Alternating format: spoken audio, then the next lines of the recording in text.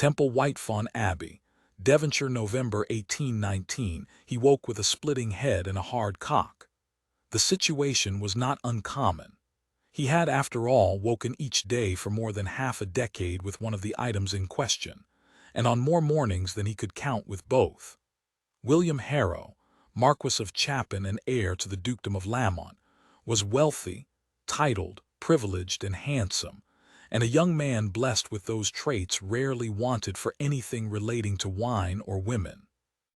So it was that on this morning he did not fret, knowing, as skilled drinkers do, that the splitting head would dissipate by midday. He moved to cure the other affliction, and without opening his eyes, reached for the female no doubt nearby. Except she wasn't. Instead of a handful of warm, willing flesh, William came up with a handful of unsatisfying pillow. He opened his eyes, the bright light of the Devonshire sun assaulting his senses and emphasizing the thundering in his head. He cursed, draped one forearm over his closed eyes, sunlight burning red behind the lids, and took a deep breath. Daylight was the fastest way to ruin a morning. Likely, it was for the best that the woman from the previous evening had disappeared, though the memory of lovely lush breasts, a mane of auburn curls, and a mouth made for sin did bring with it a wave of regret. She had been gorgeous, and in bed she'd been. He stilled. He couldn't remember. Surely he hadn't had that much drink, had he? She'd been long and full of curves, made just the way he liked his women, a match for the height and breadth that was too often his curse when it came to them. He did not like feeling like he might crush a girl, and she'd had a smile that made him think of innocence and sin all at once. She'd refused to tell him her name, refused to hear his utter perfection, and her eyes, he'd never seen eyes like hers, one the blue of the summer sea and one just on the edge of green. He'd spent too long looking at those eyes, fascinated by them, wide and welcoming. They'd crept through the kitchens and up the servants' stairs. She'd poured him a scotch, and that was all he remembered. Good Lord, he had to stop drinking just as soon as today was over. He would need drink to survive his father's wedding day, the day William gained his fourth stepmother, younger than all the others, younger than him, and very, very rich. Not that he'd met her, this paragon of brideliness. He'd meet her at the ceremony and not before, just as he'd done the other three. And then, once the familial coffers had been once again filled, he would leave. Back to Oxford, having done his duty and played the role of doting son. Back to the glorious, libidinal life that belonged to heirs to dukedoms, filled with drink and dice and women and not a worry in the world. Back to the life he adored. But tonight, he would honor his father and greet his new mother, and pretend that he cared for the sake of propriety. And perhaps, after he was done playing the role of heir, he'd seek out the playful young thing from the gardens and do his best to recall the events of the night before. Thank heaven for country estates and well-attended nuptials. There wasn't a female in creation who could resist the sexual lure of a wedding, and because of that, William had a great affinity for holy matrimony. How lucky that his father had such a knack for it. He grinned and stretched across the bed, throwing one arm wide over the cool linen sheets. Cold linen sheets. Cold, wet linen sheets. What in hell? His eyes flew open. It was only then that he realized it wasn't his room. It wasn't his bed. And the red wash across the bedsheets, dampening his fingers with its sticky residue, was not his blood. Before he could speak or move or understand, the door to the strange bedchamber opened and a maid appeared, fresh-faced and eager. There were a dozen different things that could have gone through his mind at that moment. 100 of them. And yet, in the fleeting seconds between the young maid's entrance and her notice of him, William thought of only one thing: that he was about to ruin the poor girl's life. He knew, without doubt, that she would never again casually open a door, or spread sheets across a bed, or bask in the rare, bright sunlight of a Devonshire winter morning without remembering this moment. A moment he could not change. He did not speak when she noticed him, nor when she froze in place, nor when she went deathly pale and her brown eyes funny that he noticed their color went wide with first recognition, and then horror. Nor did he speak when she opened her mouth and screamed. No doubt he would have done the same had he been in her position. It was only when she was through with that first, ear-shattering shriek, the one that brought footmen and maids and wedding guests and his father running, that he spoke, taking the quiet moment before the coming storm to ask, "Where am I?" The maid simply stared, dumbstruck. He made to move from the bed, the sheets falling to his waist, stopping short as he realized his clothes were nowhere in sight. He was naked, in a bed that was not his own, and he was covered in blood. He met the maid's horrified gaze again, and when he spoke, the words came out young and full of something he would later identify as fear. "Whose bed is this?" Remarkably, she found her answer without stuttering. "Miss Lowe, Miss Mara Lowe, daughter of a wealthy financier with a dowry large enough to catch a duke. Miss Mara Lowe, soon to be the Duchess of Lamont, his future stepmother." Chapter 1, The Fallen Angel. London. 12 years later, there is beauty in the moment when flesh meets bone. It is born of the violent crunch of knuckles against jaw, and the deep thud of fist against abdomen, and the hollow grunt that echoes from the chest of a man in the split second before his defeat. Those who revel in such beauty fight. Some fight for pleasure, for the moment when an opponent collapses to the floor in a cloud of sawdust, without strength or breath or honor. Some fight for glory, for the moment when a champion looms over his beaten and broken adversary, slick with sweat and dust and blood. And some fight for power, underscored by the strain of sinew and the ache of soon-to-be bruises that whisper as victory comes with the promise of spoils. But the Duke of Lamont, known throughout London's darkest corners as Temple, fought for peace. He fought for the moment when he was nothing but muscle and bone, movement and force, slight and faint.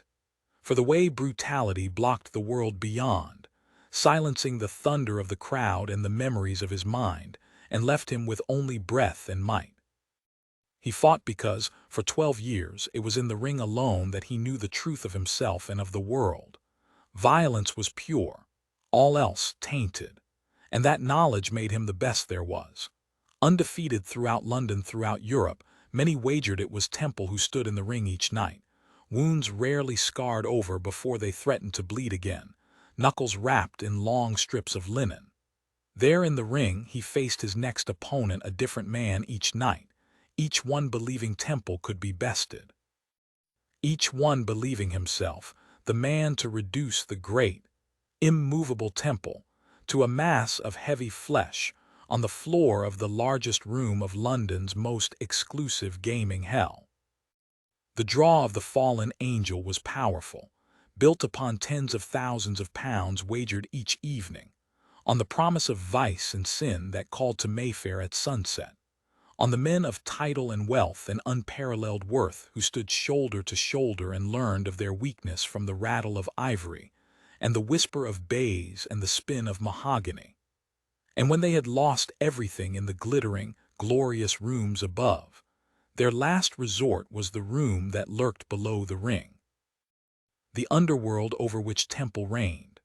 The angels' founders had created a single path of redemption for these men. There was a way those who lost their fortune to the casino could regain it. Fight Temple, win, and all was forgiven. It had never happened, of course. For 12 years, Temple had fought, first in dark alleys filled with darker characters for survival, and then in lower clubs for money and power and influence. All the things he'd been promised. All the things he'd been born to. All the things he had lost in one unremembered night.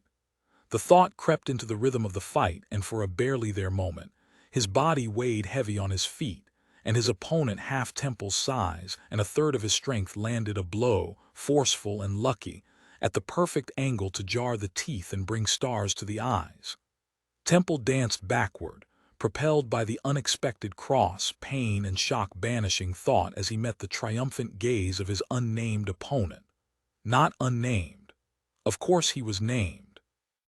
But Temple rarely spoke the names.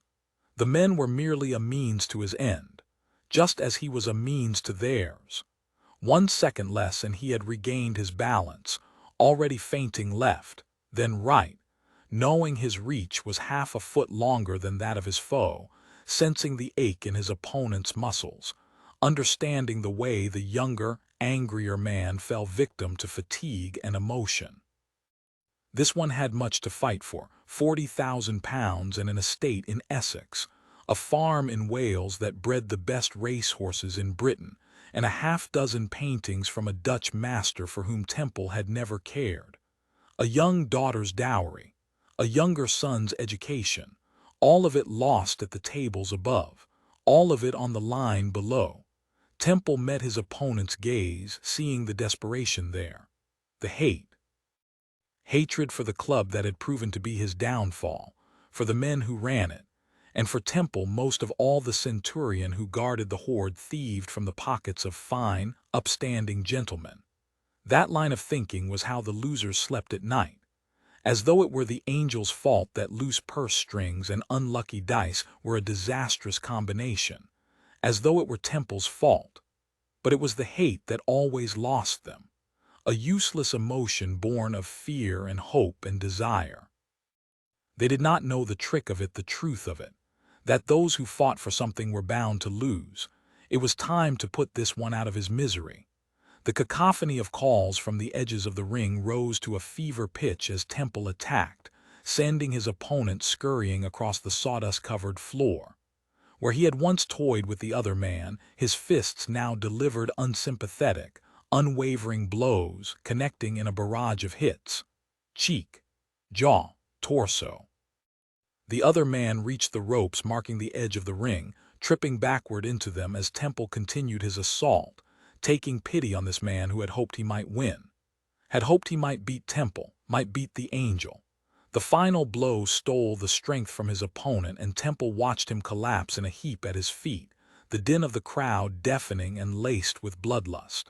He waited, breath coming harsh, for his opponent to move, to rise to his feet for a second bout, for another chance. The man remained still, arms wrapped about his head, smarter than most of the others. Temple turned, meeting the eyes of the oddsmaker at the side of the ring, lifted his chin in a silent question. The older man's gaze flickered over the heap at Temple's feet, barely settling before moving on. He raised a gnarled finger and pointed to the red flag at the far corner of the ring.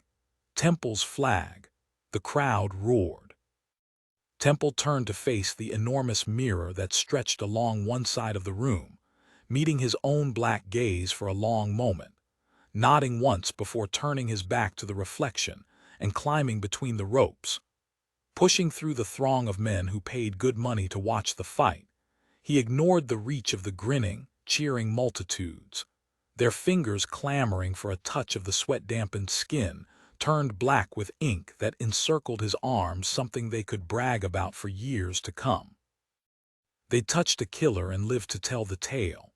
The ritual had made him angry at the beginning, then proud as time marched. Now it left him bored. He threw open the heavy steel door that led to his private rooms, allowing it to swing shut behind him, already unraveling one long strip of linen from his aching knuckles. He did not look back when the door slammed closed, knowing none on the floor of the fight would dare follow him into his dark, underground sanctum, not without invitation. The room was dark and quiet, insulated from the public space beyond, where he knew from past experience that men were rushing to claim their winnings, a handful helping the loser up, calling for a surgeon to wrap broken ribs and assess bruises. He tossed the length of linen to the floor, reaching in the darkness for a nearby lamp and lighting it without faltering. Light spread through the room, revealing a low oak table, bare save a neat stack of papers and an ornately carved ebony box. He began to unravel the bandage from the other fist, gaze settling on the papers, now unnecessary, never necessary. Adding the second strip of fabric to the first, Temple crossed the near-empty room, reaching for a leather strap affixed to the ceiling, allowing his weight to settle, flexing the muscles of his arms and shoulders and back. He could not help the long breath that came with the deep stretch, punctuated by a quiet knock on a second door at the dark end of the room. "Come," he said, not turning to look as the door opened and closed. "Another falls." "They always do." Temple completed the stretch and faced Chase, the founder of the fallen angel, who crossed the room and sat in a low wooden chair nearby. "It was a good fight." "Was it?" They all seemed the same these days. "It's remarkable that they continue to imagine they might beat you," Chase said, leaning back, long legs extending wide across the bare floor. "You'd think by now they'd have given up." Temple moved to pour a glass of water from a carafe nearby. It's difficult to turn from the promise of retribution, even if it's the barest promise. As one who had never had a chance at retribution, Temple knew that better than anyone. "You broke 3 of Montlake's ribs." Temple drank deep, a rivulet of water spilling down his chin. He swiped the back of his hand across his face and said, "Ribs heal." Chase nodded once, shifting in the chair. "Your Spartan lifestyle is not the most comfortable, you know." Temple set the glass down. "No one asked you to linger. You've velour and stuffing somewhere above, no doubt." Chase smiled, brushing a speck of lint from one trouser leg and placing a piece of paper on the table next to the stack already there. The list of challenges for the next night and the one after. A never-ending list of men who wish to fight for their fortunes. Temple exhaled, long and low. He didn't want to think on the next fight. All he wanted was hot water and a soft bed. He yanked on a nearby bellpull, requesting his bath be drawn. Temple's gaze flickered to the paper, close enough to see that there were a half-dozen names scrawled upon it, too far to read the names themselves. He met his friend's knowing gaze. "Lowe challenges you again." He should have expected the words Christopher Lowe had challenged him 12 times in as many days, and yet they came like a blow. "No." The same answer he'd given 11 times. "And you should stop bringing him to me." "Why, shouldn't the boy have his chance like all the others?" Temple met Chase's gaze. "You're a bloodthirsty bastard," Chase laughed. "Much to my family's dismay, not a bastard. Bloodthirsty, though. I simply enjoy an impassioned fight." Chase shrugged. "He's lost thousands." "I don't care if he's lost the crown jewels. I won't fight him." "Temple, when we made this deal, when I agreed to come in on the Angel, we agreed that the fights were mine. Didn't we?" Chase hesitated, seeing where the conversation was headed. Temple repeated himself. "Didn't we?" "Yes." "I won't fight Lowe." Temple paused, then added, "He's not even a member." "He's a member of Knights, now afforded the same rights as any of the Angel's members." Knights, the newest holding of the fallen angel, a lower club that carried the pleasure and debt of 400 less-than-savory characters. Anger flared. "Got him it. If not for Cross and his idiot decisions, he had his reasons," Chase said. "Lord deliver us from men in love." "Hear, hear," Chase agreed. "But we've a second hell to run nonetheless, and that hell carries Lowe's debt, and he's due a fight if he asks for it." "How has the boy lost thousands?" Temple asked, hating the frustration that edged into his tone. "Everything his father touched turned to gold." It was why Lowe's sister had been such a welcome bride. He hated the thought. The memories that came with it. Chase lifted one shoulder in a shrug. "Luck turns quickly." The truth they all lived by, Temple swore. "I'm not fighting him. Cut him loose." Chase met his eyes. "There's no proof you killed her." Temple's gaze did not waver. "There's no proof I didn't. I'd wager everything I have that you didn't. But not because you know it's true." Temple didn't even know it. "I know you." No one knew him, not really. "Well, Lowe doesn't. I won't fight him. And I won't have this conversation again. If you want to give the boy a fight, you fight him." He waited for Chase's next words. A new attack. It didn't come. "Well, London would like that." The founder of the Angel stood, lifting the list of potential fights along with the stack of papers that had been on the table since before the fight. "Shall I return these to the books?" Temple shook his head, extending one hand for them. "I shall do it. It was part of the ritual." "Why pull the files in the first place?" Chase asked. Temple looked to the papers where Montlake's debt to the Angel was accounted in clear, concise script. £100 here, 1,000 there, a dozen acres, 100, a house, a horse, a carriage, a life.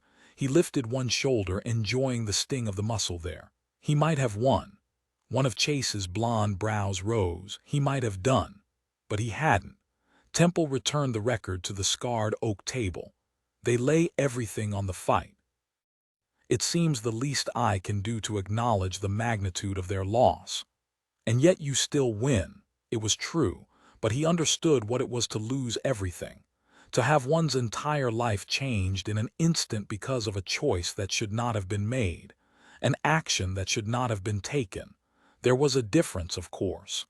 The men who came to scratch in the ring beyond remembered making the choice, taking the action. Temple didn't. Not that it mattered. A bell on the wall above the door rang, announcing that his bath was drawn, pulling him back to the present. I did not say they do not deserve to lose. Chase laughed, the sound loud in the quiet room. So very sure of yourself. Someday you may not win so handily. Temple reached for a towel, draping the fine Turkish cotton around his neck. Wicked promises, he said as he headed for the adjourning bathing chamber, dismissing Chase, the fight, and the wounds he'd inflicted. Wicked, wonderful promises. The streets east of Temple Bar came alive at night, filled with the worst of London thieves and prostitutes and cutthroats set free from their daytime hiding places, released into the wild darkness, thriving in it. They reveled in the way corners rose from shadows, carving welcome blackness from the city, not half a mile from its most stately homes and wealthiest inhabitants, marking territory where proper knobs would not tread, too afraid to face the truth of the city that it was more than they knew.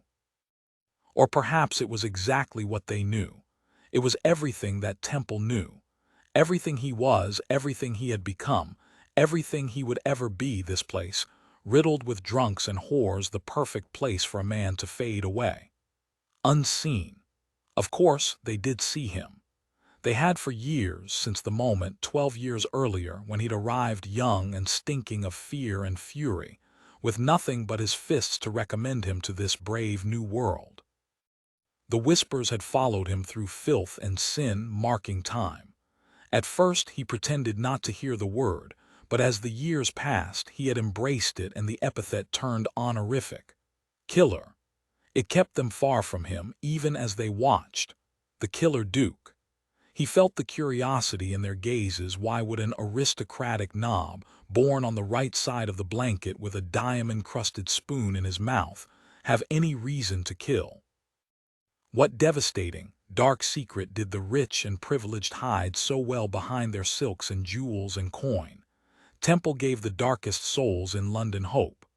The chance to believe that their lives, dank and layered in soot and grime, might not be so very different from those that seemed so far above, so unattainable. If the Killer Duke could fall, he heard in their furtive gazes, so too might we rise. And in that flickering hope was the danger. He turned a corner, leaving the lights and sound of Long Acre, cloaking himself in the darkened streets where he had spent most of his adult life. His steps quieted with years of instinct, knowing that it was this walk the last 100 yards to his town house where those who lurked found their courage.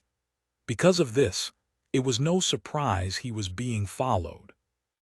It had happened before, men desperate enough to take him on, to wield knives and clubs in the hope that a single, well-placed blow would level him long enough to relieve him of his purse. And if it laid him flat forever, well then, so be it. It was the way of the streets after all. He'd faced them before. He'd fought them before, spilling blood and teeth here on the cobblestones of Newgate with a ferocity that was missing in the ring of the fallen angel. He'd fought them and won. Dozens. Scores.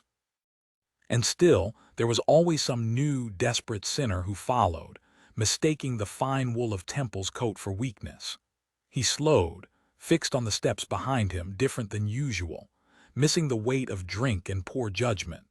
Fast and focused and nearly on top of him before he noticed what it was that set these footsteps apart. He should have noticed earlier. Should have understood immediately why there was something so uncommon about this particular pursuer, so unsettling. He should have sensed it, if for no other reason than because of what this follower was not. Because, In all the years that he had been shadowed down these darkened alleyways, in all the years he'd lifted his fists to a stranger, his attacker had never been female. He waited for her to close the distance. There was a hesitation in her step as she came closer, and he marked time with his stride, long and languorous, knowing that he could turn and eliminate this particular threat at any moment. But it wasn't every day that he was surprised, and the chit behind him was nothing if not surprising. She was close enough to hear her breath, fast and shallow, the telltale sign of energy and fear, as though she were new at this, as though she were the victim. And perhaps she was. She was a yard from him, a foot, 6 inches before he turned, reaching for and catching her by the wrists, pulling her close, the realization that she was unarmed, coming on a wave of warmth and lemon scent. She wasn't wearing gloves. He barely had time to register the fact before she gasped, going utterly still for a split second before first tugging at her wrists, and once discovering them caught in his strong grip, struggling in earnest. She was taller than most and stronger than he expected. She didn't cry or call out, instead using all her breath, all her strength, to fuel her attempt to extricate herself, which made her smarter than most of the men he'd met in the ring. She was no match for him, however, and so he held her, tight and firm, until she gave up. He rather regretted that she gave up, but she did, realizing the futility of her actions after a long moment, hesitating briefly before she turned her face up to his and said, "Release me." There was something in the words, a quiet, unexpected honesty that almost made him do it, almost made him let her go to run off into the night. Almost. But it had been a long time since he'd been so intrigued by an opponent. Pulling her closer, he easily transferred both her wrists into one of his hands as he used the other to check her cloak for weapons. His hand closed on the hilt of a knife, hidden deep in the lining of the cloak. He extracted it. "No, I don't think I will." "That's mine," she said, reaching for the weapon, cursing as he held it out of her reach. "I don't care for late-night meetings with armed attackers. I'm not armed." He raised a brow. She exhaled harshly. "I mean, I am armed, of course. It's the dead of night and anyone with the sense of a trout would be, but I have no intention of stabbing you. And I'm simply to take your word for it." Her words came straight and true. "If I wanted to stab you, you'd have been stabbed." He cursed the darkness and its secrets, wanting to see her face. "What are you after?" he asked softly, sliding the knife into his boot. "My pockets. You should have picked a smaller mark." Though he wasn't exactly sorry that she'd chosen him, he liked it, even more when she answered, "I'm after you." The response was quick enough to be true and to shock the hell out of him. Wariness flared. "You're not a light skirt." The words were not a question. It was clear the woman wasn't a whore in the way she stiffened in response to his statement, keeping space between them. She wasn't comfortable with a man's touch. With his touch. She redoubled her efforts to free herself. "Is that all people want from you? Your purse or yours?" She stopped, and Temple resisted the urge to laugh. She most certainly was not a prostitute. The two options are usually enough for women. He stared into her dark face, wishing for a street lamp, for a shadow of light from a nearby window. "All right, darling, if not my purse or my—" He trailed off, enjoying the way her breath caught before he finished. She was curious. "Prowess, what then?" She took a deep breath, its weight falling between them as though what she were about to say would change her world, would change his. He waited, barely noticing that his breath held as well. "I'm here to challenge you." He let her go and turned away, irritation and frustration and not a small amount of disappointment flaring. She hadn't come for him as a man. She'd come for him as a means to an end, just as they always did. Her boots clattered on the cobblestones as she ran after him. "Wait." He did not wait. "Your Grace," the title cut through the darkness, stung. She wouldn't get anywhere with such good manners. "Hold a moment, please." It might have been the softness in the word. It might have been the word itself, one the killer Duke did not often hear, that stopped him, turned him back. "I don't fight women. I don't care who your lover is. Tell him to find his manhood and come after me himself. He doesn't know I'm here. Perhaps you should have told him." Then he might have stopped you from making the rash and reckless decision to stand in the dead of night in the middle of a dark alley with a man widely believed to be one of the most dangerous in Britain. I don't believe that. Something flared deep in him at the words, at the truth in them, and for the briefest of moments he considered reaching for her again, taking her to his town house. It had been a long time since a woman had intrigued him. Sanity returned. You should believe it. It's nonsense. It has been since the beginning. His gaze narrowed on her.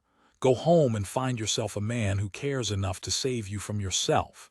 My brother lost a great deal of money, she said, her words clear in the darkness, tinged at the same time with proper education and an East London edge. Not that he cared about her accent or about her. I don't fight women. There was comfort in the repetition, in the reminder that he had never hurt a woman, another woman. And your brother seems smarter than most. I also don't lose to men. I wish to reclaim the money nonetheless. I want a number of things that I shan't have, he tossed back at her. I know, that's why I'm here, to give them to you. Something echoed in the words, strength, truth. He did not reply, but curiosity had him waiting for her next words, words that came like a blow.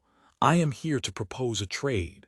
So you are a light skirt after all. He meant to insult her. Failed. She gave a little half laugh in the darkness, the breathy sound more intriguing than he'd like to admit. Not that kind of trade. And besides, you don't want me half as much as you want what I can give you. The words were a challenge, and he itched to accept it, for there was something in the stupid, brave woman's words that called to him. That made him consider making whatever idiot trade she was offering.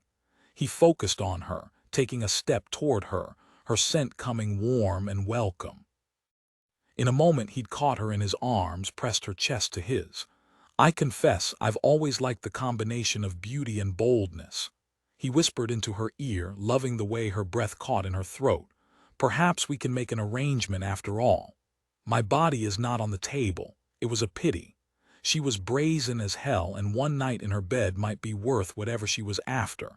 Then what makes you think I'm interested in dealing with you? She hesitated. A second. Less. But he heard it. Because you want what I offer. I'm rich as Croesus, love. So if you don't offer your willing participation in my bed, there's nothing you have that I can't get on my own. He turned back to the house, going several steps before she called out, even absolution. He froze. Absolution. How many times had the word whispered through his mind? How many times had he tested it, low and quiet on his tongue as he lay in the darkness, guilt and anger his only bedmates? Absolution. Something rushed through him, cold and furious, and it took him a moment to understand it. Warning. She was dangerous. He should walk away. And yet, he moved to capture her, using the speed for which he was renowned, one strong hand clasping her arm. He ignored her sharp intake of breath and pulled her along the street to a patch of lamplight at the door of his town house. He lifted one gloved hand to her face, turning her into the light, taking her in smooth skin gone ruddy in the evening's frigid air, jaw set firm and defiant. Her eyes wide and clear, filled with honesty. One blue, one green, too strange to be common, too memorable. She tried to pull her chin away. His grip tightened, making movement impossible. His question came quick and harsh in the night. Who is your brother? She swallowed. He felt the movement in his hand, in his whole body. An eternity passed while he waited for her reply. Christopher Lowe. The name singed him, and he released her instantly, stepping back from the heat that threatened, thickening his blood and setting his ears to roaring. Absolution. He shook his head slowly, unable to stop himself from speaking. You are. He trailed off, and she closed her eyes, unable to meet his gaze. No, he wasn't having that. Look at me. She straightened, shoulders back, spine stiff, and she met his gaze without shame, without remorse. Christ. Not a request. I am Mara Lowe. It couldn't be true. You're dead. She shook her head, auburn gleaming red in the light. I am alive. Everything in him stilled. Everything that had simmered for so many years. Everything that he had resisted and loathed and feared. It all went quiet until it roared like hell itself. He turned to unlock the door to his flat, needing something to keep him from his anger. The iron locks moved beneath his strength, clicking and sliding, punctuating his harsh breath. Grace, the question brought him back to the world. Your Grace, the title to which he had been born, the title he had ignored for years. His once more, bestowed by the one who had stripped him of it, his Grace, the Duke of Lamont. He opened the door wide and turned back to face her, this woman who had changed his life, who had ruined his life. Mara Lowe. The name came out harsh and mangled and coded in history. She nodded. He laughed, a single harsh syllable in the darkness. It was all he could do. Her brow furrowed in confusion. He gave her a quick mocking bow. My apologies, you see, it is not every day a killer meets a past kill. She raised her chin. You didn't kill me. The words were soft and strong and filled with a courage he might have admired, a courage he should have hated. He hadn't killed her. Emotion came, hard and angry, relief, fury, confusion, a dozen others. Dear God, what in hell had happened? He stepped aside, waving toward the dark hallway beyond the threshold. In. Again, not a request. She hesitated, eyes wide, and for a moment he thought she would run. But she didn't. Stupid girl, she should have run. Her skirts brushed against his boots as she moved past him, the touch reminding him that she was flesh and blood. And alive. Alive and his. Chapter 2. As the door closed, clicking locks punctuating the quiet darkness of his home, it occurred to Mara that this could well be the biggest mistake she'd made in her life. Which was saying something, considering the fact that 2 weeks after her 16th birthday she'd absconded from her planned wedding to a duke, leaving his son to face false accusations of her murder. His son, who was no doubt considering turning those false accusations into truth. His son, who had every right to unleash his fury. His son, with whom she stood now in an unsettlingly narrow hallway. Alone. In the dead of night. Mara's heart raced in the confined space, every inch of her screaming to flee. But she couldn't. Her brother had made it impossible. Fate had turned. Desperation had brought her here, and it was time she faced her past. It was time she faced him.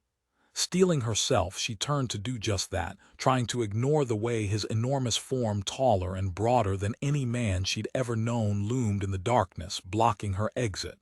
He was already moving past her, leading the way up a flight of stairs. She hesitated, casting a look back at the door. She could disappear again. Exile Mara Lowe once more. She had lost herself once before. She could do it again.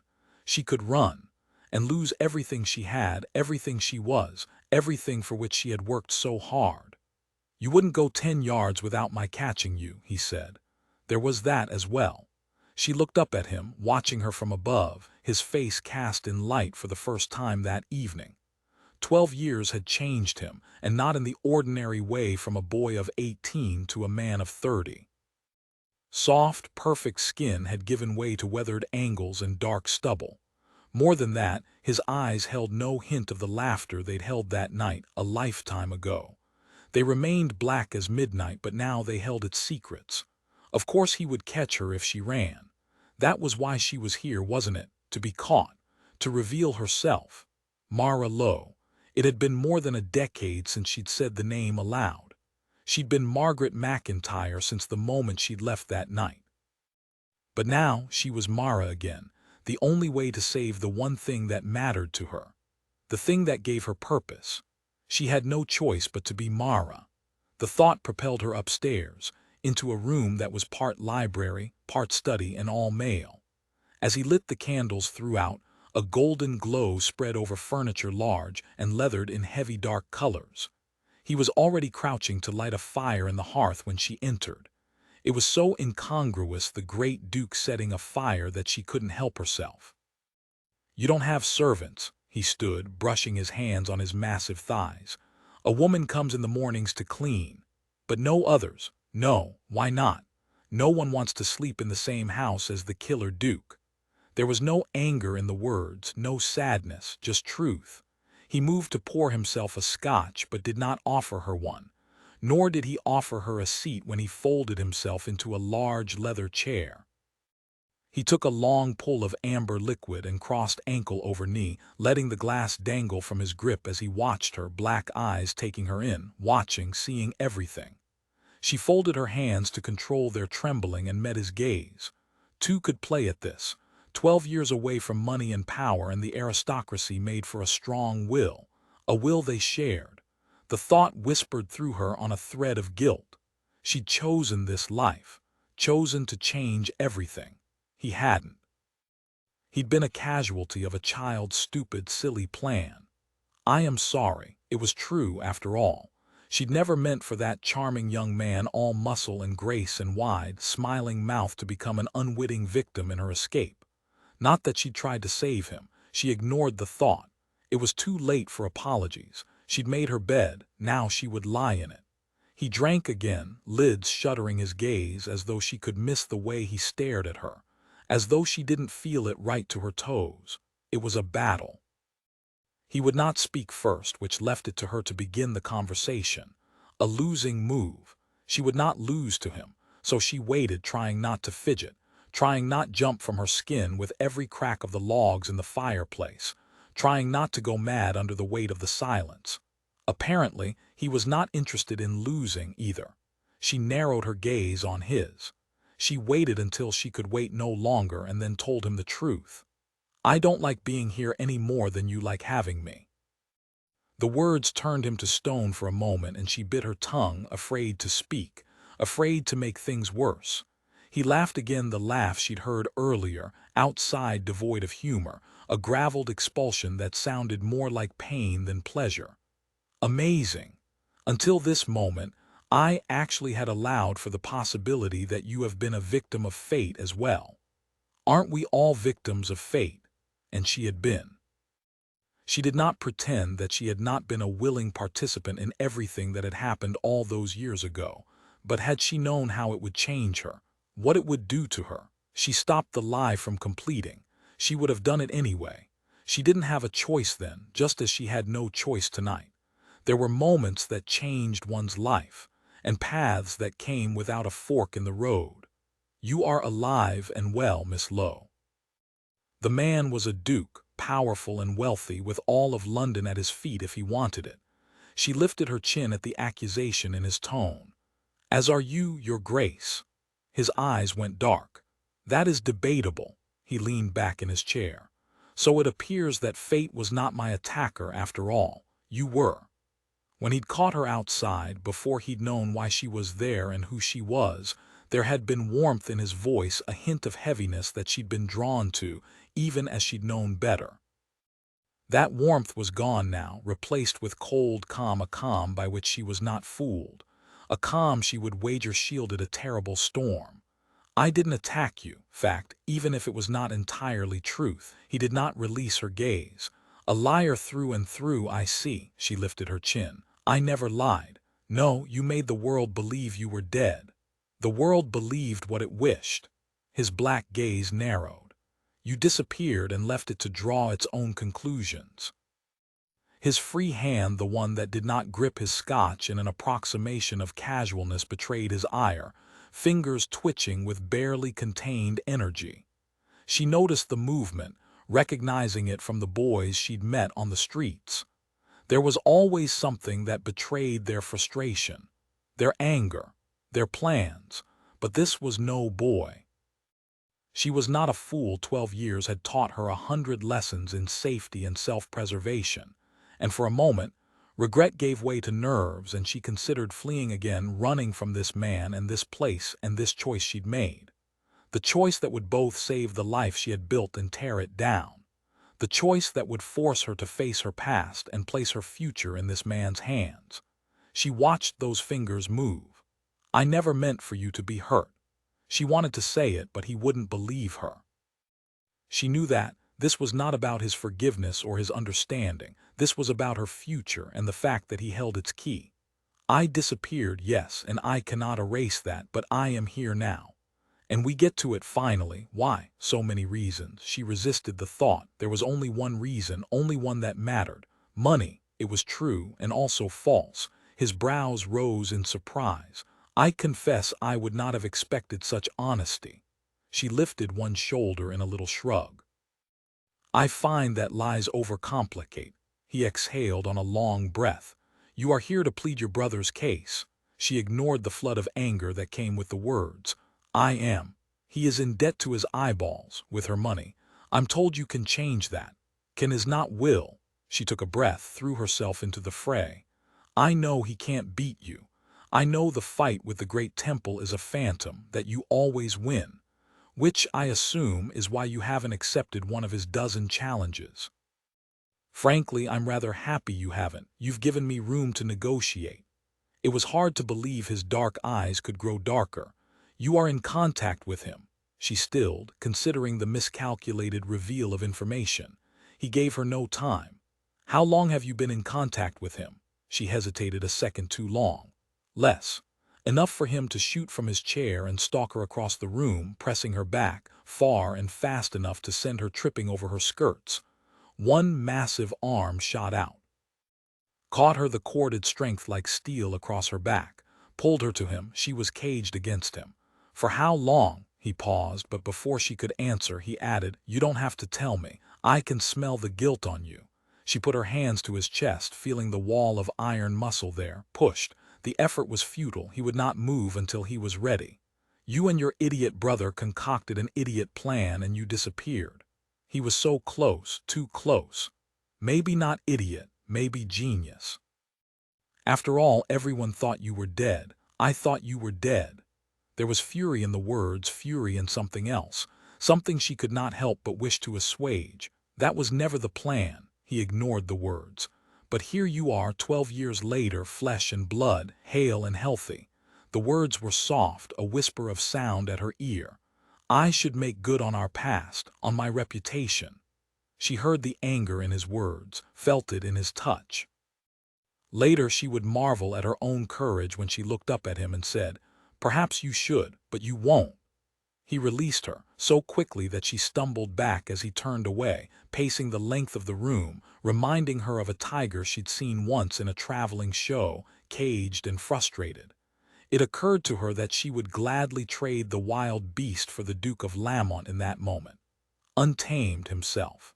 When he finally turned back, he said, I wouldn't be so certain. 12 years marked as a killer change a man. She shook her head, holding his black gaze. You are not a killer. You're the only one who knew that. The words were quiet and rife with emotion. Mara recognized fury and shock and surprise, but it was the accusation that unsettled her. It wasn't possible that he'd thought himself her killer. It wasn't possible that he'd believed the gossip, the speculation. Was it? She should say something. But what? What did one say to the man falsely accused of one's murder? Would it help if I apologized? He narrowed his gaze on her. Do you feel remorse? She would not change it, not for the world. I am sorry that you were caught in the fray. Do you regret your actions? She met his eyes. Do you wish the truth or a platitude? You could not imagine the things I wish. She could, no doubt. I understand that you are angry. The words seemed to call to him, and he came toward her, glass still in hand, stalking her backward across the too small room. You understand, do you? It had been the wrong thing to say. She skirted around an ottoman, holding her hands up as though she could stop him, searching for the right thing. He did not wait for her to find it.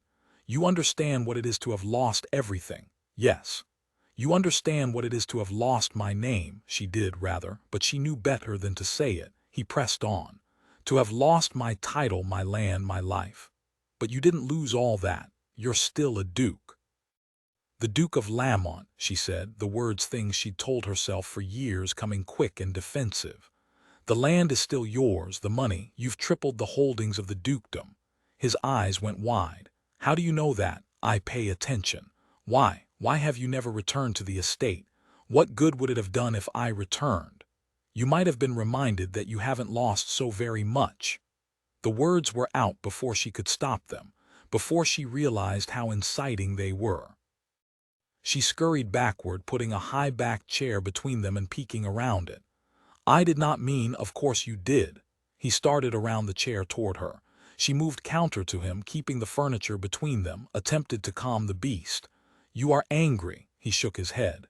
Angry does not even begin to describe the depths of my emotion, she nodded, skipping backward across the room once more. Fair enough, furious. He advanced. That's closer. Irate. That too. She looked behind her, saw the sideboard looming. This wasn't a very large room after all, livid, and that. She felt the hard oak at her back, trapped again. I can repair it, she said, desperate to regain the upper hand. What's broken? He stopped, and for a moment she had his full attention. If I am not dead, you are not a killer, what they say you are. He did not reply, and she rushed to fill the silence. That's why I'm here. I shall come forward, show myself to society. I shall prove you're not what they say you are. He set his glass on the sideboard. You shall. She released a breath she had not known she was holding. He was not as unforgiving as she had imagined he might be. She nodded. Yes, I will. I will tell everyone. You shall tell them the truth. She hesitated at the words, hating them the way they threatened. And still she nodded. I shall tell them the truth. It would be the most difficult thing she'd ever done, but she would do it. She hadn't a choice. It would ruin her, but it might be enough to save what was important. She had one chance to negotiate with Temple. She had to do it correctly.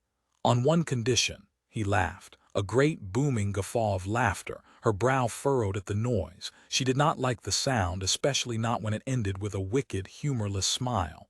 You think to barter with me? He was close enough to touch. You think tonight has put me in a negotiating frame of mind? I disappeared once before. I can do it again. The threat did not endear her to him. I will find you. The words were so serious, so honest, that she did not doubt him. Still, she soldiered on. Perhaps, but I've hidden for 12 years and I've become quite good at it. And even if you did find me, the aristocracy shan't simply take your word for it that I am alive. You need me as a willing participant in this play. His gaze narrowed and a muscle in his jaw twitched. When he spoke, the words came like ice. I assure you, I will never need you. She ignored him, forged ahead. I shall tell the truth, come forward with proof of my birth, and you shall forgive my brother's debt. There was a moment of silence as the words fell between them, and for those fleeting seconds Mara thought she might have succeeded in negotiating with him. No, panic flared. He couldn't refuse. She lifted her chin. I think it's a fair trade. A fair trade for destroying my life, irritation flared. He was one of the wealthiest men in London, in Britain, for heaven's sake. With women tossing themselves into his arms and men desperate to gain his confidence. He retained his title, his entail, and now had an entire empire to his name. What did he know of ruined lives? And how many lives have you destroyed? She asked, knowing she shouldn't, but unable to keep herself from it. You are no saint, my lord. Whatever I've done, he started, then stopped, changing tack with another huff of disbelief. Enough. You are as much an idiot now as you were when you were 16 if you think you hold a position to negotiate the terms of our agreement. She had thought that at the start, of course, but one look into this man's cold, angry gaze made her see her miscalculation. This man did not want absolution. He wanted vengeance, and she was the path by which he would get it. Don't you see, Mara? He leaned in and whispered, You're mine now. The words unsettled, but she refused to show him. He wasn't a killer. She knew that better than anyone. He might not have killed you, but you haven't any idea what he's done since. Nonsense. He wasn't a killer, he was simply angry, which she'd expected, hadn't she? Hadn't she prepared for it? Hadn't she considered her options before donning her cloak and heading out into the streets to find him? She'd been alone for 12 years. She'd learned to take care of herself. She'd learned to be strong. He moved away from her then, heading for one chair near the fireplace. You might as well sit, you're not going anywhere. Unease threaded through her at the words. What does that mean? It means that you turned up outside my door, Miss Lowe, and I have no intention of letting you escape again. Her heart pounded. I'm to be your prisoner then. He did not reply, but his earlier words echoed through her. You're mine now, damn it. She'd made a dreadful miscalculation, and he left her little choice. Ignoring the way he waved at the other seat by the hearth, she headed for the decanter on the far end of the sideboard, pouring first one, then a second glass, carefully measuring the liquid. She turned to face him, noting one dark brow raised in accusation. "I am allowed a drink, am I not? Or do you plan to take that along with your pound of flesh?" He seemed to think about his response before saying, "You are welcome to it." She crossed the room and offered him the second glass, hoping he would not see the shaking in her hand. "Thank you. You think politeness will win you points." She sat down on the edge of the chair across from him. "I think it cannot hurt." He drank and she exhaled, staring down at the liquid, marking time before she said, "I did not want to do this." "I don't imagine you did," he said wryly. "I imagine you've quite enjoyed 12 years of freedom." That wasn't what she'd meant, but she knew better than to correct him. "And if I told you I haven't always enjoyed it, that it hasn't always been easy, I would counsel against telling me those things. I find that I've lost my sympathetic ear." She narrowed her gaze on him. "You are a difficult man." He drank again. "A symptom of 12 years of solitude." "I didn't mean for it to happen the way it did," she said, realizing even as she spoke the words that they were revealing more than she'd been willing to reveal. "We did not recognize you," he stilled. "We," she did not reply. "We," he leaned forward. "Your brother, I should have fought him when he asked. He deserves a trouncing. He hesitated." She held her breath. "He helped you run. He helped you." He lifted a hand to his head. "Drug me." His black eyes went wide with shock and realization, and she shot up from her chair, heart pounding. He followed, coming to his full height, more than 6 feet, tall and broad and bigger than any man she'd ever known. When they were younger, she'd marveled at his size. She'd been intrigued by it, drawn to it. He interrupted her thoughts. "You drugged me." She put the chair between them. "We were children," she defended herself. "What's your excuse now?" He hadn't given her any choice. "Liar. Got him it," he said, his glass falling from his hand as he lunged toward her, missing his mark, catching himself on the edge of the chair. "You did it, again," and he collapsed to the floor. It was one thing to drug a man once, but twice did seem overmuch, even in one lifetime. She wasn't a monster after all, not that he would believe that when he woke. Mara stood over the Duke of Lamont, now felled like a great oak in his own study, and considered her options. He hadn't given her any choice. Perhaps if she kept telling herself that, she'd believe it, and she'd stop feeling guilty about the whole thing. He'd threatened to keep her prisoner like some monster. Which of them was the monster? Good Lord, he was enormous and intimidating somehow, despite being unconscious, and handsome, though not in a classical way.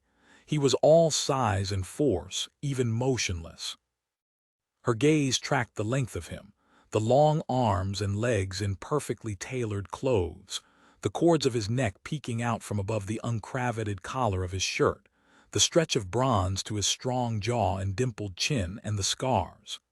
Even with the scars, the angles of his face betrayed his aristocratic lineage, all sharp edges and long slopes, the kind that set women to swooning. Mara couldn't entirely blame them for swooning. She'd nearly swooned herself once.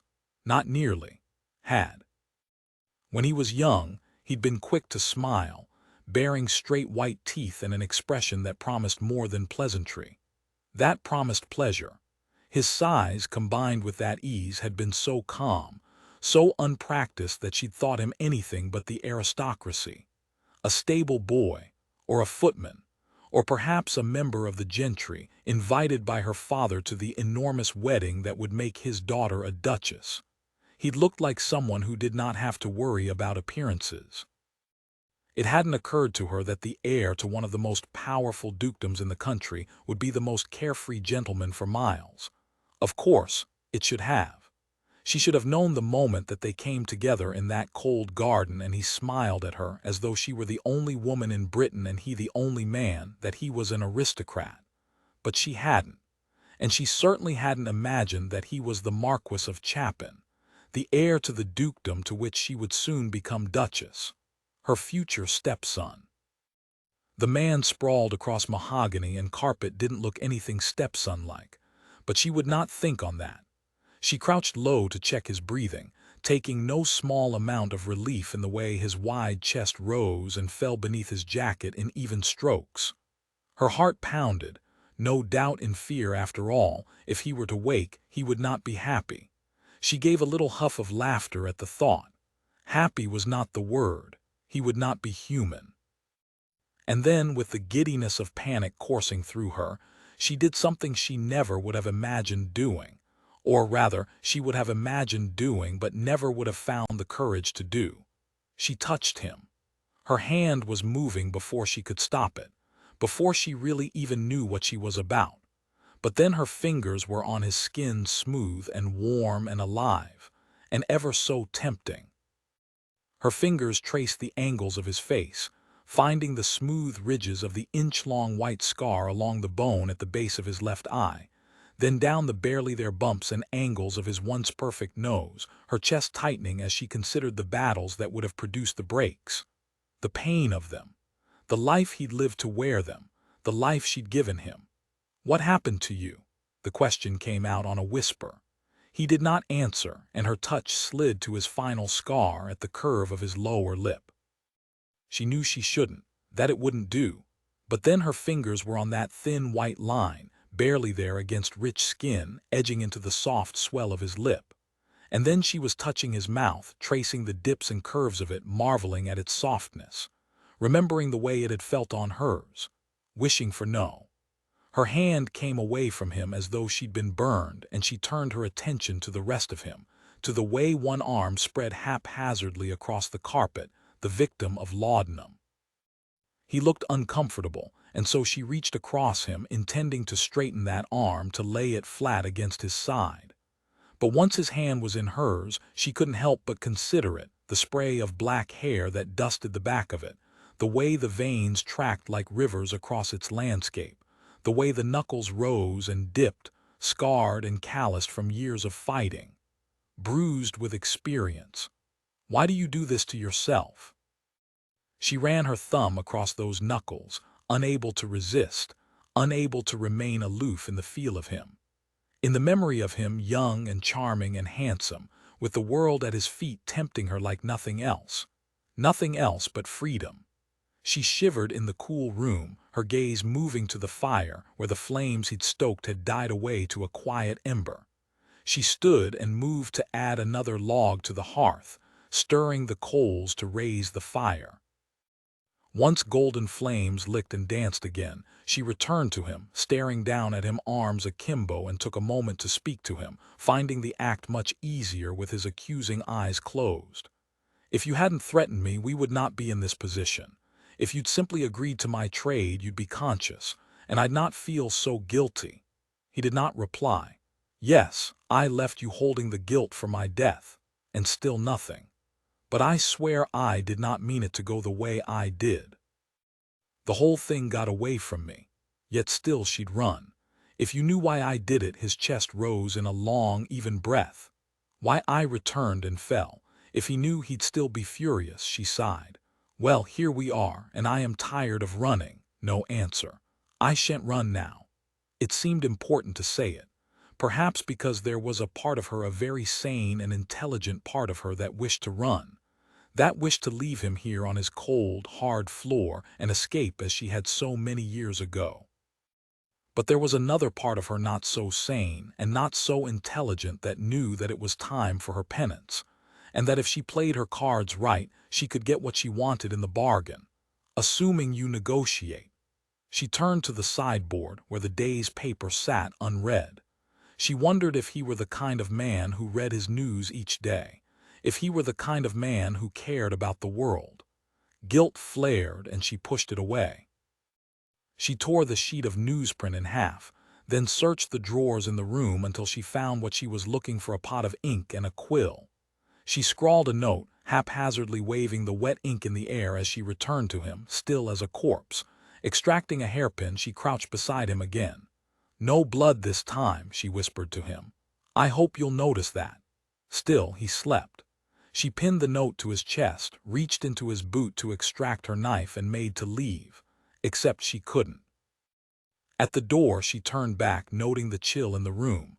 She couldn't leave him like this. He'd catch a death of cold. On a chair in the corner there was a green and black tartan. It was the least she could do. She had drugged the man after all. She was across the room and had the blanket in her hands before she could change her mind. She spread it across him, tucking it around his body carefully, trying not to notice the size of him. The way he exuded warmth and the tempting scent of clove and thyme. The memory of him, the now of him, failing. "I'm sorry," she whispered. And then she left. Chapter 3, he dreamed of the ballroom at Whitefawn Abbey, gleaming sun-bright in the shade of 1,000 candles and the sheen of silks and satins in a myriad of color. The room belied the darkness that lurked beyond the enormous windows overlooking the massive gardens of the Devonshire estate, the country seat of the Duke of Lamont. His estate. He descended the wide marble stairs to the ballroom floor, where a crush of bodies writhed in time to the orchestra situated behind a wall of greenery at the far end of the room. The heat of the revelers overwhelmed him as he made his way through the throngs, pressing against him, pulsing with laughter and sighs, hands reaching for him, touching, grasping. Wide smiles and unintelligible words beckoned him deeper into the mass of people welcoming him into its center. Home. There was a glass in his hand. He lifted it to his lips, the cool stream of champagne quenching the thirst he hadn't noticed before but was now nearly unbearable. He lowered the glass, letting it fall into nothingness as a beautiful woman turned and stepped into his arms. "Your Grace." The title echoed through him, coming on a wave of pleasure. They danced. The steps came from distant memory, a slow, spinning eternity of long-forgotten skill. The woman in his arms was all warmth, tall enough to make him a proper match, and curved enough to fit his long arms. The music swelled, and still they danced, turning again and again, the sea of faces in the ballroom fading into blackness, the walls of the room falling away as he was distracted by a sudden heavy weight on his sleeve. He turned his attention to his forearm, wrapped in black wool, pristine but for a sixpence-sized white spot. Wax, fallen from the chandeliers overhead. As he watched, the spot liquefied, spreading across his coat sleeve in a thread of molten honey. The woman in his arms reached for the liquid, her long, delicate fingers stroking along the fabric, her touch spreading fire as it crept toward the spot, hot wax coating her fingertips before she turned them up to his gaze. She had beautiful hands, beautiful skin. She wore no gloves. He followed the line of her long arm from wrist to shoulder, taking in her piecemeal perfection the curves and valleys of her collarbone, the long rise of her neck, her angled jaw, her wide, welcoming mouth, long equine nose, and eyes like none he'd ever seen. One blue, one green, her lips curved around the words he'd craved and feared for so long. "Your Grace." And like that she was in focus.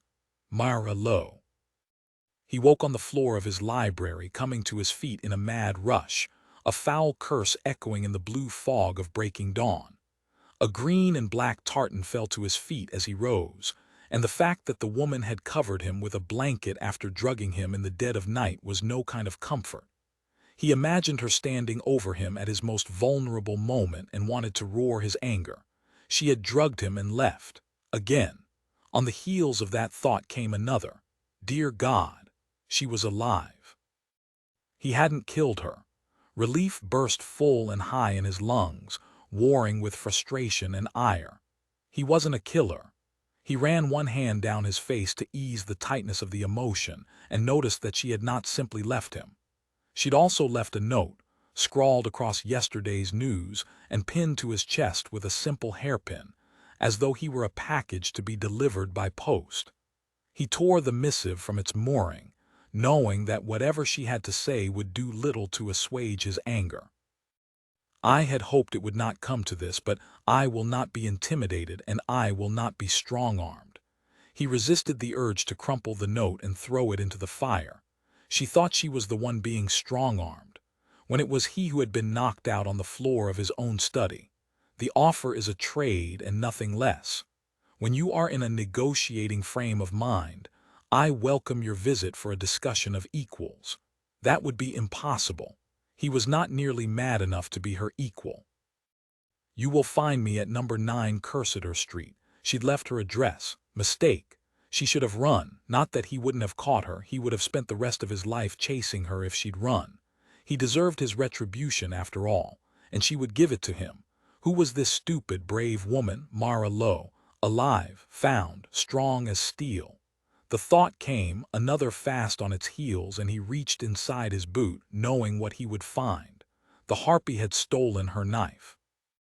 Within the hour, he was washed and on his way to number 9 Cursiter Street, uncertain of what to expect. It was possible the woman had run, after all, and as he made his way deeper and deeper into the streets of Holborn, he wondered if she had done just that and left him with directions to her personal cutthroats to finish the job she'd begun the prior evening. The neighborhood was less than pleasant, even at 7 in the morning. Drunks were nestled in doorways of unsavory taverns, empty bottles fallen haphazardly to their sides as they lolled in their early morning stupors. A haggard prostitute stumbled into the street from an alleyway beyond, eyes bloodshot and heavy as she plowed into him. Her eyes met his, and he recognized the faraway look in them. "What's a fancy bloke like yourself doin' air, chasing ghosts? Like an imbecile." The prostitute's touch was everywhere, and he caught her as she searched his coat for his purse. "No luck today, darling," he said, extracting the empty hand. She did not hesitate to lean in, and he steeled himself against her sour breath. "How about a bit o' business, then? I've never 'ad one your size." "Thank you," he replied, lifting her and setting her to the side. "But I'm afraid I've an appointment." She grinned, 2 teeth missing. "Tell me, love, are you big all over?" Another man would have ignored the question, but Temple had lived a long time on these streets, and he was comfortable with whores. For years, they'd been the only women willing to keep him company. Luckily, he'd never had to settle for ones quite so well used. Fate had dealt the woman an unfortunate circumstance, a truth that Temple understood better than most.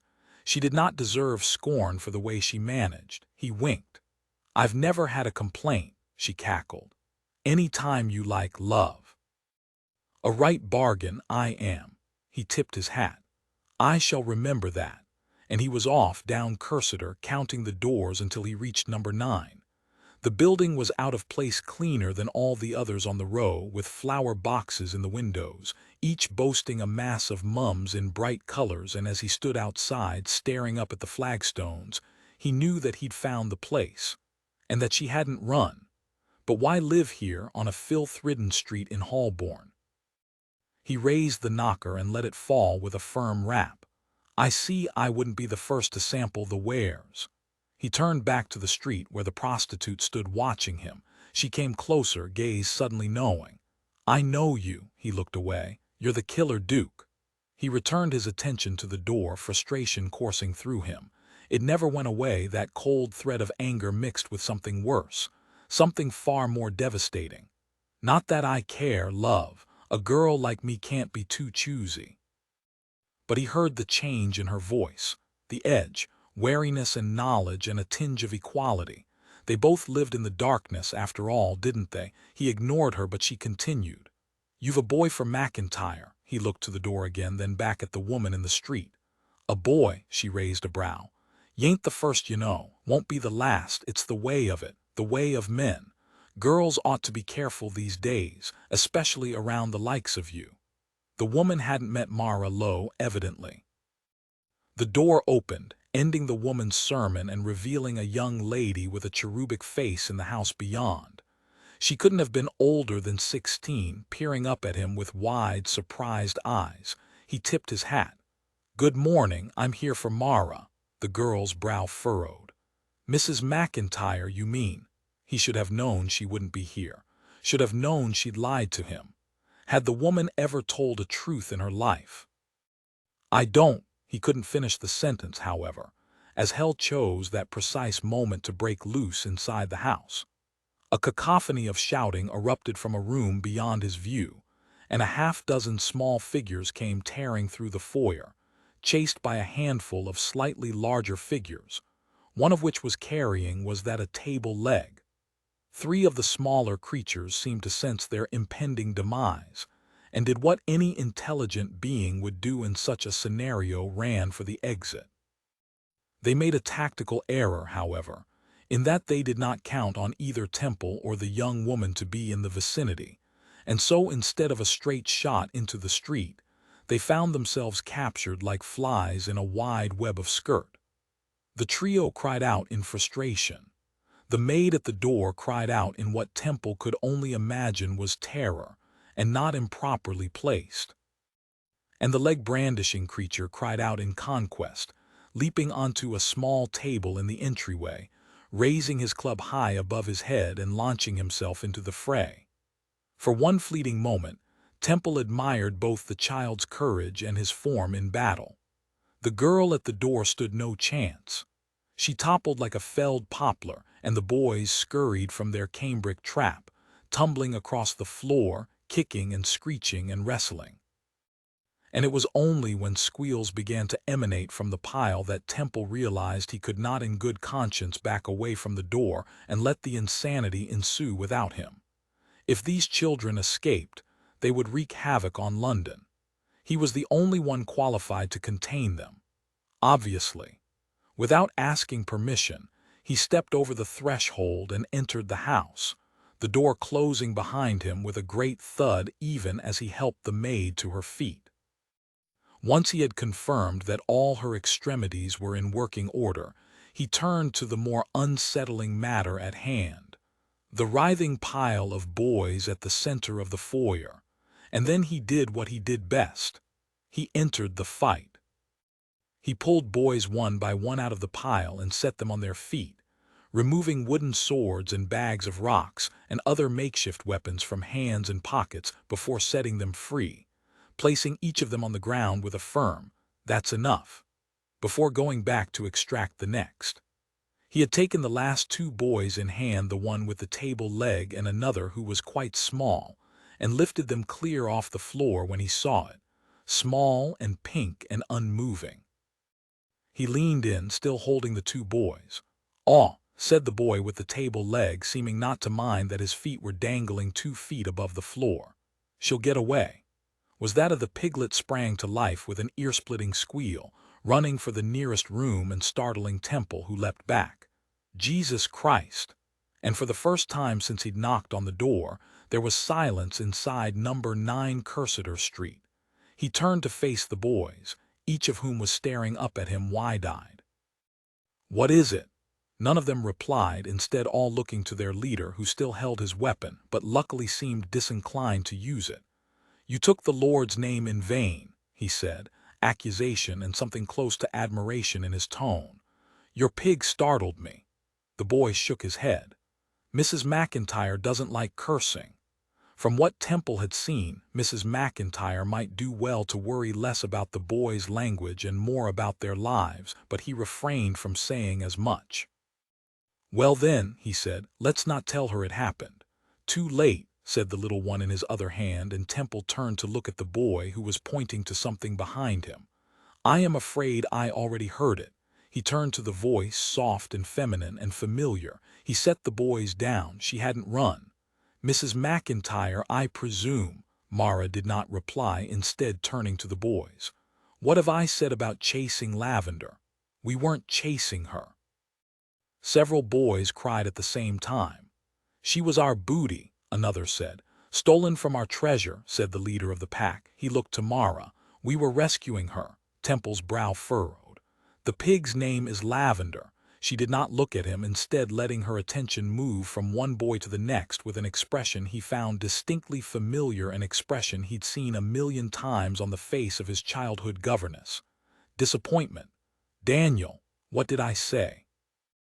she asked, staring down the leader of the once merry band. "What is the rule?" The boy looked away.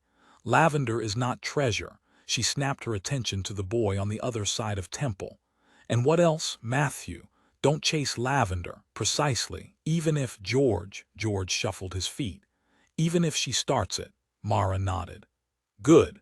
Now that we've all remembered the rules regarding Lavender, please tidy yourselves and put away your weaponry. It's time for breakfast." A ripple of hesitation passed over the boys, each one of the dozen or so faces peering up at Temple in frank assessment. "Young men," Mara said, gaining their attention. "I believe I spoke in proper English, did I not?" Daniel stepped forward, a small, sharp chin jutting in Temple's direction. "Who's he?" "No one for you to worry about," Mara assured him. The boys seemed skeptical, smart boys. Matthew tilted his head, considering Temple. "He's very big. Strong, too," another pointed out. Daniel nodded, and Temple noticed that the boy's gaze tracked the scar high on his cheek. "Is he air to take us, for work?" Years of practice kept Temple from revealing his surprise at the question. A split second before understanding rocketed through him. The building was an orphanage. He supposed he should have seen that earlier, but orphanages tended to conjure visions of miserable boys in long lines for bowls of steaming gray mush, not battalions of screaming warriors chasing after pigs. Of course not. "No one is taking you." Daniel turned his attention to her. "Who is he, then?" Temple raised a brow, wondering just how she'd reply to that. It wasn't as though she could tell the truth. She met Temple's gaze, firm and fierce. "He's here to exact his revenge." A dozen little mouths gaped. Temple resisted the urge to join them. Daniel spoke again. "Revenge for what?" "A lie I told." Christ, she was fearless. "Lying is a sin," little George pointed out. Mara smiled a little secret smile. "Indeed it is. And if you do it, men like this will come and punish you."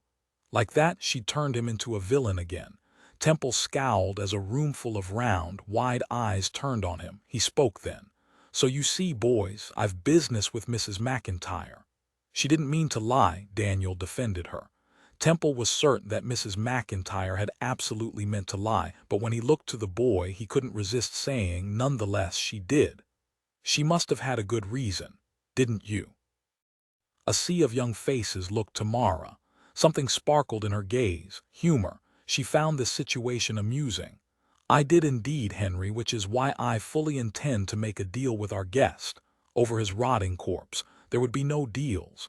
Perhaps we should discuss the reason, Mrs. McIntyre." She tilted her head, refusing to cower. "Perhaps," she said, sounding as though she meant the absolute opposite. It seemed to be enough for most of the boys, but Daniel's gaze narrowed. "We should stay. Just to be safe." And for a moment, Temple saw something eerily familiar in the boy. Mistrust, suspicion, strength. "That's very kind of you, Daniel," Mara said, moving to usher the boys through a door on one side of the foyer, "but I assure you I shall be quite fine." And she would be. Temple had no doubt. Neither did most of the boys, it seemed, who went. As though there had been no pig stealing or chasing or sparring or vaulting through the air or anything else, all except Daniel, who didn't seem sure, but allowed himself to be filed from the room, looking over his shoulder the whole way, assessing Temple with serious dark eyes. It had been a long time since someone had so fearlessly faced him. The boy was loyal to Mara. Temple was almost impressed, until he remembered the woman in question was a demon and deserved no such loyalty. When she closed the door firmly behind the pack of boys, he rocked back on one heel. "Mrs. McIntyre." At the pointed question, she darted her attention to the wide-eyed maid, still frozen in place at the door. "That will be all, Alice. Please tell cook that the boys are ready for breakfast, and send tea to the receiving room for our guest." Temple raised a brow. "Even if I were a man who drank tea, I know better than to ingest anything you offer me, ever again." He looked quickly to Alice. "No offense, Alice." Mara's cheeks went red. Good, she should be embarrassed. She could have killed him with her reckless behavior. "Thank you, Alice." The girl couldn't have been happier to leave the room. When she did, Temple spoke. "Mrs. McIntyre," she met him head-on. "Yes." "What happened to Mr. McIntyre?" "He was a soldier," she said simply, "killed in action." He raised a brow. "Where?" She narrowed her gaze. "Most people are not rude enough to ask." "I lack breeding," she scowled. "The Battle of Nsamankow, if you must know." "Well done, obscure enough that no one could trace him." He looked around the foyer. "And respectable enough to land you here." She changed the subject. "I didn't expect you so soon." Not enough arsenic in the scotch. It wasn't arsenic, she snapped before lowering her voice. It was laudanum. So you admit you drugged me? She hesitated. Yes. And to confirm, it was not the first time. When she did not reply, he added, the first time you drugged me and ran, that is. She exhaled a little huff of irritation before coming forward and taking his arm, ushering him toward the room into which the pig had fled.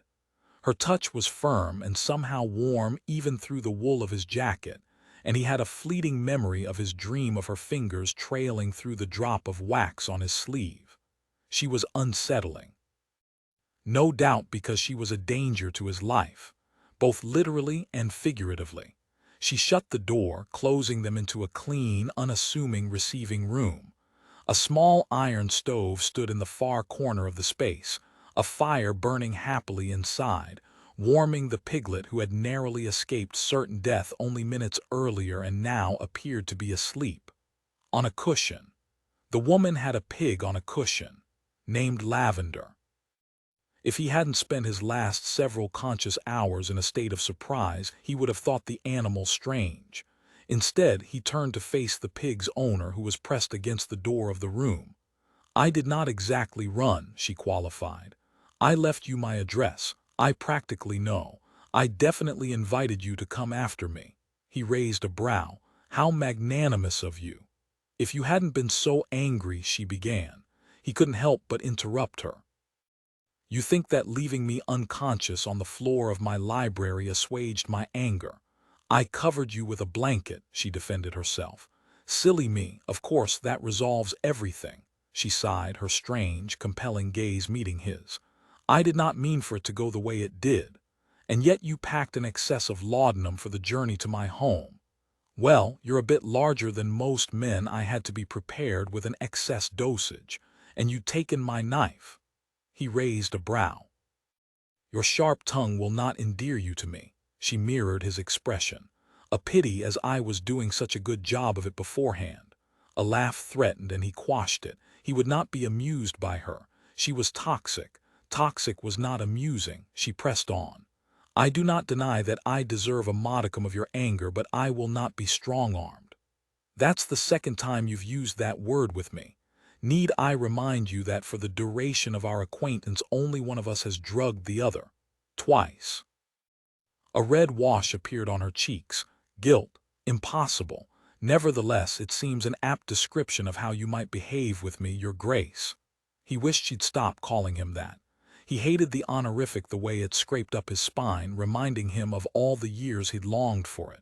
The years he couldn't have it, even though it was his by right, even though he deserved it. Of course, he hadn't known that. He hadn't killed her. The realization remained a shock. He hadn't known. All those years he'd lived with the idea that he might have been a killer. All those years, she'd stolen them from him. A wave of anger washed through him, hot and uncomfortable. Vengeance had never been his nourishment, and now, even as he could not resist it, he tasted the bitterness of it on his tongue. He snapped his attention to her. What happened? Her eyes went wide. I beg your pardon. 12 years ago at White Fawn, on the eve of your wedding. What happened? She hesitated. You don't remember? I was quite drugged, so no, in fact, I don't remember, not for lack of trying. He'd played the evening over and over in his head, hundreds of times, thousands. He remembered scotch. He remembered wanting a woman, reaching for one. He couldn't picture a face, but he remembered strange eyes and auburn curls and pretty curves and laughter that was half innocence, half sin, and those eyes. No one could forget those eyes. I remember you were with me. She nodded, and pink scored her cheeks again. He'd known it. It was one of the things he'd never doubted. He'd been young and full of liquor and had never met a woman he couldn't seduce. Of course he'd been with her. And suddenly he wanted to know everything. He moved closer, noting the way she stiffened, pressing back against the door. And before you set me up, before you faked your death and ran like a coward, we were alone. She swallowed, and he couldn't help but watch the muscles of her throat, the way the muscles there betrayed her nerves, her guilt. Yes. She looked down at her skirts, smoothed them. He noticed she wasn't wearing gloves, same as the prior evening, as in his dream. But now in the light of day he saw the marks of work on them, blunt, clean nails, sun-worn skin, and a ghost of a scar on her left hand just pale enough to have been long healed. He did not like that scar, and he did not like that he'd noticed it. For how long? Not long. He exhaled a humorless laugh at that. Long enough. Her gaze flew to his, wide and open and filled with something. Long enough for what? Long enough for you to incapacitate me. She exhaled, and he knew she'd hidden something from him. He considered her for a long moment, wishing he were in the ring. There he saw his opponent's vulnerability open and raw. There he knew where to strike. Here in this strange building, in this strange battle with this strange woman, things were not so easy. Tell me one thing. Did you know who I was? For some reason it mattered. Her eyes met his, and there was truth in them for once. No, of course she hadn't. So what had she done? What had happened in that pretty yellow bedchamber all those years ago? Damn it. He understood combat enough to know that she wouldn't tell him. And he understood it enough to know that if he showed his interest, she held the power. And he'd be damned if he gave her any more power. Today was his. He changed tack. You shouldn't have returned. But since you did, your mistake is my reward. And the world will know the truth about us both. Mara was never so grateful in her life as she was the moment he shifted the conversation away from that long-ago night and back to the matter at hand. She could handle him here. Now. Angry. But the moment the present clouded over with past, she lost her nerve, uncertain of how to proceed with this enormous brute of a man and the years that had passed since the last time she'd seen him. She resisted the thought and returned her attention to the matter at hand. Then you are ready to negotiate. Pretending not to be overwhelmed by him, she returned to her desk, sat. I shall draft the letter to the news today, assuming you are ready to clear the debts in question. He laughed. Surely you did not think it would be so easy. I would not say easy. It would not be easy. She'd written the letter 100 times in her head, a dozen on paper, for years, and it never got easier. I would say quick, however. Surely that is of interest. He raised a brow. I've waited 12 years for this. Neither ease nor quickness is paramount. She asked the question despite knowing the answer. Then what is? Retribution. She huffed a little laugh to cover the way the words unnerved her. What do you plan to do? Parade me through the streets, tarred and feathered? The image is not entirely unpleasant. He smiled then, and she imagined he'd smiled that particular smile 100 times in his club. His ring. I do plan to parade you through London, but not tarred and feathered. Her brows rose. What then? Painted and primped. She shook her head. They won't have me. Not like the wealthy heiress you once were, no. They'd barely accepted her then. She'd been a threat to everything they were, everything they had, the pretty young daughter of a wealthy working man. She might have been rich enough, but she'd never been good enough for them. They won't have me in their company. They shall do what I say. You see, I am a duke. And if I remember correctly, while killer dukes are not favored by the Dianes of the ton, those of us who have not committed murder tend to be well received. He leaned closer. Ladies like the idea of dukes. The words were more breath than sound, and Mara resisted the urge to touch the exposed skin of her neck, to at once rub them away and to keep them there. And you are mine to do with as I please. Her brows knit together at the words, at the way they spread through her, hot and threatening. And what is that precisely? Precisely whatever I desire, she stiffened. I shan't be your mistress. First, you are in no position to make such demands, and second, I don't recall offering to have you. She went hot with embarrassment. Then what? He shrugged, and she hated him in that moment. I don't trust you anywhere near my sleeping form, but they needn't know that. The word stung. Mistress in name only. He came closer, close enough to feel the heat of him. 12 years of lying to my detriment has no doubt made you a convincing actress. It's time to use all that practice to lie for my benefit, as I please. She straightened her shoulders and tilted her face up to meet his gaze. He was so close enough that at another time, in another place, as another woman, she might come up on her toes and press her lips to his. Where had that thought come from? She wanted nothing to do with kissing this man. He was not for kissing, not any more. She pursed her lips. So you wish to ruin me. You ruined my life, he said, all casualness. I think it only fair, don't you? She had been ruined for 12 years from the moment she'd bloodied the sheets and ran from that room. She had been ruined before then, but she'd hidden it well, and she had a house full of boys to care for. Perhaps her ruin was his due. Perhaps it was hers as well, but she'd be damned if he'd ruin McIntyre's and the safe haven she'd built for these boys. So I will have to leave. Start over. You've done it before, he said, as had he. Vengeance was a pretty thing, wasn't it? She straightened her shoulders. I accept. For a half-second his eyes went wide and she took pleasure in his shock. Evidently he'd underestimated her strength and her purpose. But I've a condition of my own, tell him. The thought came from nowhere. Tell him Christopher's debt included all the orphanage's funds.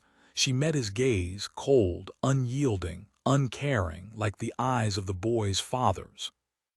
Tell him that what he does threatens the boys.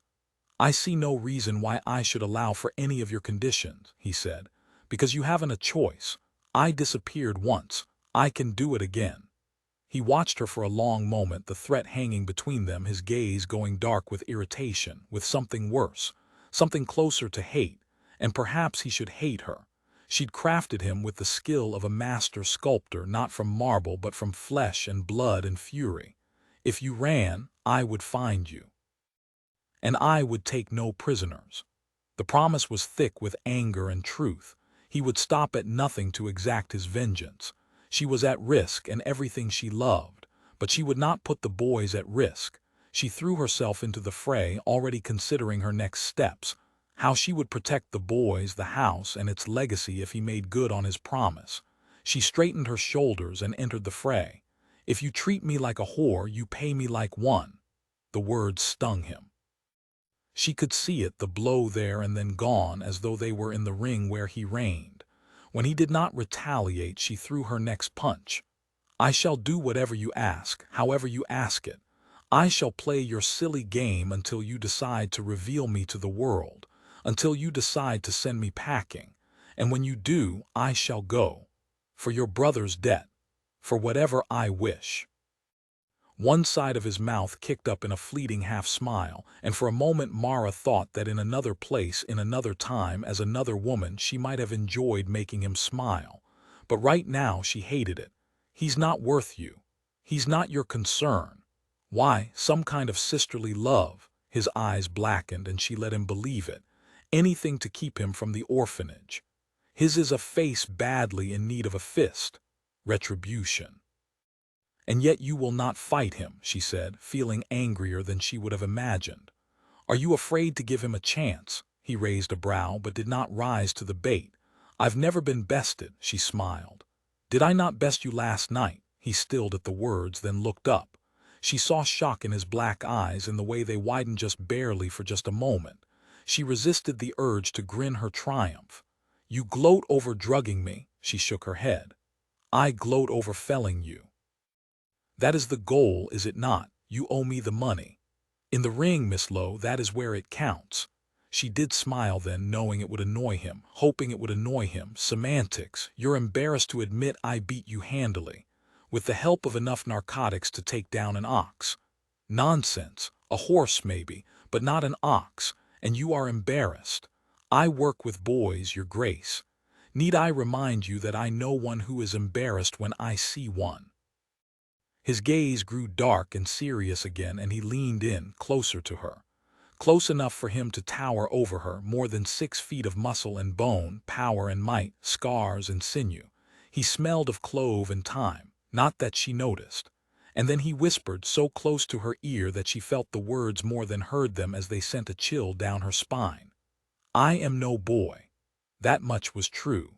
She opened her mouth to reply, but no words came. It was his turn to smile. If you wish to fell me, Miss Lowe, I encourage you to meet me in the ring. You will have to pay me for it. And if I don't agree, what then? You haven't any choice, truth. I also haven't anything to lose. Lie, nonsense, he said. There's always something else to lose. I assure you I would find it. He had her in his trap. She couldn't run, not without making sure the boys were safe, not without securing the money that Kit had lost. She met Temple's black gaze even as he seemed to read her thoughts. "You could run," he whispered, "but I would find you, and you wouldn't like what happened then." Damn him. He wasn't going to agree. She wanted to scream. Nearly did until he said, "You won't be the first woman I have paid to do my bidding." A vision flashed, arms and legs tangled in crisp white sheets, dark hair and black eyes, and more muscle than one man should have. "But I assure you, Miss Lowe, you will be the last." The words fell between them, and it took her a moment to refocus her thoughts on them, to realize that he'd agreed, that the orphanage would be saved, its price, her ruin, her life, her future, but it would be saved. Relief was fleeting, interrupted by his low promise. "We begin tonight, Chapter 4, and who is able to tell me what happened to Napoleon after Waterloo?" A sea of hands shot up inside the small, well-appointed schoolroom of the McIntyre home for boys. Daniel did not wait to be called upon. He died. Mara chose to ignore the positive glee oozing from the young man as he pronounced the Emperor dead. "He did indeed die, but I'm looking for the bit before that." Daniel thought for a moment and then offered. "He ran weeping and wailing from Wellington and died." Mara shook her head. "Not quite, Matthew. He rode his horse into a French ditch and died." Her lips twitched. "Unfortunately not." She chose one of the hands straining for the ceiling. Charles considered the options, then chose. "He shot himself in the foot, it turned green and fell off, and then he died." Mara did smile then. "You know, gentlemen, I am not certain that I am a very effective teacher." The hands lowered and a collective grumble went through the room, knowing that they would be required to learn an extra hour of history that day. The boys were saved, however, when a knock sounded, and Alice was silhouetted in the door to the boys' schoolroom. "Pardon me, Mrs. McIntyre." Mara lowered the book she held. "Yes, there is Alice opened her mouth, closed it, then opened it again. "That is, someone is here to see you, Temple." He was back. She glanced at the clock in the corner of the room. He'd said tonight. As it was still today, she could only assume that he was a blackguard and a cheat, and she intended to tell him such, just as soon as her heart ceased its racing. The air seemed to leave the room as she looked over the sea of little faces around her and realized that she was not ready to tell the world the truth. She was not ready to be Mara Lowe again. She wanted to remain Mrs. McIntyre, born nowhere, come from nothing, now governess and caretaker to a motley group of boys. Mrs. McIntyre had purpose. Mrs. McIntyre had meaning. Mrs. McIntyre had life. Mara had nothing. Nothing but truth. She forced her legs to move, to carry her through the collection of boys to meet Alice, to face the man who had returned to the house, no doubt with a plan in place to change both their lives. Once at the door, she turned back to her students. "No," she cleared her throat, tried again. "When I return, I expect to hear what happened to Napoleon." Their collective groan sounded as she pulled the door shut with a snap. Alice seemed to know better than to say anything on the walk through the dark, narrow hallways. Mara appreciated the young maid's intuition. She was not certain that she would be able to carry on a conversation with her heart pounding and thoughts racing. He was there, below, judge and jury and executioner, all in one. She descended the stairs slowly, knowing that she would never escape her past, and that she could not avoid her future. The door to the little study where they'd spoken earlier that morning was ajar, and it occurred to Mara that the 2-inch gap between door and jamb was a curious thing, eliciting excitement or dread depending upon the situation. She ignored the fact that somehow in this moment it elicited both. He was not even a little bit exciting. He was entirely dreadful. She took a deep breath, willing her heart to cease pounding, and released Alice from duty with a half-hearted smile, the most she could manage under the circumstances, before pushing the door open to face the man inside the room. "You saw him." She stepped inside and closed the door firmly. "What are you doing here?" Her brother came toward her. "What are you doing approaching that man?" "I asked first," she said, meeting him at the center of the room in 2 short strides. "We agreed you'd never come here." You should have sent a note. It was the way they'd met for the past 12 years. Never in this building and never anywhere that she might be recognized. We also agreed we'd never tell that man that you were alive and living right under his nose. He has a name, Kit. Not one he uses. He has one he uses as well, Temple. It wasn't hard to think of him that way. Big as one and as unmoving. Had he always been unmoving? She hadn't known him when they were young, but his reputation had preceded him and no one had ever called him cold. A rake, a rogue, a scoundrel, certainly, but never cold. Never angry. She'd done that to him. Kit ran a hand through already disheveled brown locks, and Mara recognized the weariness in him. 2 years younger, her brother had been filled with life as a child, eager for excitement and ready with a plan. And then she'd run, ruining Temple and leaving Kit to pick up the pieces of their unbearably foolish evening. And he'd changed. They'd traded secret letters for years until she'd resurfaced, hidden in plain sight, Mrs. McIntyre, widowed proprietress of the McIntyre Home for Boys. But he'd been different, colder, harsher, never speaking of the life she'd left him to, of the man she'd left him with. And then he'd gone and lost all her money.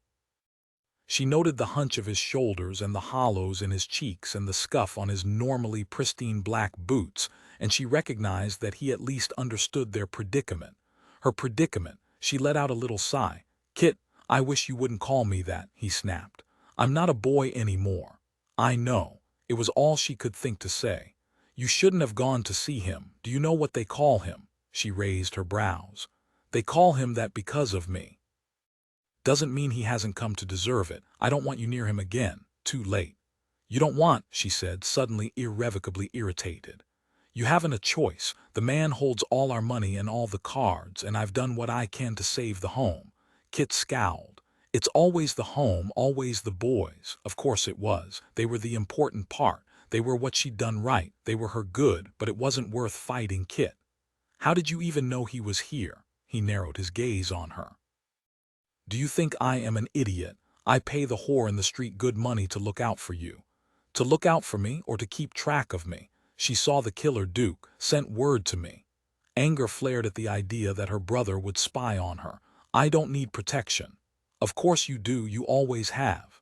She bit back the retort that she'd faced more demons than he had for years, alone, and returned to the matter at hand. "Kit," she stopped, reframed. "Christopher, I went to him because we needed it." "You," she hesitated, not knowing quite how to say the words. Spreading her hands wide, she tried again. "You lost everything." Christopher pushed his fingers through his hair once more, the move violent and unsettling. "You think I don't know that? Christ, Mara." His tone was raised, and she was instantly, keenly aware of where they were of the name he'd used. She looked to the door, confirming it was closed. He did not care. "Of course I know it.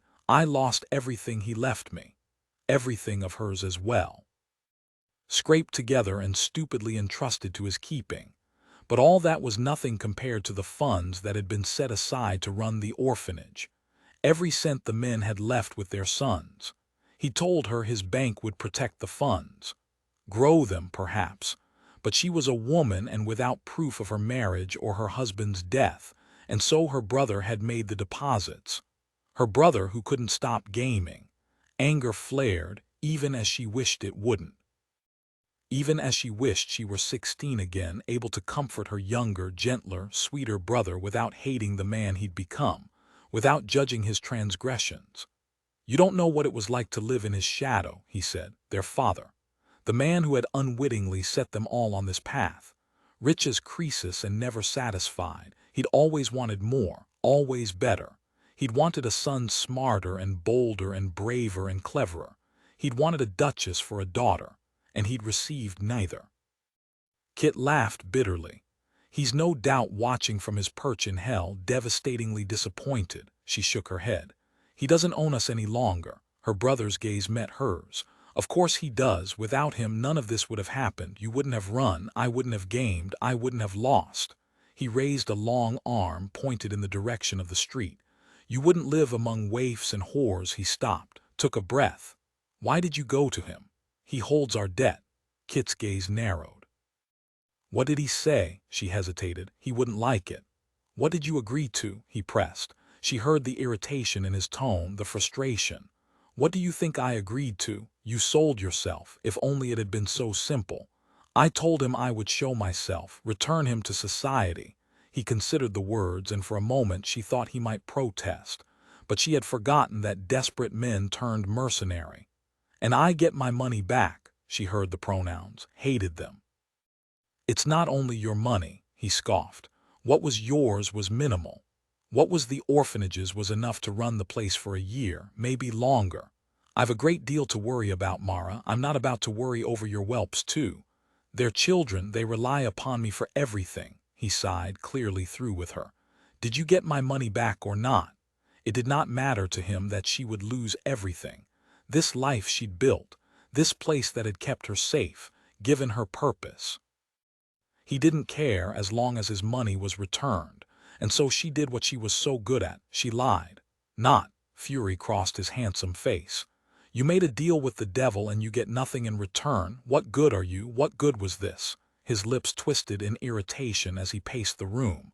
You've ruined everything. Her gaze narrowed on her brother. I did what had to be done. He isn't going to fight you, Kit. Now at least he will leave you alone. Kit turned and tossed a chair out of the way, the furniture crashing against the wall and splintering into a dozen pieces. Mara stilled. The anger was familiar in all senses of the word. She stepped behind her desk, pressing her knuckles to the desktop, hiding the shaking of her hands. She was losing control of the situation. Perhaps she deserved it. Perhaps this was what happened to women who tried to take fate into their own hands. She'd done just that, changed her future. Changed her life. Lived it for 12 years, but now it was time to let Kit live his. This is the deal we struck. Your only chance at honor is my agreeing to admit what I did. I brought the man to my room. I drugged him. I bloodied the damn sheets. She shook her head. I ran. It is I who require forgiveness. I who can give him retribution, and he knows it. And what of me? He is not interested in you. Christopher went to the window and looked out on the cold November afternoon. He was quiet for a long moment before whispering, He should be. He doesn't know what I could do. The sun sinking into the western sky turned his brown locks gold, and Mara recalled a long-ago afternoon at their childhood home in Bristol, Kit laughing and running along the edge of a little pond near their house, pulling a new toy boat behind him.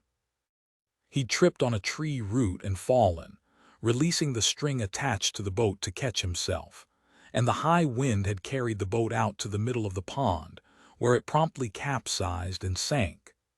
They'd been beaten for their transgressions, then sent to bed without supper Kit, because he hadn't seen fit to rescue the boat, which had cost their father money, and Mara, because she'd had the gall to remind their father that neither of his children was able to swim. It was not the first time Kit had been unlucky, nor was it the first time she had tried to protect him from their father's scorn. It was also not the last, but today she was not protecting him. Today she was protecting something much more important, and she did not trust him to be a part of her plan. You remain free of this. And if I don't, she opened the door to the room with a quick snap, indicating that she was done with the conversation. You haven't a choice. He turned to face her, and for a moment the light played tricks with her. For a moment he looked like their father. You in the hands of the killer Duke. He and his club have taken everything I own. I'm supposed to simply allow it. What of my money? Not what of you. Not what of my sister. The omission should not have surprised her, and yet it did. But she held back her surprise and lifted her chin. Money isn't everything. Oh, Mara, he said, sounding older and wiser than she'd ever heard him. Of course it is. The lesson of their father burned into them. He met her gaze. I am not free of this, and now neither are you. Truth at last. Hours later, lavender on a cushion at her feet, Mara was attempting to focus on her work when Lydia Baker stepped into her small office and said, I'm tired of pretending as though I have not noticed. Mara attempted surprise, turning wide eyes on her closest friend. I beg your pardon. "Do not pretend to misunderstand me," Lydia said, seating herself in a small wooden chair on the opposite side of Mara's escritoire and patted her lap to get Lavender's attention. The piglet raised her head, considered the human, and decided to remain on her pillow. "That pig doesn't like me." Mara grasped at the change in topic. "That pig spent half the morning running from a dozen maniacal boys. Better than a farmer with an axe." Lydia narrowed her gaze on the beast. Lavender sighed. Mara laughed. Lydia returned her attention to Mara. "For 7 years we've worked side by side, and I've never once asked you about your past." Mara sat back in her chair. "A fact for which I am ever grateful." Lydia raised a blonde brow and waved one deceivingly delicate hand in the air. "If it had only been the man who visited this afternoon, I might have ignored it. But combined with this morning's visitor, I'm through with not asking. Dukes change everything." No doubt that was the understatement of the century. Lydia leaned forward, tapping the edge of the letter in her hand on the desk with perfect rhythm. "I may work at an orphanage, Margaret, but I am not completely unaware of the world beyond the door. The enormous man who arrived at the crack of dawn was the Duke of Lamont." She paused, then qualified, "The killer Duke of Lamont." Lord, she was coming to hate that moniker. "He's not a killer." The words were out before Mara could stop them, before she could realize that they were a tacit admission that she knew the man in question. She pressed her lips together in a thin line as Lydia's eyes went wide with interest. "Isn't he?" Mara considered her next words carefully. She settled on no. Lydia waited for Mara to continue for a long moment, her blonde curls wild and unruly, barely contained by the 24 pins shoved into the nest. When Mara said nothing more, her first employee and the closest thing she could call a friend sat back in her own chair, crossed her legs, rested her hands in her lap, and said, "He wasn't here to deliver a child." It was not unheard of for men of the aristocracy to arrive toting their illegitimate sons. "No," Lydia nodded. "He was not here to retrieve one." Mara set her pen into its holder. "No. And he was not here to make a generous, exorbitantly summed donation to the orphanage." One side of Mara's mouth kicked up. "No," Lydia cocked her head. "Do you think you might convince him to do so?" Mara laughed. "He is not in a generous spirit when I am near, sadly." "Ah, so he was not here for anything relating to the orphanage." "No, which means he was here because of your second visitor of the day." Alarm shot through Mara as she met her friend's eyes.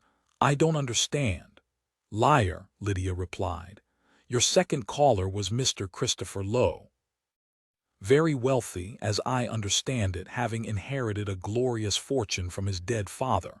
Mara pressed her lips into a thin line. "Not wealthy anymore." Lydia cocked her head. "No, I hear he's lost everything to the man who killed his sister." "He didn't kill." Mara stopped. Lydia knew. Lydia brushed a speck of lint from her skirt. "You seem very sure of that." "I am," Lydia nodded.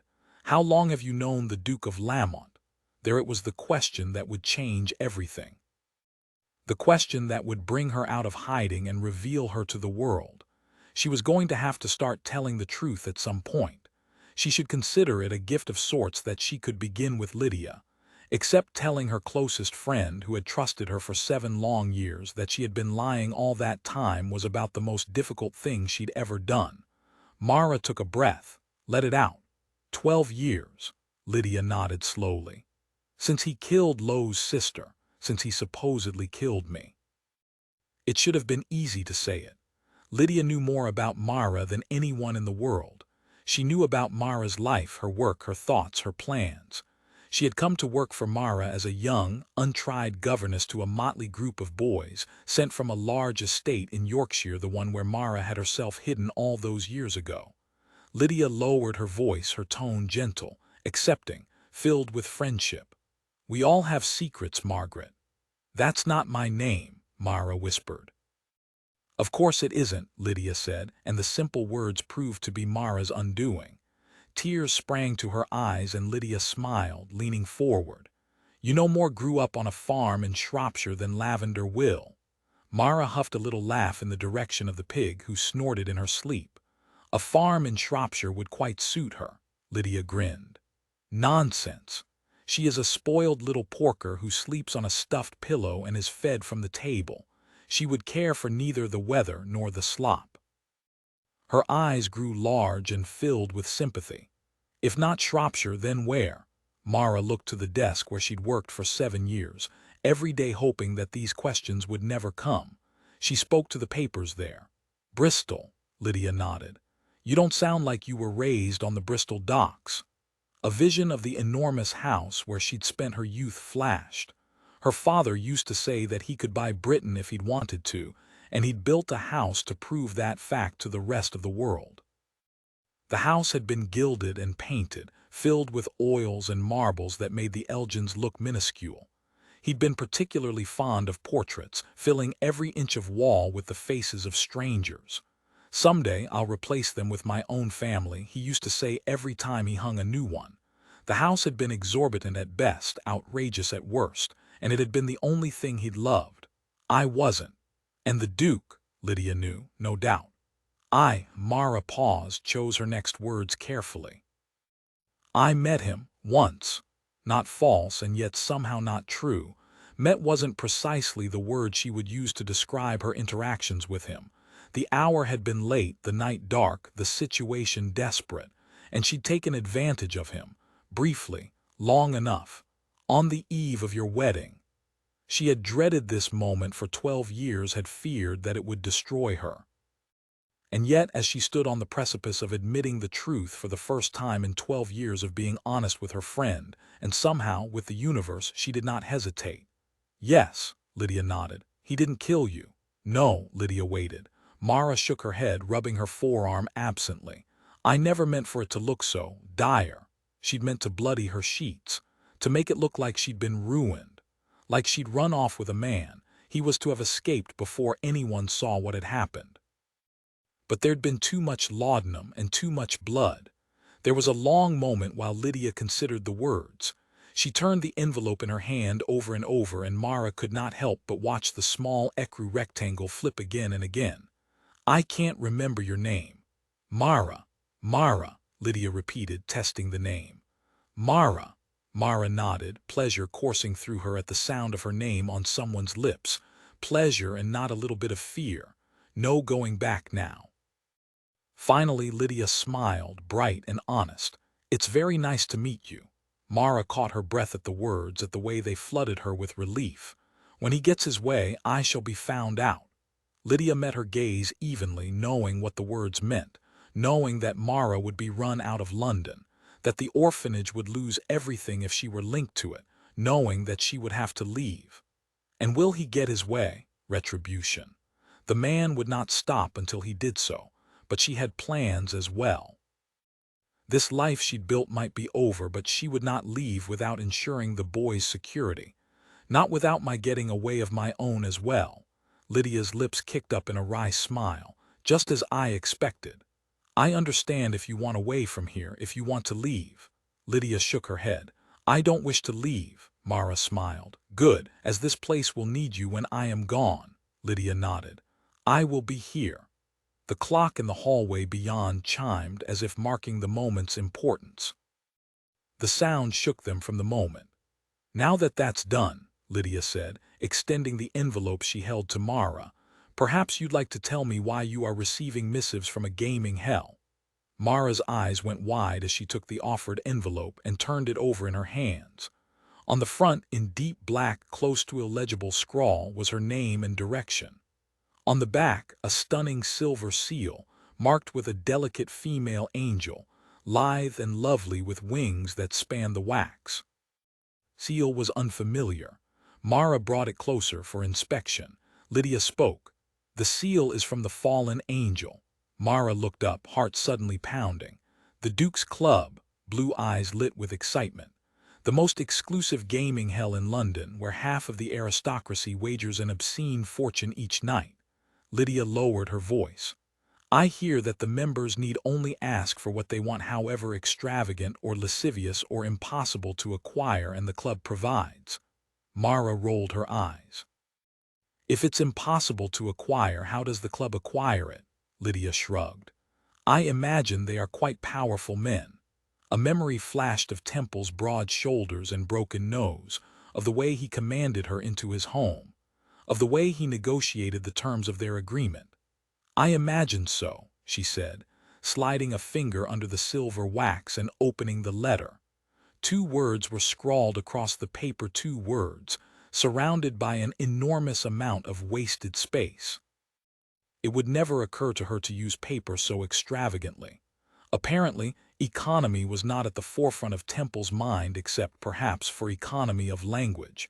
9 o'clock, that was it. No signature, not that she required one. It had been a dozen years since someone had exhibited such imperious control over her. I do not think I like this Duke of yours very much.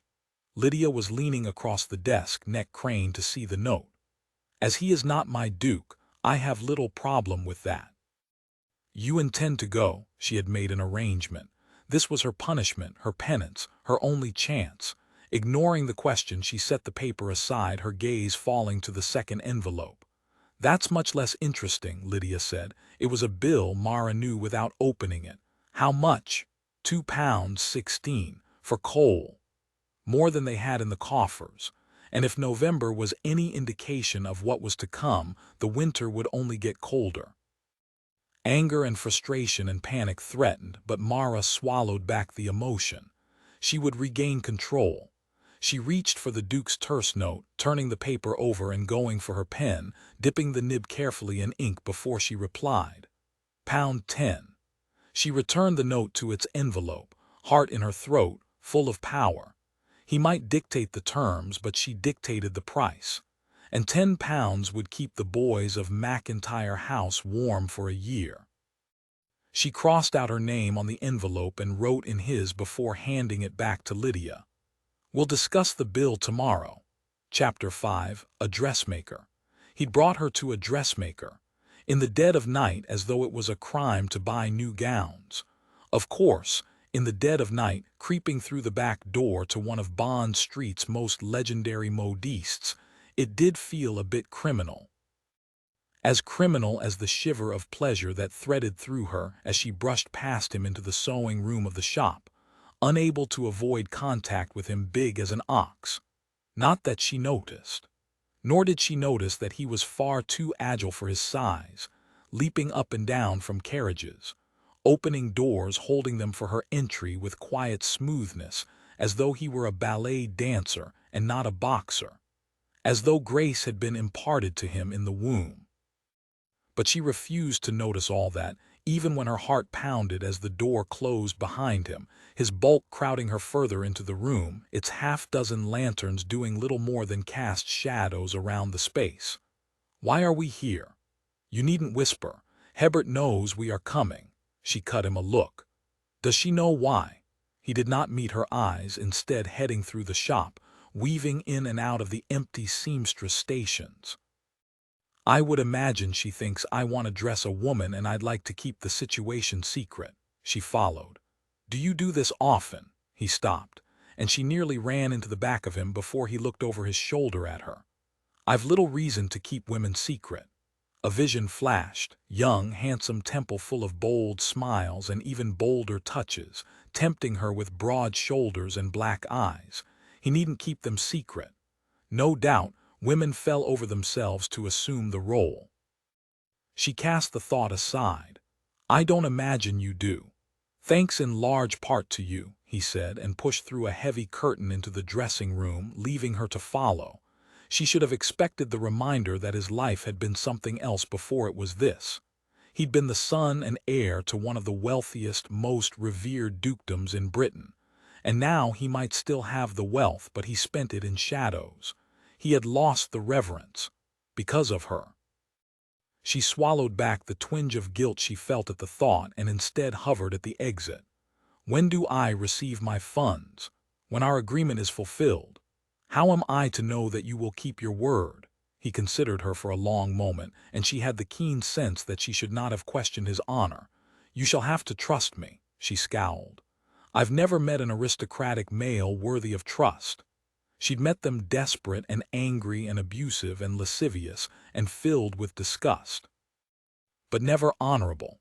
Then you should be grateful that I am rarely considered aristocratic, he replied, and turned away from her, the conversation complete. She followed him into the dressing room of Madame Hebert's, where the proprietress was already waiting, as though she had nothing better to do in all the world than stand here and wait for the Duke of Lamont to arrive. His words, still echoing in her ears, proved true inside the salon. She wasn't here for the Duke of Lamont. She was here for one of the powerful owners of London's most legendary gaming hell. Temple, Madame Hebert welcomed him, coming forward to rise up on her toes and deposit kisses on both of his cheeks. You great handsome beast, were it anyone else, I would have denied the request. She smiled, the pleasure in the expression matching the tenor of her rich French accent. But I cannot resist you. Mara resisted the urge to wrinkle her nose as a chuckle rumbled from Temple's chest. You cannot resist Chase. Hebert laughed, the sound like fine crystal. Well, a businesswoman must know where, as you English say, her bread is buttered. Mara bit her tongue rather than ask if Temple hadn't sent a fair number of customers in the dressmaker's direction himself. She did not care to know. And then Mara couldn't speak because the modiste's dark gaze flickered to her, eyes going wide. This one is beautiful. No one had ever described her as such. Well, perhaps someone once. A lifetime ago, but no one since that night she'd run. Another thing that had changed. The dressmaker was wrong. Mara was 28, with work-hewn hands and more lines around her eyes than she'd like to admit.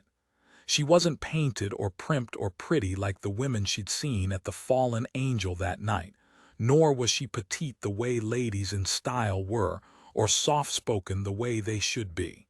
And she certainly wasn't gorgeous. She opened her mouth, ready to refute the label, but Temple was already speaking, chasing the compliment away with his lack of acknowledgement. She needs dressing. Mara shook her head. I don't need dressing. The Frenchwoman was already moving to light a series of candles surrounding a small platform at the center of the dressing room as though Mara hadn't spoken. Remove your cloak, please. The dressmaker cast a quick look in Temple's direction. An entire trousseau. A half-dozen gowns. Another 6-day dresses. I don't, Mara began before Madame Hebert cut her off. That won't see her through 2 weeks. She won't need more than 2 weeks' worth. Mara's gaze narrowed. She is still present, is she not, in this room? The dressmaker's brows rose in surprise. We, Miss Temple spoke. You don't need to know her name yet. Yet. That single, small word that held so much meaning. Someday the dressmaker would know her name and her history. But not tonight and not tomorrow, as she draped and crafted the gowns that would be Mara's ruin. Hebert had finished lighting the candles, each new flame adding to the lovely golden pool into which Mara could only guess she was supposed to enter. Reaching into a deep pocket, the dressmaker extracted a measure and turned to Mara. Miss, the coat. It must go. Mara did not move. Take it off, Temple said, the words menacing in the darkness as he removed his own greatcoat and relaxed onto a nearby settee, placing one ankle on the opposite knee and draping the massive gray cloak across his lap. His face was cast in the room's shadows. Mara laughed, a short, humorless sound. I suppose you think it is that simple. You command and women simply jump to do your bidding. When it comes to the removal of ladies' clothing, it often works that way, yes. The words oozed from him and Mara wanted to stomp her foot. Instead, she took a deep breath and attempted to regain control. She extracted a little black book and a pencil from the deep pocket of her skirts and said, How much does disrobing typically cost you? He looked as though he'd swallowed a great big insect. She would have laughed if she weren't so infuriated. Once he collected himself, he said, Fewer than 10 pounds. She smiled. Oh, was I unclear? That was the starting price of the evening. She opened the book, pretending to consider the blank page there. I should think that dress fittings are another. 5, shall we say? He barked his laughter. You're getting a selection of the most coveted gowns in London and I'm to pay you for it. One cannot eat dresses, Your Grace, she pointed out, using her very best governess voice. It worked. £1, she smiled. 4. 2, 3 and 10, 2 and 10, 2 and 16. You are a professional fleecer. She smiled and turned to her book, light with excitement. She'd expected no more than 2, 2 and 16 it is. The coal bill was paid. Go on then, he said. Off with the coat. She returned the book to her pocket. You are a prince among men, truly. She removed her coat, marching it over to where he sat and draping it over the arm of the settee. Shall I dispense with my dress as well? Yes. The answer came from the dressmaker, feet behind them, and Mara could have sworn she saw surprise flash through Temple's gaze before it turned to humor. She stuck one of her fingers out to hover around the tip of his nose. Don't you dare laugh. One black brow rose. And if I did? If I'm to measure you, miss, I need you wearing as little as possible. Perhaps if it were summer and the dress were cotton, but now. She did not have to finish. It was late November and bitterly cold already. And Mara was wearing both a wool chemise and a wool dress. She placed her hands on her hips, facing Temple. Turn around. He shook his head. No, I did not give you permission to humiliate me. Nevertheless, I purchased it, he said, easing back onto the settee. Relax. Hebert has impeccable taste. Let her drape you in silks and satins and let me pay for it. You think £3 makes me malleable. I do not pretend to think you shall ever be malleable. But I expect you to honor our arrangement, your word. He paused. And think when all is said and done you'll have a dozen new frocks. A gentleman would allow me my modesty. I have been labeled a scoundrel more often than not. It was her turn to raise a brow. I do believe that over the course of our acquaintance I shall call you much, much worse. He did laugh then. A warm, rich promise in the dim light, a sound she should not have liked so much. No doubt, his voice lowered. Surely you're strong enough to suffer my presence while you're in your underclothes. You've a chaperone even. The man was infuriating. Utterly, completely infuriating, and she wanted to hit him. No, that was too easy. She wanted to addle him, to best him in this battle of wits. In this game of words that he no doubt won any time he played, because it wasn't enough that Temple was strong in the ring. He had to be strong out of the ring as well, not agile simply with bones and sinew, but with thought and word. She'd spent a lifetime under men's control. When she was a child, her father had made it impossible for her to live as she liked, dictating her every deed with his army of spying servants and cloying nannies and treasonous governesses. He'd been ready to sell her off to a man 3 times her age who would have no doubt been just as domineering, and so she'd run. But even when she'd run, even as she'd found a life in the wilds of Yorkshire and then in the sullied streets of London, she'd never escaped the specter of those men. She'd never been able to shake off their control, and they did control her, even as they didn't know it. They overpowered her with fear of being discovered and forced back into that life she'd so desperately wanted to escape. Fear of losing herself. Fear of losing everything for which she had worked. Everything for which she had fought. Everything she had risked. And now, even as she promised herself she would get what it was she wanted, she could not escape the feeling that this man was another in a long line of men who wielded power like a weapon. Yes, he wished retribution, and perhaps it was his due. And yes, she might have agreed to his demands and turned herself over to him. And yes, she would honor her word and their agreement, but she would have to face herself when all was said and done. And she would be damned if she would fear him, too. He was smug and self-important, and she badly wished to give him a dressing down, even if it meant she would be the one dressing down. Perhaps she shouldn't have said the words. Perhaps she should have held them back. Perhaps, if she hadn't been so very irritated with him, she would have.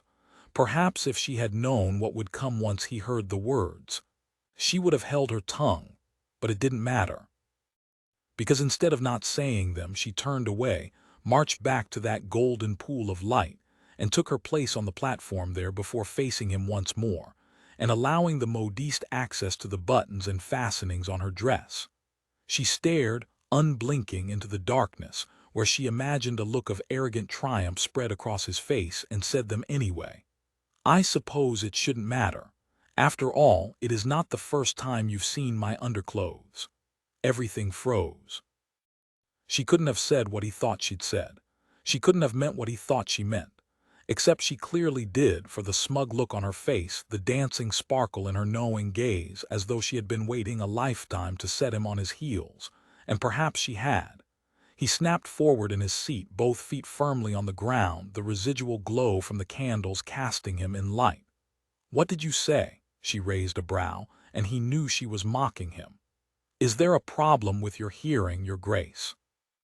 She was the most disastrous, damaging, difficult woman he'd ever known. She made him want to upturn the dainty, velvet furniture in this utterly feminine place, and tear the clothes from his back in irritation. He was about to stand and intimidate her into repeating herself, into explaining herself, when the fastenings of her dress came loose, and the frock fell to her feet in a remarkable fluid swoosh, leaving her standing there in her pale wool chemise, unadorned corset, and little else. And then he couldn't move at all, Goddammit. The Frenchwoman circled Mara, considering her for a long moment while Temple attempted to find his speech. Hebert found hers first. "She will require lingerie as well," Temple disagreed. Mara did not require undergarments at all. In fact, he'd prefer she never wore another stitch of unmentionables again, or anything else for that matter. Good Lord, she was perfect. She was also lying. For if he had seen her in her underclothes, in anything close to the things she wore now, he would remember.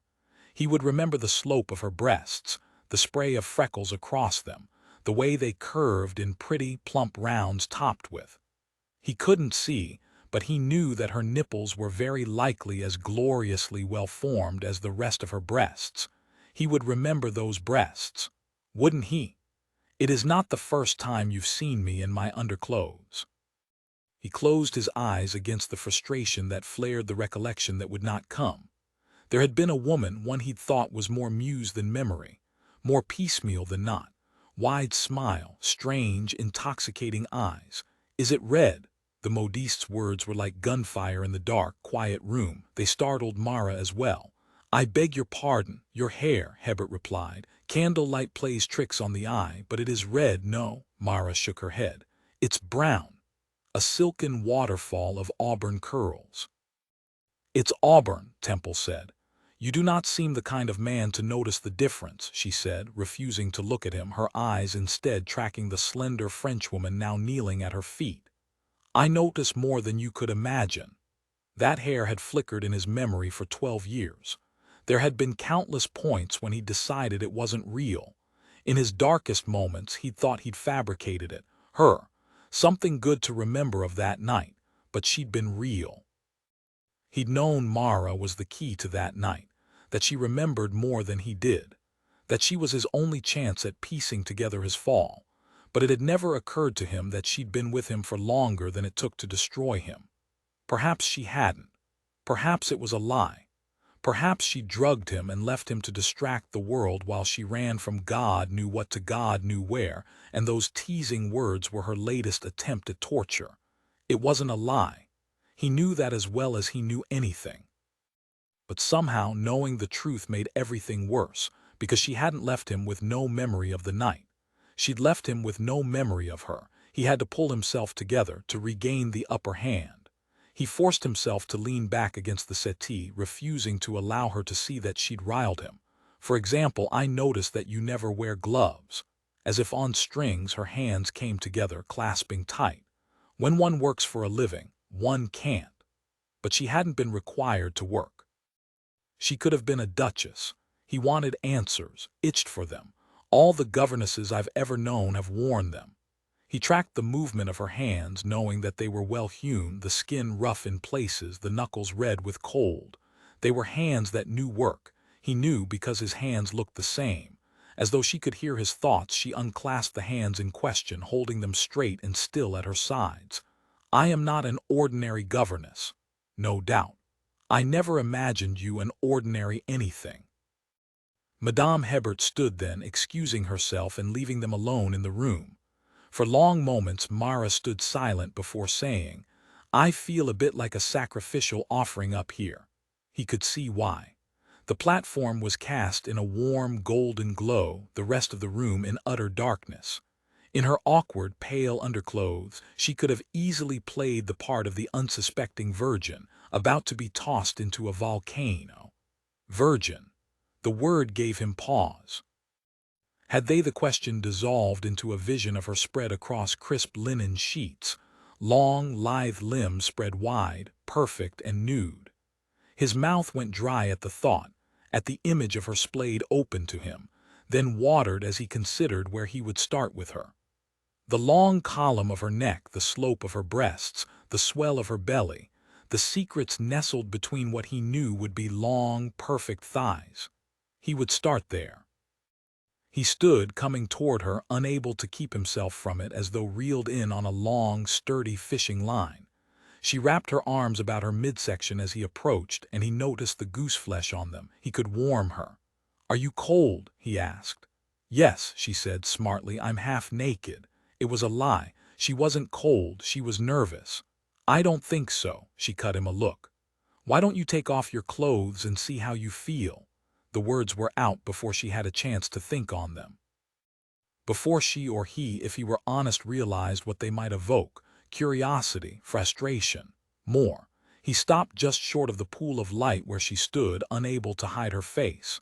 "Have I done that before?" he asked, the words coming harsher than he intended, filled with more meaning than he expected. She looked down at her feet. He followed the gaze, taking in her stocking toes. When she did not answer, he pressed further. "I woke naked that morning, naked and covered in someone else's blood." "A damn lot of it," he said, though the blood didn't seem to matter so very much. He stepped into the light.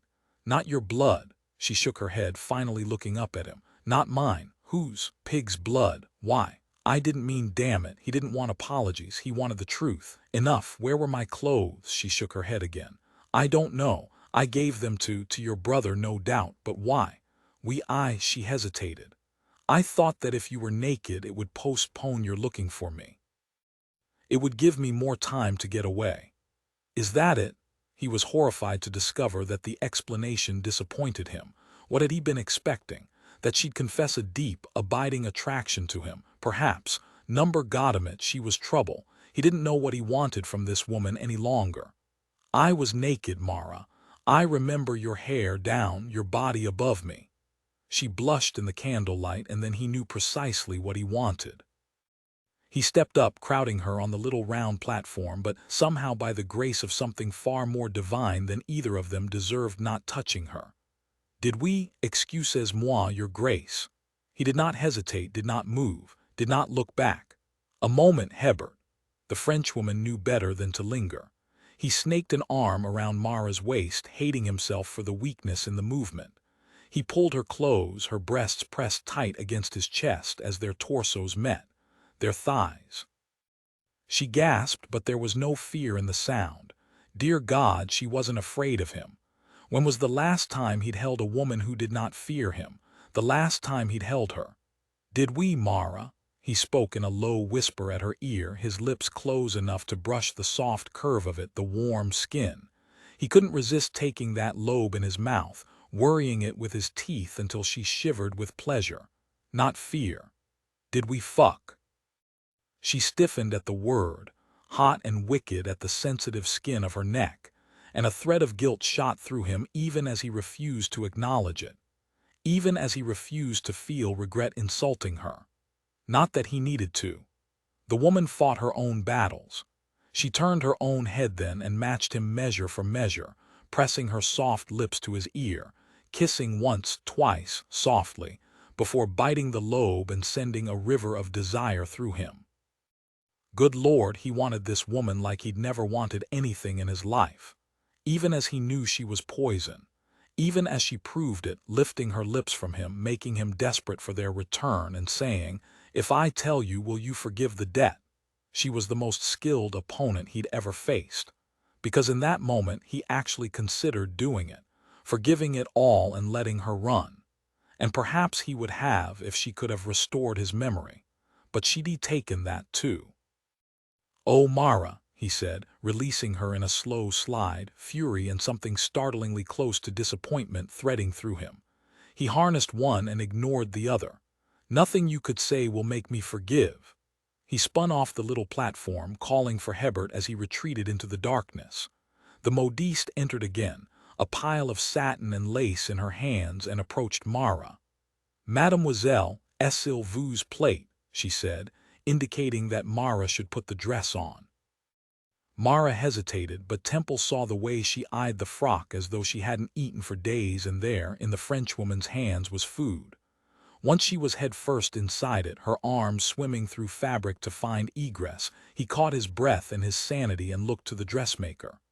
"I don't want her in another's clothes. I want everything made by you." Madame Hebert gave Temple a quick look. "Of course. The dress is for style. You indicated a desire to approve the collection."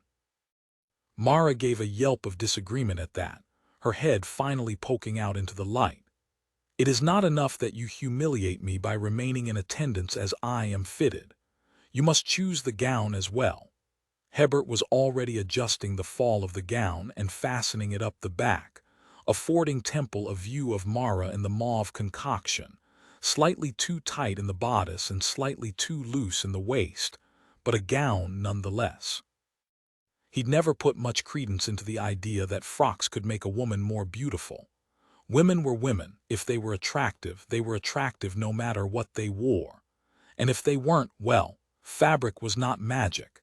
And yet this gown seemed to be magic, with its beautiful lines and the way it shimmered in the candlelight, and the way the color offset her pretty pale skin and played with the reds in her hair and the blues and greens in her eyes. Hell, he sounded like a damn woman. The point was, this was the Mara he'd never known, the one he'd not had a chance to formally meet. The one who had been raised wealthy as sin, with all of London at her feet. The one who had been set to be Duchess of Lamont, and damned if she didn't look remarkably like a duchess in that dress. Too much like a duchess, too much like a lady, too much like something Temple wanted to reach out and know. The bodice should be cut lower. "Mais non, your grace," the dressmaker protested. "The bodice is perfect. Look at the way it reveals without revealing." She was right, of course. The bodice was the most perfect part of the dress, cut beautifully, just low enough to tantalize without being too obvious.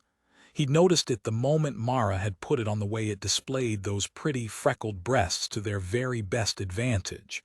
The way it made him want to catalog every one of those little blemishes. It was perfect, but he didn't want perfect. He wanted ruinous. Lower. The dressmaker looked at Mara then, and Temple willed her to protest, to fight the demand, to insist the cut of the dress be left as is. Then he would have felt better about his decision.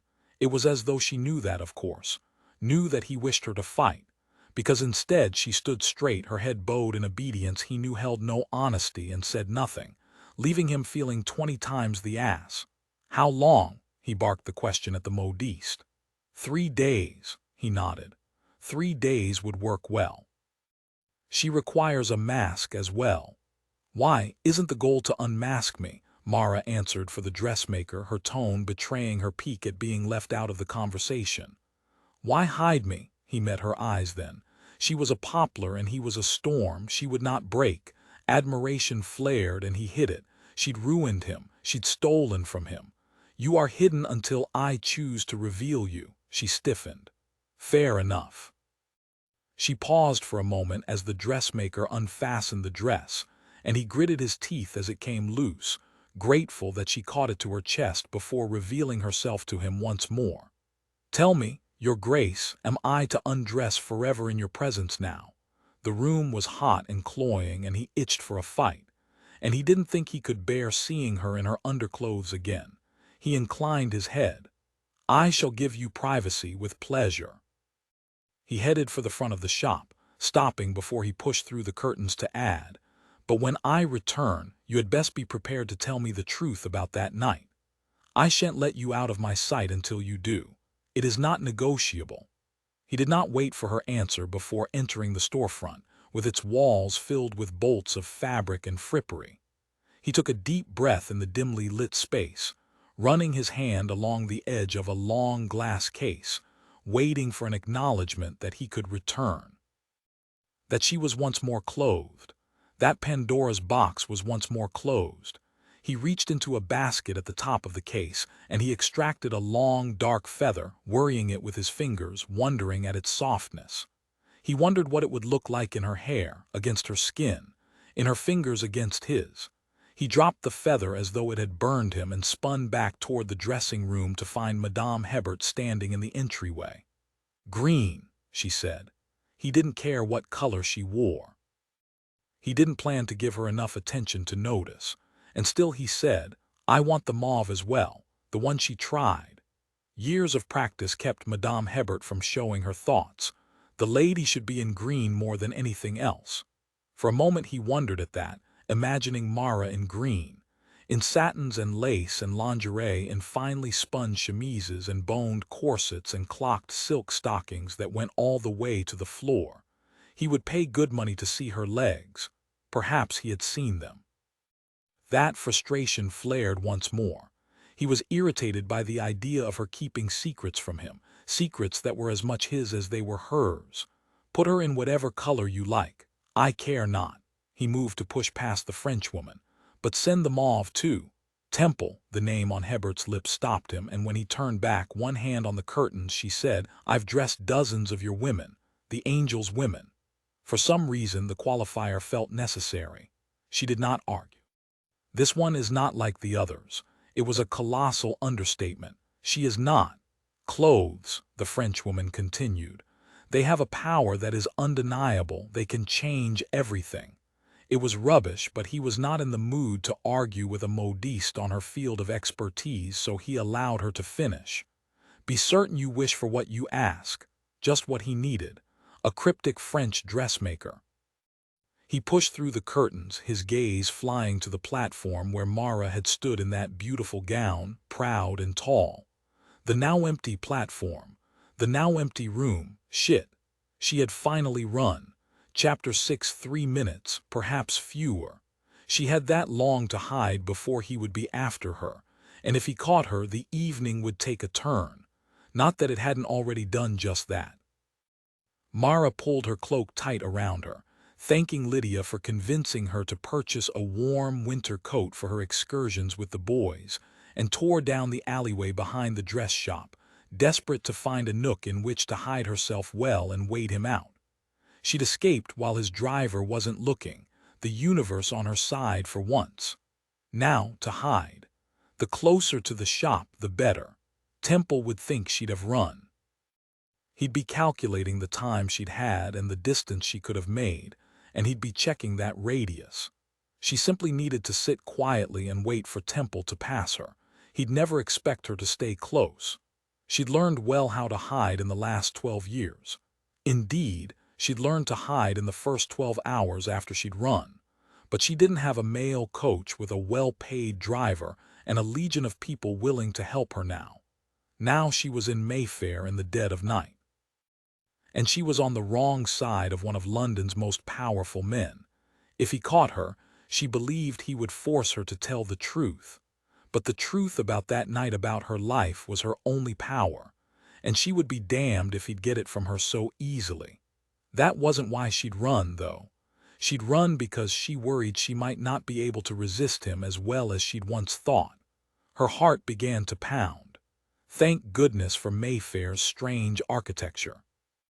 She was quickly lost in a maze of mews and tiny alleyways before long, and she tucked herself behind a large pile of God knew what, trying not to inhale too strongly for the stench. Even the aristocracy made garbage. In her experience, the aristocracy made more garbage than most, and the things they made that were halfway decent were those they attempted to toss out anyway. One man's meat was another's poison, after all. Footsteps. Heavy, masculine footsteps. She pressed her forehead to her knees, willing herself smaller, holding herself utterly still, refusing to move or even breathe, waiting for him to pass. When the footsteps faded away, she leapt to her feet, knowing now was the most important time. She had to run, far and fast, in the opposite direction. It wouldn't work. They were impossibly intertwined now. It would work for tonight, and with distance she could think, regroup, strategize, wage war.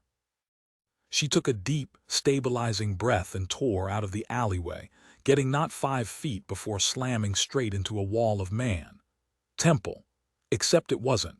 She knew because, of all the things he made her feel fury and frustration and irritation, he never made her feel fear.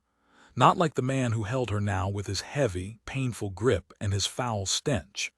And his what avez we air. She stilled, a rabbit caught in a trap, as he tossed her to his companion, who held her in an iron grasp as the first man gave her a long assessment from head to toe and back again. When he was finished, his appraisal turned to a leer and his lips spread wide into a rotted-toothed grin. "Ain't we the luckiest men in London tonight? A girl just landin' in our laps." Her captor leaned in close, speaking in her ear, the words a horrifying threat on a wave of sour breath. "That's where ye'll be in a bit." The words unstuck her and she began to struggle, kicking and squirming until her captor caught her clothes and the stink of him drink and sweat and days of unwashed clothing overwhelmed her. He leaned in and whispered at her ear, "We don't like it when women get uppity." "Well," she said, "that is a bit of a problem, as I am feeling quite uppity." He pushed her back into the alley, up against the stone wall, hard enough to expel the air from her lungs. Fear and panic flared and she squirmed beneath his hand, no longer desperate to scream. She couldn't get enough air into her lungs. She couldn't breathe. She knew that he hadn't done enough to kill her, that he'd simply knocked the wind from her, but it was enough to terrify her. The terror turned to anger. Tears sprang to her eyes and she struggled more, willing to do anything to free herself from his hand. She squirmed and pushed, and still he held her, his free hand tearing her coat apart, sending buttons flying before he grasped at her skirts, pulling them up, letting the frigid air curl around her ankles, her calves, her knees. "Hold the first man said, reaching for the fall of his trousers as breath returned miraculously, and her fear turned from death to something else. Something worse. She clawed at her captor, hands punching and hitting at his arms, but she was no match for him. She changed tack, feeling for the knife in the lining of her cloak, trying to stay calm, trying to focus. She found it as she felt the other man's hands grab harshly at the skin above her knee, and she closed her eyes, unable to shake the vision of his filthy hand on her skin there. Slid the knife from its mooring, but her captor saw it before she could use it, caught her, was too strong for her. He wrenched it from her hands and pressed it to her throat. "Silly girl. Weapons like this are too dangerous for the likes of you." Fear gave way to horror. And then he was gone, her blade clattering to the cobblestones, the loss of his weight accompanied by a deafening roar that should have increased her fear, but instead brought relief like none she'd ever known. Temple. She was free, her captor releasing her the moment the Duke arrived, at first attempting to rescue his friend, but now standing back, unable to tear his gaze from the fight. She scurried backward, clutching her knees to her chest, and watched as well. Temple pummeled her attacker, now pressed against the wall just as she had been, and no doubt feeling a fear similar to hers as England's winningest bare-knuckle boxer used every ounce of his skill and force to mete out justice. But this was not a professional fighter who fought with rules and regulations, somehow finding a space for sport in the fight. This Temple was out for blood. The movements were precise and economical, no doubt the product of years of training and practice, but every blow carried the heavy weight of his anger, hitting again and again, until it was the momentum of his fists that kept her attacker upright and nothing else. He was stronger than gravity. The second man in the alleyway seemed to have a similar realization, and decided that rescuing his friend was far less important than rescuing himself. He pushed past Temple, headed for escape. But luck was not on the man's side. Temple dropped his current foe into an unconscious heap at his feet and reached out to catch the second man by the neck, pulling him off balance and throwing him to the ground. Mara saw the glint of silver in the villain's hand, her knife. He'd found it in the darkness. "Blade," she called out. She came to a crouch, ready to enter the fight, to protect him as he'd protected her. Before she could, however, Temple took a knee next to the man and resumed his battle. As though weaponry could not hurt him, as though he were immune to threat. The knife flew through the air, finding its mark before Temple knocked it away, sending it skittering across the cobblestones, coming to a stop mere inches from her boots. She lifted it, held it tight in her hands, and did not stop watching Temple. This time he spoke, his blows punctuating the words that came through clenched teeth. "You will never hurt another woman," the man whimpered. Temple leaned in close. "What did you say?" The man whimpered again. Temple lifted him from the ground by the lapels, then dropped him, allowing his head to fall back on the cobblestones. "I cannot hear you." The man shook his head, eyes closed. I won't." Temple landed another blow, then leaned in. "Won't what? Hurt another. Another what? Another woman." Temple leaned back on his haunches then, his massive thighs firm and wide, his breath coming hard and fast. "Get up." The man did as he was told, scrambling to his feet. "Take your bastard friend with you if you wish him to live." The man did as he was told, pulling Mara's groaning attacker to his feet and beating a path from the alleyway with as much haste as possible. She watched them go, and it took her several long moments before she looked to Temple, who was staring at her from his place, several feet away, still as stone. Once he met her eyes, everything changed. He swore once under his breath and came toward her on his hands and knees slowly. "Mara." The sound of her name on his lips, soft and graveled, unlocked her, and she began to tremble there in the darkness on that grimy London street. He was by her side in seconds, reaching out, his hand hesitating in the space between them, hovering scant inches from her. Less. Not touching her. Not wanting to scare her, she imagined. Not wanting to impose. The movement was so gentle, so kind, that it was hard to believe that he was anything but a friend. "You came," she wished to say. "Thank you." She couldn't find any of the words, and she did not have to, because he was swearing softly and pulling her into his enormous embrace, and she felt safe for the first time in years, perhaps ever. She leaned into him, reveling in his warmth, his strength, his size. His arms came around her, pulling her tight against him, and his head bowed over hers, his whole body encircling her, protecting her. "You're safe now," he whispered to the top of her head. "You're safe." He rocked her back and forth. "They shan't be back." His lips grazed her temple as he spoke to her. She believed him. She believed the way he spoke with care, the way his hands, instruments of her attacker's retribution, now stroked softly along her back and down her legs, tucking her skirts carefully around her, spreading warmth through the parts of her that had gone cold with fear. "You bested them. There were two, and you are one. I told you I do not lose." There was lightness in the tone, one she could tell he did not entirely feel. She smiled at the words nonetheless. Such arrogance. Not arrogance, truth. She didn't know what to say to that, so she decided on, "You are not wearing a coat."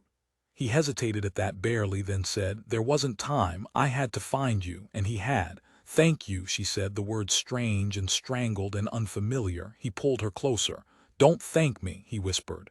"I was quite angry." She smiled into his topcoat. "I imagine you were." "I might still be angry, but you'll have to wait until I am through being terrified." Her head snapped up and she cursed the darkness in the alleyway, wishing that she could see his eyes. "Terrified?" He turned away from her. "It doesn't matter, you're safe now." And she was, because he was here, remarkably. "How did you?" He gave her a little smile. "I also told you I would find you if you ran." She shook her head, tears threatening. He'd passed, she'd heard him, and still he had found her. He brushed her hair back from his face. "I doubled back." "If you hadn't," he shook his head and pressed her tight against him again. "I did," he said firmly, and he had, she was safe. "Thank you," she said to his chest, one hand falling to his arm, causing him to stiffen and hiss in pain. She sat up immediately, her hand dropping to his thigh. "Your arm." He shook his head. "It's nothing." "It's not nothing." There was a deep slice in the fabric of his topcoat, and she pulled at the fabric to find a similar cut in the lawn shirt beneath and in his skin. "He hurt you." The buttons of his coat had burst in the fight, no doubt scattered somewhere on the dark cobblestones, and she pulled one lapel aside. "Take it off," she said as she started to unravel his cravat to get at the collar of his shirt. "You need treatment." He caught her hand in his. "It's fine." "It's not," she protested, guilt threading through her. "I shouldn't have run." He stilled, his gaze finding hers. "What? If I hadn't run, she'd hurt him as ever." "No," she ignored him, pulling her hands free, working at his cravat once more.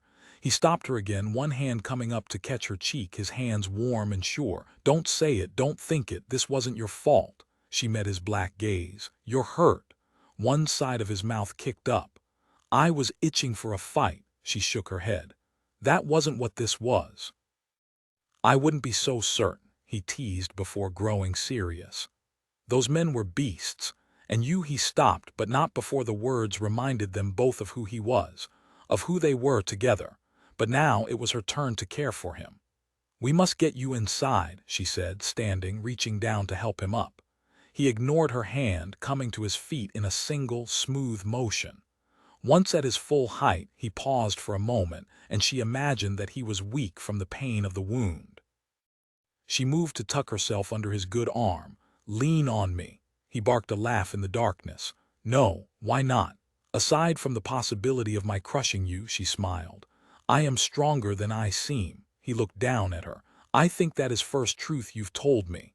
The words sent a thread of something indefinable through her, something exciting and unsettling and half a dozen other things. "I shall take that as a compliment." "You should." No, she did not wish to like him, too late. "Then why not lean on me?" "I don't require help." She peered up at him and saw something in the set of his jaw and the firm line of his lips, something familiar. How many times had she said such a thing to those who offered her aid? She'd spent so much time alone, she immediately resisted the idea that someone might offer help without expecting some form of payment, or, worse, making themselves a part of her life. "I see," she said softly. There was a long moment as the words fell between them before he said quietly, "Sometimes I think you do see me." He took her hand and she stilled at the touch. He looked down at her. "Do I have to pay for this as well?" The words were a reminder of their deal, of how they were at odds, but the touch felt nothing like odds. The slide of his warm, rough skin against her own felt like pleasure, pleasure she did not wish to acknowledge but that she could not deny. "No," she said, a cold wind sending a shiver through her. "No charge for this." He did not reply as they returned to the carriage. They found a quiet camaraderie in the darkness, something that would no doubt be chased away by daylight when they would remember their past and their present, and the future, so clearly cast in stone. And so she did not speak. Not as they emerged from the alley, turning back toward his coach, nor when the driver leapt down from his box and came to assist them, nor when they were closed into the quiet, dark space, too confined not to touch knees brushing against knees and too proud to acknowledge the touch. She did not speak when they arrived at his town house, and he leapt down to the cold, dark London street and said, "Come inside." There was no need for words as she followed him. "The history of our acquaintance is rather too stained with violence, Your Grace," Mara said when they were inside the library where she'd first revealed herself and her reason for reappearing, where she drugged him for the second time. He stripped off his topcoat to reveal his blood-stained shirt. "And whose fault is that?" he asked, the words gentler than she would have imagined they might be. Gentle. It was strange that the words seemed to so suddenly define this man who was known to much of London as a brutal force, all unyielding muscle and indestructible bone. But with her, he was somehow hard angles and soft touch. He hissed his discomfort as he peeled the shirt from his arm, shucking it over his head and across the room, revealing the clean, straight wound above a wide swath of darkened skin, black with a swirling, geometric design. Mara's gaze flew to that cuff, to its twin on the opposite arm. Ink, she'd seen it before, but never on someone like him, never on an aristocrat. He'd fetched himself hot water and linens with a skill that suggested that it was not the first time he'd returned to this empty house and mended himself, and he sat in the chair by the fire he'd stoked when they'd entered the room, dropping cloth into the steaming water. His movement unstuck her, and Mara went to him where he stood by the fire. "Sit," she said softly, dipping a length of linen into the water as he folded into one of the chairs by the hearth. She wrung the scalding liquid from the cloth before setting to the task of cleaning his wound. He allowed it, which should have surprised her, should have surprised them both.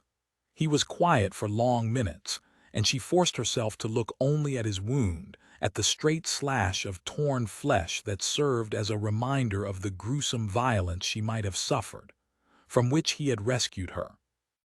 Her mind raced, obsessed with not touching him anywhere but there, on the spot just above the wide black swath of skin, as though the darkness inside him had seeped to the surface in beautiful patterns, so wicked and incongruous with his past, with the Duke he should have been, the darkness she'd had a hand in making. She tried not to breathe too heavily, even as the tang of him clove and time mixed with something unidentifiable, and yet thoroughly temple-teased at her senses, daring her to breathe him in.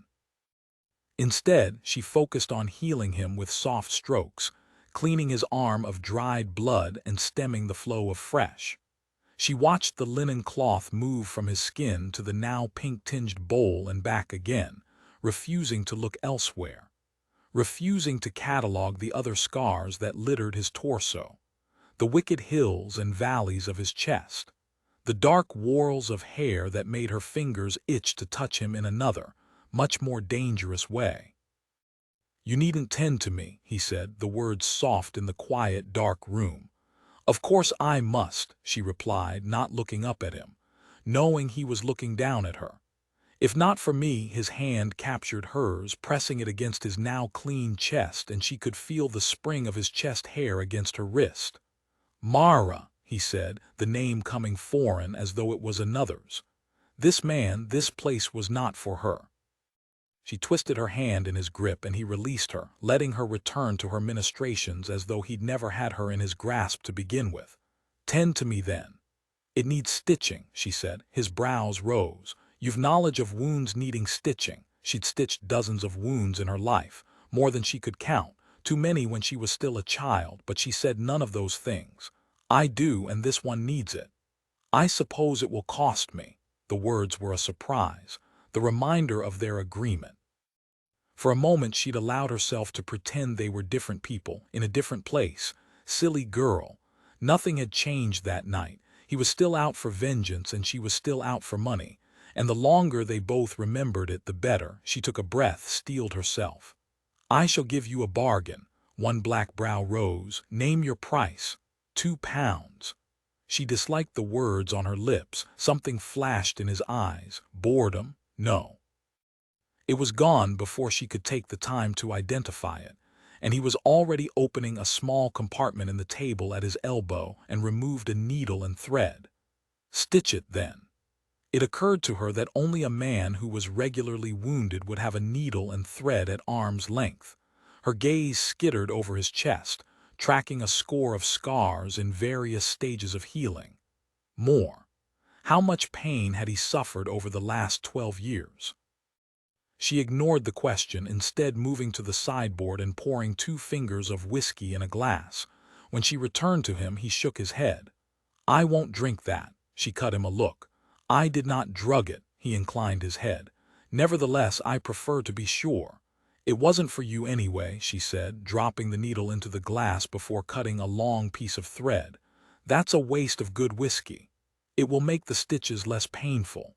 "Bollocks." She lifted one shoulder and said, "The woman who taught me to sew a wound learned it from men in battle. Seems reasonable." Men in battle no doubt wanted the bottle nearby. She ignored the words and threaded the needle carefully before returning her attention to his wound. "It shall hurt." "Despite the addition of my excellent Scotch," she inserted the needle. "You tell me." He hissed at the sting. "Damn it." She raised a brow at him. "Shall I pour you a drink now?" "No, I'd rather have your weapon visible." Her lips twitched. She would not be amused, she would not like him, he was foe, not friend. She completed the stitching quickly and with experienced precision. As she snipped the final length of string, he reached into the drawer once more and extracted a pot of liniment from within. She opened it to a waft of thyme and clove familiar. "This is why you smell as you do." He raised a wry brow. "You've noticed my scent." Her cheeks warmed at the words to her great dismay. "It's impossible to miss," she defended.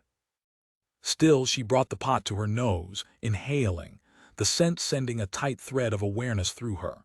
She dipped a finger in the pot and spread it across the inflamed skin around his wound, taking care not to hurt him before folding a piece of clean linen carefully and securing it with a long strip of the cloth. Once finished, she cleared her throat, said the first thing that came to her. "You shall have a wicked scar." "Neither the first nor the last," he said. "But the one for which I am responsible," she replied. He chuckled at that, and she couldn't help but look up, meeting his black gaze. "You think it is amusing?" He shrugged one shoulder. "I think it is interesting that you claim the one scar that has nothing to do with you." Her eyes went wide. "But the others do." He tilted his head, watching her carefully. "Each one earned in a fight, bouts I would not have fought were I not." He hesitated, and she wondered how he would finish the sentence. "Were I not ruined, were I not destroyed, were I not disowned." "Temple," he finished simply, Temple. The name he had assumed only after she'd run, after he'd been exorcised from family and society and God knew what else. The name that had no bearing on the life he'd had. The one where he'd been William Harrow, Marquis of Chapin, heir to the dukedom of Lamont, all-powerful, until she'd stripped him of that power. She looked at him then, cataloguing his scars. The map of white and pink lines that ended in week-old bruises, the hallmarks of his profession, except it was not a profession. He was wealthy and titled, and with or without her death on his head, he was not required to fight. And still he did. Temple, the fighter, she'd made him. Perhaps that was why it seemed so right to tend to him now. Who had tended to him the other times? Because she could not allow herself to ask that, she asked instead, "Why Temple?" He inhaled at the question, the hand of his good arm flexing into a fist, then back. "What do you mean? Why choose that name?" One side of his mouth kicked up. "I'm built like one." It was a flippant, practiced answer. Years of telling truth from lies told her it was the latter, but she did not press him to say more. Instead, her gaze tracked down one massive arm to the place where the wide black band of ink stood stark against his skin. And the ink? Tattoos. Her hand moved of its own volition, fingers inching toward him before she realized that she was overstepping her bounds. She stopped a hair's breadth from him. "Go ahead," he said, his voice low. She looked up to him, but his gaze was on the band, on her fingers. "I shouldn't," she said, and the words unstuck her. She snatched her hand back. "You want to." He flexed his arm, the muscle making the ink shift as though it breathed. "It will not hurt." The room was not warm, the fire was new, and it was winter outside the walls of the home, but still his arm was burning with heat. She ran her fingertips across the elaborate markings, all curving lines in dark space, amazed by the smoothness of his skin. "How?" she asked. "A small needle and a large pot of ink," he said. "Who did it?" She met his black gaze. His flickered away, back to where her fingers slid across smooth skin. "Comfortable now. One of the girls in the club." Her fingers stilled. "She is very skilled." He shifted beneath her touch. "She is, and thankfully has a steady hand." "Is she your lover?" Mara wanted to ask, except she didn't want the answer, didn't want it. She didn't want to think of a beautiful woman leaning over him with her keen sense of artistry and her wicked needle. Did not want to think of what happened later after the needle had pricked his skin 1,000 times. More. Did it hurt? No more than a fight on any given night. Pain was his currency after all. She didn't care for that thought either. "It's my turn," he said, and she returned her attention to him as he qualified. "To ask questions." The words broke the spell between them, and she let her hand fall away from his arm. "What kind of questions?" As though she didn't know. As though she hadn't known for years that there would come a point when she had to answer them. She wished he would put on a shirt. No, she didn't. Except if he was to press her into telling him about that night ages ago when she'd made a dozen life-altering mistakes. Perhaps it would be best if he were fully clothed. If he were not so close. If he were not so suddenly compelling. It was not sudden.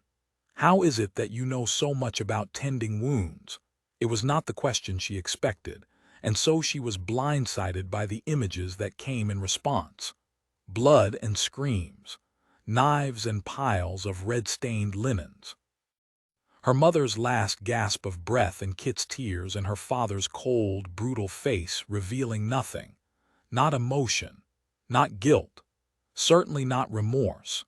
She looked down at her hands, the fingers now twisted together, a confusing tangle of cold skin, and she considered her words, finally settling on.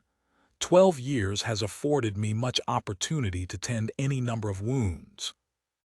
He did not reply, and the silence stretched for an eternity before he slipped a finger beneath her chin and urged her to meet his serious black gaze. The truth now. She tried to ignore the way the simple touch shattered her concentration. You think you know me well enough to see when I am lying. He did not speak for a long while, the tips of his fingers stroking across her cheek to her temple, then around the curve of her ear, reminding her of the way he'd whispered and kissed at that place in the dressmaker's shop. She caught her breath as those wicked fingers slid down the column of her neck, resting on the place where her pulse threatened to thunder from beneath her skin. And through it all, she kept her gaze on his, refusing to be the first to look away. Refusing to let him win, even when he closed in on her, tilting her face up and to the side, until her lips were parting at the promise of the caress he threatened. The caress she found she wanted more than anything.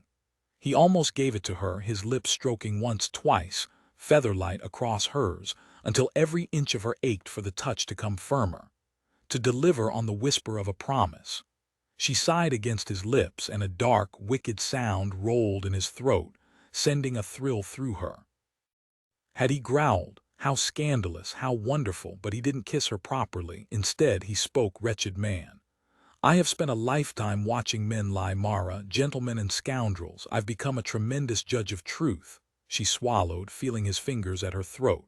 "And I suppose you never lie." He watched her for a long moment. "I lie all the time. I'm the worst kind of scoundrel." Now, as she hovered on the edge of the caress with which he teased, she believed it. He was a scoundrel. Worse. But it did not stop her from wondering what it would be like to tell him the truth. To unload it like a bricklayer into a perfect little pile right at his feet. All of it. And if she did, if she told him everything, all she'd done and why, if she laid herself bare and let him judge her for her good deeds as well as her sins, "Tell me the truth." The words were a caress, a temptation. "Who have you healed, Mara?" And the echo of patience in them, as though he would wait an eternity for the answer, was enough to make her ache to tell him. "Nothing you could say would make me forgive."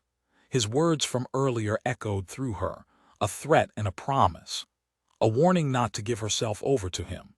He wanted his retribution, and she was the means to that end. She'd best remember that.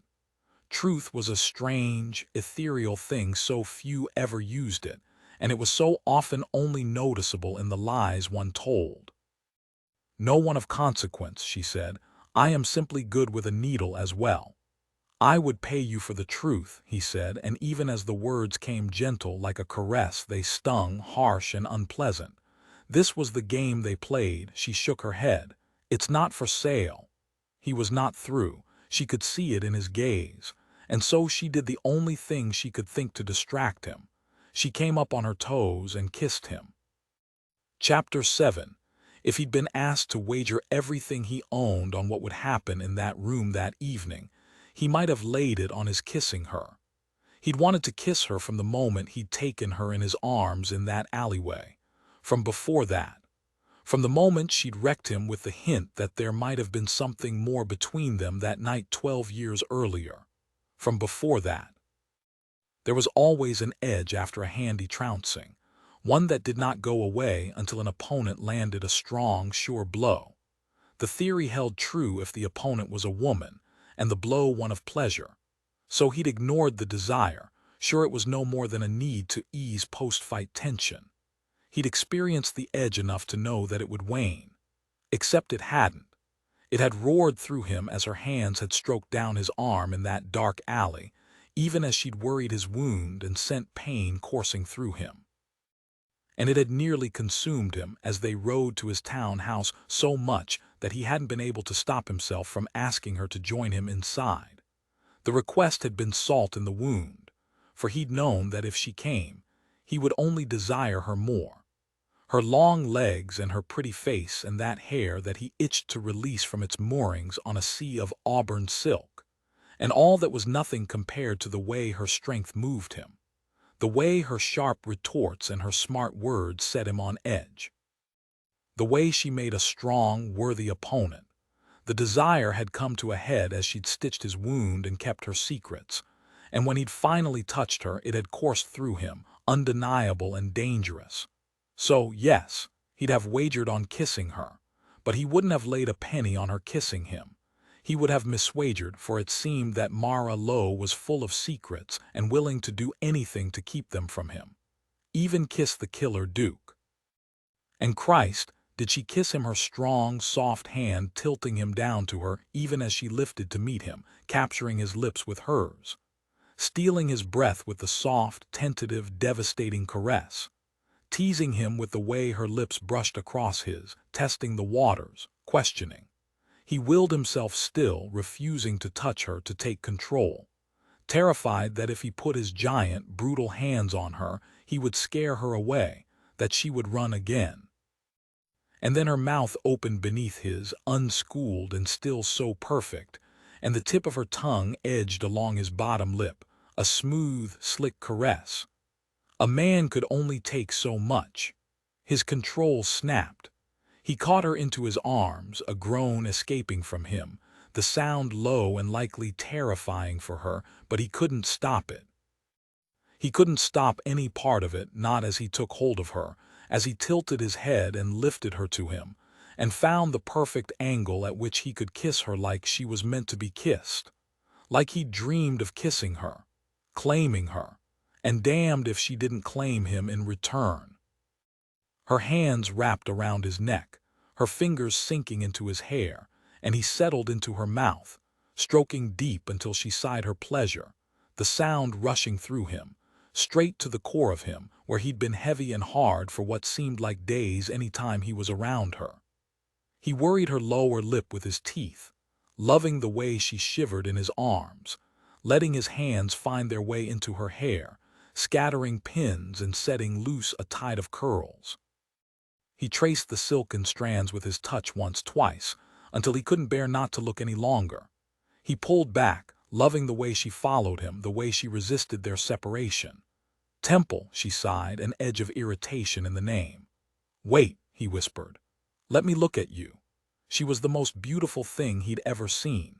His gaze devoured her, her dark hair spread wild around her shoulders, gleaming hints of red in the candlelight, her strange, gorgeous eyes filled with frustration and desire. Her lips swollen from his kiss, he took those lips again, unable to resist them, kissed her deep and thoroughly, memorizing the sound of her sighs, the spice of her, the feel of her against him like nothing he'd ever felt before except. His head snapped up and her eyes blinked open. You really ought to stop stopping, she said with a smile. He shook his head. At the dressmaker's, he began, hating the way her gaze cleared of sensuality at the words. What you said. It is not the first time you've seen my underclothes. We've done this before, he said. Her eyes flickered to his arm, to his tattoo. Yes, no, it couldn't be the truth. He would remember this, the way her mouth felt right against hers, the way she felt right in his arms. He kissed her again, this time a test, an experiment. He would remember her. Surely he would remember the taste of her, the sound she made, the way she somehow drove the caress and gave herself up to it. He would remember her. He released her mouth, directing his kiss down the column of her neck to the hollow of her collarbone, dipping his tongue into the indentation there, tasting her, savoring the sigh that escaped from her lips as he slid his hands to the front tie of her bodice and released the tension there, sliding his hand into the fabric to caress the straining tip of one breast, to bear it to the firelight. Dear God, he would remember her. He met her gaze, glassy with desire. We've done this before. She hesitated, and the pause sent a thread of frustration through him. He wouldn't let her avoid him. He wouldn't let her lie. Not about this. Suddenly, somehow, this seemed far more important than all the rest. He lowered the layers of fabric, watching as dark dress and pale chemise gave way to even paler skin. To perfect skin, tipped with straining flesh, turned the color of honey gold in the firelight. His mouth watered, and he lowered his lips to that place where she strained for him. Where somehow he strained for her. It took all his strength to pause there, a breath from her skin, and whisper, "We've done this before." "William," she gasped his name in the firelight. His real name. He froze, as did she. "What did you call me?" She hesitated. No one had called him that for a decade, for longer. Few had called him that before, but he'd always liked his women to do so. He'd liked the way the familiarity of the name brought them closer, made them more accommodating. It had been an easy way to make them love his naive, idiot self. Say it. The command was not to be refused. "William," she said, beautiful eyes filled with fire, the curve of the syllables on her warm lips making him at once furious and filled with longing. Christ, this had happened. He would remember her, except he couldn't, because she'd made certain he wouldn't. She'd stolen that night from him, this moment from him. He released her as though she'd burned him, and perhaps she had. Perhaps the not remembering that night was the most serious of her infractions, now that he knew just what it was he could not remember. He stood, the blood rushing through him at the movement, making his head light and his frustration acute. This woman was too much for him. He turned from her, moving away, wanting to leave her and still feeling her pull. He paced one end of the room once, twice before turning back to her. What else happened that night? She remained quiet. Got him it. What had happened? Had he lain her bare? Had he kissed her in a half-dozen forbidden places? Had she reciprocated? Had they enjoyed each other on that last, final night before he had woken as the killer Duke, never to touch another woman without seeing trepidation in her gaze? Or had Mara simply used him? Anger flooded him like a fever. "We kissed. I saw you in your underclothes. Did we?" She stiffened at the question, waiting for him to finish it with the cold, crass word he'd offered in the dressmaker's salon. The weight was as much of a blow as the word, however. She did not respond. And he hated that he couldn't leave the silence almost as much as he hated the sound of his wrecked voice when he added, "Did we?" I've never met an aristocrat worthy of trusting. Christ. Had he hurt her? He couldn't remember it. If she'd been a virgin, he would have hurt her. He wouldn't have been careful enough not to. He ran a hand through his hair. He'd never been with a virgin, had he? And what if he froze? The orphanage, the boys. What if one of them was his? His heart began to race. No, it was impossible. She wouldn't have left like that. She wouldn't have taken his child, would she? She restored her bodice and stood, calm and collected, as though they were discussing the weather or Parliament, refusing to be insulted. He came at her, stopping inches from her, resisting the urge to shake her. "You owe me the truth." For a moment something was there in her gaze. For a moment she considered it. He saw her consider it. And then she stopped. And he saw her mind racing, conniving, planning. When she spoke, she did not cow. She was not afraid. "We negotiated the terms of our agreement, Your Grace. You get your vengeance and I get my money. If you would like the truth, I am happy to discuss its cost." He'd never met anyone like her. And damned if he didn't admire the hell out of her, even as he wanted to tie her up and scream his questions until she answered. "It seems you are no stranger to scoundrels after all. You would be surprised by what 12 years alone can do to a person," she said, those stunning, unusual eyes filled with fire.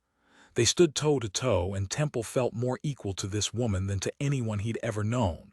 Perhaps because they'd both sinned so greatly. Perhaps because trust was not a thing in which either of them had faith.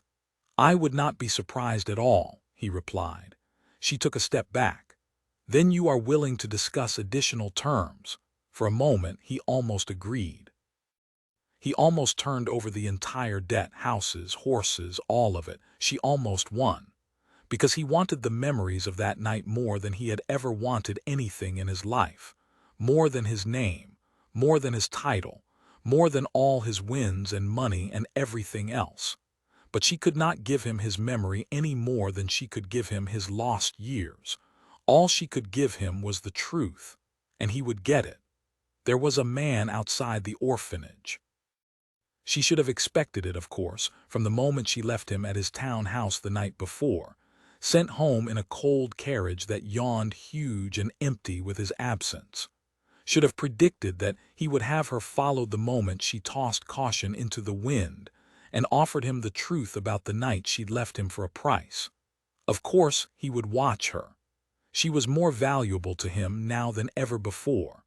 The past was the most valuable commodity of them all. The carriage had waited as she'd entered the house and stood sentry as she'd climbed the stairs and pulled back the bedcovers. She'd fallen asleep with the lanterns of the conveyance swaying in the wind, casting shadows across the ceiling of her little room, upsetting her sanctuary. Snow had come overnight, its light dusting marking the first day of December, and when she looked out her bedchamber window into the gray light of dawn, she was surprised to find the carriage was gone, its tracks covered by the white down, and it had been replaced by an enormous man, bundled in a heavy wool coat, hat low over his brow, scarf wrapped high on his cheeks, leaving only a swath of dark skin and watchful eyes. He would catch his death out there. She told herself she shouldn't be surprised, as he had no doubt been sent to stand watch by Temple, out of a lack of trust that she would remain in London and take the punishment he planned to mete out. She told herself she shouldn't care, as she washed and dressed and mentally prepared her lessons for the day ahead, swearing to keep Temple from her mind. The memory of their constant sparring. The memory of his kiss. The kiss was thoroughly out of her mind. She spent the entire descent from the upper rooms of the home to the ground floor putting it out of her mind. Lydia met her in the foyer, a stack of envelopes in her hands and a furrow between her brows. "We've a problem." "I shall send him away," Mara said, already heading for the door. Lydia blinked. "Whatever it is you think I am referring to, not that kind of problem." She lifted the stack of papers, and Mara's heart sank. It seemed Temple's sentry was the smallest of their worries today. She waved Lydia into her office and sat behind the desk. Lydia sat too. Not one problem, more like one large problem made up of many small ones. Mara waited, knowing what was to come. "We've lost our credit. It was to be expected. They hadn't paid their debts in months. There wasn't any money for it." "With whom?" Lydia began to sift through the bills. "The tailor, the bookshop, the cobbler, the haberdasher, the dairy. The butcher. Good Lord, did they all attend some kind of citywide meeting and decide to uniformly come collecting?" "It would seem so, but that is not the worst of it. The boys shan't be able to eat, and that's not the worst of it." Mara shivered and moved to the fire, opening the coal bin to discover it empty. She closed it. Lydia held up a single envelope. "That's the worst of it." Mara looked to the bin coal. Again. London winters were long and cold and wet, and the orphanage would require coal to keep the boys healthy. Hell, to keep the boys alive. £2.16. Lydia nodded, and Mara said what anyone would say in such a situation. "Damn." Lydia did not flinch.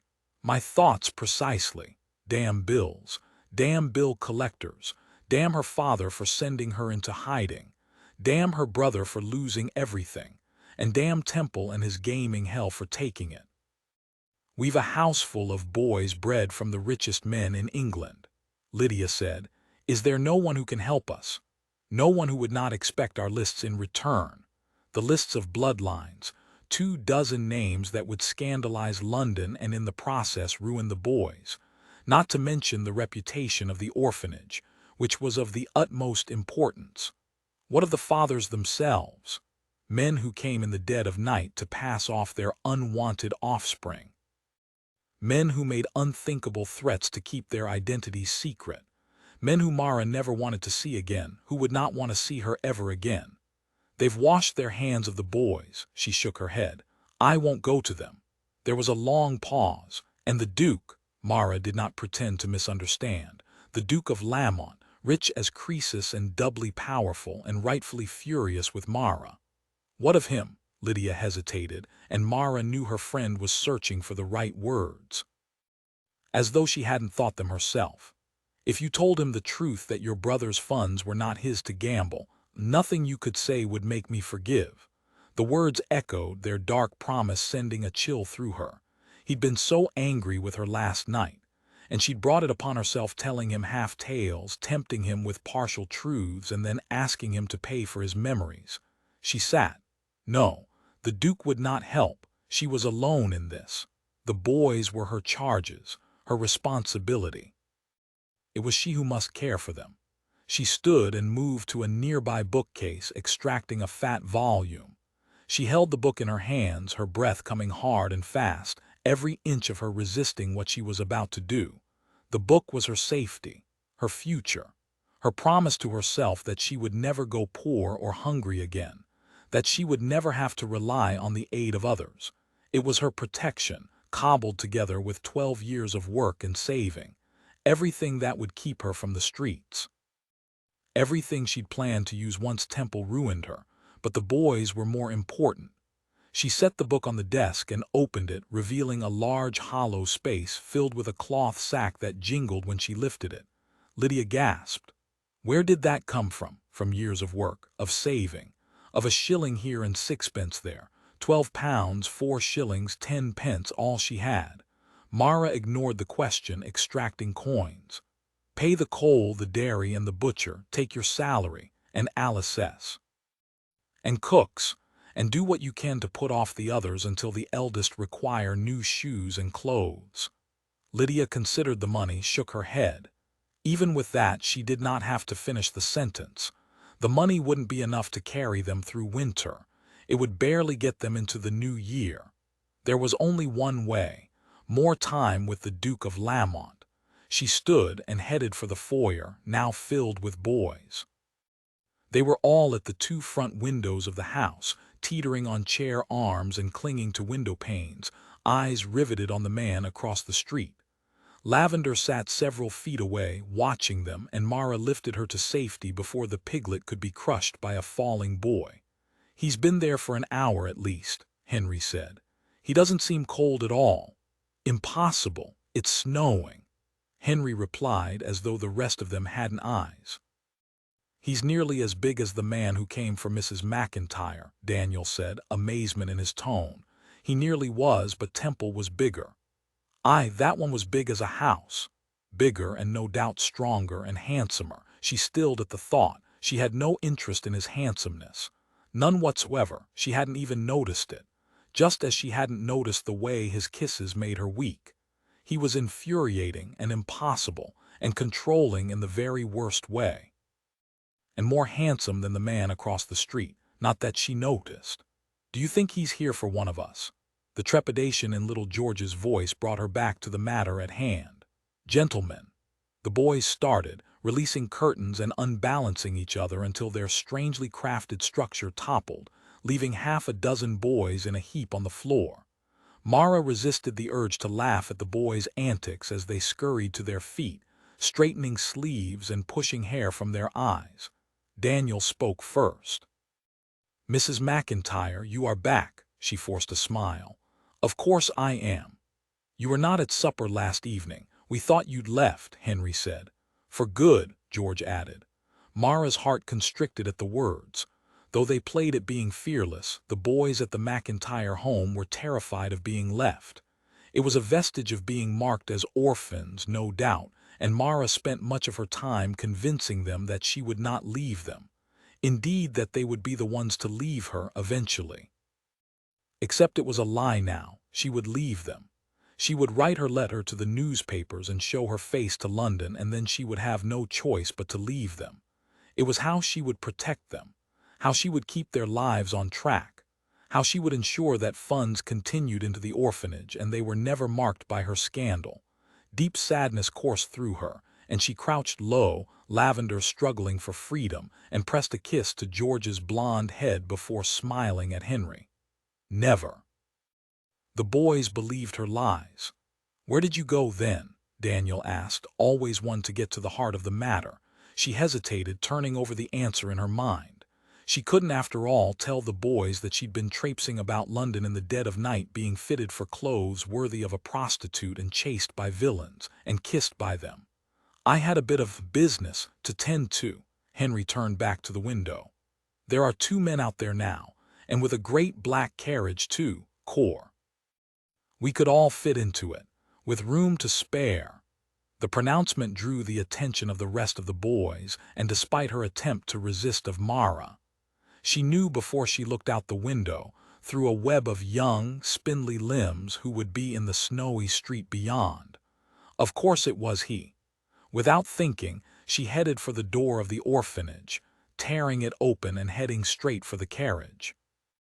Temple's back was to her as he and his man-at-arms were deep in conversation, but Mara had taken no more than a half-dozen steps before he turned to look over his shoulder at her. "Get back inside. You'll catch your death." She would catch her death. She held her head high, not wavering. "What are you doing here?"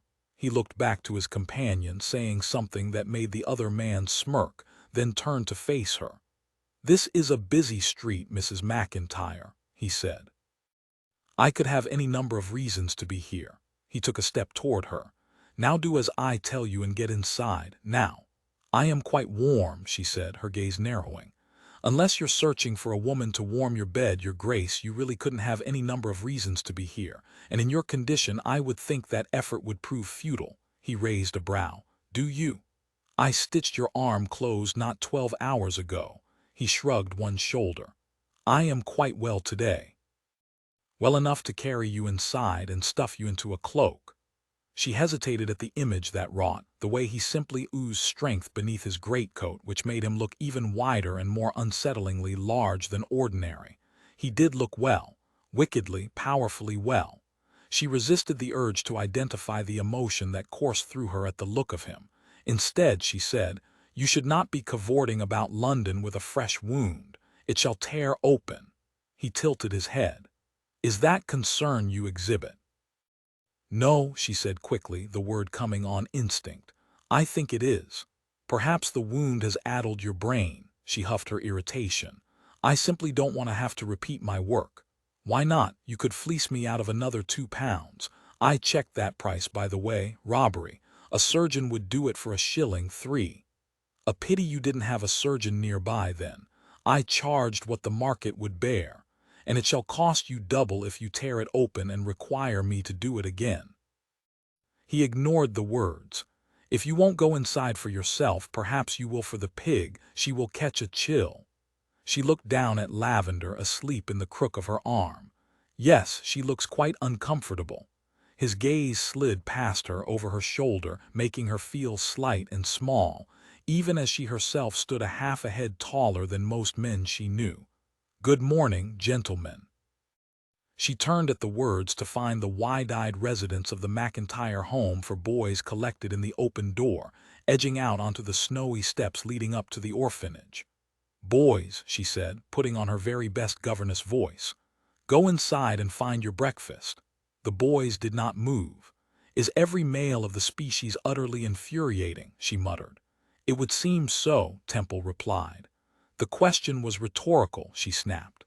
"I see you making eyes at the carriage, boys. Have at it if you like." The words unlocked the children, who tumbled down the stairs as though a tide were pushing them toward the great black conveyance. Temple nodded to the coachman, who climbed down from his perch and opened the door, lowering the steps to allow the boys access to the interior of the coach. Mara was distracted by the exclamations of excitement and amazement and glee that came from the dozen or so boys who were now clamoring about the carriage. She turned to Temple. "You didn't have to do that." She did not want him to be kind to them. She did not want them trusting him, not when he held the keys to their full bellies and warm beds. He gave a little shrug, watching the boys intently. I'm happy to. They don't get much chance to ride in carriages, I'm guessing. They don't. They don't see much beyond Holborn, I'm afraid. I understand. Except he didn't. Not really. He'd grown up in one of the wealthiest families in England, heir to one of the largest dukedoms in Britain. He'd had the world at his fingertips, clubs and schools and culture and politics and a half-dozen carriages. More. But still, she heard the truth in the words as he watched the boys explore. He did understand what it was to be alone, to be limited by circumstances beyond one's control. She let out a long breath. There at least they were similar. Your Grace Temple, he corrected her. No one else uses the title. But they will, she said, recalling their deal, her debt. Soon. Something lit in his black gaze. Yes, they will. The words came threaded with pleasure and something more, something colder, more frightening, something that reminded her of the promise he'd made the night they had agreed on their arrangement, when he'd told her that she would be the last woman he paid for companionship. And perhaps it was the cold or lack of sleep, but her question was out before she knew it. What then? She wished she could take it back when he turned surprised eyes on her. Wished she hadn't shown him just how interested she was in his world. He waited a long moment and she thought perhaps he would not answer, but he did in his own quiet way, with the truth, as ever. Then it will be different. His attention returned to the boys and he pointed to Daniel. How old is he? She followed his attention to the dark-haired boy leading the pack that now clamored over the carriage. 11, she said. Temple's serious gaze found hers. How long has he been with you? She watched the boy. From the beginning. Black eyes turned blacker.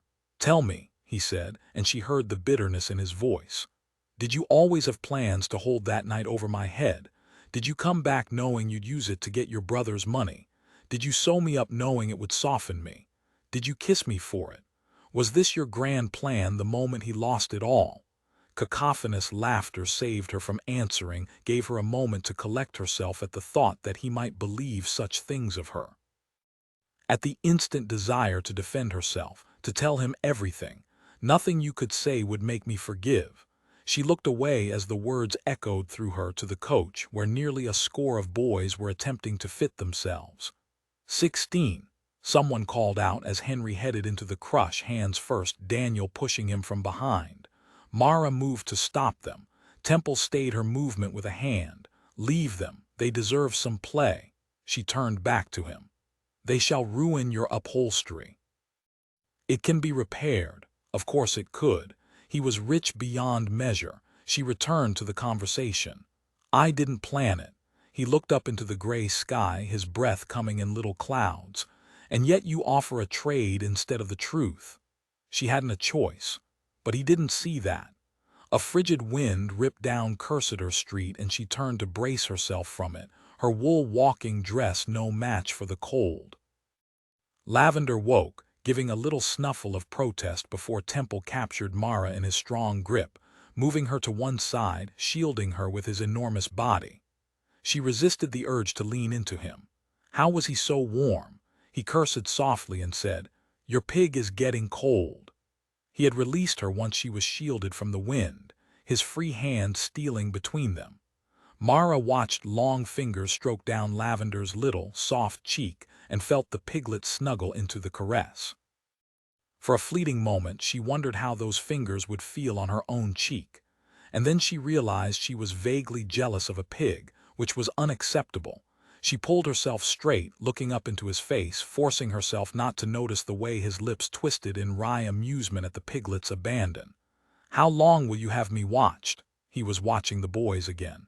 Until I am through with you. The words were cold and unwelcoming, and they made her retort easier. And my trade. He stopped stroking Lavender and returned his cool attention to Mara. I believe I can extract the information in another way. A shiver coursed through her, trepidation, fear, something else that she did not wish to acknowledge. No doubt you do, but I am stronger than you think. You are precisely as strong as I think. The promise in the words seemed echoed in the cold wind that whipped her skirts against her legs. And until then, I am the lucky recipient of your watchful eye." One side of his mouth kicked up in a humorless smile. "It is good that you see the silver lining in this cloud. More like the lightning storm." She took a deep breath. "And what is the watch worth to you? Nothing. That was not the agreement. No, the agreement was that I pay you for your time. This is my time and my men's. Watching us like villains. Does it make you feel better putting me in the role of the villain? Does it help to absolve you of your sins?" The words were soft and unsettling and far too astute. Mara looked away. "I simply prefer that you and your men not scare the children." Temple cut a look at the carriage. "I see that we are threats on that account." She followed his gaze, noting that the boys were through with their earlier game and had now set about conquering the huge conveyance. There were 7 or 8 standing on the roof of the coach, and others scaling the sides with the help of his dark sentry and the coachman. He and his men had come here, into her life, and won over her charges with nothing but a handsome carriage and a few kind words. He changed her life in mere days, threatening everything she held dear, stripping her of every inch of her control. She wouldn't have it.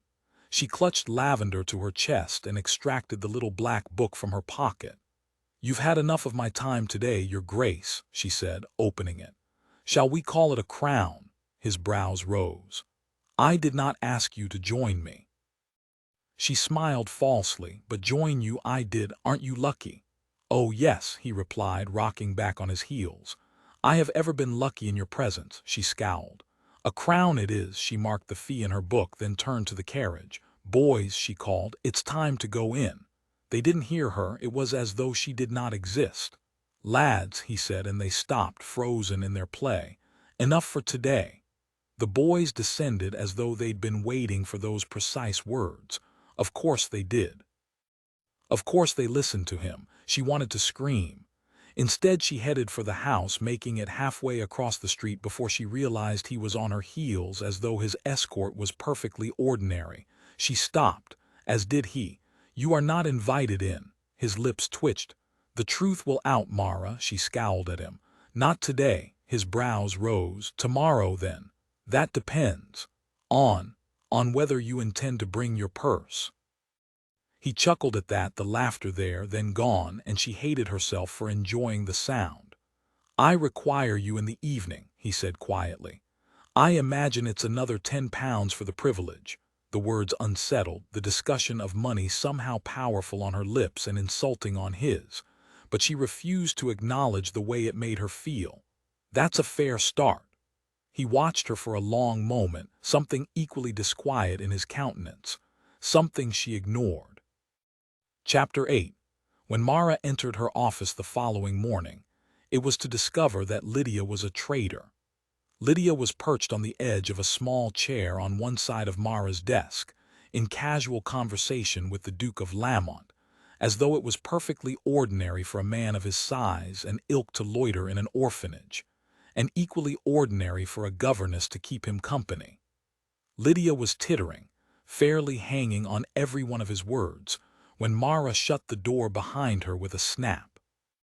Temple stood, and Mara ignored the warmth that spread through her.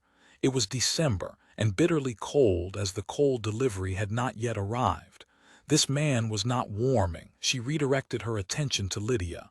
"We're allowing just anyone in these days." Lydia had worked alongside Mara for long enough not to be cowed. "The Duke indicated that you had an appointment." "We don't." She rounded her desk and sat. "You may leave, Your Grace. I am quite busy." He did not leave. Instead, he returned to his chair and overflowed the delicate piece of furniture.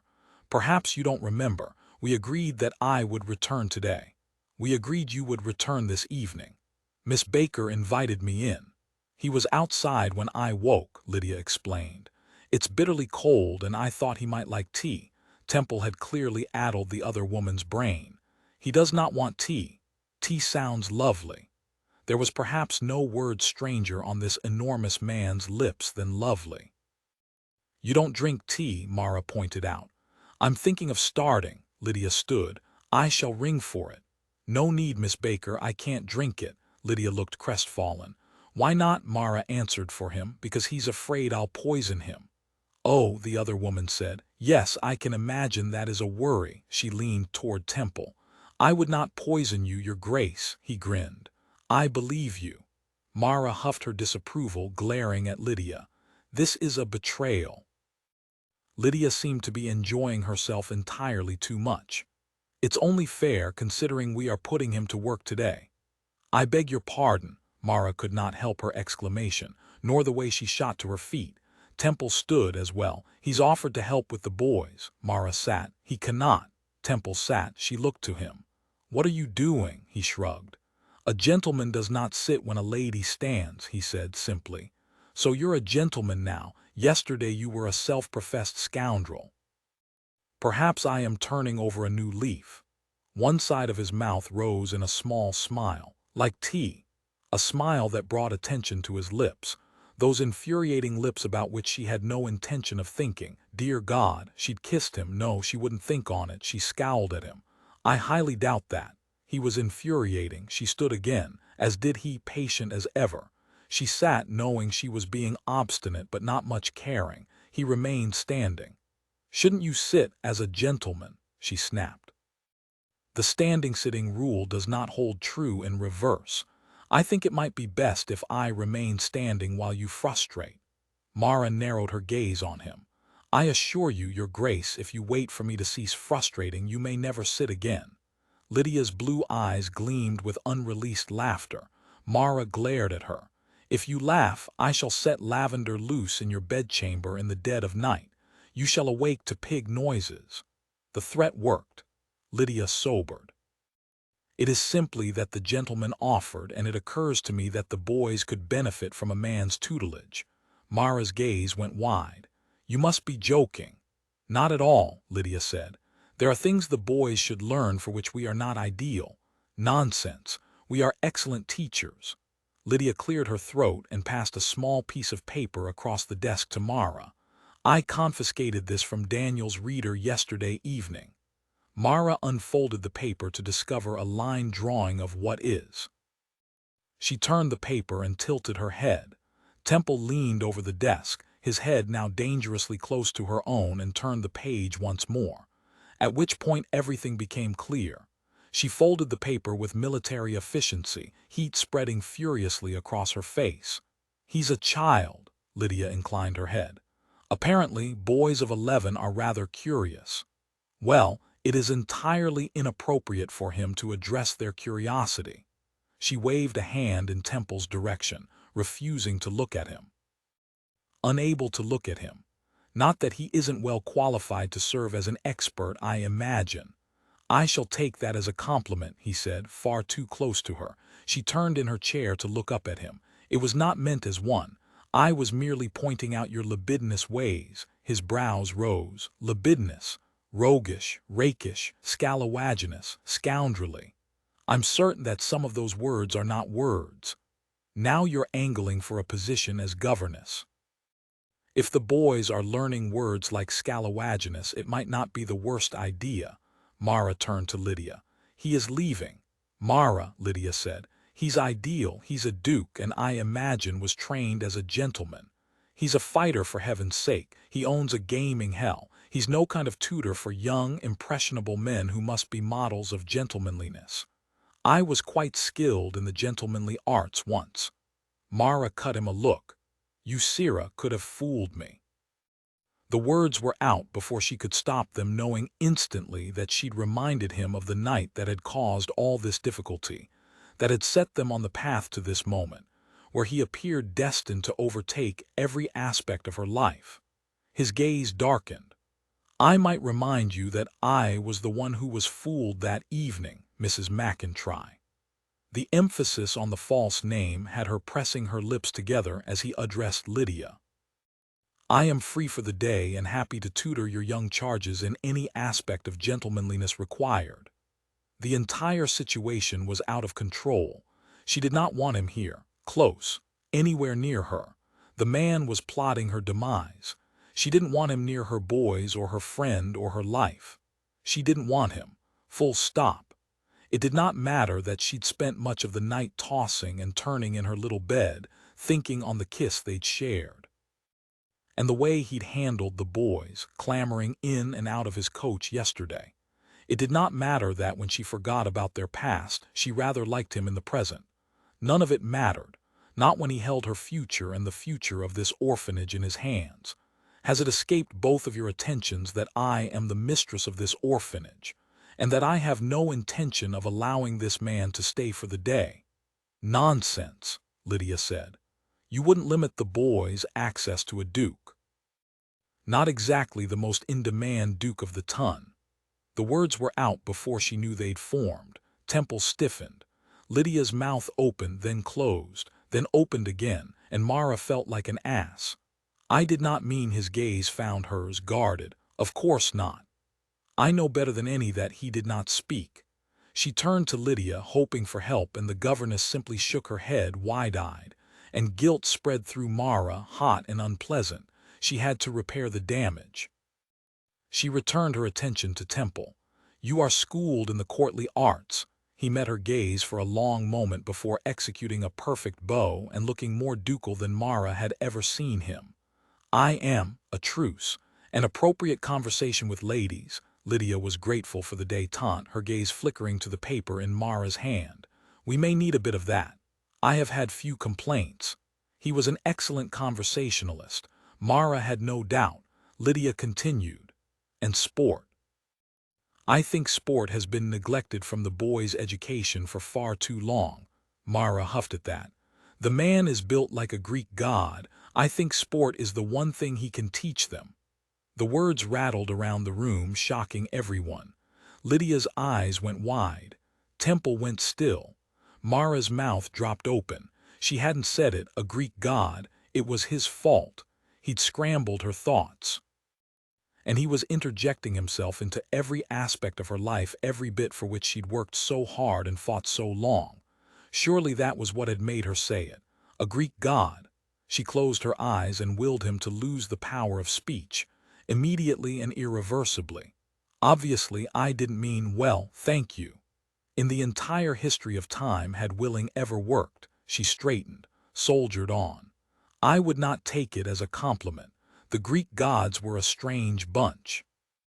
Always turning into animals and abducting virgins. Dear God, could she not keep her mouth shut? It's not such a terrible fate that, he said. Lydia snickered. Mara glared at her. You just asked him to teach the boys to be gentlemen. Lydia turned enormous eyes on Temple. Your Grace, you do realize you cannot speak to the boys in such innuendo. Of course, he said. But you do realize that your employer started it. Mara wanted to tread upon his foot.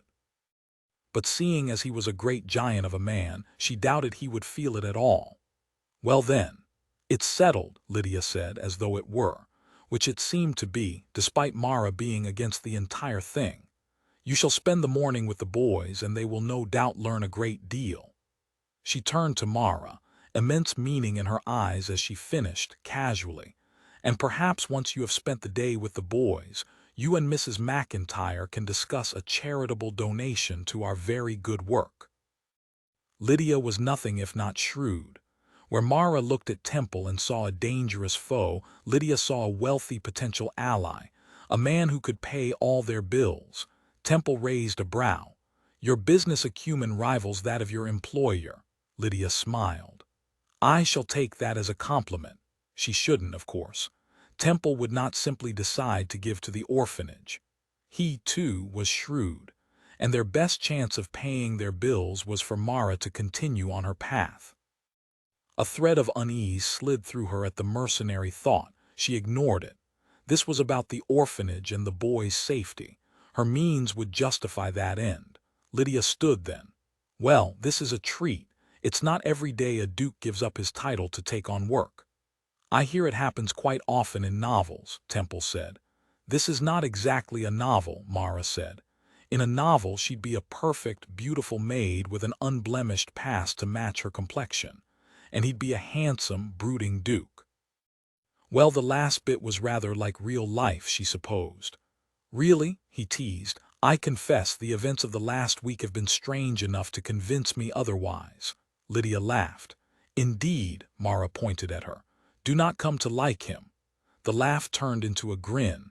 That might prove difficult, Temple bowed. They were flirting now, and it occurred to Mara that if this were a novel, she would not be the heroine. Lydia might be. The kind, pretty, blonde governess with bright laughs and big eyes, just the thing to turn the brooding Duke around. Mara scowled. It was not a novel. Lydia, prepare the boys for a special lesson with His Grace, she said, meeting Temple's eyes. You remain here. Curiosity flooded Lydia's expression, but she knew better than to linger, leaving immediately to collect her charges.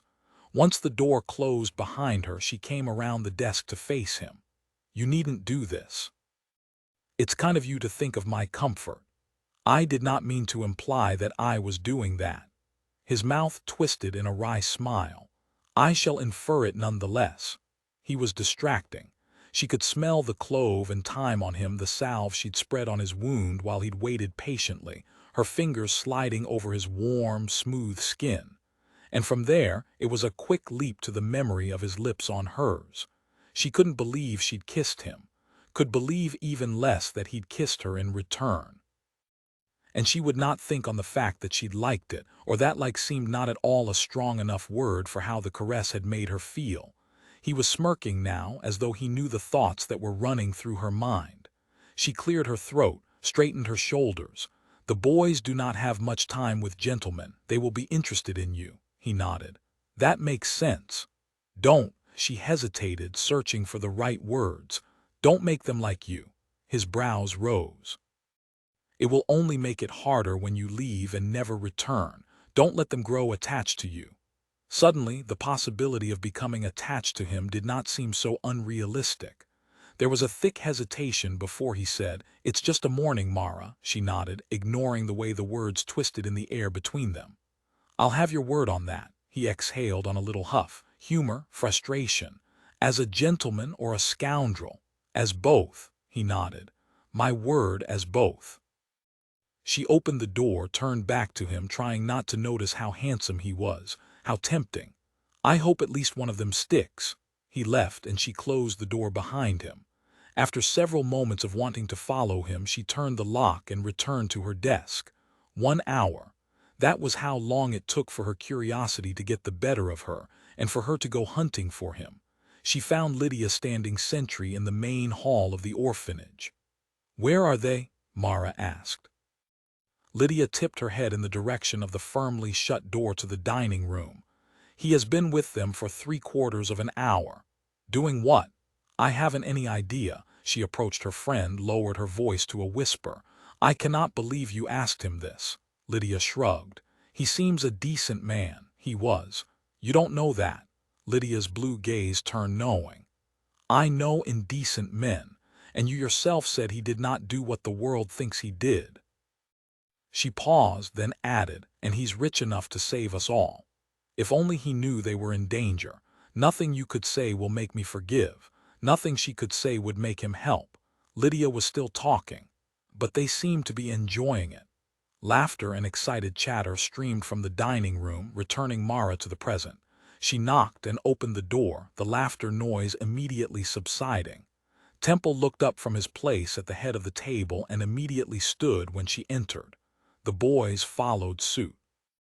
Ah, he said, Mrs. McIntyre, we were just finishing our discussion. She looked from one boy to the next, each more tight-lipped than his neighbor, appearing as though they'd been instructed in a series of mysterious arts. When her gaze fell on Temple once more, she said, I trust all is well. He nodded, circumspect. I believe it was a success. She left them again, vowing to leave them alone.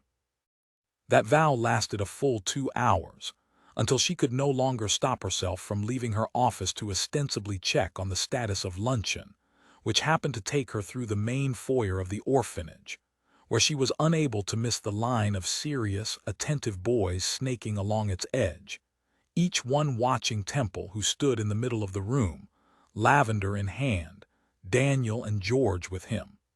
She hesitated at the foot of the stairs, immediately backing away from the space to watch. He made me angry, George was saying simply. It was not the first time he and Daniel had gone head-to-head. It would not be the last. Temple nodded, his attention focused on the boy. And so, And so I hit him, shock flooded Mara. Physical aggression was not allowed inside McIntyre's. Obviously, allowing a bare-knuckle boxer into the orphanage was a horrible idea.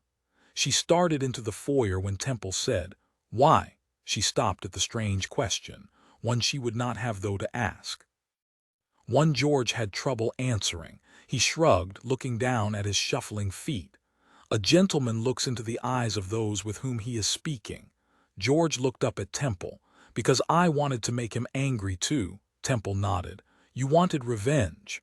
If the building had collapsed in that moment, Mara could not have stopped watching. Yes, George said. And Daniel, did he have it? The other boy did not hesitate, pulling himself up straight. No. Temple wanted to smile at the bravado. Mara could see it. Instead, he turned to face the other boy. Truly, because you seemed to grow quite angry once you were hit. Of course I did, Daniel said, as though Temple were mad. He hit me, I was defending myself. Temple nodded, which is your right. But do you feel better now that you hit back? Daniel scowled. No, Temple turned to George. And do you feel avenged for whatever slight Daniel inflicted? George considered the question, his head tilted as he looked at Daniel for a long moment before he realized the truth. No, Temple nodded. Why not? Because I am still angry. Precisely, and what else? And now Daniel is angry as well. Exactly, and Lavender, the boys looked to Lavender. We didn't see her, Daniel said. She came from nowhere, George cried. And she was nearly caught in your fray, which could have been painful for her, perhaps worse. The boys were horrified. Let that be the lesson. I am not telling you not to fight. I am simply telling you that when you do, you should do it for the right reasons. Revenge isn't the right reason. He went quiet for a long moment, and Mara held her breath, waiting for his answer, knowing that he was thinking of something bigger than whatever had started the sparring match between the two boys. In my experience, he said finally, it does not always proceed as expected. What did that mean? Another pause, and he added, and sometimes it ends with a piglet in danger. The boys smiled, George reaching out to pat Lavender's little pink head as Temple moved on. Now, more importantly, I would imagine your fists hurt no small amount. George shook out his hand. How did you know that? Temple held out his own hand, the size of one of the boys' heads. He made a fist. You tucked your thumb inside. He opened his hand and closed it again. If you leave it on the outside, the blow hurts less. Would you teach us how to fight? He did smile then, one side of his mouth turning up. Lord, he was handsome. And from here, tucked behind the stairs, she could look her fill. No one ever need know. I would be happy to. She should stop him before she had a battalion of well-trained pugilists on hand. And she might have if he hadn't turned to look at her, his gaze finding hers quick and true, sending her heart straight into her throat. Mrs. McIntyre, he said, why don't you join us? She'd been watching him for an age, quiet and still in the corner. If she were another woman, perhaps he wouldn't have noticed. But she was Mara Lowe, and he'd resigned himself to the realization that he would always notice her, that he was consumed with awareness of her, even as he wished he wasn't, even as he mistrusted her and doubted her and raged at her, even as he stood in her place of business and willed her to tell him the truth. And so when her young charges gave him an opportunity to bring her closer, he used it, enjoying the look of surprise on her face when she realized she'd been seen. She came forward, doing her best to seem as though she hadn't been eavesdropping. Good afternoon, gentlemen. They faced her like little toy soldiers, each executing a perfect little bow. Good afternoon, Mrs. McIntyre, they intoned as one. She came up short. My goodness, what a fine greeting. She loved the boys, that much was clear. A vision flashed. Mara, smiling down at a row of boys on the wide green grounds of Whitefawn Abbey. A row of dark-haired, dark-eyed boys, each happier than the next. His boys, his Mara. He shook his head and returned his attention to the situation at hand. Mrs. McIntyre, the boys are asking for a lesson in fighting, and I thought perhaps you would like to help. Her gaze went wide. I wouldn't know how to begin. The woman carried a knife on her person. Temple was willing to wager everything he had that she knew precisely where to begin. All the more reason for you to learn. The boys, who had remained quiet up until that point, began to protest. She can't learn, she's a girl, one called out. Right, another chimed in, girls learn things like dancing and sewing. The idea of Mara Lowe sewing anything but a knife wound was fairly laughable. She can learn, George said, but she doesn't need to. Girls don't have to fight. He did not like the memory that came quick and powerful of Mara trapped on a Mayfair street by two animals stronger than her by half. He wanted her safe, protected, and he could give her the tools to keep herself that way. First, gentlemen don't refer to ladies as girls, Temple pointed out. Second, you will all be learning to dance soon enough, I would think. That bit drew a chorus of groans from his pupils. And third, everyone should be prepared to protect him or herself. He turned to Mara, extending his hand. Mrs. McIntyre, she hesitated, considering his hand for a long moment before making her decision, approaching, sliding her fingers into his. Once again, she was not wearing gloves, and in that moment he wished that he wasn't wearing them either. Perhaps this had not been a good idea. He'd meant to unsettle her, to draw her out. He had not expected to be the one unsettled, but this was the way of things with Mara Lowe. He turned her to face the boys and wrapped his hand around hers, moving her fingers into position until she made a perfect fist. He spoke as he did so, attempting to ignore her nearness. Try to keep all the muscles loose when you make your fist. It's not the tightness of it that hurts your opponent, but the force. The tighter your fist, the more the blow will hurt you. The boys were nodding, watching, making their own fists, arms flailing about. Not so Mara. She held her fists like a fighter close to her face, as though someone might come at her at any moment. She met his gaze, focused on him, warming him. He turned back to the boys. Remember that, lads, the angrier you are, the more likely you are to lose. Daniel paused in his shadowboxing, his brow furrowed with confusion. If you aren't to fight when you're angry, why then? An excellent question. Defense. If someone hits you first, one of the other boys said. But why would they hit you first? George countered. Unless they're angry and breaking the rules. Perhaps they've bad manners, Daniel suggested, and everyone laughed. Or they've poor training, Temple added with a smile. Or you're hurting someone they care for, Henry said. I would hit someone if they hurt Lavender. The boys nodded as one. Protection. Temple's knuckles still ached from the night of Mara's attack. He looked to her, grateful for her safety. That's the very best reason to fight. Her cheeks pinkened, and he found he enjoyed the view. Or perhaps they've made a mistake, she said. What did that mean? Something was there in those strange, beautiful eyes. Regret. Was it possible? What next, Your Grace? The boys recaptured his attention. He made his own fists, holding them high at his face. You protect your head always, even when taking your punch. He moved his left leg forward. Your left arm and leg should lead, knees bent. The boys moved into position, and he went down their line, adjusting a shoulder here, a fist there, reminding them to keep knees bent and stay fluid on their feet. And when he was through with the last of the boys, he turned to Mara, who stood, fists up, waiting for him. As though they were in constant battle, which they were, he came toward her. It's more difficult with ladies, he said softly, as I cannot see your legs. What he wouldn't give to see her legs. He moved behind her, settling his hands to her shoulders. May I? She nodded. You may. There were 24 watchful boys with them, all playing chaperone. Nothing about touching her should feel clandestine, and yet the contact sizzled through him. He rocked her back and forth on her feet, one knee sliding forward to test the length of her stride, the slide of fabric against his trouser leg enough to make his mouth dry. He was close enough to hear her quick intake of breath, to smell her the light scent of lemons even now in December when only the wealthiest of Londoners had them. If she were his, he'd fill the house with lemon trees. If she were his. What nonsense.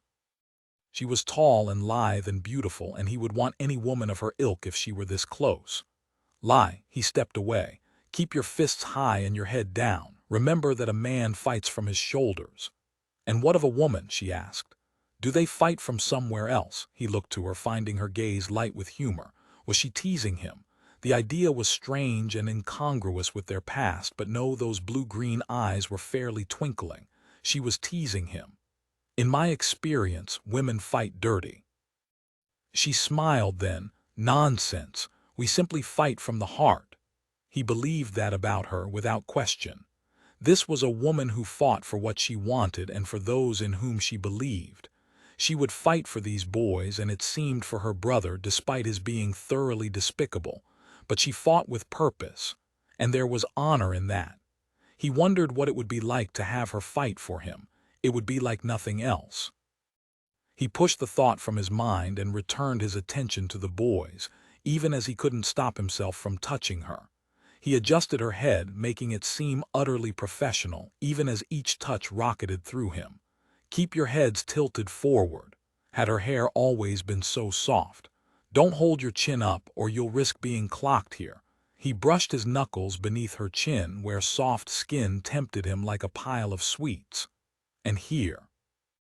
His fisted fingers slid down the long column of her neck to where her pulse pounded strong and firm beneath his touch. She inhaled sharply, and he knew she felt it too, the pleasure, the want.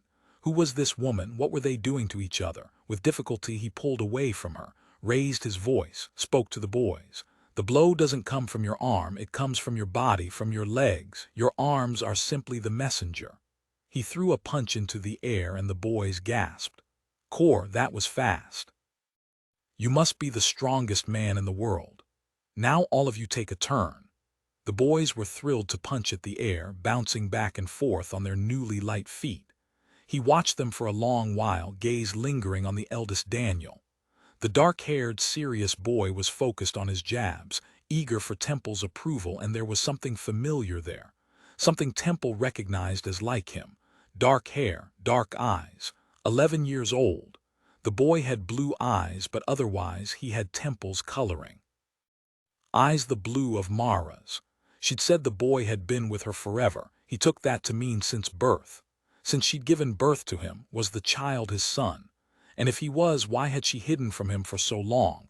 Didn't she know he would have taken them in, protected them? He would have married her. Immediately. They would have been a family. The thought held more power than he could have imagined, packed with images of breakfasts and dinners and happy occasions filled with laughter and more. And Daniel wasn't alone. He had brothers and sisters, all dark-haired with eyes the color of summer, greens and blues, and they were happy. Happiness was a strange, fleeting thing, but in that moment his mysterious missing family had it. The sound of the boys boxing returned his attention to the present. He would get his answers from Mara Lowe, but now was not the time. You look very good, gentlemen. He and Mara stood side by side for long minutes, watching their charges before she said quietly, "No wonder you are undefeated." He lifted one shoulder, let it fall. "This is what I do, it is who I am." It was the only thing he'd done well for 12 years. "I don't think so, you know." He turned to her, easily meeting her gaze, enjoying the way she looked at him, the way she focused on him, wishing they were alone, wanting to say a dozen things, to ask them, settling on, "You try it." She raised her fists, shadow-boxed weakly in the air between them. He shook his head. "No." He tapped his chest. "Me." Her eyes went wide. "You want me to hit you?" He nodded. "It's the only way to know if you're doing it correctly." It was her turn to shake her head. "No." She lowered her fists. "No." "Why not?" She lowered her eyes, and he wondered at the spray of freckles across her cheeks. How had he not noticed them before? He attempted humor. "Surely, you like the idea of doing a bit of damage to me." She was quiet for a long moment, and his hand itched to reach out and tilt her face to his. Instead, he settled on whispering, "Mrs. McIntyre." She shook her head, but did not look to him when she said, "I don't wish to hurt you." Of all the words she could have spoken, those were the most shocking. They were a lie. They had to be. After all, they were enemies brought together for mutual benefit. Revenge in exchange for money. Of course she wanted to hurt him. Why keep so much from him then? Her lie should have made him angry, but somehow it came on a wave of something akin to hope. He didn't like that either. "Look at me." She did, and he saw truth there. If she didn't wish to hurt him, what were they doing? What game did they play? He stepped toward her, grasped her fist, and pulled it toward him until it settled, featherlight at his chest, just left of center. She tried to pull it back, but he wouldn't let her, and instead she ended the false blow the only way she could, stepping closer, opening her palm and spreading it wide and flat over his chest. She shook her head. "No," she repeated. The touch was scandalous in that room, in full view of all those boys, but he didn't care. Didn't think of anything but the warmth of her hand, the softness of her touch, the honesty in it. When was the last time a woman had touched him with such honesty? She was destroying him. He nearly pulled her into his arms and kissed her until she told him everything. The truth about that night 12 years ago and what it led to and how they'd come to be here. Now, about where they were. And where they were headed. He lowered his head. She was inches away. Less. She cleared her throat. "Your Grace, I'm sure you will not mind if I send the boys to tidy themselves. It is nearly time for luncheon." He released her like she was a flame. Dear God, he'd nearly in front of 24 children. "Not at all, we are finished for the day, I think." She turned to the boys. "I expect you all to remember the Duke's lesson. Gentlemen do not start fights. We only finish them." George announced, and the boys were off instantly, dispersed in their separate ways, except little Henry, who headed straight for Lavender at Temple's feet. Grateful for the distraction, Temple scooped up the pig. "I'm afraid not. Lavender remains with me." Henry pursed his lips at that. "We're not allowed to lay claim to her," he pointed out. "Mrs. McIntyre does not like it." Temple met Mara's gaze over Henry's little blonde head. "Well, Mrs. McIntyre is welcome to scold me then." Henry seemed fine with that plan and hurried off in the direction of luncheon. Temple straightened and faced Mara, who looked as flustered as he felt. "He's right, you know. The rule is no using Lavender as booty." "Whose rule?" "Mine," Mara said, reaching for the piglet. Temple stepped backward out of reach. "Well, by my rules I rescued her, and she is therefore mine." "Ah, the rules of Scoundrels. You seem to have no trouble playing by them when you see fit," he pointed out. She smiled. "I am quite above board where Lavender is concerned." He stepped closer then, and his voice lowered. "You are the worst kind of scoundrel then." She raised a brow. "How so?" "You assume the mantle only when you require it. You lack conviction." He was very close now, looming over her. "Are you attempting to intimidate me into agreeing with you? Is it working?" She swallowed, and he resisted the urge to stroke the column of her neck. "No. Men cower at the mere mention of my name, you know." She laughed. "The look of you now, cradling a piglet, might ease their fear."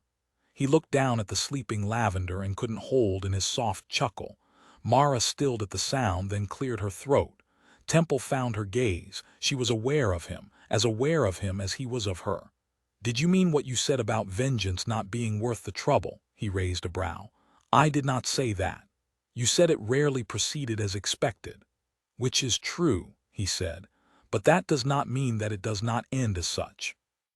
He had to believe it. She looked straight ahead, her gaze settling at the indentation in his chin. "Where does this revenge end?" "I don't know." He would not admit that. Instead, he said, "It ends with me a duke once more, with what I was promised as a child, with the life I was bred for, with a wife." He ignored the thought of strange eyes, a child and dark hair, a legacy. She did look at him then. "And for me," he thought for a long moment, "imagine them different. He a different man, she a different woman. Imagine they'd met under different circumstances. There was much to recommend her. She was brave and strong and deeply loyal to her boys. To this life she had built, she was not his concern. He wished that was not becoming so difficult to believe. His free hand came to her face, tilted it up to meet him, told her the truth. "I don't know, I shouldn't have come here today." "Why did you?" "Because I wanted to see you in your element. I wanted to meet your boys." To what end? He did not have an answer to that. He shouldn't want to know her better, to understand her, but he couldn't help himself. Perhaps because they were forever linked. Perhaps because she'd made him in a way. Perhaps because he wished to understand her. But he hadn't expected to begin to like her, and he definitely hadn't expected to want her so much. Knowing he couldn't say any of that to her, he chose another path distraction and he closed the distance between them and kissed her. She leaned into the kiss, her lips a barely their promise, light and sweet enough for her to wonder if it could be called a kiss at all. It was more of a tease, a temptation that rolled in, surprising him with its power, with the way he wanted it, the way she wanted it. She sighed against him, and it was precisely that for which he was waiting. She offered him entry, he took it. The moment her lips parted, he captured them, deepening the caress, his hands sliding from her cheek to her neck and finally down her back to wrap around her waist and pull her close. Her sigh became his satisfaction, a deep, primitive growl that surprised him. She tested his control again and again, and he enjoyed it. Then his tongue was stroking across her lower lip, and her hands were in his hair, and she pressed against him, as though there were nothing in the world she wanted more than to be close to him. As though she weren't afraid of him. He gathered her closer, wanting to bask in her fearlessness, wanting to block out everything that had been and would be and live only in this moment, with this woman who seemed to want the same. That's when Lavender protested. The piglet offered an outraged squeal and began to squirm quite desperately in her place between them, wishing to be either released or restored to her prior state of naptime abandon. Mara and Temple tore apart from each other, her hand at her throat, his keeping Lavender from leaping to her death. He set the piglet down and she scurried off, leaving them alone in the foyer out of breath, staring at each other as though they did not know whether to run from the house or back into each other's arms. He wasn't leaving that house. Instead, he came at her once more, beside her in 2 long strides, lifting her in his arms, loving the weight of her there, the way his muscles bunched and tightened, the way they served a new, infinitely more valuable purpose. He took her mouth again, hard and fast, and tasted a frustration there, one he recognized because it mirrored his own. Christ! He couldn't stay. He released her as quickly as he'd captured her, leaving her unsteady on her feet, capturing her face in his hand, staring deep into her eyes and saying, "You are trouble," before punctuating the statement with a firm, final kiss and stepping away from her. Her hand flew to her lips and he watched the movement with desperation, loving the way those pretty fingers pressed against swollen flesh, wishing they were anyone but them, anywhere but here. If wishes were horses, he turned to leave, knowing he had to, not trusting himself to stay. She called after him, "Will you join us for luncheon?" "No, thank you," he said at sea. "My morning is complete." Too complete. He should not have touched her. She was his ruin, his revenge. Why couldn't he remember that? "You look hungry." He nearly laughed. He'd never been so hungry in his life. "I am fine." "Are you still afraid I might poison you?" He inclined his head, the excuse welcome. "A man cannot be too careful," she smiled. He enjoyed that smile too much. He had to stop this. And so he said the one thing that he knew would do just that. "Mara." She met his gaze, trying not to notice how handsome he was, how tempting. "Yes." "That night, did we make love?" Her eyes went wide. He'd shocked her. She'd been expecting a dozen things, but not that, not the reminder of their past, of their deal. She recovered quickly, quick enough for him to admire her. "Have you decided to forgive my brother's debt?" Like that, they were on solid ground once more, thankfully. "No." "Then I am afraid I cannot remember." "Well." He turned for the door, fetching his greatcoat from its hook nearby. "I certainly understand that predicament." His hand was on the handle of the door when she said, "Another £2 either way." He looked back, a thread of ice spreading through him.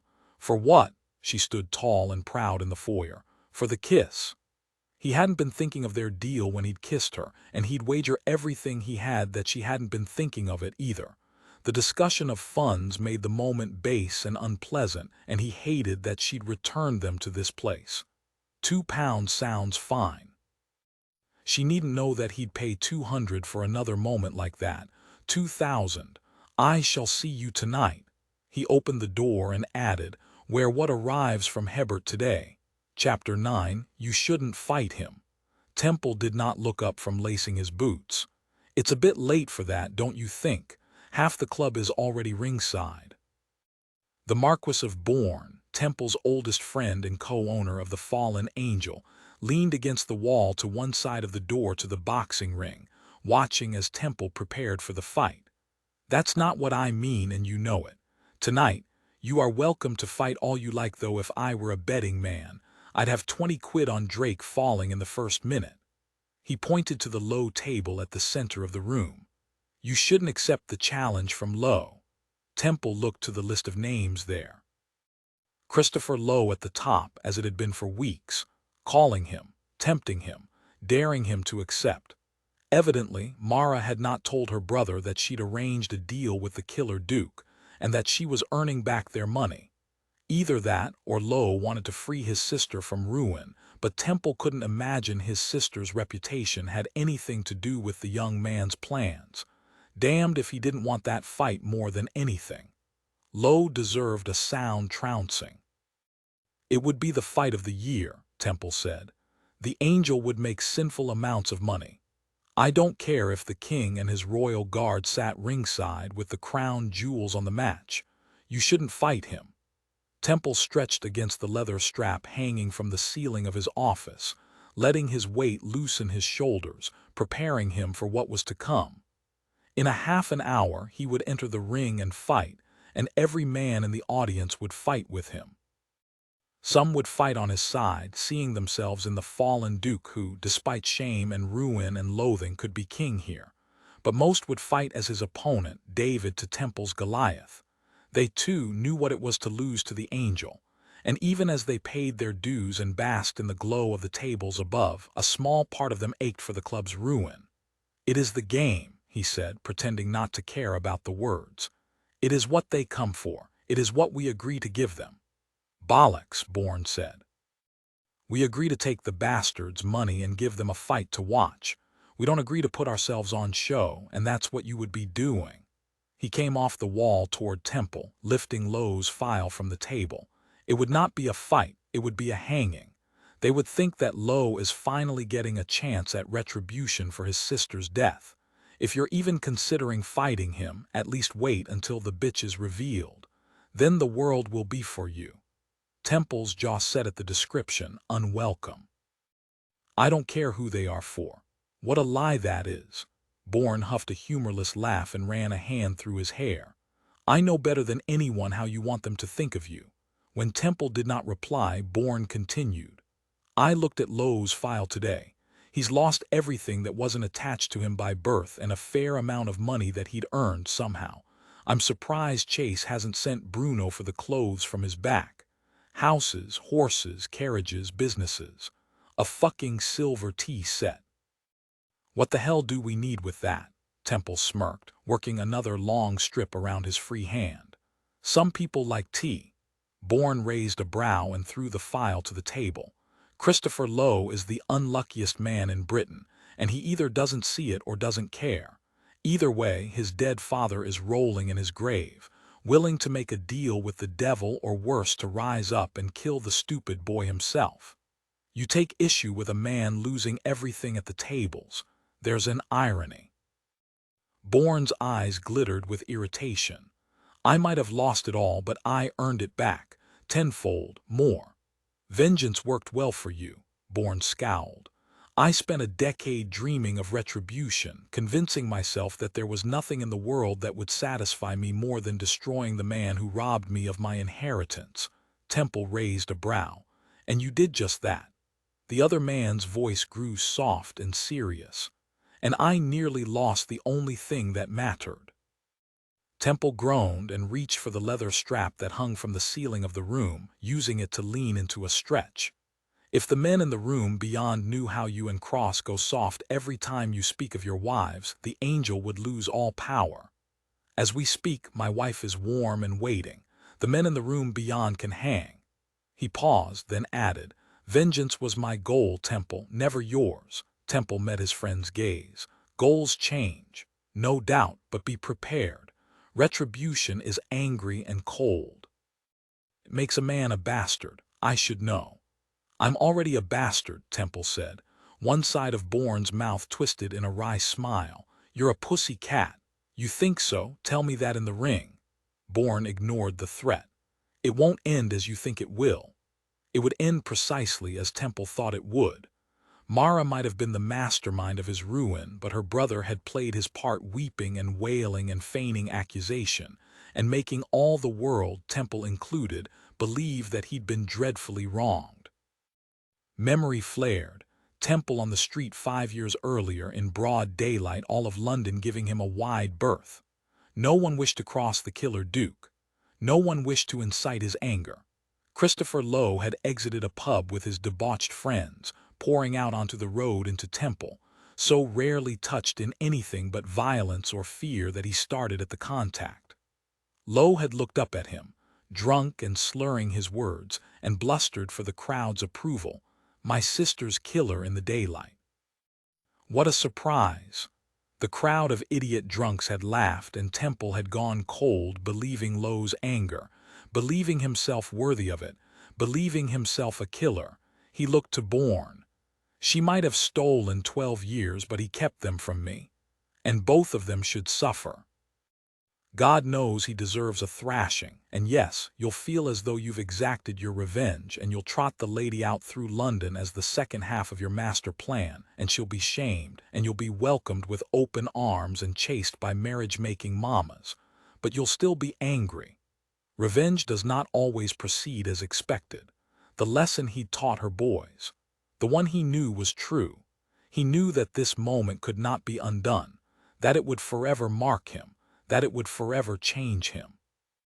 Bourne sat in a low leather chair. "I'm simply saying you've everything you want. Money, power, a title that is growing dusty from lack of use, but yours nonetheless. And let's not forget White Fawn. You may not be there, but the place has made you a fortune in its own right. You've been a better master to it than your father ever was. You could take it all. Return to society. Find yourself a wallflower. Wallflowers love scoundrels." Bourne was right. Temple could take it all back. Funds and a sullied title were more than most men had. Someone would have him, but anger was a cunning mistress.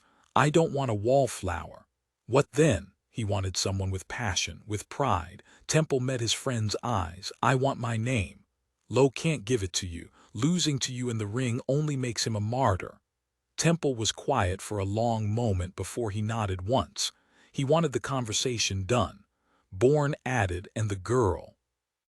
A vision of Mara came, auburn hair wild, those strange, compelling eyes flashing, never wearing gloves. Why did he notice that? Why did he care? He didn't. "We've a score to settle, no doubt. She drugged me." Bourne raised a brow. "A long time ago." Temple shook his head. "The night she revealed herself to me." A moment passed while Bourne registered the words. Temple gritted his teeth, knowing what was to come, wishing he hadn't said anything.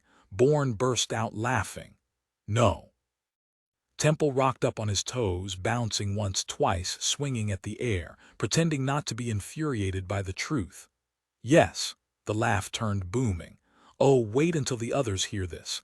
The great immovable Temple drugged by a governess. Where? The town house. Where she'd kissed him, where he'd nearly taken more. Bourne crowed, "In his own home." "Got him it." Temple scowled. "Get out." Bourne crossed his arms over his chest. "Oh no, I'm not through enjoying this."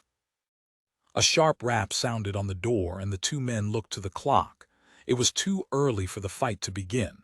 Temple called out, "Come."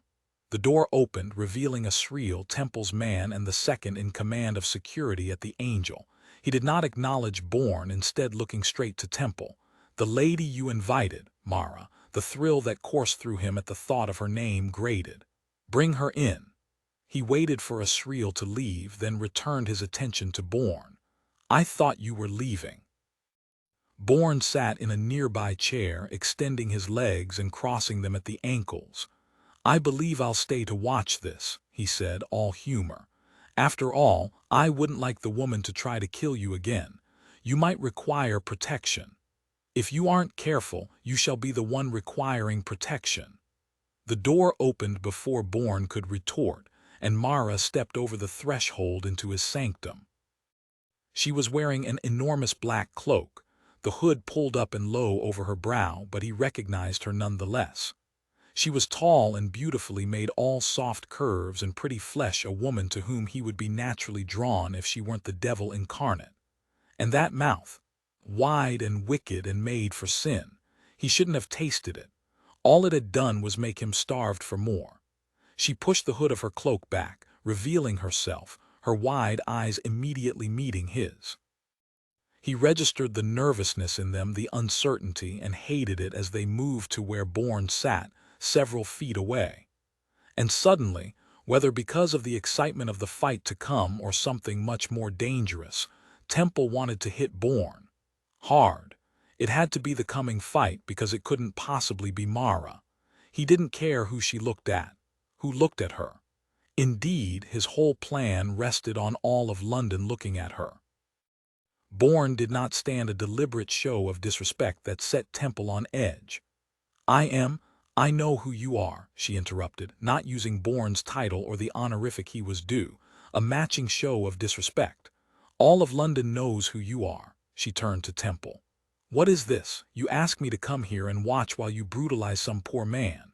The words did not sit well. She was back, strong as steel, but he stood his ground, knowing she used bravado to cover her discomfort. He knew the tactic well, had used it many times. "And here I was, hoping you would give me a token to wear into battle." Her gaze narrowed. "I ought to have your saber tampered with." Temple raised a brow. "Saber tampering, is that how they refer to it at the McIntyre Home for Boys?" Bourne snickered, and Mara cut him a look. "You are a marquis, are you not?" "I am." "Tell me, do you ever act like it? I only ask because it does not seem that your friend cares much for behaving like a duke." I thought the immaturity was perhaps catching, like influenza. Admiration flashed in Bourne's gaze. He turned to Temple. "Charming. And she's armed with laudanum." Bourne nodded. "I shan't drink anything she gives me then." "And a knife," she added dryly. He raised a brow. "And keep a vigilant watch." "It's an intelligent plan," Temple offered.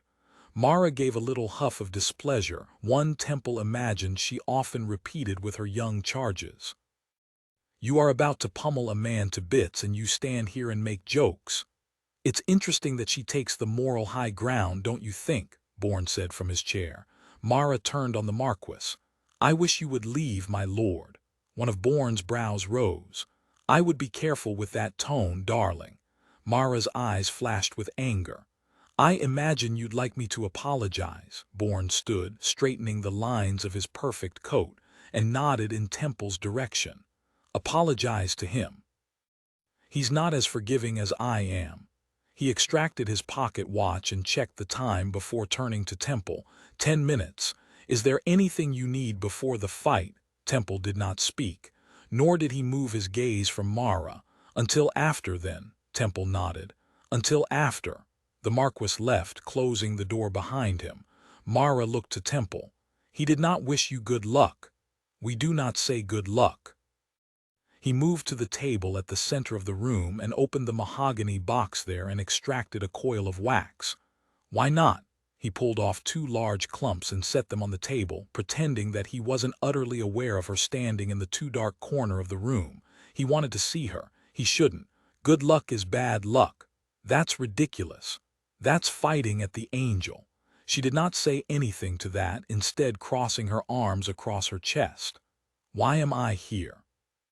He lifted a long, clean strip of linen from the wooden table at the center of the room, then laid one end across his palm and began to wrap the strip around his hand, being careful to keep it from twisting or folding. The nightly ritual was not designed merely to protect muscle and bone, though there was no doubt that in the heat of a battle broken fingers were not unheard of. Instead, the easy movement reminded him of the rhythm of the sport, of the way men had stood for centuries in this moment, minutes from battle, calming their mind and heart and nerves. But there was nothing calm about his nerves with Mara Lowe in the room. He looked to her, enjoying the way her gaze locked on the movement. "Come." She met his eyes. "Why?" He nodded to his hand. "How much to wrap it for me?" She watched the movement. £20. He shook his head. "Try again." 5. He wanted her clothes despite the fact that he shouldn't want any such thing, and he could afford it. "Done." she approached, removing her cloak to reveal the mauve dress Madame Hebert had promised him. She was beautiful in it, with skin like porcelain. His heart pounded as she came closer, pausing an arm's length from him and extracting that little black book that she carried everywhere. 5, she repeated, marking the amount in her register. And 10 for the evening, as always. Reminding him that she had her own reasons for being here. She returned the book to its place and reached for his hand. No gloves, again. Skin against skin this time, heat against heat. He was paying for it.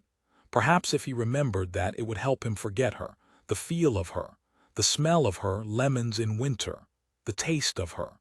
She resumed his ritual, careful to wrap the linen about his wrist and around his thumb, keeping the long strips flat and firm against his skin. "You're very good at that," he said, his voice unfamiliar even to him.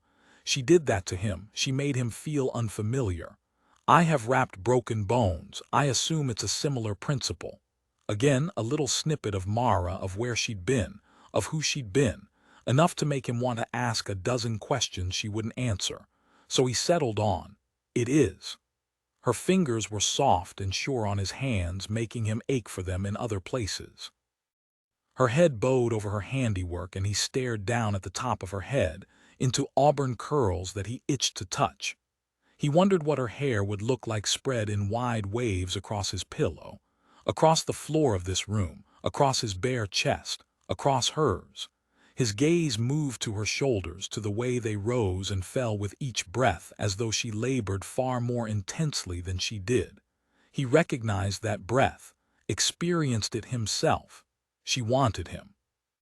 She tucked the end of the linen gently into the rest of the wrap, and he tested the binds, impressed. Another thing she did expertly. He turned away from her, lifted the other length of linen, passed it to her and held out his free hand. Watched her repeat her ministrations in silence, muscles aching as he tensed beneath her touch, desperate for more of it, desperate to touch her in return. Christ, he needed another stretch. That wasn't all he needed, but it was all he was getting. Extracted a mask from a nearby drawer. "Put that on," she hesitated. "Why? You will have your first moment before London tonight." She froze, and he did not like the way it made him feel. "Masked. I don't want you seen yet. I don't want it to be over." "Tonight," she repeated. "After the fight. If you don't lose, you mean." "Even if I lose, Mara, if you aren't brutalized and left for dead, that's the goal, isn't it?" It wasn't, but he didn't correct her. "All right, if I don't lose."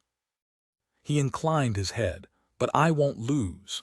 "What is your plan?" she asked. "You'll see the fallen angel. Many women would kill for the opportunity." She lifted her chin proudly. "Not I. You'll enjoy it." "I doubt it." Her obstinacy made him smile, and to hide it he pulled his shirt off, yanking it over his shoulders, baring his chest to her. She immediately looked away, playing the prim and proper Miss perfectly. He laughed. "I am not naked," he replied, smoothing the waist of his trousers and pretending to inspect a long-healed scar on one of his arms while watching her. "You have seen it before, have you not?" She looked to him, then snapped her attention back to the wall. "That was different. You were wounded." His eyes darkened. "Before that," he said, knowing he had her when her cheeks went red. He would give his entire fortune to know what had happened that night. But he would not simply hand her what she wanted, on principle. And therein lay the challenge with her, between them, exhilarating even as it made him mad. "Do you not manage a home for boys?" She exhaled in a little frustrated puff and stared at the ceiling. "It is not the same." "It is precisely the same." "They are aged 3 through 11, she insisted. He smirked. "So they are smaller." She lifted her hands wide in the universal signal for frustration. She was quiet for a long moment before she said, "I did not thank you for giving them time today." A thread of pleasure went through him at the word, something akin to pride. He ignored it. "You needn't thank me." "Nevertheless." She looked down at the floor, her shoulders straight. "They enjoyed their time with you immensely." The small acknowledgement was an enormous concession in the battle they waged. He could not resist moving toward her, walking her backward across the floor of his rooms. He knew it would unsettle her, but he couldn't seem to care. When he was a foot or so from her, he lowered his voice.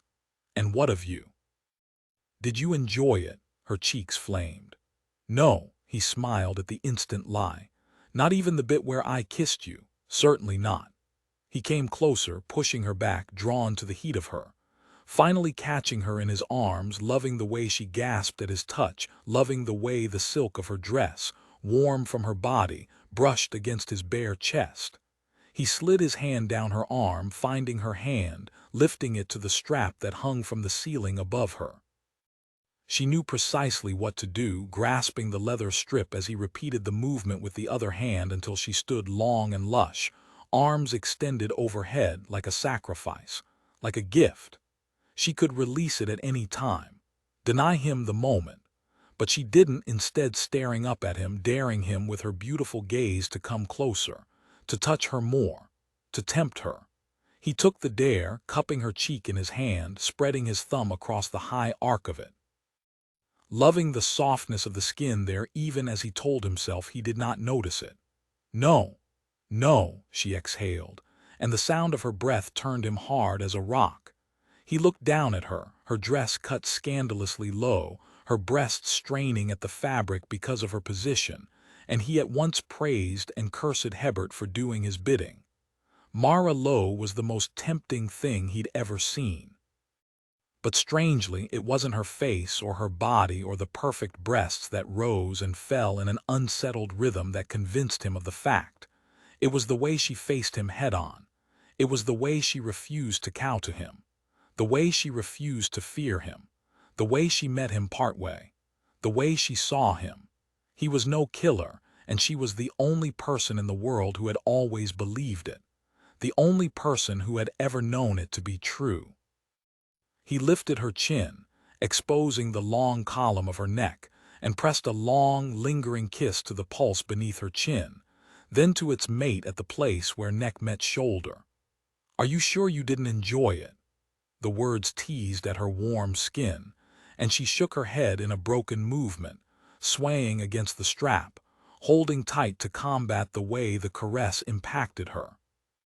"Quite," she replied, the breath shuddering out of her as he moved on, kissing the slope of her breast once, twice, a third time until he reached the edge of her dress and slid a single finger between silk and skin, barely able to tell the two apart until he reached the pebbled flesh that ached for him, for which he ached. He pulled the silk down and spoke to her. Even now, one hand fell from its mooring, coming to rest on his shoulders, her bare skin against his. He could feel the want in them. Even now. It was a taunt, a challenge, one he did not refuse. He set his lips to her breast, loving the little cry that escaped her as he worried that sacred skin, sucking low and soft until the cry became a moan in the dark room. He could not stop himself from pulling her closer, lifting her from her feet, wrapping her legs about his waist, worshipping her there in that room that rarely knew pleasure and too often knew pain.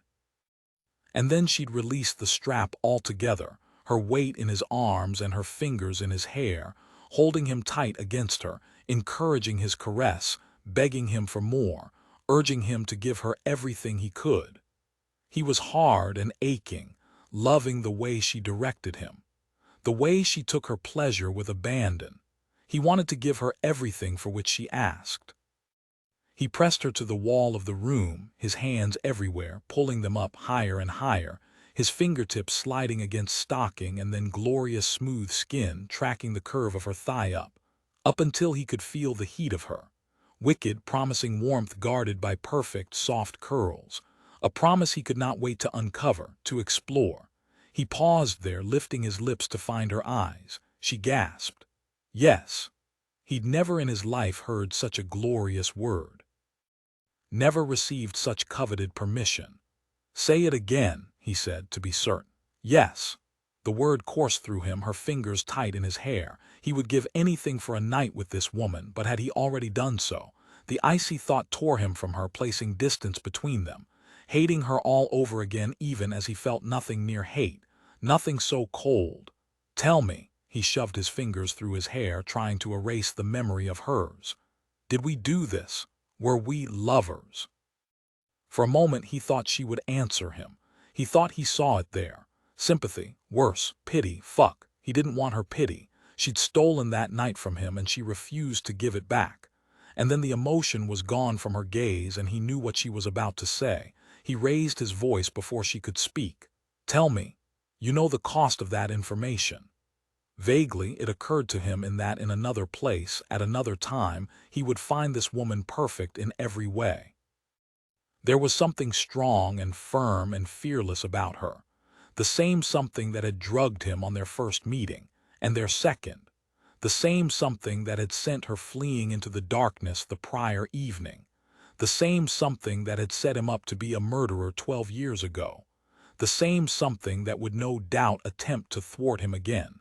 But it was this place, this time, and he had never been so infuriated in his whole life. "I will give you this, Mrs. McIntyre, if the orphanage fails. You've a tremendous career as a whore." She stilled like a doe on the hunt for a half-second before she moved, her hand flying fast and true and landing with remarkable precision on his cheek, stinging with her anger and his shame. He didn't dodge or duck or feint. He took the slap as his due, feeling a dozen times an ass. He shouldn't have said it. He'd never said anything so insulting to a woman before. The apology was nearly on his lips when a bell rang above the door leading to the ring. She lowered her hand, the only sign of the blow the slight increase in her breath and the way her words shook in her throat. "What is that? What were they doing?" He turned away, refusing to touch the place where a furious red mark no doubt blossomed. "My opponent is ready. We shall continue this after the bout." She inhaled, and he hated the way the soft sound filled the room almost as much as he hated the way she said, "I hope he wins." He returned to the table, lifting the wax, molding it into 2 long strips. "I'm sure you do, but he won't." He inserted first one strip, then the second into his mouth, and he did not hide the way he molded the wax along the edge of his teeth, daring her to look away. She watched the coarse movements for a long moment before firing her own parting shot. "Good luck, Your Grace." Chapter 10, The Unmitigated Gall, the unmitigated ass. He'd called her a whore, with the insidious arrogance that came of being a wealthy, unencumbered man, a duke. He'd suggested that the idea that she provide him the information he required for a price made her a trollop. If she'd been a man, the word wouldn't have occurred to him. If she'd been a man, he never would have said it. If you treat me like a whore, you pay me like one. So she'd used the word first. This was different. He'd turned her inside out with his touch. He'd tempted her. He'd made her like him. And then he'd called her a whore. He deserved an immense setting down. The great, unbeatable temple deserved to be beaten. By her. Seething, a masked Mara followed the guard to whom she'd been assigned through a winding, curving passageway that kept her from view of the club's members. She was too angry to care where they were going or what came next, too lost in her mental evisceration of temple. Until her guide waved her into a new space and closed the door behind her, leaving her alone in a sea of people, of women. Surprise coursed through her. Women did not belong in a men's club, in a casino. Her gaze threaded through the room across the collection of chattering women, recognizing several, a marchioness, 2 countesses, an Italian duchess known for her scandals. Surprise warred with curiosity as Mara considered the rest of the women, all of whom were dressed in stunning silks and satins, some masked, most chattering as though they were at a ladies' tea. These weren't simply women. They were aristocrats, and it was only once she'd recovered from that discovery that she noticed what she should have noticed the moment she'd been shepherded into the room, like a lamb to slaughter. One entire length of the long, narrow, extraordinarily dark room was a window, a great shaded window that looked out on a room full of men, all dressed for evening, clustered in a horseshoe of a crowd, at once not moving and in constant motion, shouting and laughing and enjoying themselves, vibrating with energy like leaves on a thriving oak in the heat of summer.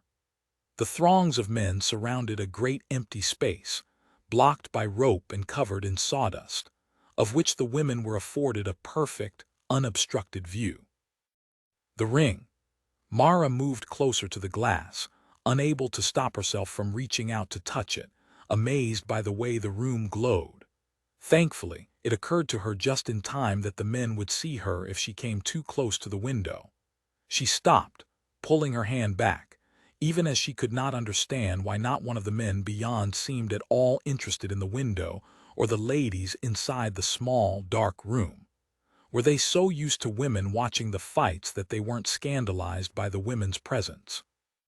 That they didn't yearn to control them, to keep them at bay? What kind of place was this? What kind of perfect, wondrous place? "They won't see you," said a lady nearby, drawing Mara's attention to her serious blue gaze, large and unsettling behind thick spectacles. "It's not a window, it's a mirror." A mirror. There was nothing mirror-like about this window. Mara's confusion must have shown as the woman continued, "We can see them, but they only see themselves."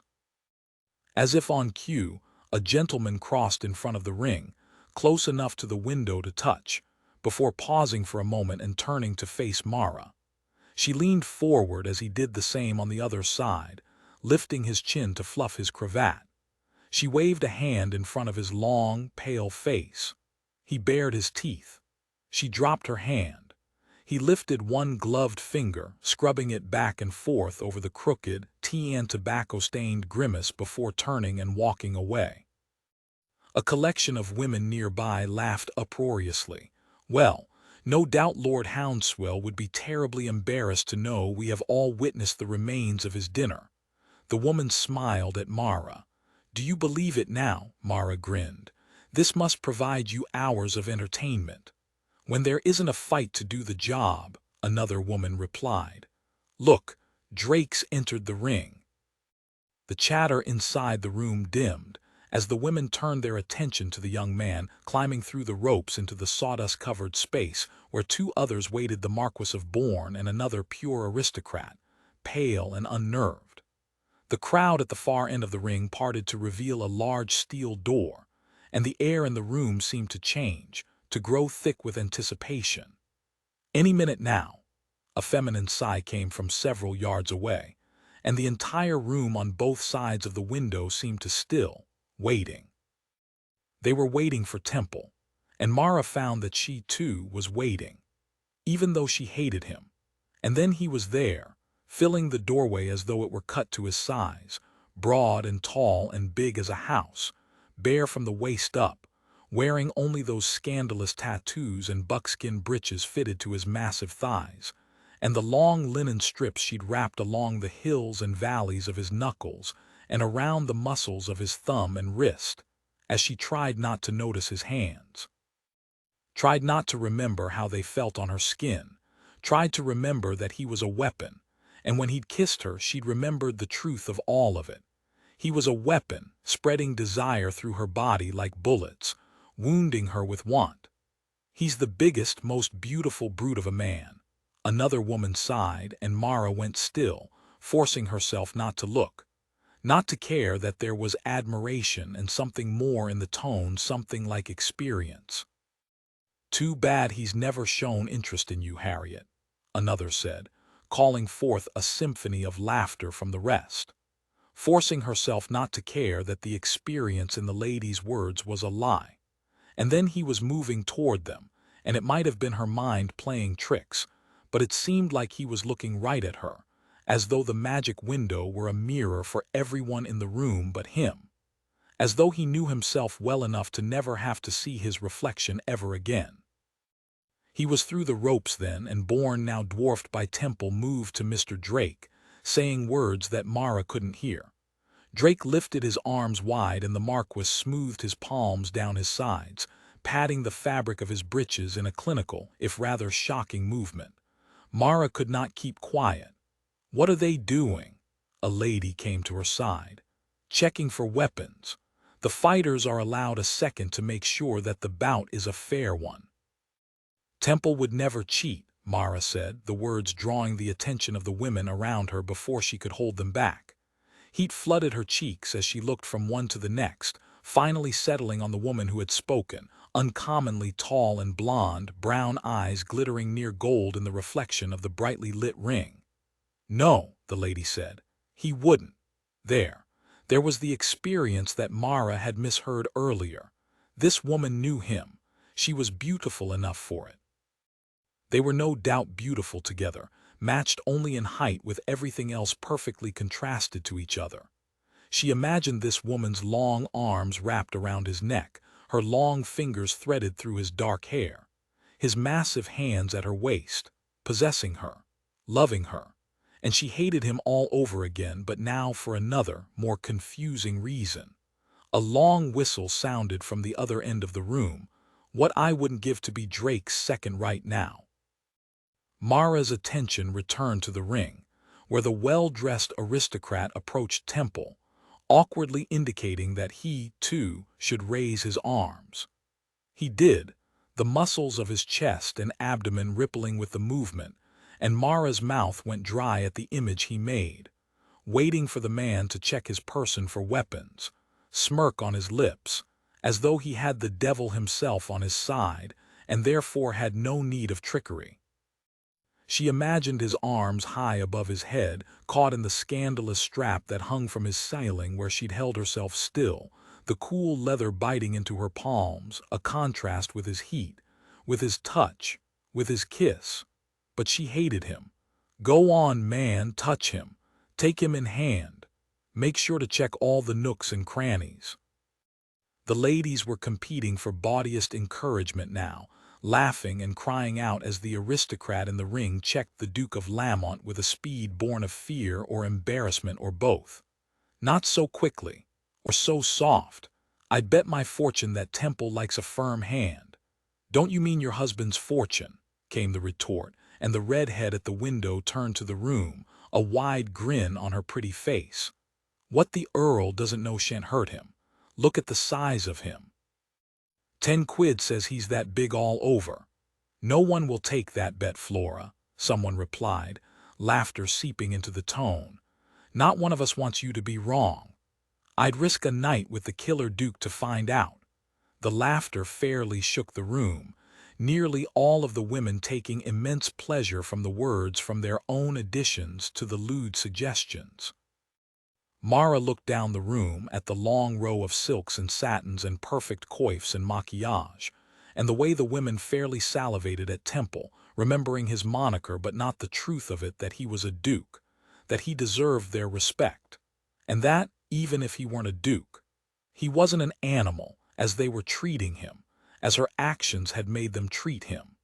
The realization came on a wave of regret and the keen knowledge that if she could go back in time, if she could change everything, she would have found another way to escape that life. A way that would have freed her from the chains of a cruel father and a cold husband and still saved this man from such wicked, unpleasant shame. But she couldn't. This was their life, their dance, their battle. Blessedly, the seconds completed their inspections, leaving Temple to run a line in the sawdust at the center of the ring with his boot. Even that movement, which should have been harsh and unmeasured, was graceful. The scratch line, her new companion explained. The men face off on either side of the line, as many rounds as necessary until one falls and does not rise. Bets are closed, ladies. The dark-skinned man who had escorted her to this room spoke for the first time, reminding Mara that they were in a gaming hell, that even this moment was worth money to the fallen angel. Temple waited, unmoving, for Drake to approach. The narration continued. Temple always allows the opponent to take the first hold. Why? She asked, hating the breathlessness in the word. She'd been dragged here against her will to watch this expression of utter brutality. So why did she suddenly care so much for the answer? He is undefeated, the woman said simply. He likes to give his opponents a fair chance. Fairness. Something he'd never had. He was a good man, even if no one saw it, even if she didn't wish to believe it. She looked to his bare feet, the wide black bands on his massive arms, the myriad of scars on his chest and cheek, and the new fresh one on his arm, still bearing the stitches from her hand. She couldn't find his dark gaze, couldn't bring herself to see him as a whole and face the things that she'd done to him, to put him here in this ring watched by half of London. Wagered on. marveled at like a bottled creature in a cabinet of curiosities. She looked away, turning to Drake, who was easier to watch.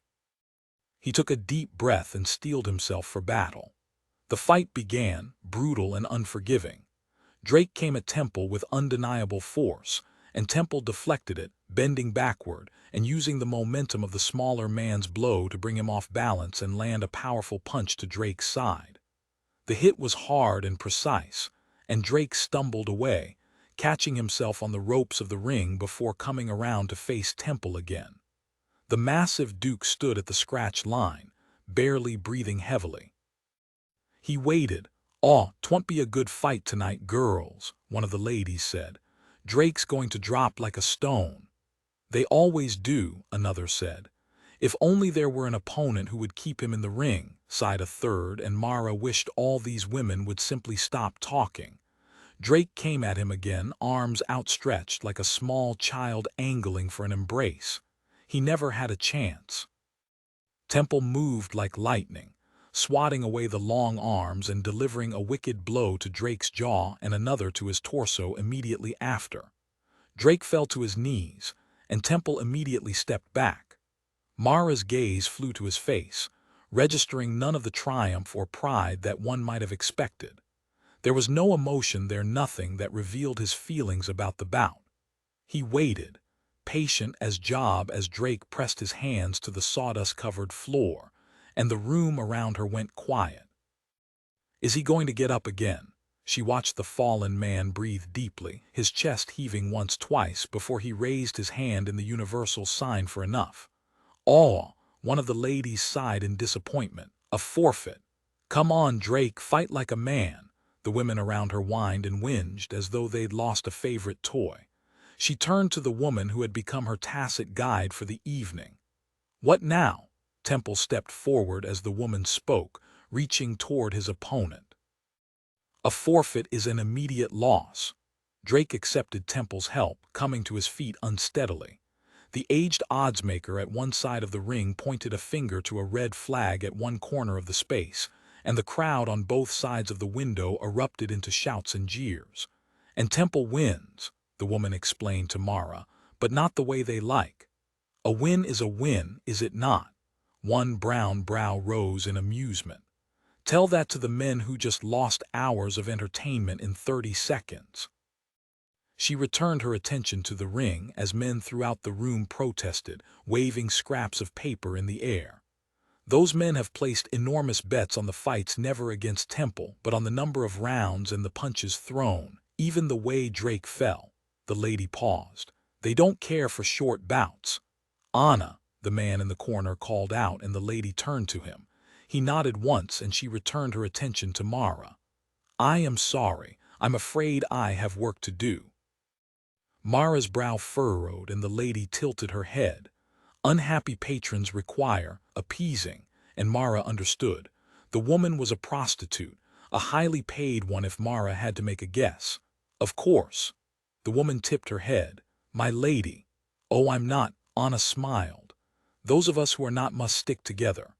And then she was gone, leaving Mara with the aftermath of the fight and the keen knowledge that she deserved no kind of honorific considering the consequences of her long-ago actions. Temple seemed not to care about the way the men screamed and fought around him, desperate for a way to regain their bets. Instead, he turned to face the mirror, black eyes scanning its breadth. "Here it is," a lady called from nearby. He nodded once, sending titters and sighs through the room, leaving Mara breathless with the knowledge that with the bout now over, he was coming for her. And with that knowledge came the memory of their last conversation, of the words he'd used, of the blow she dealt, of the bed she had made for them where they were enemies, where she did all she could to regain her funds and he did all he could to exact his revenge. Her anger returned. "Poor Temple," someone called. "He didn't get his fight." "I should like to give him a fight," another lady retorted, and the innuendo set the rest of the room tittering. "I don't fight women." How many times had he said it that first night? But what if one were to challenge him anyway, in the open? What if a woman were to offer to fight him for the money that was rightfully hers? What if she were to back him into that corner where his red flag flew with cocksure arrogance? Would he forfeit? Could she win? Her heart pounded in her chest. She could. This moment, this place was her answer. The Marquis of Bourne had climbed into the ring with him, and the two were in discussion. Mara's thoughts raced. It could be that easy. A reed-thin, bespectacled man materialized at her side. Temple requests that you meet him in his rooms. I am to take you there. Excellent. I have every intention of meeting the Duke. She intended to set him down, to prove him wrong, to prove herself stronger and smarter and more powerful than he thought her, to make him regret his words, to make him rescind them. His kisses had distracted her too well. His strange, unexpected kindness had upended her keen awareness of this war they waged. But then he'd called her a whore. And she was reminded of his purpose, of hers. He wanted retribution. She wanted the orphanage safe. And she would get what she wanted. Tonight. Her commitment redoubled. She and her guide emerged from the quiet passageway into a crush of bodies beyond, and Mara was grateful for her mask. The way it focused her view, men moving in and out of frame, the wheres and why force of their journey made irrelevant by her limited view. The mask turned the entire evening into a performance of some kind, the men moving across a stage just for her, dressing for a larger, more important scene. For the main player, Temple. She let the man guide her back to Temple's rooms, where he deposited her in the dimly lit space and closed the door behind her, throwing the lock without hesitation. But Mara was already moving across the room, already heading for the steel door she'd watched from the other side of the ring, knowing where it led. She yanked it open, her plan clear in her mind, as clear as the plan 12 years earlier that had set her on this course, that had led her to here, to this moment, to this man. She ignored the men on either side of the aisle that marked the clear path to the ring, grateful for her mask in those 50 short feet, even as her gaze tracked no one but the enormous man still in the ring, his back to her as he reached for grasping, congratulatory hands. The poor thing had no knowledge of what was to come. She was so focused on Temple she did not see the Marquis of Bourne before he stepped into her path, catching her by the arms. "I don't think so," she met his eyes. "I won't be stopped. I don't think you'd like to test me." She laughed at the words. "Tell me, Lord Bourne," she said, considering her options. "Do you really think that you have any place in this? My entire life has led to this moment." "I will not let you ruin his retribution," he said. "If you ask me, you deserve every ounce of it for the devastation you've wrought." Perhaps it was the implication that he understood the long thread of past that stretched between Mara and Temple, or perhaps it was the ridiculous entitlement in the words, as though the Marquis of Bourne could stop the globe from spinning on its axis if he wished, or perhaps it was the smug look on his face. She would never know. But Mara did not hesitate, using all the strength and skill and lessons she'd learned from 12 years living on her own with no one to care for her, and from the man beyond, who'd refreshed them. Bourne didn't see the punch coming. The smug aristocrat reeled back, a sound of shock and surprise coming on a flood of red from his nose, but Mara did not have time to marvel at her accomplishments. She was ringside and through the ropes in seconds, and the moment she stood there in the uneven sawdust, the room began to quiet. The men clamoring to claim their bets and call for a second bout turned to face her like layers of onion peeling off for stew. It took him a moment to hear the silence, to realize it was directed at him, at the ring. A thread of uncertainty began at the back of her neck, starting its slow, curling journey down her spine. She willed it away. This was her choice. This was her next step. She met his black eyes even as he started toward her, and she saw the surprise there, the irritation, the frustration, and something more, something she could not identify before it was locked away in that unforgiving gaze. She took a deep breath and spoke, letting her voice run loud and clear in the enormous room. "I, too, have a debt with the fallen angel Duke." One black brow rose, but he did not speak.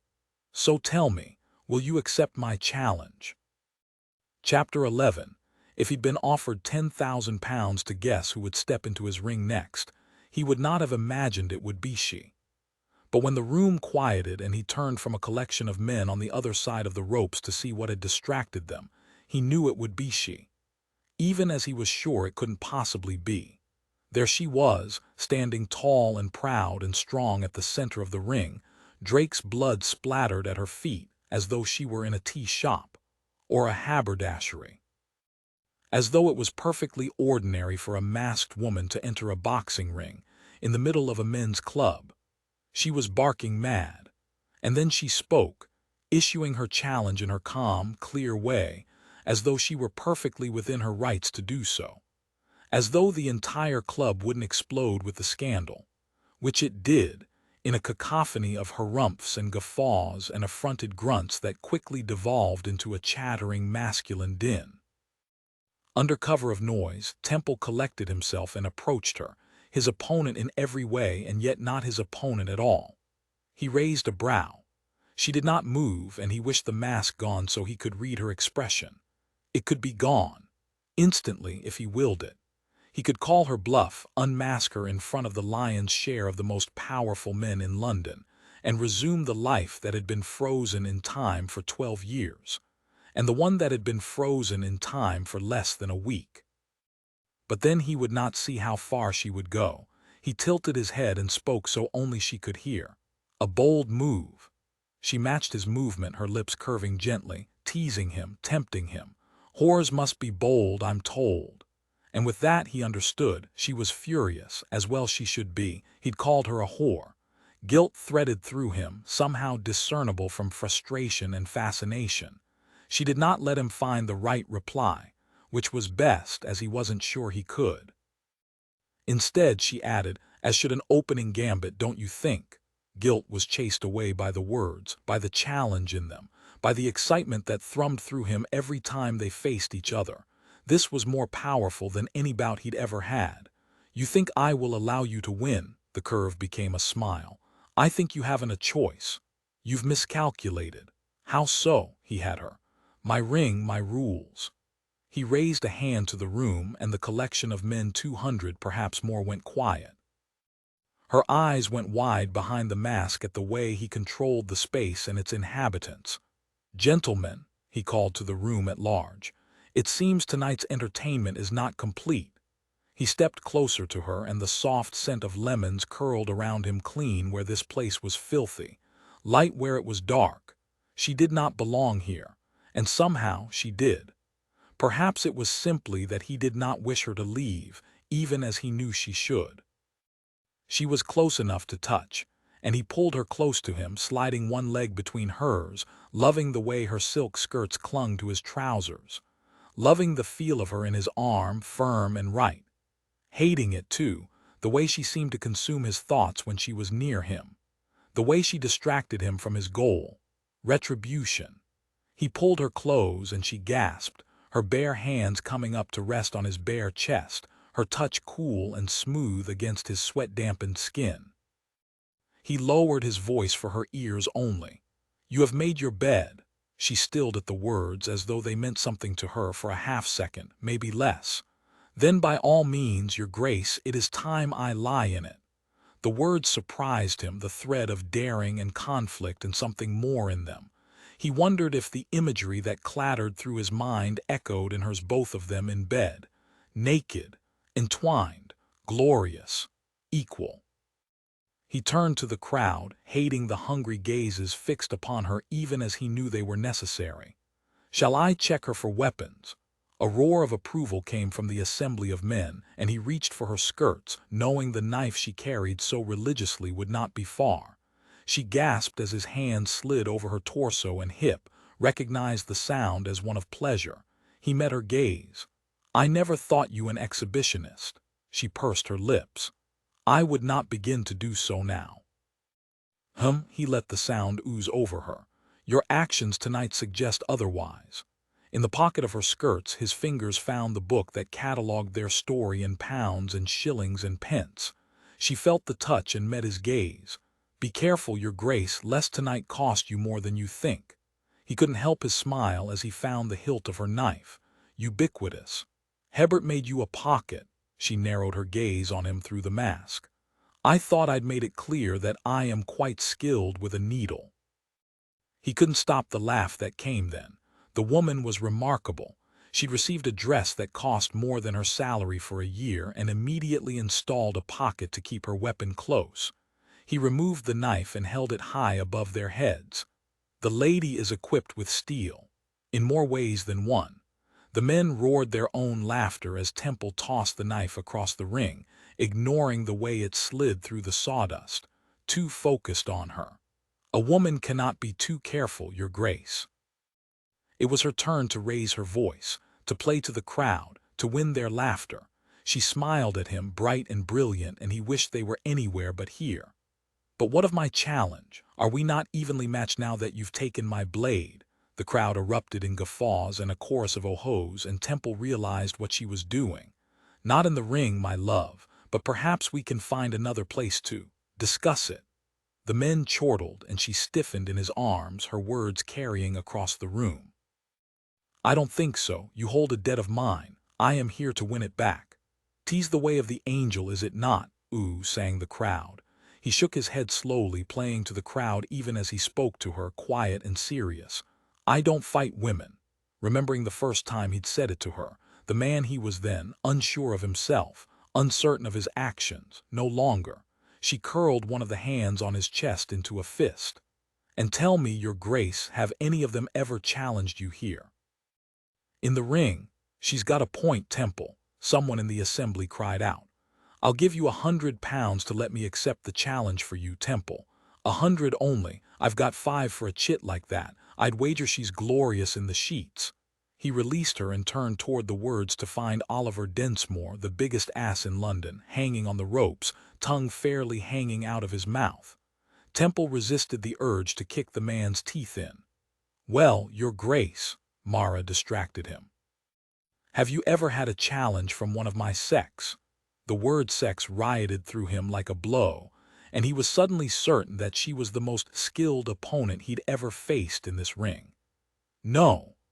She turned in a slow circle to show her masked face to the room, finally stopping and facing the mirror where the women no doubt tittered and gossiped and wondered about her. She met his gaze in the mirror and smiled, the expression wide and welcome, and for the first time since they'd met on that dark London street, he wondered what it would be like for that smile to be commonplace in his life, to know it well. Ah, she said, the words carrying through the room. So you forfeit. He hesitated, not liking the thread of unease that came with the words. No. She turned to the oddsmaker, whose wide eyes were in danger of escaping his head. Is that not the way of the bouts, Sirrah? The fight happens or the fighter forfeits.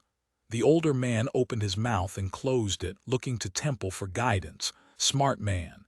Temple crossed his arms over his chest and saved the poor git. There are other ways to fight, other ways for me to win. She turned then, looking over her shoulder, those lips curved and calm and defiant, and unbearably tempting. Other ways for me to win, you mean? The crowd went wild. They adored her, this mysterious woman who seemed to have Temple and the rest of the world wrapped about her finger. And somehow in that moment he did too. He was beside her in an instant, collecting her in his arms, pulling her tight to him and taking her lips, claiming her in front of God and London, tasting her sweetness, her spice. The roar of those assembled faded away as he consumed her, the kiss too rough, too searing, until he realized that she was matching it with her own passion, her own fervor. She'd felt it too. She wanted him just as he wanted her. What a disaster, one he would worry about later.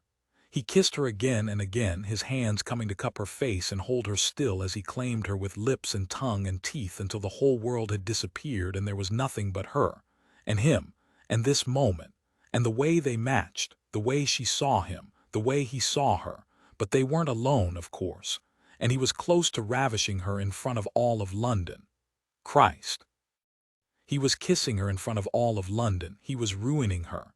He stopped, lifting his mouth from hers, loving the way she followed his lips, loving the way she ached for him as he ached for her.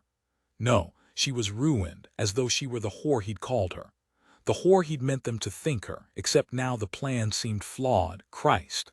What had he done? It had been the goal, had it not? Retribution. But somehow it was all wrong.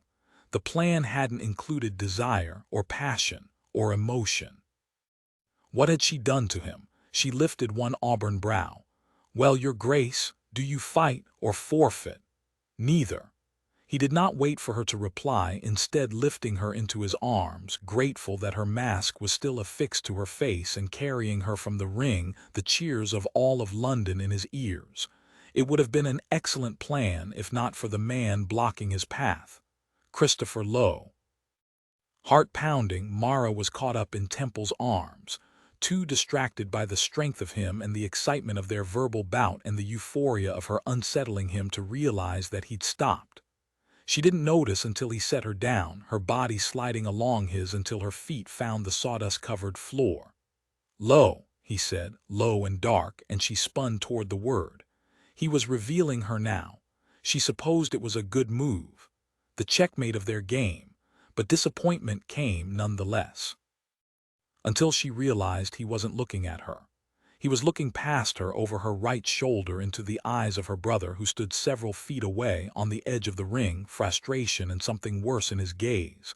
Something unsettling, something incalculable. You think you have won. You think you can take everything of mine. He paused. And my sister. The room went silent, every man present leaning forward to hear the conversation. She stepped toward her brother, knowing that he was furious. Eager to calm him, to keep him from Temple, from ruining her plans, from ruining what she was building, the good and the bad. Temple stopped her with a hand on her arm, immediately placing himself between her and her brother. Kit was already shaking his head, coming forward, driven by stupidity, his voice loud and angry. All of London thinks you a winner, a hero, but the killer Duke is nothing more than a coward. He looked to Mara, and she saw the loathing there, her father's as much as Kit's. A coward and a whoremonger. The gasp that rippled through the room was Mara's as much as any other's. The words were a blow dealt from the one man who should have been concerned for her reputation. Temple would have to fight him now. He wouldn't have a choice, and Kit knew it. One did not call a man a coward and not receive a fight. She stepped toward him, wanting to stop it, wishing she could hurt him herself. Temple's arm came across her chest. He turned to her, spoke softly for her ears only. No. This is my fight. There was anger in his gaze, too, but it was different somehow. It was for her. Who was this man? Kit did not see the anger, too blinded by his own bluster. You won't fight the one man who has an honest reason for it. He lifted his fists. But now I am here and you can't ignore me. You'll fight me. The words unlocked the men assembled. They moved in a wave of humanity, bombarding the bookmakers around the room, each eager to place their bets. It's the fight of the century. Someone called out, 200 on Temple for an immediate win. Another cried, a single round repeated. 50 says Temple breaks 3 of Lowe's ribs, a deep voice called. I've 75 on the killer Duke earning his moniker again. London had been waiting for this fight for a decade, for longer, the killer Duke versus the brother of his kill, the ultimate David and Goliath. Kit's words from their meeting days earlier echoed through her. I am not free of this, and now neither are you. He would ruin everything, lose it all again, and destroy everything she'd worked for in the process. Temple would get his vengeance, she would get nothing. The thought should have brought resignation, should have brought devastation, should have come on the urge to flee, but instead it brought sadness, for hadn't there been a time, a moment, when she'd had a taste of what it would be to win it all? The money, the orphanage, the man. She pushed the thought away. He was not for winning, certainly not by her. She didn't deserve him. Now after this he would be rid of her. Temple turned to her, pushing her back to the ropes. Temple, she said quietly, not knowing how she would finish. This wasn't my plan. I didn't know he was here. When he didn't look at her, it was as though she didn't exist.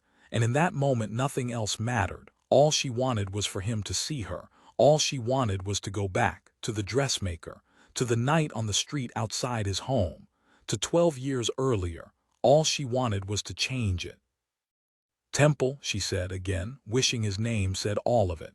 He ignored her, lifting her over the ropes and passing her down to the Marquis of Bourne standing on the other side.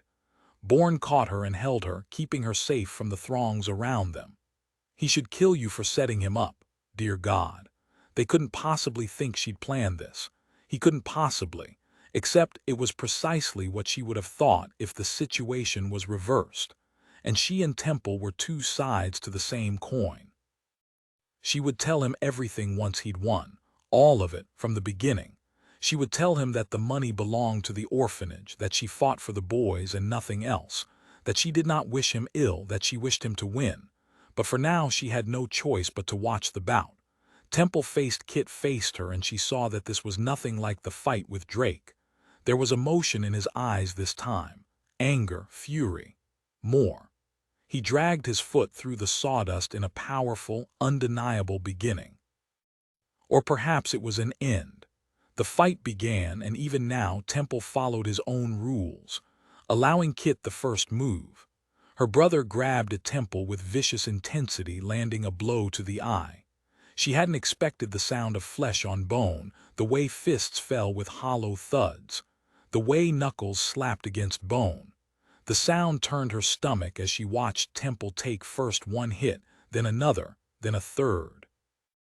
And then, as though he'd been counting the blows, offering them for free before forcing her brother to pay for them, he came at Kit the way she'd always heard he fought. His fists landed like thunder, pummeling Kit's abdomen and sides until her brother turned from the assault, taking a moment to find his breath, to find his strength, and went at Temple again. Perhaps he was named because he was built like stone, impenetrable, unbeatable, as though the world could come to an end and Temple alone would survive. His fists rained down upon her brother, jabbing and crossing and cutting until Kit fell away, coming to rest on the ropes mere inches from her, one eye nearly shut from the blows. She might hate him at times. He might no longer be the boy she'd known, the one she'd left, but he was still her brother. And she did not wish him dead. She pled with him. "Kit, stop this, he'll kill you." He met her gaze, and she expected to see pain or regret or surprise there. But instead, she saw something unexpected. Hatred. "You chose him." She shook her head instinctively. No, it wasn't true, was it? She'd chosen the boys, she'd chosen their safety, and then, somehow, she'd chosen Temple. The thought shocked her. Dear God, had she chosen him, would he allow it? Her gaze flickered to him, coming at them, coming to fetch Kit. Temple's eyes found hers instead. Cold, hard, betrayed. She hated that look, couldn't face it. Turned back to her brother, who smiled, the way he always had when they were children and he was about to do something that they would enjoy, but that would no doubt earn him a beating from their father. And then he reached for the floor of the ring, for her knife. She saw the gleam of silver before anyone else. Mara gasped and screamed out, "No," but it was too late. He went at Temple without finesse, with sheer, unmitigated force. Her gaze flew to Temple, who was not watching Kit. He was watching her. Dear God. "He'll kill you." The same words, now with a different meaning. No. She was a madwoman, breaking free of Bourne's grasp and pushing toward the ring, grasping at the ropes, trying to get to Temple, trying to save him. The words were lost in the roar of the crowd, in the way they seethed and barked and howled like dogs on the hunt for blood. Kit gave it to them. The knife landed hard and deep in Temple's chest, blood blooming from it like a perverse blossom. She froze at the sight, halfway into the ring as someone caught her by the waist, pulling her back with wicked strength. She didn't notice her scream until it was out and ear-splitting. And for the first time since he'd taken to the ring 12 years earlier, the killer Duke fell. She couldn't stop watching, unable to tear her gaze from the awkward angle of his legs and the river of blood pouring from him, spreading dark and ominous over the sawdust on the floor. A tall, ginger-haired man was in the ring then, on his knees at Temple's side, stripping off his coat, barking orders, bending over to inspect the wound. And then Mara couldn't see at all, her view blocked by the dozen men already in the ring trying to get to him, each eager to be the first to make the call. "He's dead." "No," she whispered, refusing to believe it. What had she done? Temple was too strong, too big, too alive for it to be true.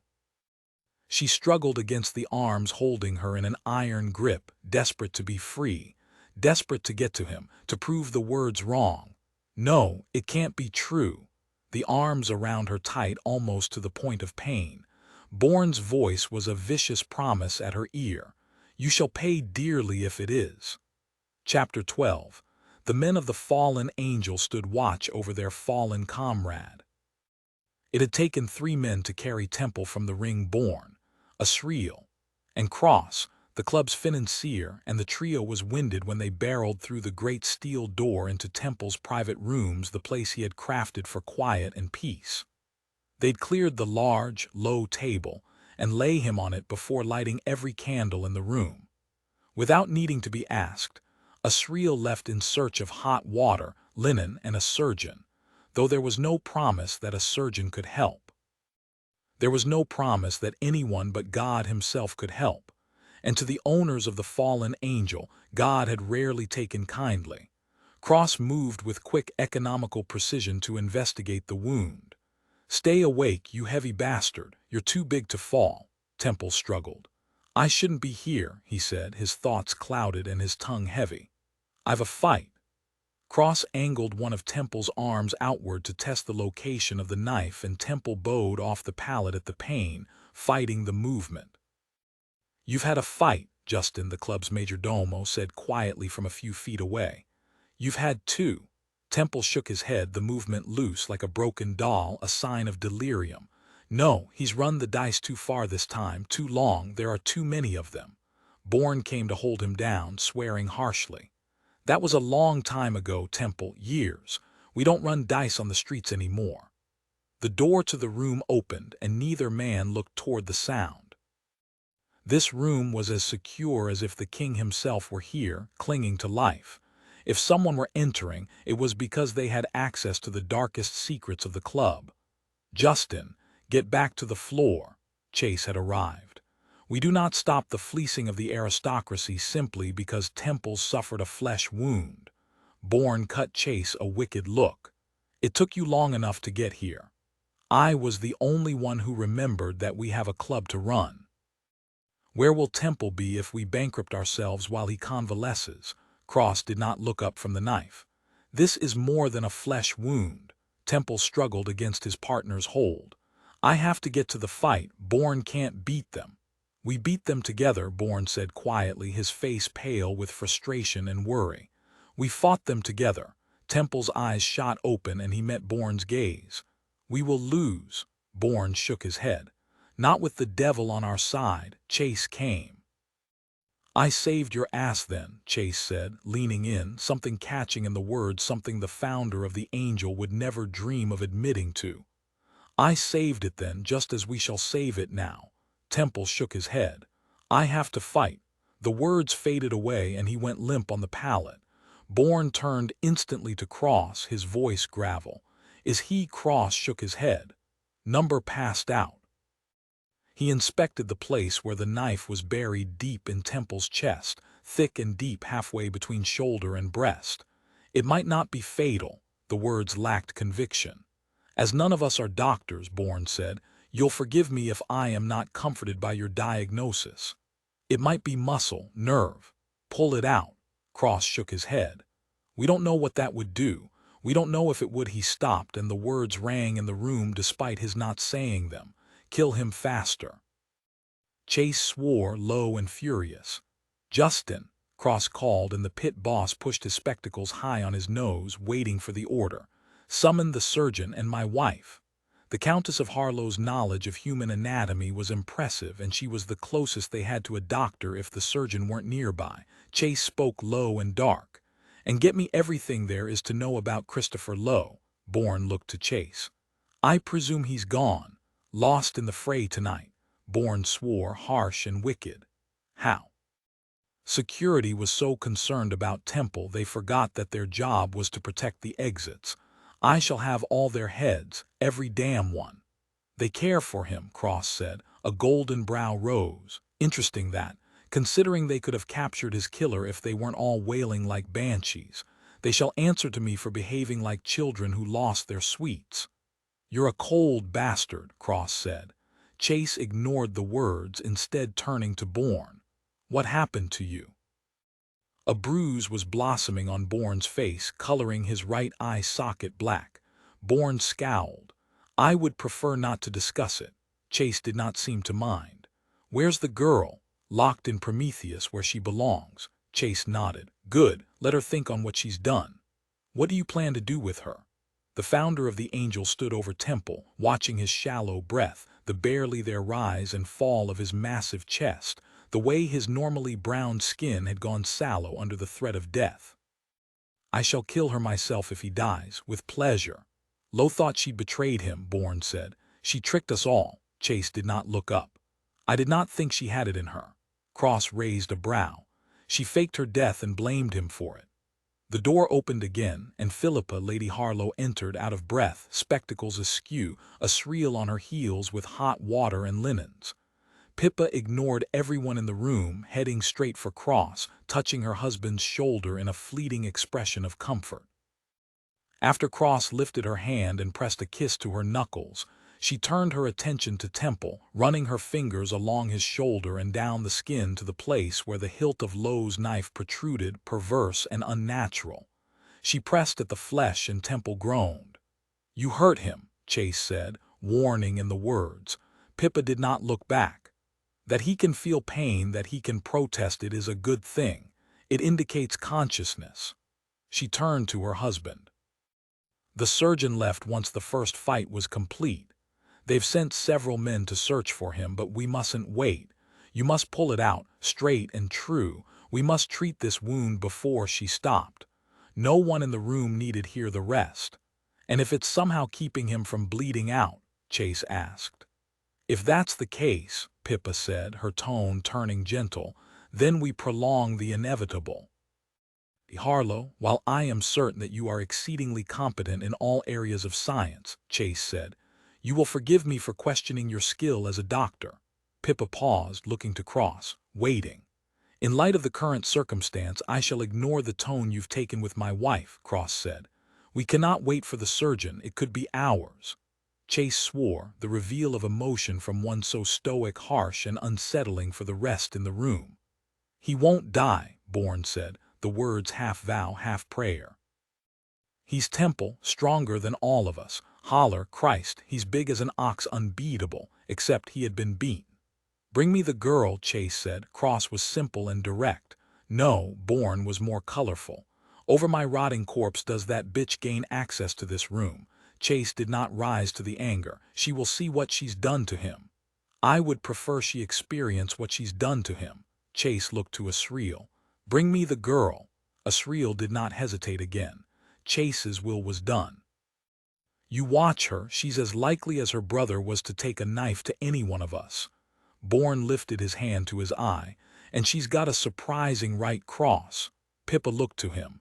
Her wide eyes blinked once behind her spectacles, and Bourne resisted the urge to fidget.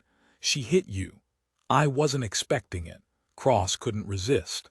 "I don't imagine you were." He returned his attention to Temple's wide expanse, watching as Pippa cleaned around the knife, her task Sisyphean blood blossoming anew with every swipe. After long moments, she said, without looking up, "You can't plan to reveal yourself to her." Chase looked to her. "I hadn't thought about it." "She can't know who you are," Cross agreed with his wife. "She's not to be trusted." Pippa brought a clean cloth to Temple's brow as they all watched, wiping away the sweat and sawdust that clung to him from the ring. Bourne spoke, "If she knew." The words trailed off, completion unnecessary. If Mara, if anyone aside from a trusted few knew Chase's true identity, the Angel would be in peril. And the Angel's peril belonged to them all. There was a gruesome painting of Prometheus on the wall of Mara's prison cell. A torture scene. The hero lay prone, chained on his back to a rock, his face a portrait of agony as Zeus, in the form of a wicked black eagle, tore at his flesh, punishing him for insolence, for stealing fire from the gods, for thinking he could beat them. It was a terrifying piece, enormous and threatening, no doubt designed to make those who defied the angel aware of the consequences of their actions and amenable to confession. A vision flashed. Temple collapsed on the floor of the ring, the life spilling from him as she screamed. Kit had stabbed him with her knife, fire from the gods. The door opened and she turned, her words out before she could stop them. The Duke, he lives. Temple's second, the man who had stood sentry outside the orphanage, tall and broad with skin dark as midnight, did not reply, instead silently indicating that she should walk ahead of him into the dark hallway with a seriousness that suggested it would be a mistake to push him for an answer or to ignore his instructions. He'd clearly been trained by Temple. Heart pounding, she did as she was bid, and as she passed him he did speak, his voice low and gruff. Try nothing. She wanted to tell him she wouldn't. That she hated what had happened. That, had she known it would come to pass, she would have done everything in her power to stop it. That even at her most angry, she'd never intended to hurt Temple. But she knew the words would be futile, and their meaning mistaken for lie or worse. And so, instead, she held herself straight and tall and made her way past him into the dimly lit hallway. The corridor was lined with men and women in a variety of uniforms from livery to lady of the evening, each face pale with shadow and concern, each gaze hot with loathing. She longed for the mask that had been taken from her after the fight. They watched her with angry eyes as she made her way through the already unsettling passageways designed to overpower with their size and curvature, designed to make it exceedingly clear to all who passed who held the power. Designed to dissuade Prometheus from thinking he might fare well in his quest. I hope you're taking her to chase, one of the women said, blonde and beautiful and filled with vitriol. I hope he plans to deal with her. A murmur of agreement rolled through the too small space at the suggestion, and a man nearby added, She deserves everything Temple got. She deserves more. A wicked shout came from behind her, and Mara crossed her arms tightly, moving more quickly, desperate to get away from them. From their hate. And then her escort opened a door and she threw herself from the hallway into the chamber, pulling up short as she realized where she was, wishing she had remained in the corridor beyond. She was in Temple's rooms where she'd watched him strip his shirt earlier in the evening, where they'd sparred, where he'd kissed her on lips and more, giving her a taste of a vast amount of pleasure to which he had access, where she tried to stand firm and tried not to notice his muscles and sinew and bone, his warmth, his vitality that was gone now. A woman and two men leaned low over him, candlelight wrapping him in its warm glow, highlighting the paleness of his skin, still as death. She closed her eyes against the words, wishing she hadn't thought them, willing the word death away. She stepped toward him, a knot in her throat. My God, she said, her chest heavy with fear and sorrow, unable to stop herself from reaching for him before her guide placed a strong hand on her arm and stopped her forward momentum. The Marquis of Bourne turned at the sound of her voice, and she noted the bruise blossoming at the inner corner of his eye, feeling the related sting in her right hand. He pointed at her. You don't come near him. There was hatred in the words, and a different woman might not have replied, but she could not bear another moment of not knowing. Is he dead? You'd like that, wouldn't you? No, she said, the truth coming on a flood of relief, knowing that the quiet word would mean nothing in this room, but wanting to say it nonetheless. Wanting to remind herself that she'd never intended to hurt Temple. Never, not since the beginning, and certainly not now. No, he raised a brow. I don't believe you, she met his gaze. I didn't expect you would. Enough, Bourne. The woman at the table looked up, and Mara recognized the blonde, bespectacled woman from the mysterious room where they'd watched the fight earlier. We can't wait any longer. We must extract the knife. It had been an hour, longer. Mara could not keep quiet, straight and true as it went in. She would know how it went in, as she fairly put it there herself, Bourne said. Look upon your work, you fucking harpy. As though Mara couldn't see it. As though she hadn't seen her brother plunge it deep into Temple's chest, as though she didn't will it away. She met Bourne's hating hazel gaze. "I did not do this." "Of course you did." This from the other aristocrat in the room, tall and ginger-haired. When she looked to him, he added, "You did this the moment you set him up for a murder he didn't commit. 12 years end here with this." It was a— Mara trailed off, shaking her head. They did not understand. Few did. It was a mistake. She did not say it because they neither cared to hear her story nor deserved to. Temple was another tale. Temple deserved the truth. If he lived, she'd give it to him, all of it. She would lay herself at his feet and give him his chance at retribution, at vengeance. And she'd give him the truth, if only he would live. She moved toward his still form and was stayed once more by the strong grip of his man-at-arms. She looked to the pile of linen near Temple's head on the low table. "You must remove it swiftly and immediately apply pressure," she said, deliberately avoiding the gazes of the men in the room, looking only to the surprised eyes of the Countess. "You'll need more linen than that." Her gaze flickered to the knife. "The wound is deep. You're a doctoress now." The words oozed lazy condescension. She steeled herself and met the Marquis's eyes. "I've extracted knives before." "From whom?" She looked back to Temple. "From whomever." The Countess was through waiting. "Sreel, you will have to release Miss Lowe. We shall require your strength to keep him down." "He is unconscious," Bourne said. "If we're lucky, he shan't be when we do this. It will hurt. A great deal, I imagine." Mara closed her eyes at the words, willing them to be true, willing him to wake, willing him not to be dead. She watched the men move to hold Temple down, 3 of them to keep his massive body still, and she tried not to notice the way his skin had gone sallow, life seeping from him on a river of blood. So much life. Her throat closed at the thought.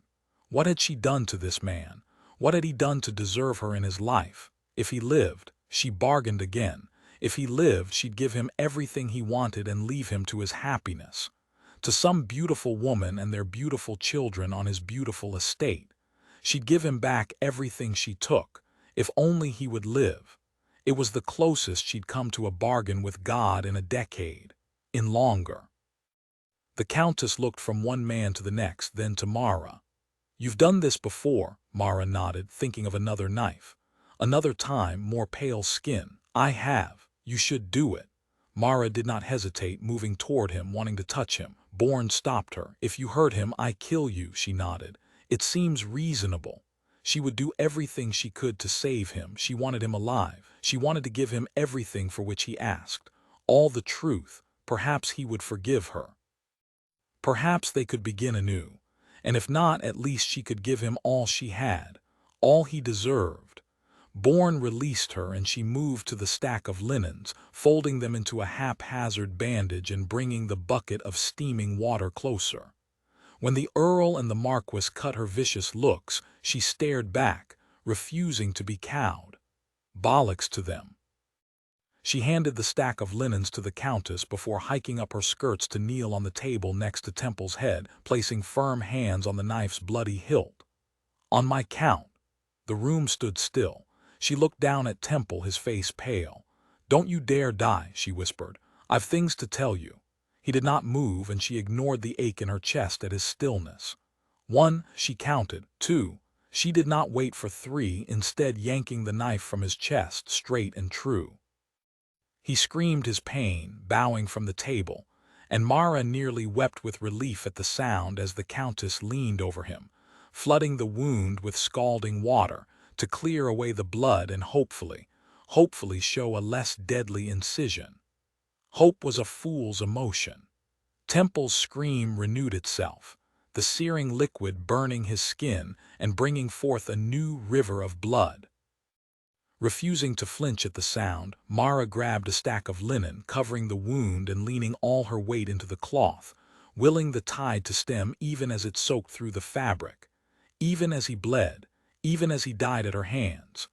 "You won't die," she whispered, over and over. "You won't die." She had to stop the bleeding.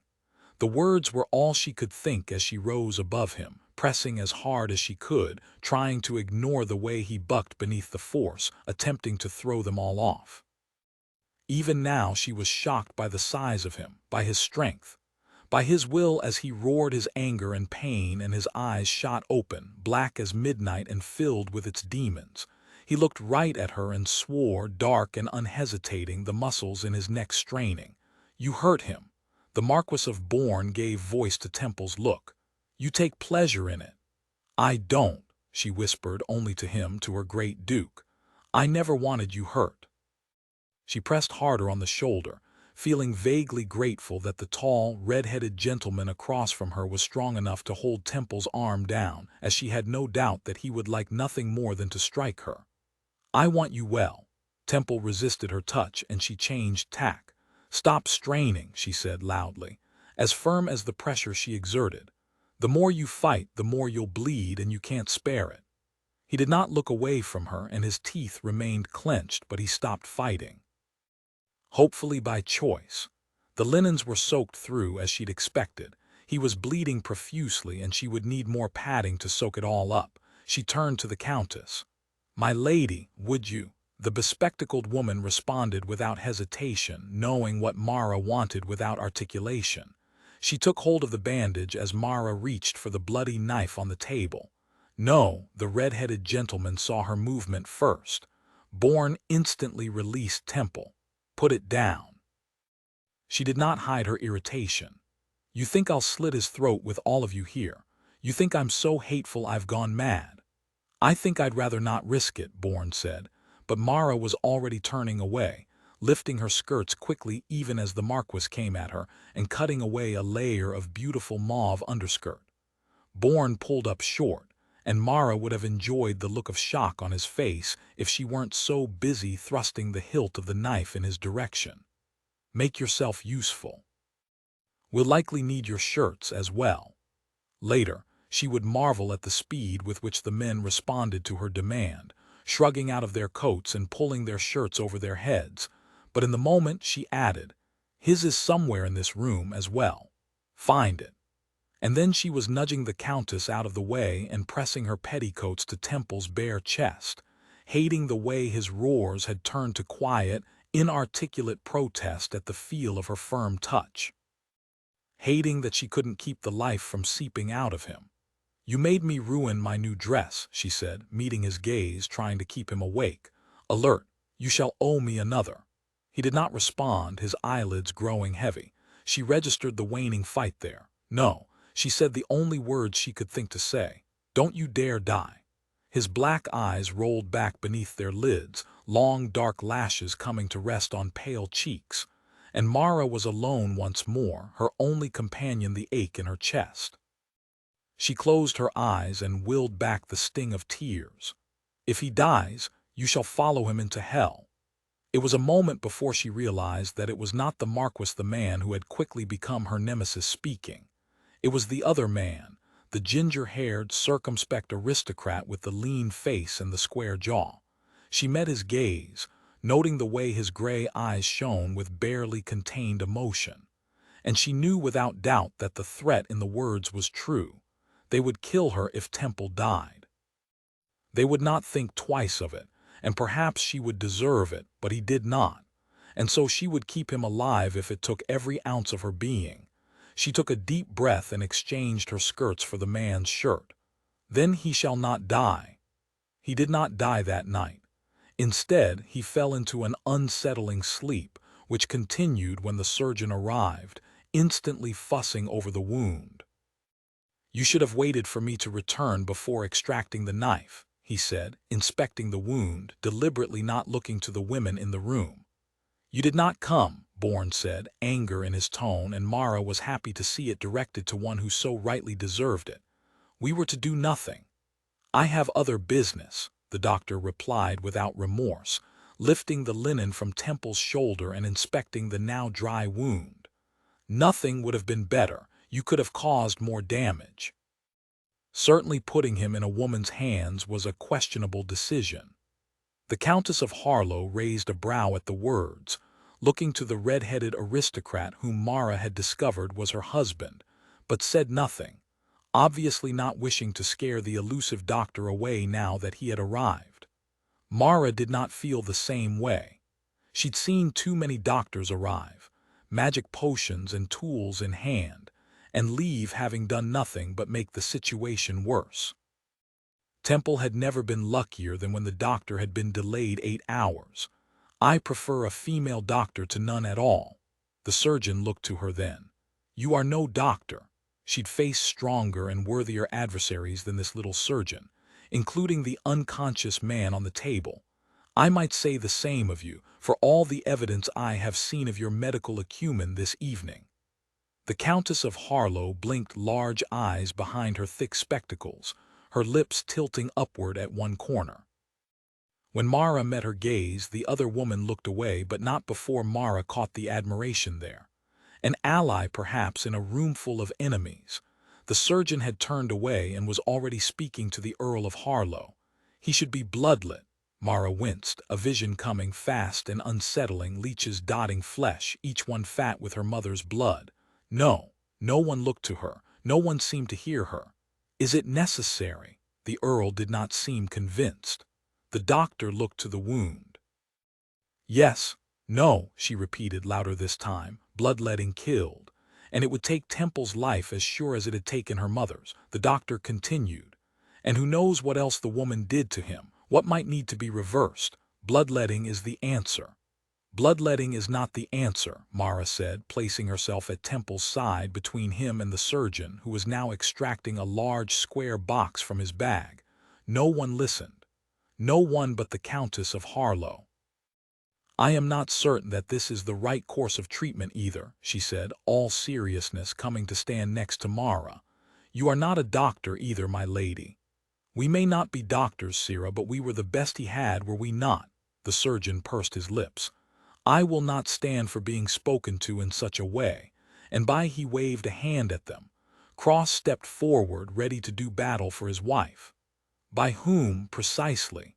The doctor noticed his misstep. Of course I don't mean Lady Harlow, my lord. I mean, he waved at Mara, this woman. He said woman like it was a filthy word. Mara might have cared if Temple's life were not hanging in the balance. She ignored the insult. Have you blooded him before? There was a pause, and she thought the surgeon might not answer her until the Countess stood her ground and added, It's an excellent question. The doctor hesitated until Cross prompted, Doctor. No, he's never required it. Mara looked to Temple, still as death on the table. Of course he hadn't. The man was unbeatable. He doubtfully required any treatment at all until now, until he'd nearly died. She looked to the Countess. My lady, she asked, letting her feelings on the matter sound in the words, show on her face. Don't allow this. Please let him live. The Countess nodded once and turned to her husband. We should wait. He is healthy and strong. I would rather he be given the opportunity to mend on his own than lose additional blood. Mara released the breath she had not known she was holding, hot emotion burning at her eyes. Women cannot possibly understand the basics of this kind of medicine. Their minds, he waved a hand in the air. They are not equipped for such knowledge. I beg your pardon. Countess Harlow was obviously displeased. Mara could not waste energy on taking offense. Not when Temple's life was in the balance. She stood her ground. Even women can understand that blood does not typically leave the body. I see no reason to believe we do not require all we have. It was an uncommon theory, and unpopular, but most people hadn't seen their mothers die, paler and sicker by the minute, covered in leeches and cut with blades. She'd seen proof that bloodletting was never the answer. The surgeon sighed, no doubt realizing he was going to have to deal with the women in the room. He spoke as though to a child, and Mara noted the Earl's jaw set in irritation. We must offset the balance. What he has lost in the shoulder we must take from the leg. That is utter idiocy. Mara turned to the Countess, her only ally. If a roof leaks, one does not bore a second hole in the ceiling. The doctor had had enough. He puffed up and turned to Bourne. I won't be schooled on my field of expertise by women. They leave, or I do. Then you should leave, and we shall find another surgeon, the Countess said. Pippa, Cross said, the words soft but firm, and Mara could hear the edge in them. He did not wish his friend to die. If only he would realize that Mara did not wish it either. Give him the night, she begged.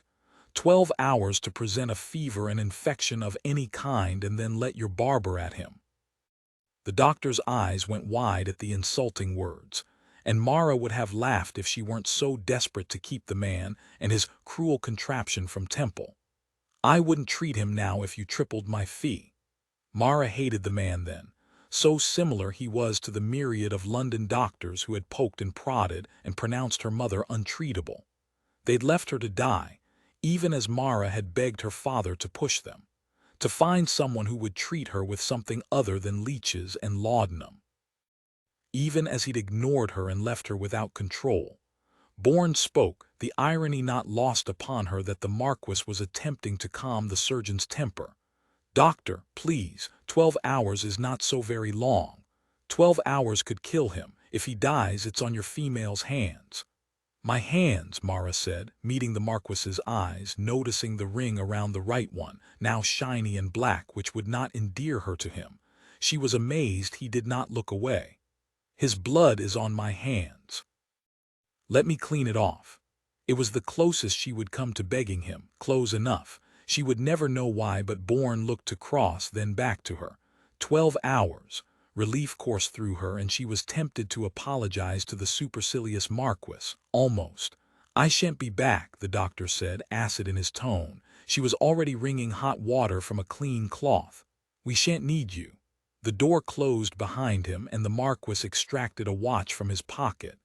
12 hours begins now. He looked to Cross. Chase shall have our heads for letting him leave.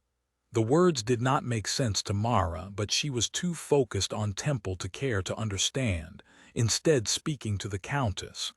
We must do what we can to stave off a fever. Pippa nodded once and moved away, heading for the door to call for more cloths and fresh water.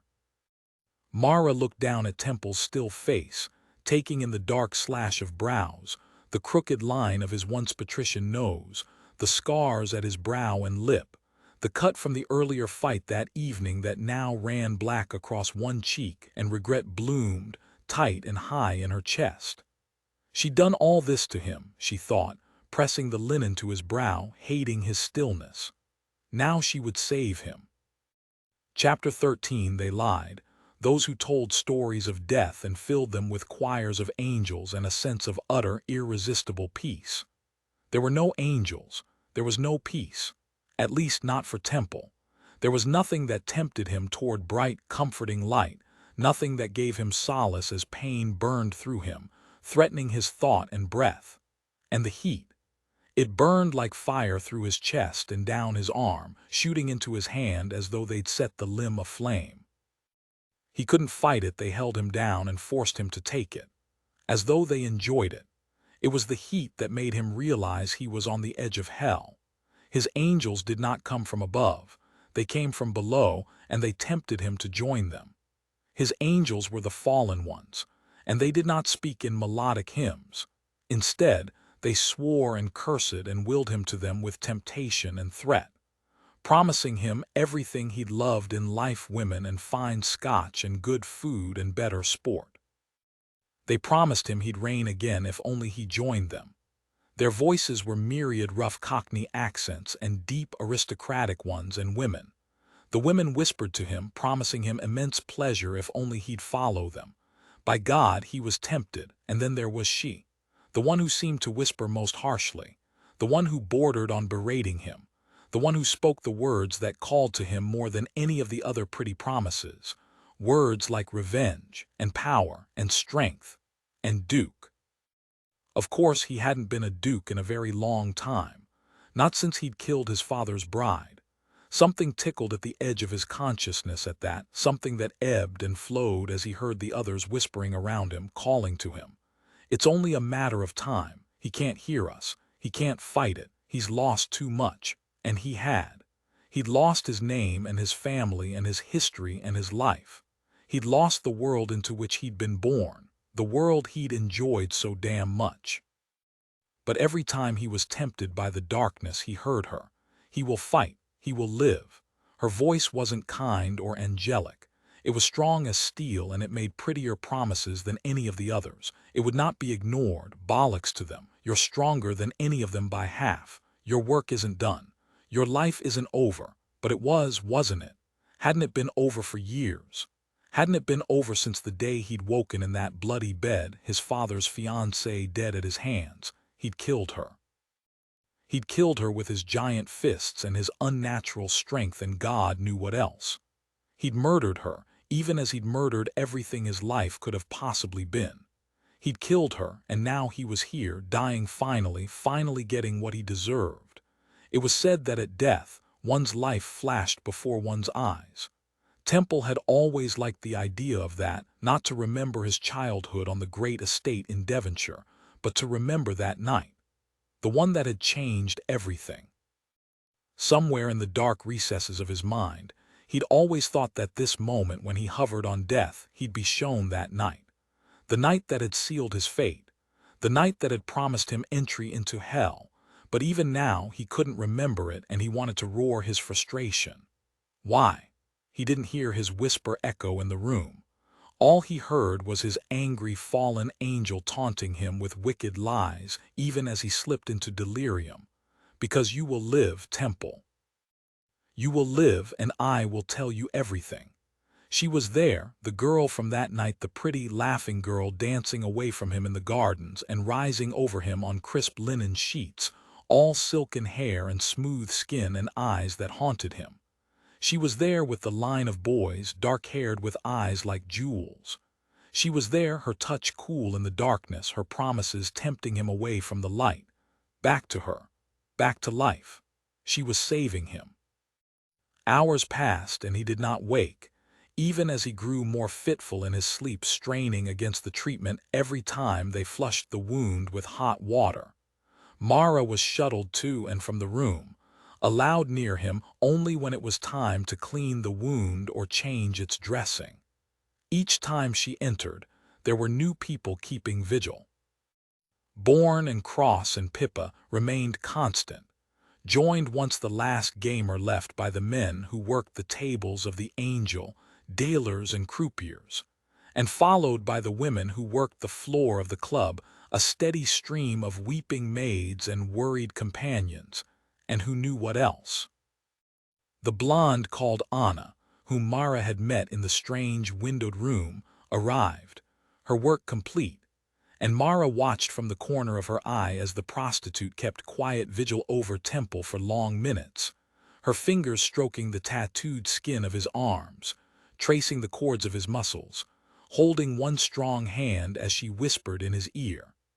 It occurred that she might be Temple's paramour, what with the way she'd spoken of him in the dark, mirrored room. With the way all the women had panted and leered over him, he no doubt had a string of women, and this one was beautiful enough to be the general of his petticoated army. Long, slender fingers trailed over smooth skin, perfectly filed nails worrying the hair of his arms in a gesture that could not be misread. This woman knew Temple, cared for him, was comfortable touching him as he lay still and naked in the dark. Mara looked away, hating her, hating herself for the hot jealousy that coursed through her.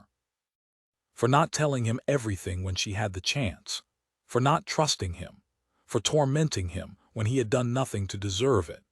She kept her head down as she cared for him, flushing and cleaning and packing his wound, mopping his brow and feeling for his blessedly strong, steady heartbeat.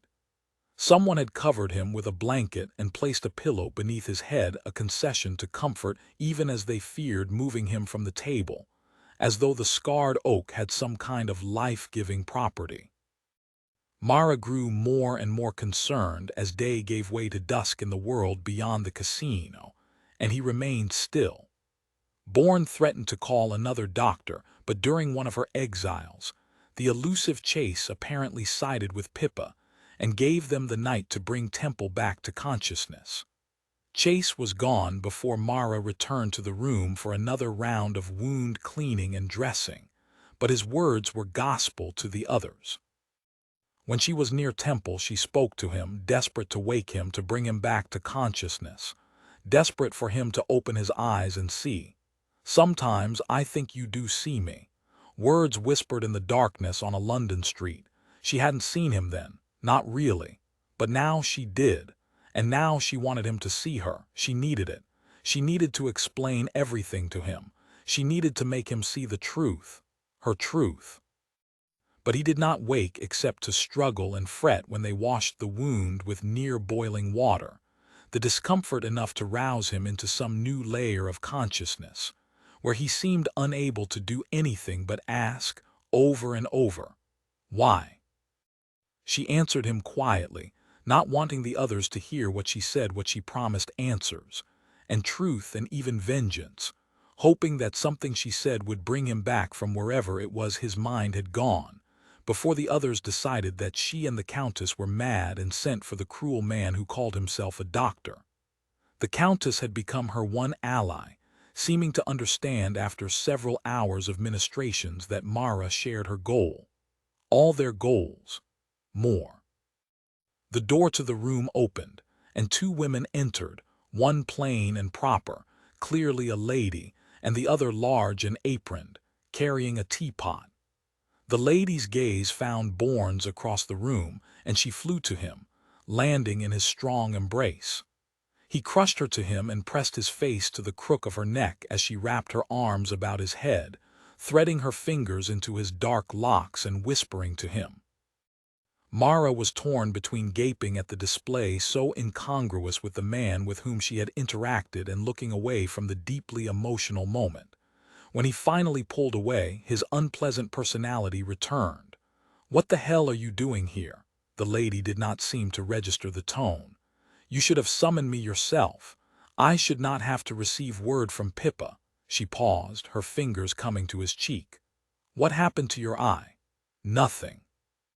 He looked away, and so did Mara, her gaze falling to Pippa, standing at Temple's other side, watching her. "It's not nothing, Michael. It's fine." He caught her hand and pressed a kiss to her fingertips. "Who hit you?" The Countess's lips twitched. Mara willed her to stay quiet. Luck was not on her side. "Miss Lowe hit him." The plain woman pulled herself up to her full height and looked to Pippa. "Who is Miss Lowe?" Pippa pointed at Mara, who wished she could disappear. "She is." The other woman faced her, gaze tracking her bloodied dress and haphazard hair and no doubt haggard face before landing on Mara's right hand, which had dealt the blow. One blonde brow rose. "I suppose he deserved it." Shock had her meeting the lady's eyes. "He did, rather," the lady nodded. "It happens." She turned back to Bourne. "I most certainly did not deserve it." She raised a brow. "Have you apologized?" "Apologized," he sputtered. "She hit me on her way to kill Temple." Mara opened her mouth to protest, but the woman did not give her a chance to finish her sentence. "Miss Lowe, have you plans to kill Temple?" It was the first time anyone had thought to ask the question. Mara told the truth. "No." The woman nodded and returned her attention to Bourne. "Then my husband no doubt deserved it." Bourne's gaze narrowed as Mara registered the meaning of the words. This woman was the Marchioness of Bourne, and willing to stand up to the horrible man without hesitation. Surely she should be sainted. "You should not be here," Bourne grumbled. "Why not? I'm a member and married to one of the owners of the club. This is no place for a woman in your condition." "Oh, for heaven's sake. I am increasing, Michael, not infirm. Pippa is here." The Marchioness indicated the Countess, who was, indeed, with child. "It is not my fault that Cross does not love his wife the way I love mine." Cross raised a brow at the words before looking seriously to Pippa. "I love you a great deal." "I know," Pippa said, and Mara wondered at the simplicity in the words. The Countess's perfect understanding that she was loved. She imagined what it would be like to be loved with such certainty. Her gaze flickered to the man on the table, to his strong jaw and long arms and the hand that lay flat against the wood, palm curved and empty. She wondered what it would be like to slide her hand into that space, to fill it, to love and be loved. Mara returned her attention to the Marchioness of Bourne, whose attention remained fixed on her husband. "Michael," she said softly, "Temple is as much mine as any of yours." The woman turned to face Temple's still form, and worry etched her brow as she reached for him. her fingers grazing his good shoulder before pushing dark hair from his brow. Bourne came to stand with his wife, pulling her tight against his side, anger and pain etched on his handsome face. "Good God," she whispered, leaning into her husband's embrace. "He will live." The words were harsh, torn from Bourne's throat, equal parts will and worry. Something tightened in Mara's chest as she watched the tableau. This man whose life she'd toyed with, she hadn't ruined him. He had dozens who cared for him, friends who would go to any lengths to save him. How long had it been since someone had worried for her? How long since she dreamed of it? How long since she deserved it? She did not like the answer that threatened. She turned to the woman with the teapot.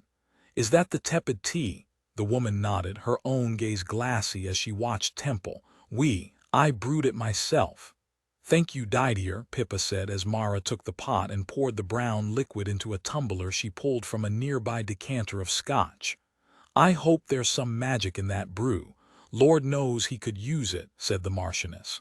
"Willow bark," the Countess replied. "It's said to fight fever."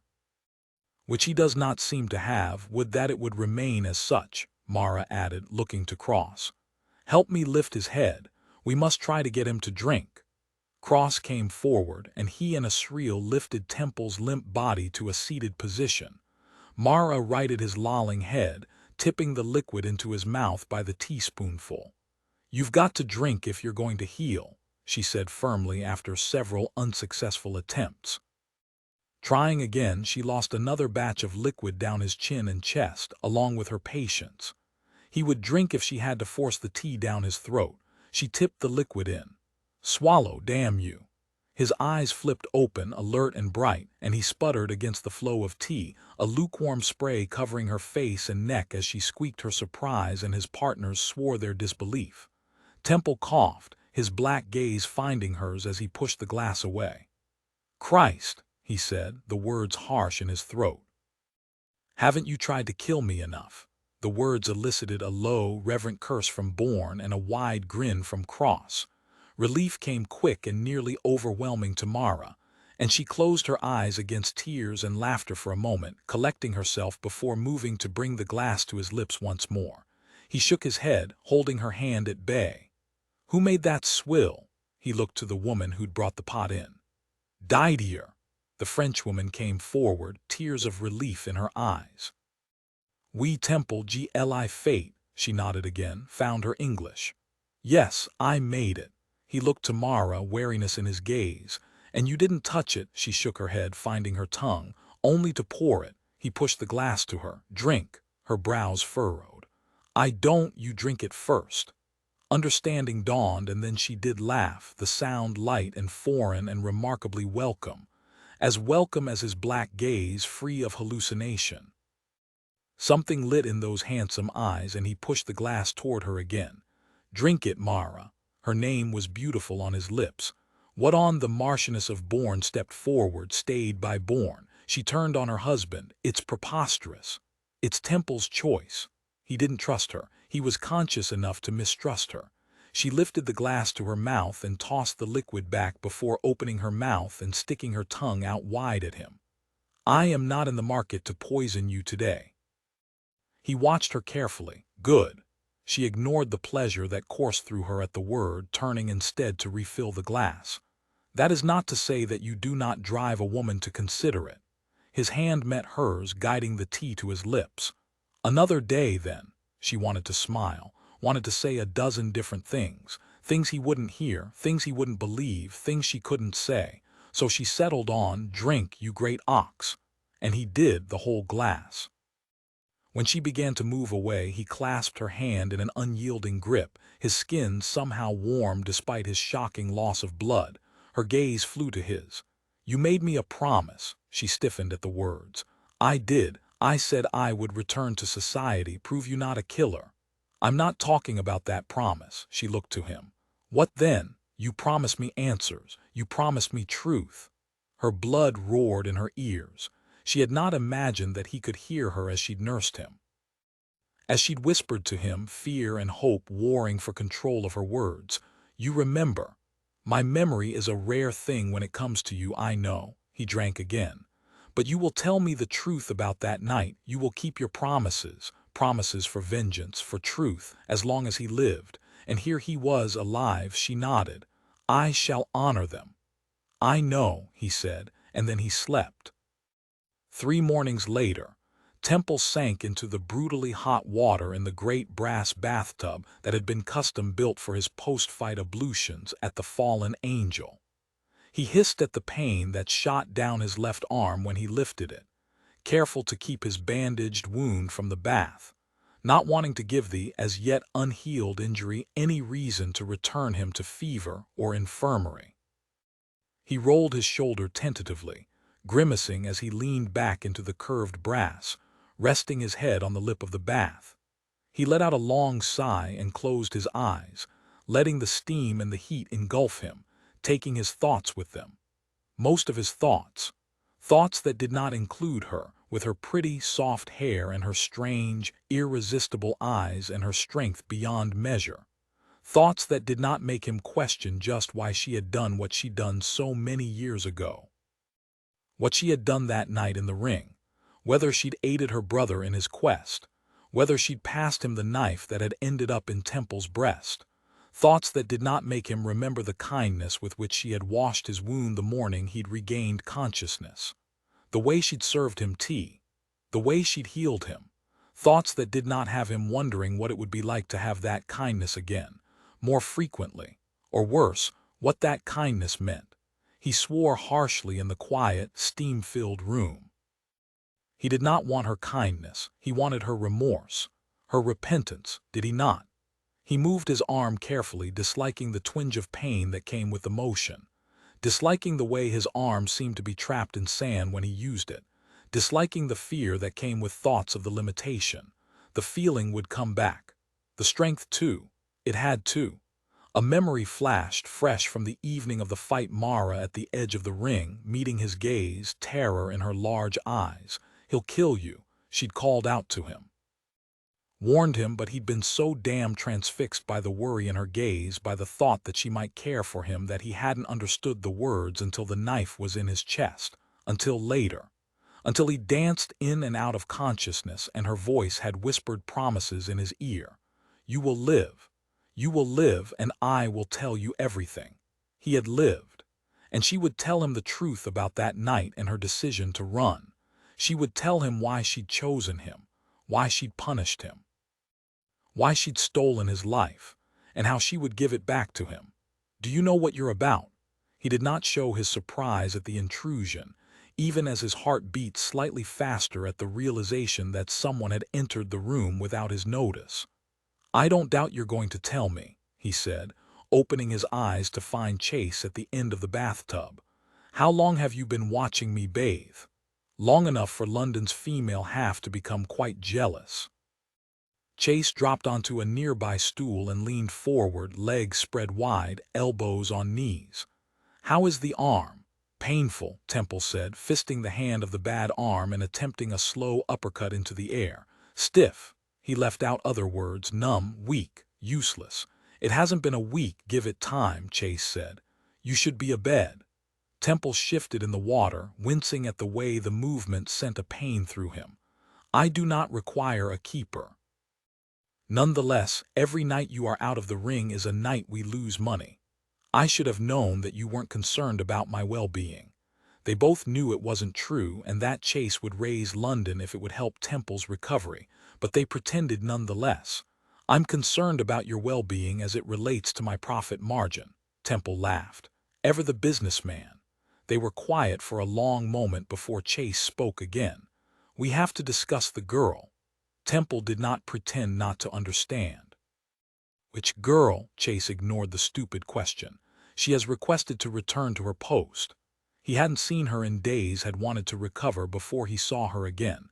He'd wanted his strength back before they did battle again, before he faced her, but he did not want her far from him. He refused to consider the reason why. "And the brother?" Chase let out a long breath and looked away. "Still missing. He can't stay that way forever. He hasn't any money." "It's possible the girl funded the plan." Chase ran a hand through blonde locks. "After all, she's something of an expert at hiding in plain sight. It wasn't possible. She was too concerned about money. She didn't help him. You don't know that, except he did. He had played the fight over again and again. I saw her at the fight. I saw her try to stop him. He paused, her whispered promises in his mind. She saved me. She healed me. She had little choice. Chase was ever skeptical. Temple shook his head. She hadn't tried to kill him. He couldn't believe it. He wouldn't. Chase's brows rose. You champion the girl. No, liar. I simply want to be clear that her punishment is not her brother's. And how shall her punishment be meted out? I need West.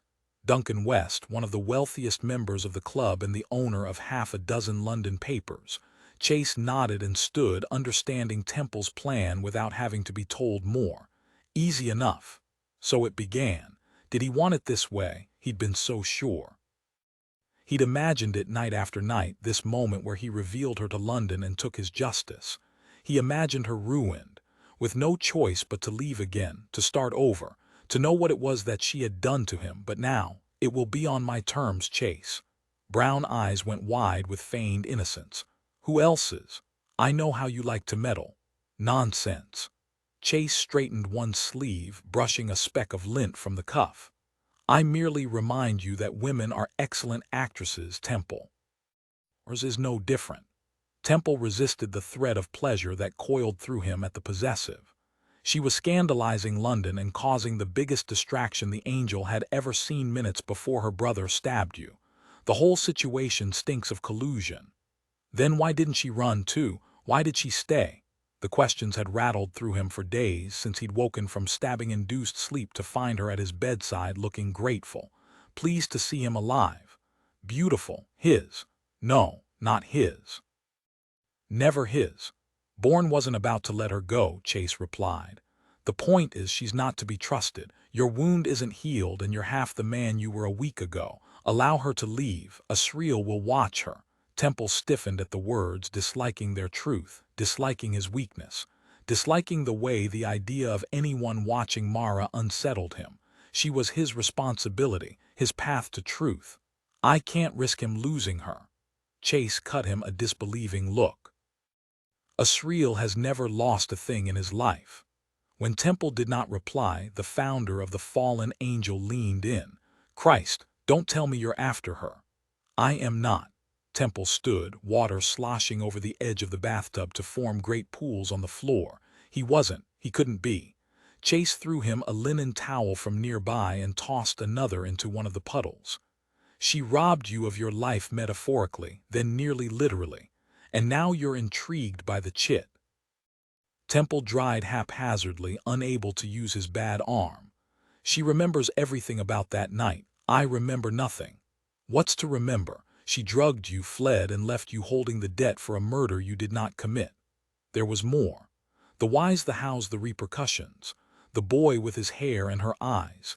He wrapped the towel around his hips and pushed past Chase, returning to his chamber. She will tell me everything about that night, and she will prove my innocence to the rest of the world. That's why I'm, as you say, intrigued by her. That's why I worry that Asriel will lose her. But that's not all of it. He ignored the thought that should have sounded like Chase but instead sounded like himself. He was not intrigued by her, not by her strength and her will and her fearlessness, not by her long neck or her full lips either. There were thousands of women in London more beautiful and more biddable. He was not intrigued by Miss Mara Lowe. Intrigued seemed a tame description of how he felt about her. Drawn, tempted, he was consumed by her. Chase was silent for a long moment, watching as Temple dressed, sliding into trousers, then a white lawn shirt and the sling that had been designed for his injured arm. He did it all with one arm. Perhaps Chase wouldn't notice. Chase noticed everything. How does it feel? It doesn't. I could still fell you. A golden brow rose. Big words. Chase headed for the door, one hand on the handle before a thought occurred. I nearly forgot. We've been watching the orphanage since Lowe attacked you. Temple was not surprised. Lowe had no money and no allies now that he'd crossed the Angel. He could not show his face anywhere in London without threat. He only had his sister. Anger threaded through Temple at the thought. And he sent her a message. We intercepted it. Idiot boy. What did it say? Chase smirked. What do you think? He needs money. Memories flashed. Mara's second-in-command hinting that the orphanage could use a charitable donation, the threadbare skirts she wore when she did not expect him, her bare hands red with cold. She doesn't have what he needs. She doesn't have anything at all. Did we take the note? No, we read it and let it pass. They had set her up to help her brother to betray Temple again. I want to speak with her. I want to see her. I want her. Chase was quiet for a long moment, then said, "Send her back to McIntyre's Temple. Asriel will have a half-dozen men watching the place round the clock." Temple's gaze shot to Chase. "McIntyre's." Chase hesitated. Chase never hesitated. Temple pounced. "McIntyre's. You are not the type to care about the name of some half-house filled with aristocratic byblows." "Not typically, no, but are you surprised I know of it? Of course I know where our members send their bastards." It was information Chase had to know. Information that kept the angel in power. It was information Temple could not stop himself from wanting. Christ, did he want to shout the question from the rafters? Is one of the boys mine? Is one of them hers? Ours, he settled on. Did you know she was there? I did not. Temple searched his friend's eyes for truth, couldn't find it. You lie. Chase sighed and looked away. Mrs. Margaret McIntyre. Born and raised on the Bristol docks, married to a soldier who died tragically at Nsamancow. Anger turned to betrayal. You knew she was there and you didn't tell me. What good was your finding her? She drugged and stabbed you. And then to hot, undeniable fury. Get out, Chase sighed. Temple, don't you dare attempt to placate me. Temple advanced, hand fisting, itching to wipe the smug expression from Chase's face. You have played your games with us for too long. Chase's eyes flashed. I saved your ass from a dozen men out for blood. Temple's gaze narrowed. And you've lorded it over me for years, born and cross as well, playing guardian and confessor and fucking mother to every one of us. And now you think to own my vengeance. You knew her. You knew my name rested on her existence. A memory flashed. Chase in Temple's rooms at the Angel all those nights ago. There's no proof you killed her. Anger flared. You knew from the beginning. From the moment you picked me up on the street and brought me into the Angel. Chase did not move. Goddammit, you knew, and you never told me. Chase raised both hands, attempting to calm Temple, but Temple did not want calm. He wanted a fight. Pain shot through his chest and sizzled down his arm as the muscles around the wound tensed, sizzled into nothingness at the midpoint of his forearm. The pain of the lack of feeling was not near as bad as his friend's betrayal. Get out, he said, before I do something you'll regret. The words were so soft, so dangerous that Chase knew better than to stay, turning back at the door. What would you have done if you'd known? The question landed like a blow. I would have ended it. Chase's blonde brow rose. You still can. But Chase was wrong. There was no ending it, not now. They were all too far down the road. Get out.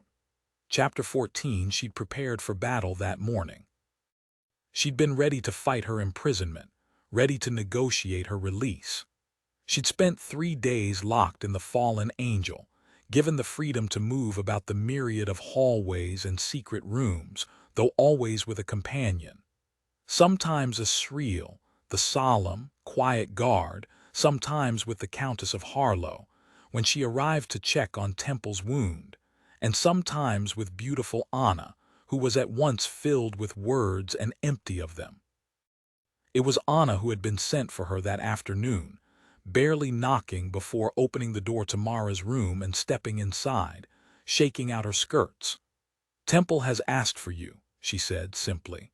Mara was shocked at the words. She hadn't seen him since the morning he woke, sputtering tea and mistrust all over them both. She'd thought he had forgotten her. She'd wished she could have forgotten him the way he'd lain still and pale in the hours before that moment when he'd regained consciousness and temper. The way she'd feared for him, the way she'd willed him well, the way she'd realized that this moment, this whole situation, had spiraled utterly out of her control, the way she missed him. She'd sent word to the other men Bourne, Cross, and the mysterious Chase that she wished to leave, that she had a position to return to at McIntyre's, that she had boys to care for, a life to live. No word had returned until now. Until Anna arrived and stole her breath and set her heart racing with the simple words. Temple has asked for you. She would see him again. She would see him now. Excitement warred with trepidation, and she nodded, standing and smoothing her skirts. Nervous, she steeled her spine. Like Bolin to the chopping block, Anna smirked. Queen of England are we? Mara shrugged. Something to aspire to. They started down the long, curved hallway, walking in silence for several long moments before Anna said, "You know, he's not a bad man." Mara did not hesitate. "I have never thought he was." Truth. "No one trusts him," Anna said. "No one who isn't very close to him. No one who doesn't know him well enough to know that he could not have." She trailed off, but Mara finished the sentence for her. "Killed me." Anna cut her a look. "Just so. But you knew him well enough." The beautiful blonde looked down at her hands. "I do." Mara heard the present tense. Hated it. This woman was Temple's mistress, Mara had no doubt. And why not? She was his perfect match.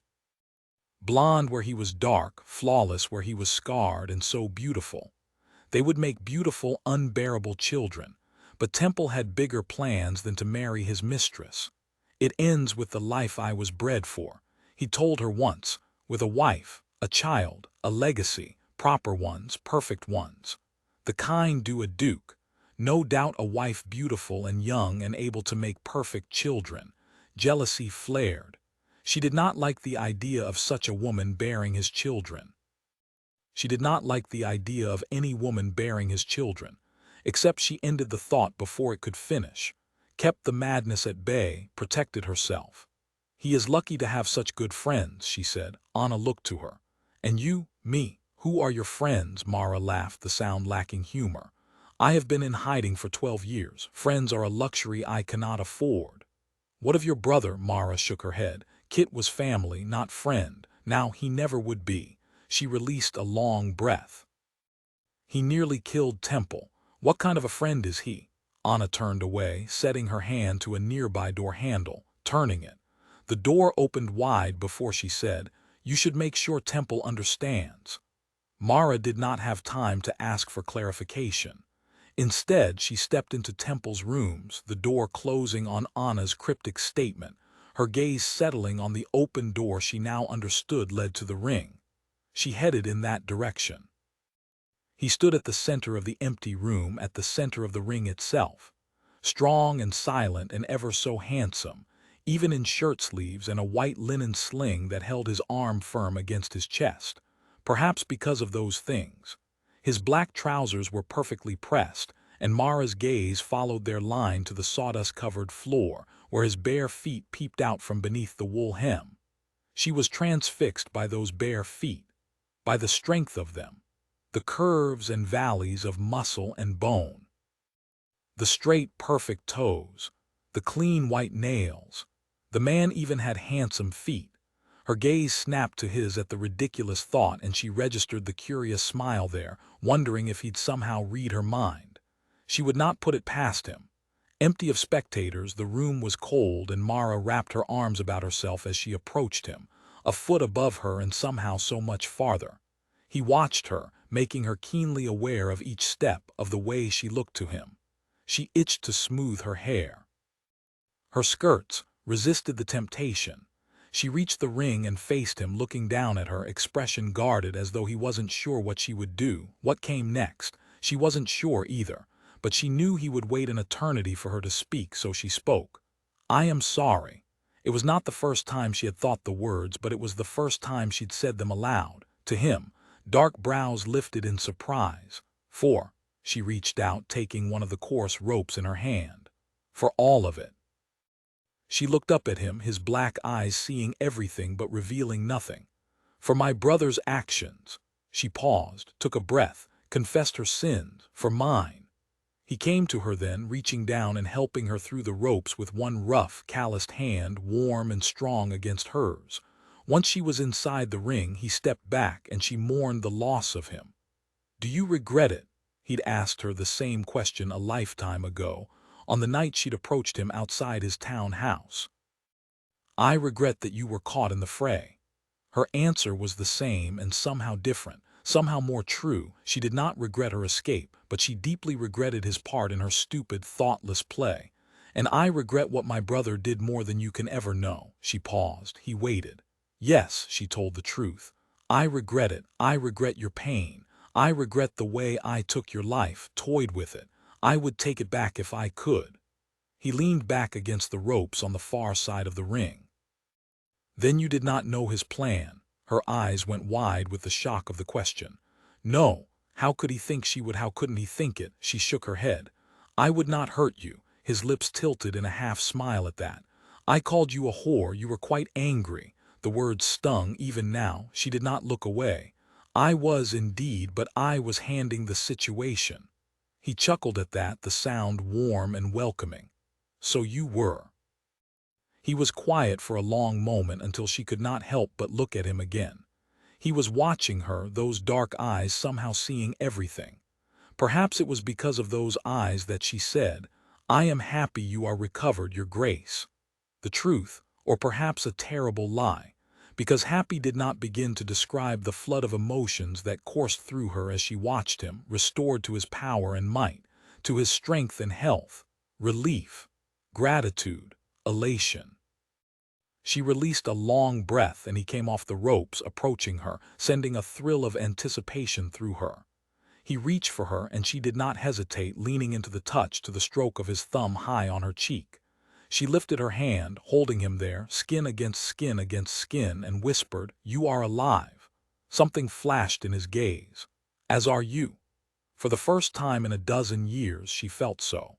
This man made her feel it somehow. This man, who should have been her enemy, likely remained her enemy, who no doubt wanted her destroyed for all the things she'd done, all the sins she'd committed, and who somehow saw her for all she was.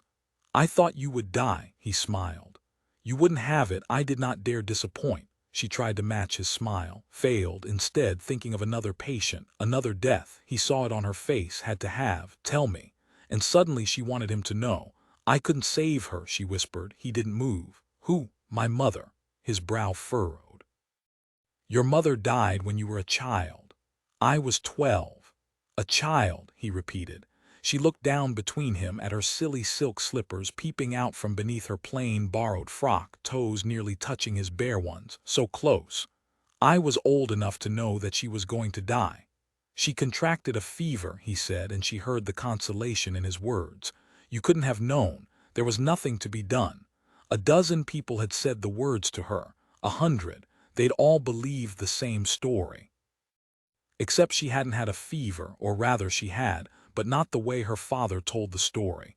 It hadn't come with sickness. It had come with infection, with a wound that would not heal, and she had been in terrible pain. Temple's hand moved, lifting her chin, raising her gaze to his, all warmth and strength, huge and rough and honest. She looked up at him into those eyes, dark as midnight and with its focus. He killed her, she whispered. Who killed her? My father. Even now, years later, it was hard to label him as such, hard to think of him that way. Temple shook his head and she knew what he was thinking. It was impossible. A husband did not kill a wife. He did not like it when Kit and I went against his wishes, and she did all she could to protect us. That day, she hesitated, not wanting to say more but unable to stop herself, lost in the memory. He'd purchased a new bust. From Greece or Rome or Persia, I cannot remember. Kit and I were running through the house and I tripped on my skirts. She laughed without humor, lost in the memory. I had just been allowed to wear long skirts. I was so proud of myself, so grown up. I tumbled into the statue which was perched atop a table on the upper landing of the house, she said, and Temple inhaled sharply as though he could see what was coming, what she had been unable to see as a child. She shrugged. It toppled over the banister, fell 2 stories to the floor of the entryway. She could see it now, the way it lay broken and unrecognizable what seemed like a mile below. He was furious, came charging up the stairs, met me on the landing. You didn't run, the words surprised her from the memory. Running would have made it worse. The beating, I could have taken it. It was not the first time he punished us, nor would it be the last, she hesitated, but my mother decided she'd had enough. What did she do? She went at him with a knife. He sucked in a long breath. Christ. Mara had played the scene over again and again, nearly every day since it happened. Her beautiful mother, an avenging queen, placing herself between her children and their father, refusing to let him at them. He laughed at her, Mara said, hating the softness in the words, hating the way they made her sound like the child she had been. She swallowed, met his gaze again. He was too strong for her.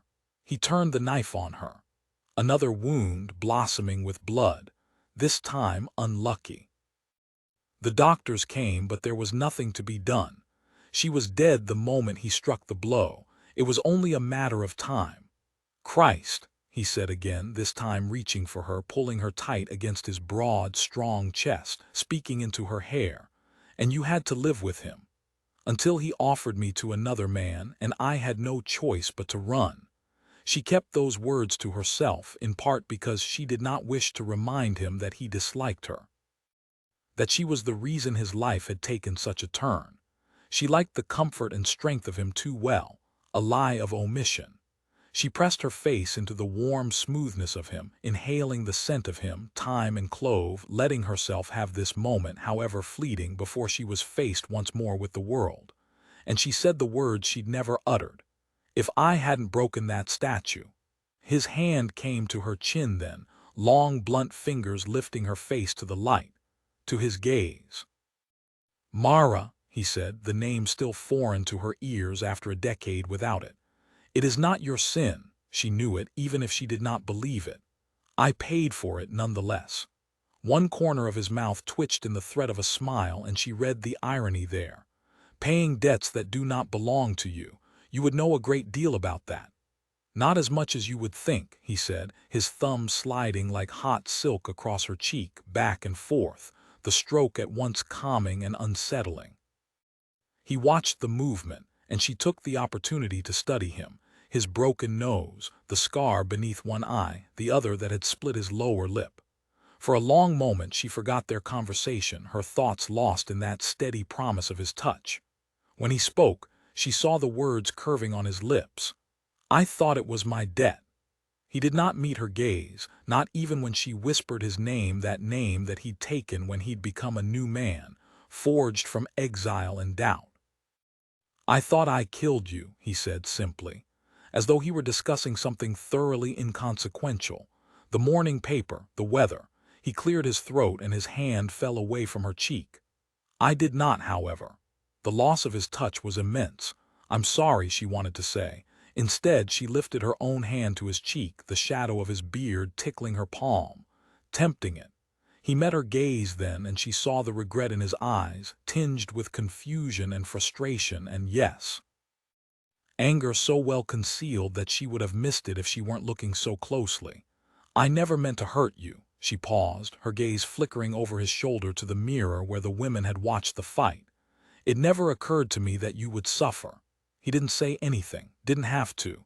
The idea that her actions would have no consequences for him was pure idiocy. She kept talking as if her words could keep the past at bay.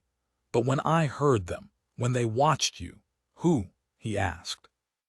She nodded in the direction of the mirror. The women. I hated the way they spoke of you, she said, her fingers sliding away from his chin, down his chest, tracing the hills and valleys of his muscles beneath the linen. I hated the way they looked at you. Are you jealous? She was, but that wasn't what she meant.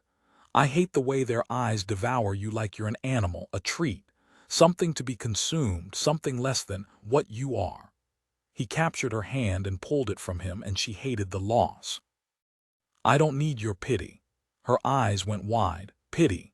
How could he possibly think that this emotion, this wicked, unsettling feeling that coursed through her and upended everything she thought she knew was pity? It was nothing so simple as that. I wish it were pity, she said, extracting her hand from his grip, returning it to his torso, where the muscles of his abdomen stirred and stiffened, drawing her touch. If it were pity, perhaps I could avoid it. What then? He said so low and dark that it made her feel as though this enormous room were the smallest she'd ever been in, quiet and secluded. She shook her head, every inch of her aware of him, every ounce of her desperate for his touch, for his forgiveness, for him. I don't know. You make me feel, she stopped, unable to put the emotion into words. His hand came to her neck, fingers sliding along the pulse there, brushing just barely, as though she might flee if he weren't careful. What? Her fingers moved of their own volition, threading into his hair, glorying in the softness of it. He stopped the caress with his good hand, pushing her back to the ropes, fisting her fingers around one thick cord, first one hand, then the other. When he was finished, he tilted her face to his. What do I make you feel, Mara? After their sparring in the ring, all of London thought her his mysterious mistress. Was it not the thinking that made it so? Did it matter that it was in name only? Did it matter that she wanted him in more than farce?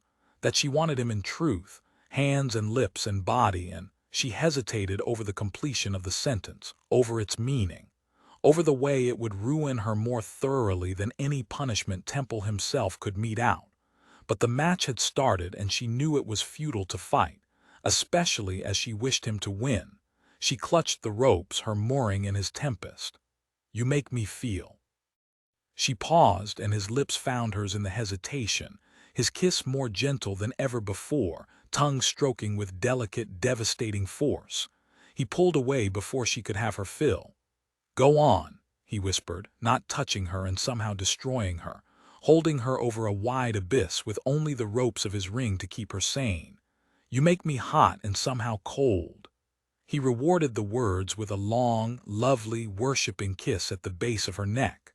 What do you feel now? Hot, she answered, even as a shiver threaded through her. Cold, I don't know.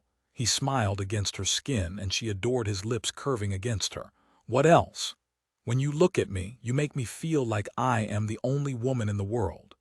His gaze was on the edge of her borrowed dress, where the bodice seemed brutally tight. He slid a finger along the simple line of fabric, barely touching her skin, making her wish the whole thing was gone.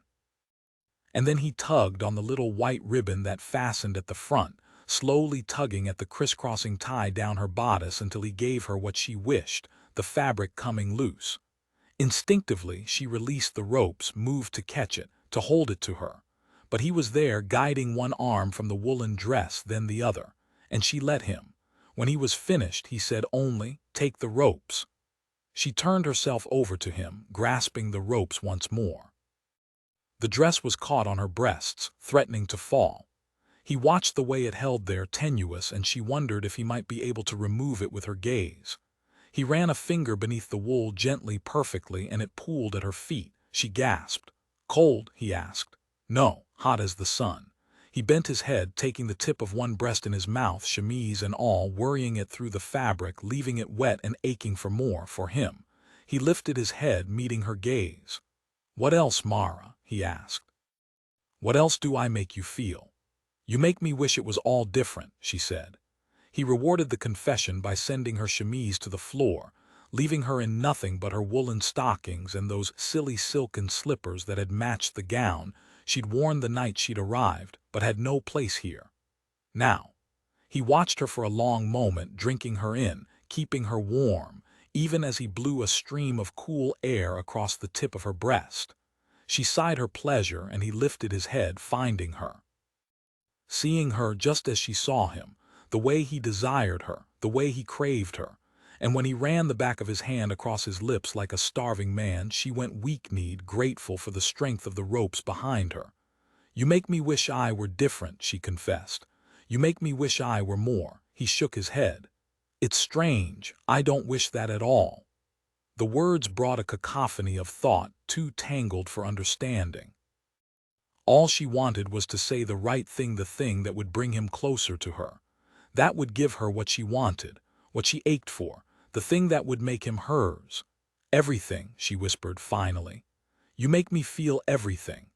And there in the ring that was his castle and kingdom, he sank to his knees before her, wrapped one strong arm about her waist and pressed his lips to the soft swell of her stomach before responding, not everything, not yet. He trailed kisses from her navel to the core of her, to the wicked edge of the soft curls there, and he stilled, lingered. But I will, he promised her, his tongue sliding along the soft, unbearably sensitive skin there. She sighed, one hand moving to his head, sliding into his curls. He froze, snapped to attention at the touch, turning instantly to capture the flesh at the base of her thumb in his teeth, nipping gently. "The ropes," she stilled. "Why?" He met her gaze, and she saw the wicked promise there. "The ropes," he repeated. She did as she was told, grasping the rough cords behind her, and he rewarded her, his hand stroking from her ankle up the long line of her leg, around the curve of her knee, up the soft, untouched skin of her inner thigh, above her stocking. He lifted the leg from the pool of her skirts with one hand, hooking her knee over his good shoulder, as though it weighed nothing at all. Her cheeks burned with embarrassment as the rest of her burned with desire. She was horrified and desperate all at once, a contradiction as ever it was with him. Watch, as if she could do anything else. All she could do was watch him see her. "In the mirror," he said, and her gaze shot to the enormous mirror across from them. She'd been so caught up in him that she'd forgotten that it could give her a view she'd never imagined, never dreamed. She was nude, bared to him and the ring and the mirror, her hands tangled in the ropes, and she looked an utter scandal, spread wide like a sacrifice at this strange altar. But it was he who was on his knees, shoulders wide between her bare thighs, one leg tossed over his shoulder in wild, wanton abandon. Anyone could see them. The knowledge of what was beyond that mirror should have devastated her, should have frightened her, should have scandalized her, but instead it made her want it more. What had he done to her? "Temple," she said, softly closing her eyes to the vision, to its power, terrified of what he would do next, terrified of what he would not do next. And then he did it, spreading her wide, looking at her, seeing her in a way no one ever had, a way no one ever should, and she loved it. That hand, that glorious, magical hand, moved again, one finger sliding along the most secret part of her, exploring folds and valleys and ridges, sending pleasure coursing through her. She closed her eyes at the sensation, leaning back, the ropes creaking beneath her, their rough threads scraping along her back, coarse where he was soft, harsh where he was gentle. "My God," he whispered, his words at once sacrilege and benediction as his fingers swirled and stroked, stealing breath and thought from her. "I don't know how I thought I could ever resist you." An echo of her own thoughts. This had been inevitable, from the moment she'd approached him on the street, from before. And then his mouth was on her, and she could not think at all, his tongue stroking in long, slow licks, teasing and tempting and torturing even as it wrought pleasure she could not believe. "Temple," she cried, lifting, offering herself to him, giving herself up to him, trusting someone for the first time in what seemed like forever. He rewarded her with his glorious mouth, wrapping his arm around her waist and pulling her tight to him, closing his lips tightly around some unbearable, unthinkable place and sucking more deeply, licking more firmly, scraping with a barely there pressure that had her crying out for him. "William." She sighed the name that she'd thought 100 times in the dead of night, 1,000, never once believing that he could unlock such glorious pleasure. He stilled at the name on her lips, and she looked down at him, finding his black gaze across the expanse of her naked body, knowing that this was at once terribly wrong and ever so right. He swirled his tongue against her in the most wonderful way, and her eyes slid closed, unable to bear the torture of the pleasure. He lifted his mouth then, just long enough to say, "Watch." She shook her head, color rising on her face. "I can't." "You can," he promised, turning his face to press a kiss to the high curve of her thigh. "Watch me give you all there is to give." He set his mouth to her again, and she did watch, her gaze sliding from their reflection to his beautiful face, knowing that it was immodest and scandalous, but unable to take her gaze from his, unable to stop herself from letting go of the ropes and sliding her hand into that glorious dark hair of his and holding him tight to her. Unable to stop herself from moving against him, unable to ignore the flood of powerful pleasure that coursed through her when that movement made him groan against her, made him redouble his efforts, his tongue and lips and teeth moving in perfect concert, sending her high, higher still on a wave of unbearable pleasure, until she came apart against him, calling out his name, fisting her fingers in his hair, taking every last ounce of glorious feeling from him. Never once looking away, not even as she rocked against him, the ropes behind her sighing with the movement. He held her as she returned to him, as her feet found the floor once more, and, unable to hold herself upright, she sank to her knees with him. He pulled her into his lap, and they sat there, hearts pounding, breath coming hard and fast, for an eternity, neither speaking, but both knowing that everything had changed. Forever. She'd never felt anything like this. Not even that long ago night, the one she lorded over him when they'd lay in her bed and kissed and touched. When he'd whispered teasing words in her ear and played with her hair and made her promises he'd never intended to keep. When she'd taken his world from him. She could not hide from him any longer. She could not lie to him. She would find another way to save the orphanage, to keep the boys safe. There had to be a way that did not rely on using this man any longer. She could give him that at least. Sadness coursed through her as she looked up at him, meeting his inscrutable gaze, wishing she could hear his thoughts, wishing she could tell him everything, wishing she could lay herself bare for him, wishing their future had not been so well cast in such strong stone. "I promised I would tell you," she began. He shook his head, cutting her off.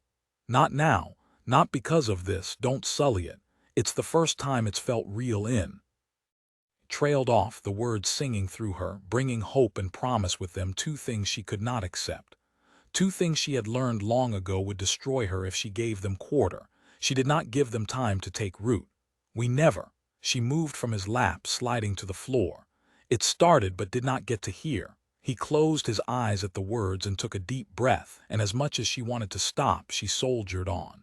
"I should never have let you believe we did." His gaze found her. "So it was another lie," she nodded, wanting to tell him everything. Wanting to tell him that that night long ago when she'd done the thing she most regretted was also the night she'd done the thing she least regretted. He'd made her laugh and smile. He'd made her feel beautiful for the first time in her life, for the only time in her life. She opened her mouth to tell him just that, to try to explain, but he was already speaking. "Daniel." The name confused her. "Daniel. He is not mine." Shock threaded through her at the words. At their meaning, she shook her head. "I don't understand. You said he'd been with you forever." Daniel, with his dark hair and blue eyes and his age exactly correct if they had done this, if they had done more. For a moment she let the vision of it crash over her. Temples strong and sure and handsome and hers, and a son dark and serious and sweet and theirs. It was the life he wanted. A wife, a son, a legacy, but it was not real. She shook her head, finding his gaze, seeing the emotion there. Regret, anger, sadness. She'd hurt him again without even trying. She shook her head, tears in her eyes. "Forever since I founded the orphanage, he is not." She trailed off, wishing the truth were different. He laughed then, the sound harsh and humorless. "Of course he isn't. Of course we didn't." The words cut through her. He stood in a single fluid movement, taking himself to the opposite side of the ring, all grace and economy even now, even with one arm in a sling, even with a wound that would have killed a lesser man. His back to her, he scraped his hand through his hair. "Just once I wanted the truth from you." He looked over his shoulder at her. "Just once I wanted you to give me a reason to believe you are more than what you seem, more than a woman out for blood and money." He laughed and turned away again. "And then you gave it to me." She should tell him the whole story. The money, the debt, the reason she'd run. She should lay herself at his feet and give him the chance to forgive her, to believe in her. Perhaps then they could start again. Perhaps then there might be more to this strange, unsettling, remarkable thing between them. Dear God, she wanted that more than she wanted her next breath.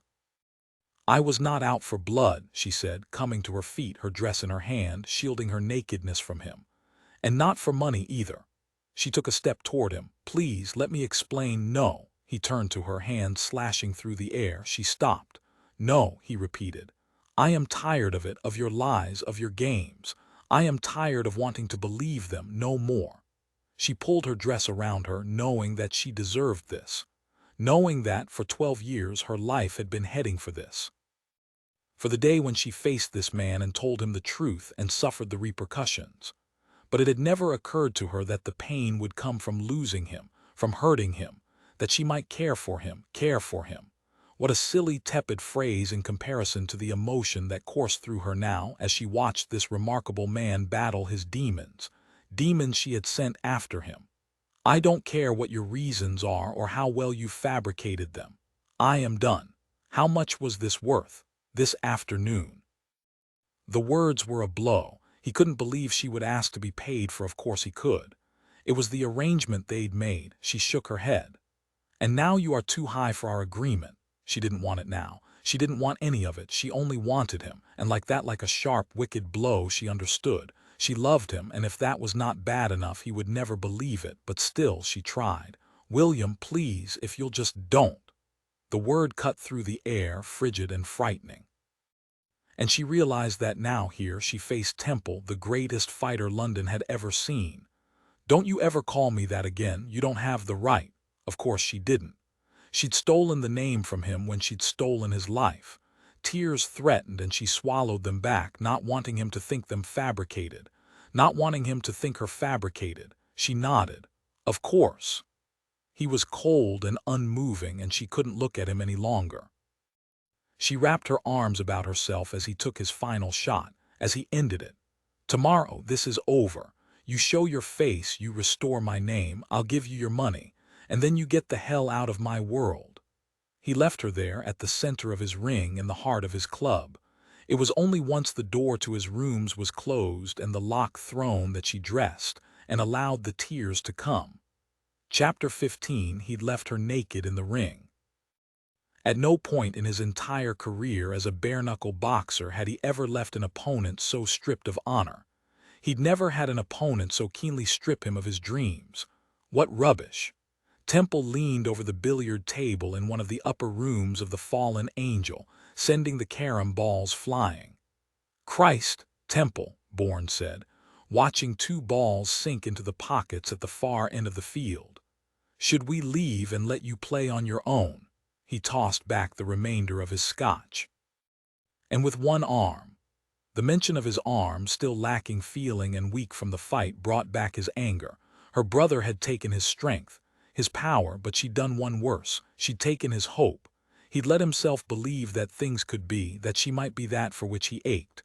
Wife, family, more, love. The word whispered through him, part shock, part frustration, part desire. He ignored it and took another shot with furious precision, and a third. Cross leaned back on his heels, one long arm dangling over the end of his cue. All right, it's clear you're not interested in the game so much as the win, he said. So what is it that is at you?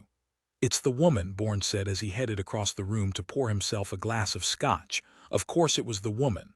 Temple ignored the thought and sank another ball. Cross looked to Bourne. You think so? Bourne passed a glass to Cross.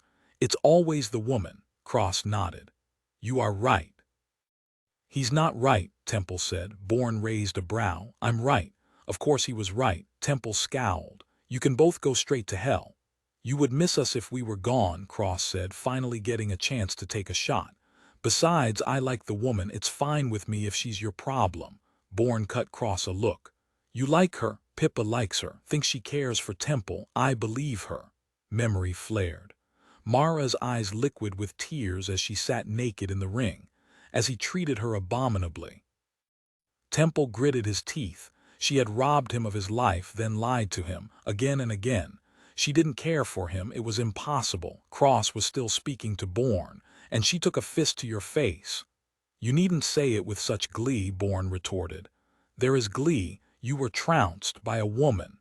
You're a bastard, Bourne grumbled. And besides, how was I to know she threw a punch like Temple?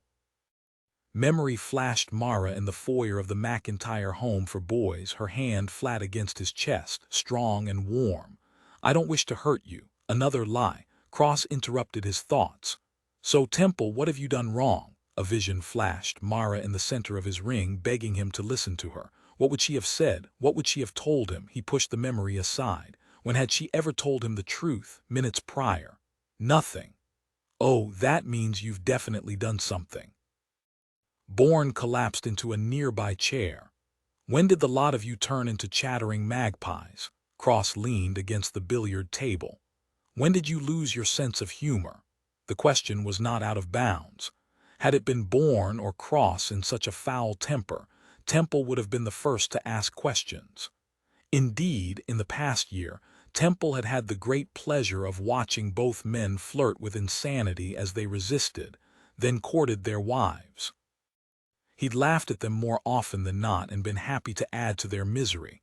But while this might involve a woman, this was not about a wife. This was about absolution, a much more important goal. I let her go, he said simply. Where? Bourne asked. Home. Ah, Cross said, as though the word explained everything, which it didn't. Temple scowled at the irritating ginger. What the hell does that mean? Only that when they leave, it's never as pleasant as you think it will be. Bourne added. You think you'll get peace, and instead, you can't stop thinking about them. He looked from one of his friends to the other. You've both become women. I would easily stop thinking about her if she weren't. He hesitated. If she weren't so infuriating, if she weren't so all-consuming, if she hadn't been so damn beautiful as she stood tall and proud in his ring and took the blows he delivered like a champion, like she deserved them, which she had. But what if she hadn't, if she weren't? Cross prodded. Temple poured himself a glass of scotch, drank deep, hoped the burn of liquor would erase the burn of her memory. If she weren't my link, to Lowe, to the past, to truth, to the life he'd so desperately wanted for so very long, more than that, she was his link to everything. He pushed the thought aside and leaned over to take another shot, ignoring the twinge of pain that sizzled down his arm, disappearing as though it had never been. He missed. Bourne and Cross looked to each other in surprise. He gave them his best glare. You try it with one arm. A knock sounded on the door and they turned as one, Temple grateful for the change of topic. Enter, Bourne called. Justin entered, followed by Duncan West, the owner of no fewer than 8 newspapers and magazines in London, arguably the most influential man in Britain, and the man who was going to restore Temple to his rightful place in the peerage. West surveyed the room. Room for a fourth.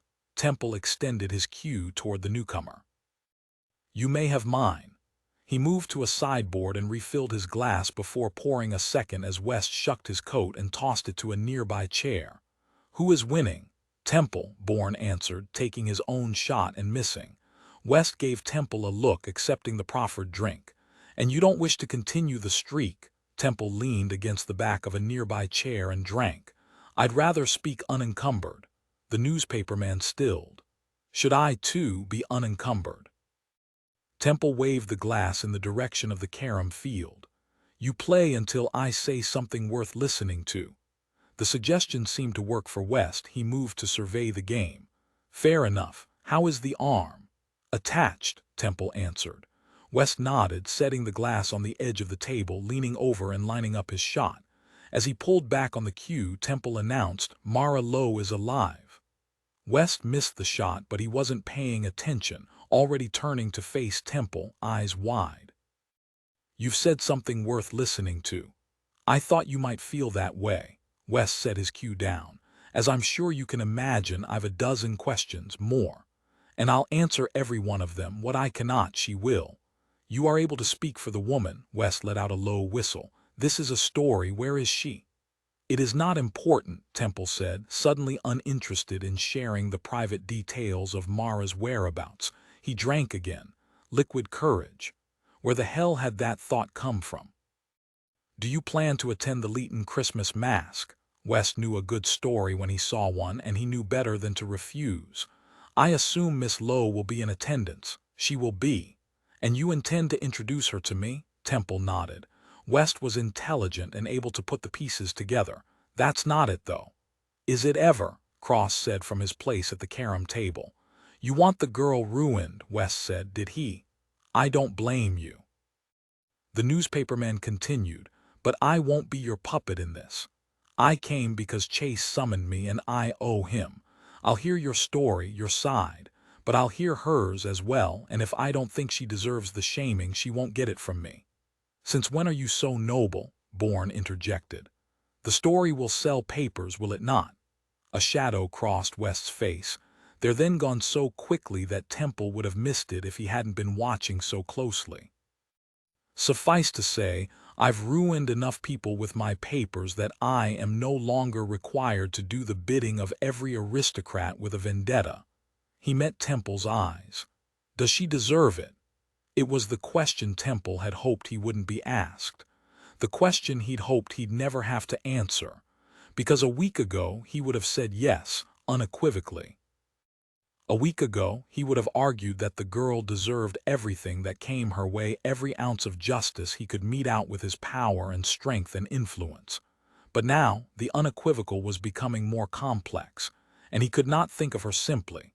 Suddenly he thought of the way she teased him when she forgot that they were enemies, the way she faced him as his equal, the way she dealt nimbly with her students and with the men at his club, the way she gave herself up to his kiss, to his touch, the way she cradled that idiot pig in her arms as though she were the best companion for which a woman could ask, the way insidious little thoughts inched into the back of his mind, teasing him into wondering if he couldn't be something better than the damn pig. He downed the rest of his scotch, turning back to get more. Christ! He was comparing himself to a pig now. So did she deserve his vengeance? He didn't know any longer. But when he thought of his past, of the life he could have had, of the pleasure he'd taken in his title, in his role, in his potential, he couldn't stop the anger from threatening. If not for her, he would be far less angry and much less hurt. This bed had been made years ago. Far be it from him to resist lying in it. She had lied to him, again and again. And when she'd finally told him the truth, she'd stolen his last ounce of hope, the last promise of the life he'd desired in the darkest parts of his soul. The beautiful wife, the strong, happy child, the family, the name, the legacy, she'd stolen it as though it had never been his to begin with. Anger flared hot and welcome, and Temple met Duncan West's gaze. "She deserves it." West turned back to the table and took his shot, sank the ball, straightened and lifted his glass, toasting Temple. "If that is true, I shall happily assist you," he said. "I shall see you at Leighton's ball." He drank deep before he tossed Temple the cue and made his way to the door. Once there, he turned back. What of Chase? Temple hadn't spoken to his partner since their falling out several evenings earlier. What of him? "Where is he tonight?" "Busy," Bourne said, the reply in no way welcoming further discussion. West pretended not to notice the irritation in Bourne's tone. "No doubt, but when is he going to realize that I'm friend enough to keep his secrets?" Cross raised a brow. "When your livelihood isn't dependent on the telling of them." West grinned and downed his scotch before making for the door. "Fair enough, I'm for Ving Tetun," he nodded to Temple. "Tomorrow." Temple inclined his head in West's direction. "Tomorrow. And my questions will be answered." "That and more," Temple promised. West nodded and was gone within seconds, the tables on the floor of the casino an irresistible pull. His agreement should have enhanced Temple's excitement, should have made him feel vindicated. Instead, they left a knot of something not altogether pleasant in his gut, something he was neither interested in nor capable of defining. He turned back to his friends, each watching him carefully. "Once he reveals her, her reputation is gone, and he puts the orphanage at risk," Bourne pointed out. "No one likes the idea of an orphanage run by a scandal," Cross explained, as though Temple didn't understand. He understood. And he did not like the unpleasant sensation that coursed through him at the words, at the suggestion that his plan was a danger to a house full of innocent children, at the way Bourne so easily dismissed Mara as a scandal. He didn't like which of those things grated the most. If he has access to orphanage files, he'll discover within minutes who the boys are, Bourne said. He'll out the fathers. The girl won't be able to survive it. She'll never be able to show her face in London again, Cross added. If she's not run out by the men who have sent their boys there, she'll be destroyed by the women of the ton, and she'll blame you, Are you prepared for that, to lose her entirely? Temple narrowed his gaze on Bourne. Why would I care about losing her? Good riddance. The lie grated even as he refused to acknowledge it as such. His friends knew better than to press the issue. West is a friend, Cross added, but he is also a newspaper man, and a good one. I realize that, Temple said. He wasn't a monster. Once she was ruined, he would protect the boys. He would build them a palace outside the city. He'd fill the damn thing with sweets and hounds, and pigs. He imagined her holding that damn piglet, a smile on her pretty lips, and felt a pang of something close to guilt. Damn. He flexed the hand of his wounded arm, hating its stiffness. I'll keep West from the orphanage, he vowed. He's a decent man. He won't do anything to harm 24 children. Cross's gaze fell to his hand, still opening and closing in careful rhythm. How does it feel? Eager to get me back in the ring, are you? Temple joked, not feeling entirely humorous. Cross did not smile. Eager to get you back, full stop.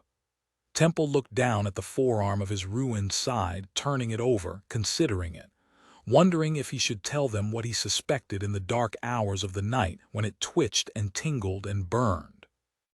What would they say if he told them that he could not feel part of his arm? What would he be to them if he was no longer the unbeatable Temple? What would he be to himself? No longer the friend they'd made, the man with whom they'd gone into business. No longer Britain's legendary bare-knuckle boxer. No longer the man who spent his days in Mayfair and his nights in Temple Bar. Instead, he was something else. Some perversion of identity, born aristocrat and raised on the streets. The Duke of Lamont, who had not seen his land or his family in 12 long years. No longer the killer Duke. Of course, he never had been. A vision flashed, Mara in the ring, standing proud and unmoving, stronger than any of his prior foes, fiercer, far more compelling. Who would he be to her? He ran his good hand over his face. What had she done to him? What had he done to himself? You don't have to do it, you know, Bourne said quietly. He looked in his friend's direction. Now you defend her. Shall I get you a mirror to remind you of the purple ring about your eye? Bourne smirked. She is not the first to deliver such a blow, and she will not be the last. That much was true.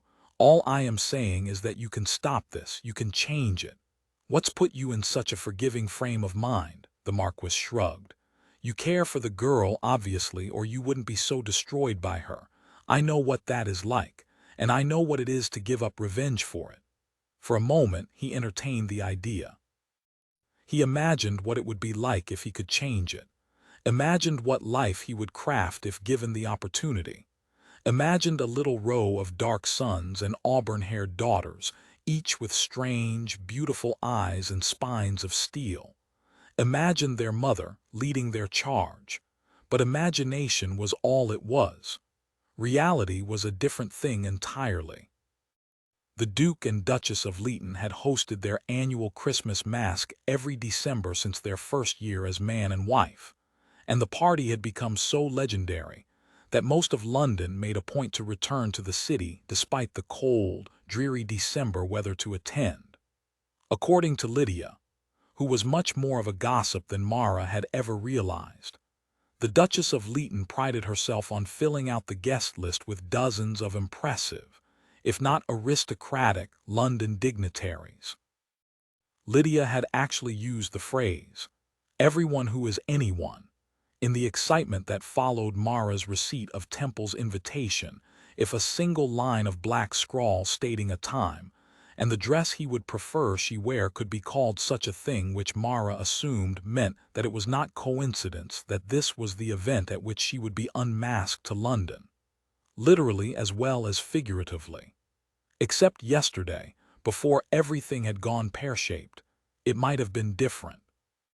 Yesterday, before she'd reminded him of their past, of the dozen ways they were enemies, they might have been friends, and he might have reconsidered this moment. Dream. She gave a little huff of laughter at the thought. It was a dream, for there was nothing that would erase their past, that would erase what she had done. No amount of forgiveness that would change how this scenario played out, how this night ended, with her ruin. In all honesty, Mara was rather happy that the evening was finally here. Once her ruination was at hand, she would no doubt have a chance to return to her ordinary life and be forgotten by the rest of Britain. Forgotten by him. It would be best. A boon, perhaps. At least, that's what she told herself. She told herself that as she turned the orphanage over to Lydia that day, articulating the ins and outs of the place, pointing out the histories of all the boys, the files where she kept their work and the remnants of their past, the evidence of their birth. She told herself that as she promised Lydia the funds she'd earned from Temple, even as Mara ached at the idea of calling the debts due. She hadn't a choice. The boys needed coal, and Lydia needed funds if the orphanage was to be hers to run. She told herself that as she'd packed her small traveling case and tucked away enough funds to get her to Yorkshire, to the place to which she'd fled 12 years earlier, to the place where she'd reinvented herself, where she'd become Margaret McIntyre. She told herself that when the dress arrived in a beautiful white box, complete with a gold-embossed H and an elaborate golden mask in delicate filigree, that she'd had to resist touching. There'd been underclothes, 2 silks and satins and lace-clocked stockings, and perfectly embroidered chemises at once stunning and utterly unnecessary. It had been more than a decade since she'd worn such softness against her skin, and she'd luxuriated in the feel of the fabrics against her even as their purpose echoed in her thoughts. They were underclothes designed to be seen. By men. By Temple. And the cloak, a stunning green shot through with golden threads to match the rest of the ensemble, lined with ermine, worth more than a year's worth of the orphanage's bills. Mara had been shocked to find it in the box, as it had not been discussed when she'd been at Madame Hebert's for her thoroughly embarrassing fitting. Her cheeks went warm at the memory of his eyes on her in that dimly lit room, and when that memory gave way to one from later that evening, of his lips on hers, her cheeks burned. And she told herself that she was happy to meet her executioner as she stood in the foyer of the McIntyre home for boys, waiting, Lydia perched on the steps to the upstairs, Mara's case at her feet, lavender on her lap. Now, as she stood in the foyer of this place she'd built with work and tears and passion, she realized that she was no longer Margaret McIntyre and no longer Mara Lowe. No longer head mistress, no longer sister, no longer caretaker, no longer friend. She was blank again. Heart constricted, and somehow none of it mattered but one devastating truth. She was nothing to Temple either. She turned to Lydia. "If my brother comes, you'll tell him I've left. You'll give him my letter." Kit's message had been waiting for her when she'd returned from the Angel, requesting funds to leave the country, promising that this was the last he'd ask of her. Mara had written him a letter articulating the truth that she had no funds to spare, and that they were both in a place where they had to flee. She'd thanked him for the years he'd kept her truths from the world, and she'd said goodbye. Lydia pursed her lips. "I shall, though I don't like it. What if he comes after you?" "If he does, so be it. I would rather he come after me than you. Than this place," Mara said, adding quietly. "Than Temple." The words brought the echo of that night, her knife high in Temple's chest. Kit gone, disappeared into the crowd as Mara panicked. This was the solution. It would end it. It would free Temple. Kit would never bother him again, and after tonight neither would she. She sighed, desperate to resist the emotions that came more and more readily at the thought of him. And everything else. Lydia nodded and set Lavender down, coming to Mara, taking her hands, and everything else. They stood like that for a long moment. "Friends, you don't have to do this, you know. We could fight it." Tears threatened and Mara blinked them back. "But I do, for you, for the boys." She spread her hands down the smooth silk of her skirts, forcing herself to remember that tonight he would make good on his promise, and she would make good on hers. Finally, tonight it would end. Lydia knew better than to argue. "It's a beautiful dress." "It makes me look like I'm for sale," Mara said. "It does not." Lydia was right. Yes, the neckline was low, but Madame Hebert had somehow given in to Temple's request without making Mara appear indecent. But Mara did not wish to acknowledge the fact that the dress was stunning. "It makes you look like a princess." She pulled the cloak around her. It was her turn to say, "It does not," Lydia grinned. "A duchess, then." Mara cut her a look, but she kept speaking, scooping Lavender up from where the piglet danced at their feet. "Core, imagine that, you married to his father." "I'd rather not," Mara said. "The man's stepmother." She closed her eyes. "Don't say it." Imagine that life filled with impure thoughts about one's stepson. "Lydia," Mara protested, grateful for the distraction. "Oh, Tosh," Lydia said, "the man's older than you are." "It doesn't mean," Lydia waved one hand. "Of course it does. Look at him. He's enormous and handsome as sin. Are you honestly telling me you haven't had a single impure thought?" "Yes." Liar. Of course she was a liar. She'd had more than impure thoughts about him. She'd had impure deeds with him, and worse. She loved him somehow. What an unfortunate turn of events that was. And then the object of her thoughts appeared, saving her from having to think too much on the last. Her heart was in her throat as she took him in his black trousers and waistcoat and coat, perfectly tailored despite his sling also black. Dear heaven, his shoulders were broad. The black was broken only by the stark white of his shirt and cravat, starched and tied as though by one of London's best valets. She could not imagine him with a valet. He did not seem the kind of man who ever needed another's assist, let alone for something as frivolous as a perfectly tied cravat. But perfectly tied it was nonetheless. "Your Grace," Lydia said with an enormous smile. "We were just speaking of you." He tilted his head. "Were you? What were you saying?" He bowed low over Lydia's hand, missing the gleam in her eye as Mara glared at her over the wide expanse of his back, willing her not to say any more. "We were discussing the fine puppetry of fate." He stroked Lavender's little furry snout, and the piglet turned traitor, leaning into the touch with a snuffle before Temple gave his attention to Mara. Fine puppetry indeed. His gaze swept over her, leaving her alternately hot and cold in its caress. Nervous, she clutched the ermine trim together at her neck, feeling as though he could see straight through the fabric. His attention fell to her hand, and he hesitated for a long moment before saying, "You are ready." "As I might ever be," she said quietly, but he was already moving to the door, no doubt eager to get her destruction under way. No doubt tired of her. No doubt tired of living his life without all the privilege into which he'd been born. She followed him, knowing with each step tonight her life would change. Tonight she would no longer be able to escape her past. She would have to claim it, and with it she would likely lose everything for which she'd worked. Because of him. At the door, Lydia stopped her, throwing her arms around her and whispering in her ear, "Courage." Mara nodded around the knot in her throat and lifted Lavender into her arms for a long cuddle and a kiss on the head before relinquishing the pig to the new proprietress of the McIntyre home for boys. The coach was silent as a tomb, and Mara tried not to notice him. She tried not to notice the way his chest rose and fell beneath the crisp linen of his shirt and the soft wool of his jacket. The way his breath came in long, slow inhales and exhales. The way his strong thighs engaged as the carriage rocked along the cobblestone streets. The scent of him clove in time and Temple.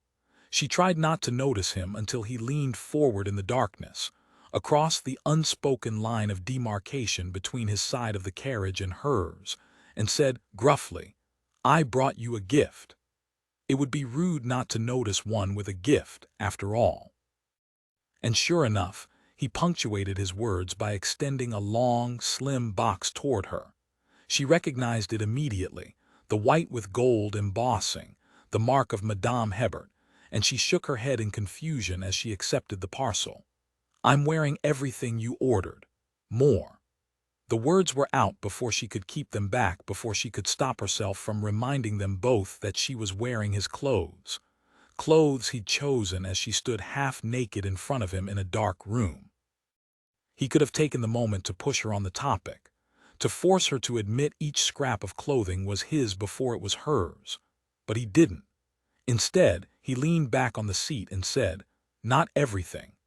She opened the box, pulling back gossamer-thin paper to reveal a pair of beautiful satin gloves, perfectly matched to her dress with stunning embroidery and dozens of little buttons all along the inside of them. She lifted them gently from the box, as though they might fall apart in her hands. "You never wear gloves," Temple said. "I thought you might require some." These were not workaday gloves, however. These were gloves for one night, for one ensemble, for one man. She pulled one glove on before realizing that she would not be able to fasten them one-handed. But before she could say anything, he was leaning forward again, extracting a button hook from his coat pocket, as though it were the most ordinary thing in the world for a man to carry. He crowded her in the small, dark space, reaching for her hand. He'd freed his arm and folded back the sleeve of her cloak, using his bad arm to hold her steady as he set to work on the task of buttoning the endless line of little green buttons. She wanted to hate him for controlling even this, even her gloves. But instead, she loved him all the more for it, her heart heavy in her chest, knowing this was their last evening. Perhaps the last time they would be alone together. "Thank you," she said softly, uncertain of what else to do as she sat, her free hand worrying the paper from the box. He was quiet, focused on his task, and she settled into watching the top of his dark head, unable to take a deep breath for his nearness, wishing he weren't so very close to her imperfect, scarred hands, grateful for the fact that she had covered the years of history written on her palm before relinquishing the extremity to him, utterly unsettled by his gentle, deft touch. She could feel the softness of his breath on the skin of her wrist as he hid it from view, the soft touch of his fingers along the inside of her arm, the last thing chased away by silk. No, not chased away, imprisoned by it, because it felt that way, as though the glove itself was protecting his touch from ever escaping. He finished the first glove after an eternity, and she released the long breath that she had not known she had been holding, realizing that he had clasped her other hand in his without any warning. She tugged on it, but his grip was steel. "Thank you, let me," he said, lifting the second glove from her lap. No, she wanted to say, "Don't look at it." Heat washed across her cheeks, and she was thankful for the darkness of the carriage. He saw it anyway. "You are embarrassed of them," he said, the pad of his thumb rubbing softly, maddeningly across her palm. She tugged on the hand again, futilely. "You needn't be, you know," he said, that slow, circling stroke an endless torture. "These hands helped you survive for 12 years. They worked for you. They won your funds and shelter and safety for more than a decade." Her eyes flew to his, coal-black in the dim light. "Women's hands aren't supposed to show their work," he continued, his voice barely above a whisper. "But what I cannot understand, Mara, is why you required it of them. Fear, fate, folly. I wish they were untried, soft, the way ladies' hands should be. The way you no doubt prefer them. No." She did not care how he liked his hands, her hands. He slid the silk glove over her hand, working her fingers into the fabric channels, pressing his own fingers into the valleys between hers. Who could have imagined that the skin in those places was so sensitive? "They are your hands," he said, lifting her hand, lowering his head, whispering to the bared skin at her palm. "They are perfect." "Don't say that," she whispered. "Don't be nice to me. Don't make me love you any more than I already do. Don't hurt me any more than you already plan." He pressed a kiss to the soft pad of muscle at the base of her thumb before he fastened the buttons and made his way to her wrist, where he pressed another soft kiss and fastened more. And so it went on and on, up the inside of her arm with light, delicate kisses, each sending a shock of heat through her, each locked in by silk. By him. Each one a ruination of its own, as it made her want to crawl into his lap and do his bidding without question. When he reached the final stretch of buttons, the one that would encase her elbow, he lingered on the bare skin there, pressing his warm lips to that sensitive place that she'd never before known, lingering when she gasped at the pleasure of the caress, parting his lips, stroking his tongue in a long, languorous circle of glorious heat. She couldn't stop herself from sliding her free hand into his hair, holding him there, at that wicked, wonderful place, hating the damn glove that kept her from touching him.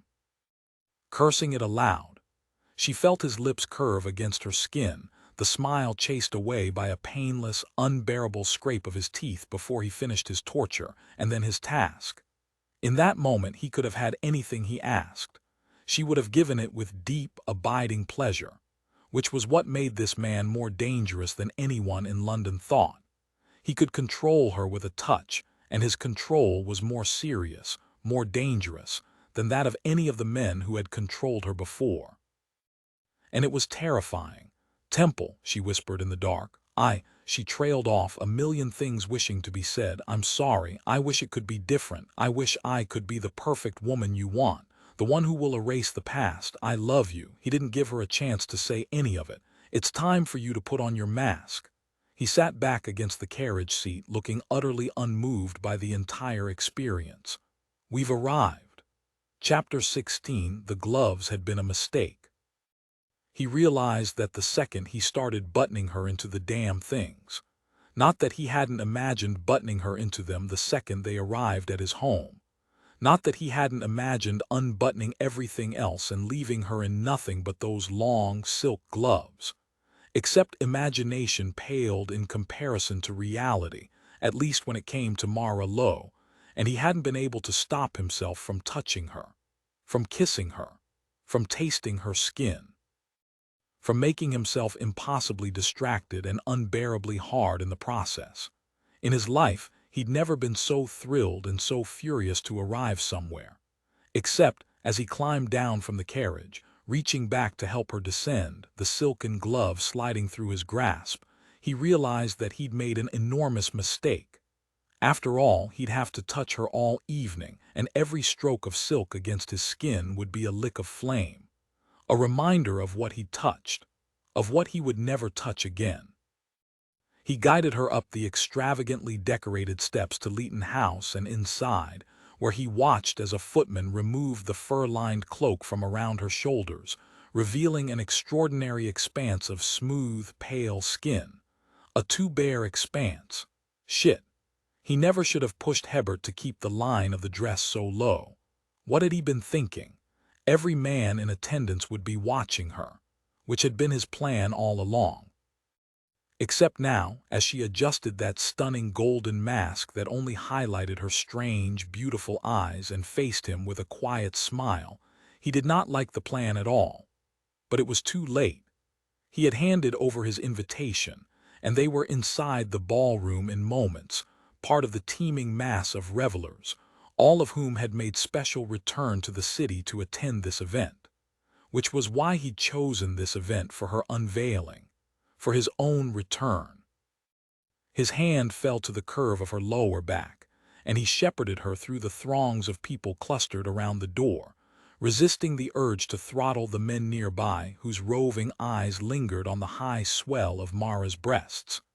He cast a sidelong gaze at the bosom in question, considering the perfect pink skin there, the 3 small freckles that stood sentry just above the edge of the jade-green silk. His mouth went dry, then watered. He cleared his throat and she looked up at him, eyes wide and questioning behind the mask. "Well, Your Grace, you have me here now. What do you intend to do with me?" What he wanted to do to her was to take her home and spread her bare in his bed and rectify the missing events of that evening, 12 years prior. But that was not the answer she was expecting, and so instead, he captured her gloved hand in his and led her into the crowd. "I intend to dance with you." She wasn't in his arms for half a second when he realized that the idea was nearly as bad as gifting the woman gloves. Now she was warm and smelling of softness and citrus, and she fit perfectly in his good arm as he fell into the steps he shouldn't remember. And there, in thinking of the steps, he hesitated over them. He captured himself, but she noticed the misstep as she had his prior smoothness. She met his gaze, her eyes light inside gold filigree. "When was the last time you were somewhere like this?" You mean inside a legitimate aristocratic ballroom at a legitimate aristocratic event. She inclined her head as he executed an elaborate turn to avoid another couple. More than a decade, she nodded.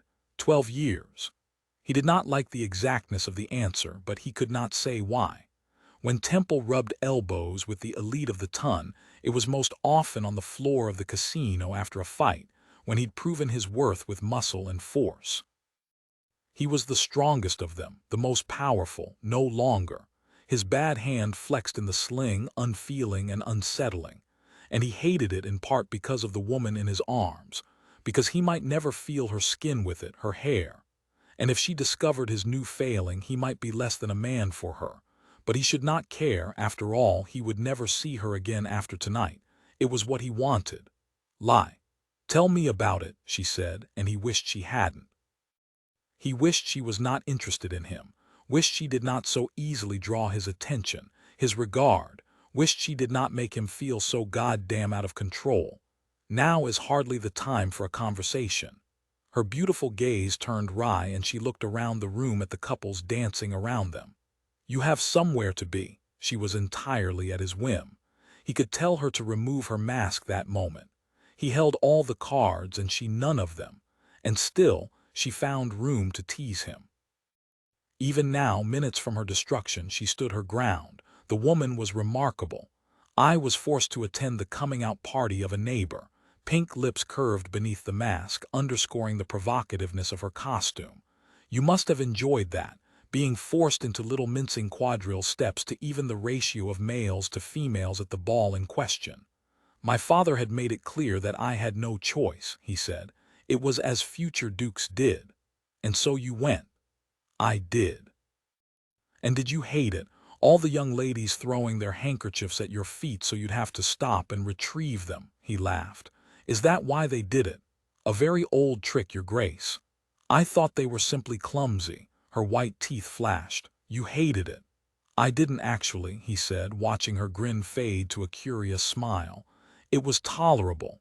It was a lie. He'd adored it. He'd loved every second of being an aristocrat. He'd been thrilled at all the mincing and my lording and the sense of pleasure and honor that he'd had as all of London's youngest, prettiest women had chased after him for attention. He'd been rich and intelligent, entitled all privilege and power. What wasn't to love? And I am certain the ladies of the land were grateful that you did your duty. Duty. The word echoed through him, as faded as the memory, gone with his title when he'd woken in that blood-soaked bed. He met her eyes. Why the blood? Confusion passed through her gaze, chased by understanding. She hesitated. It was not the place for the conversation in the home of one of London's most powerful men, surrounded by hundreds of revelers. But the conversation had come nonetheless, and he could not resist pressing her. Why not simply run? Why fake your death? He wasn't sure she would answer. And then she did. I never planned for you to be saddled with my death. He'd expected a number of possible answers, but he hadn't expected her to lie. Even now, you won't tell me the truth. I understand why you do not believe me, but it is the truth, she said quietly. They weren't supposed to think me dead. They were supposed to think me ruined. He couldn't help the bark of shocked laughter that escaped at that. What kind of perverse acts were you expecting them to think I'd performed? I'd heard there was blood involved, she said, clearly not amused. His brows rose behind his domino. Not that much blood. Yes, I rather gathered that once you were accused of murder, she grumbled. It must have been, he thought back on the morning. A pint, he laughed in earnest then. A pint of pig's blood, she smiled then, small and unexpected. I have made up for it by treating Lavender very well. So I was to have ruined you, he paused. But I didn't, she ignored the words. I also never expected you to sleep so long. I drugged you to keep you in the room long enough for the maids to notice. I've been careful to make sure we were seen by two of them. She met his eyes. But I swear, I thought you would be up and escaped before anyone found you.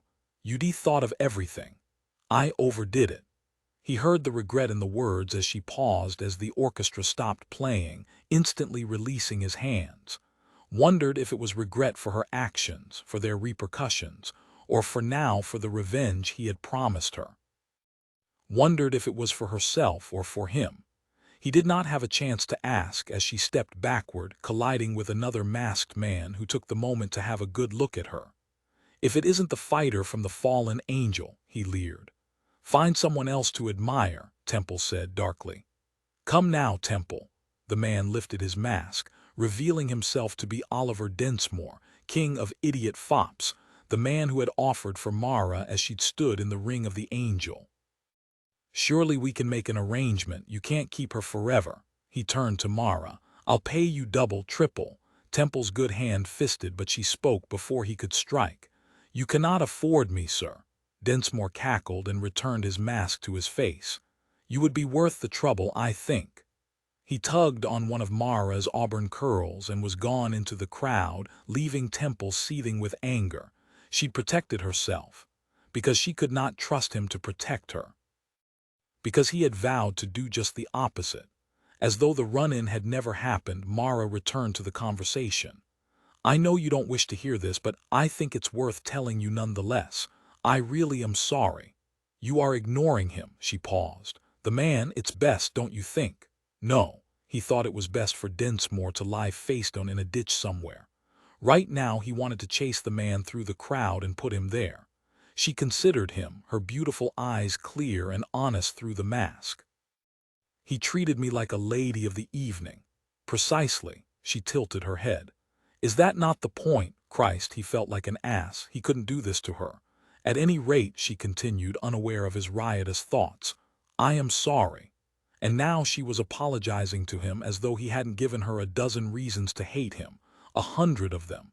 "It's nowhere near a decent excuse," she pressed on, "but I was a child and I made mistakes, and had I known then—" She trailed off. "I wouldn't have done it." No, he might not want to hear the apology, but he most definitely wished to hear that she would take it all back if she could, that she'd give him back his life. He couldn't help himself. "If you had known then." Her voice grew soft, and it was as though it were just the two of them in that ballroom, surrounded by half of London. "I would not have used you, but I still would have approached you that night, and I still would have run." He should have been angry, should have felt vindicated. Her words should have chased away all his doubts about his plans for the evening, but they didn't. Why? She looked to the wall of doors opening out onto the Leeton House gardens, several left slightly ajar to allow the stifling air in the ballroom out. "Why which?" He followed her as if on a string. "Why approach me?" She smiled, quiet and small. "You were handsome, and in the gardens you were irreverent, and I liked you. And somehow in all of this I still rather do." Like was the most innocuous, tepid of words. It did nothing to describe how she should feel for him, and it did absolutely nothing to describe how he felt for her. He couldn't stop himself. "Why run?" "Tell me the truth," he willed. "Trust me, not that she should." "Because I was afraid your father was like mine." The words came like a blow, quick and in his blind spot, the kind that made a man see wild stars, bright and painful like truth. She'd been 16 and set to marry a man 3 times her age. A man whose last 3 wives had met unfortunate fates. A man who counted her bastard of a father among his closest friends. A man whose son was an inveterate womanizer even at 18. "I would never have let him hurt you," he said. She turned at that, her eyes liquid. He would have protected her from the moment he met her. He would have hated his father for having her. "I didn't know that," she said softly, the words filled with regret. She'd been terrified, but more than that, she'd been strong. She'd chosen a life in the unknown over a life with a man who might well have been her father's second. Temple had been collateral damage. She was frozen, all long limbs and grace, poised at the edge of the ballroom, staring at the doors leading into blackness, and the metaphor was not lost on him. It was another time, another threat, another moment that had revealed too much of Mara Lowe, and she was no longer afraid of the darkness beyond. She had lived 12 years in the darkness, just as he had. Christ. It did not matter how they had come to be here, how different their paths had been. They were the same. He reached for her, her name soft on his lips, not knowing what came next, not knowing what he would say or do, knowing only that he wanted to touch her. His fingers slid over her silk-clad wrist even as she pulled away from him, already in smooth, graceful motion, already heading to the doors. He let her go. It was bitterly cold, and she wished she'd thought to fetch her cloak before escaping the stifling ballroom, but she couldn't very well head back inside. She wrapped her arms tight across her chest, telling herself she'd been colder and worse off. It was true. She was comfortable with cold. She understood it, was able to combat it. What she could not combat was his warmth. I would never have let him hurt you. She took a deep breath and hurried down the steps from the stone colonnade to the dark gardens of Leeton House, disappearing into the landscape, thanking heaven for the shadows. Leaning back against a large oak, she stared up at the stars, wondering how she had come to be here in this place, in this dress, with this man. A man against whom fate had pitted her, with whom she was intertwined. Forever. Tears threatened as she heaved great, cloudy breaths in the fading light from the ballroom, as she wondered what would come next. She wished he would go ahead and unmask her and be done with it, so she could hate him and blame him and get on with her life. So she could get on without him. How had he become so very vital to her in so short a time? How had he changed so much? How had he come to say such things to her, to be so kind and gentle when they'd started their recent acquaintance with his vowing to destroy her? How had she come to trust him? How did he remain the only person she would betray? As if summoned by the traitorous thought, her brother stepped from the blackness. This is fortuitous. Mara took a step back, away from him. How did you know I was here? I followed you from the orphanage. I saw him fetch you, Kit said, eyes wild, face unshaven. You make a handsome couple. We are no such thing. He was quiet for a moment, then said, what if you'd been betrothed to him instead? Then maybe we wouldn't be in this mess. The question stung. What if? If she had a shilling for every time the words had floated through her head, she'd be the richest woman in London. The words didn't help. All they did was fill one's head with empty dreams. But still the words echoed. What if? What if she'd married him, that handsome young marquis with the wicked smile, who kissed her as though she were the only woman in the world? What if they'd married and built a life together, with children and pets and kisses trailed down her arm and silly private jests that proved they belonged to one another? What if they'd loved? Love. She turned it around in her mind, considering its curves and angles. Even now, she didn't understand it as others did, as she had dreamed of it when she was a child. As she'd mourned it during that wicked month leading up to her wedding, when she'd cried into her pillow and bemoaned the lack of love between her and her ancient fiancé. But now she loved, and it was hard, and it was painful, and she wished it would go away. She wished it would stop tempting her with ideas of a different life. Imagining another life was all danger, the fastest way to pain and anguish and disappointment. She lived in reality, never in dreams. And still the thought of that boy 12 years ago, of the man now, of the life they might have had if everything had been different. Did you receive my letter? She nodded, hot guilt spreading through her. Kit was here, Temple mere feet away. Even speaking to her brother felt like betrayal of the man who had come to mean so much. You understand why I need your help, Kit said, coming closer, tone all kindness, devoid of the anger no doubt simmering. I have to leave London. If those bastards find me, but they weren't bastards. They were the most loyal men she'd ever met. And Temple, he had the right to be so angry. She'd stolen his life all those years ago, and Kit had nearly taken it from him again. Mara, Kit said, an echo of her father. I did it for you. She hated him then, the younger brother whom she had loved so much. Hated him for his impulsiveness and his recklessness and his stupidity. Hated him for his anger, his coldness. The choices he'd made that impacted them both. That had made her life this elaborate, unbearable mess. Don't you see that he's done this to you? Kit said, the words smooth as silk. The killer Duke. He's turned you into his whore, and he's turned you against me. She might have accepted those words as fact at the beginning of all this, but now she knew better. Somewhere while he taught the boys of McIntyre's that vengeance was not always the answer and protected Lavender from certain death and saved Mara from attackers, he'd made her love him. And in that he'd set her free. "You think I don't see it, the way you think of him?" Kit came toward her, disgust in his words. "I see the way you look at him, the way he owns you, the way he manipulates you like a puppet on a string. You don't care that he took everything from me." She didn't. She cared only that Temple was avenged, that he finally had the life for which he was destined, that perfect wife, those perfect children, the perfect world he deserved from birth, and that she'd stolen from him. The only thing she had to give him. Tears stung. "Go away, Christopher." She chose the name purposefully, for he was no longer a child, and she would no longer be blamed by him. "If you are caught, they will punish you. And you won't stop them, not even if she could." "I won't." He hated her, she could see it in his eyes. "I need money, always money. It was always paramount." She shook her head. "I don't have anything for you." "That's a lie," he said, coming toward her. "You're hiding it from me." She shook her head, telling him the truth. "I haven't anything for you." Everything she had was for the orphanage, and the rest, it was for Temple. She had no room for this man. "You owe me, for what I suffered, for what I still suffer." She shook her head. "I don't. I've spent 12 years trying to convince myself that what I did was right, thinking that I hurt you, that I made you." She shook her head.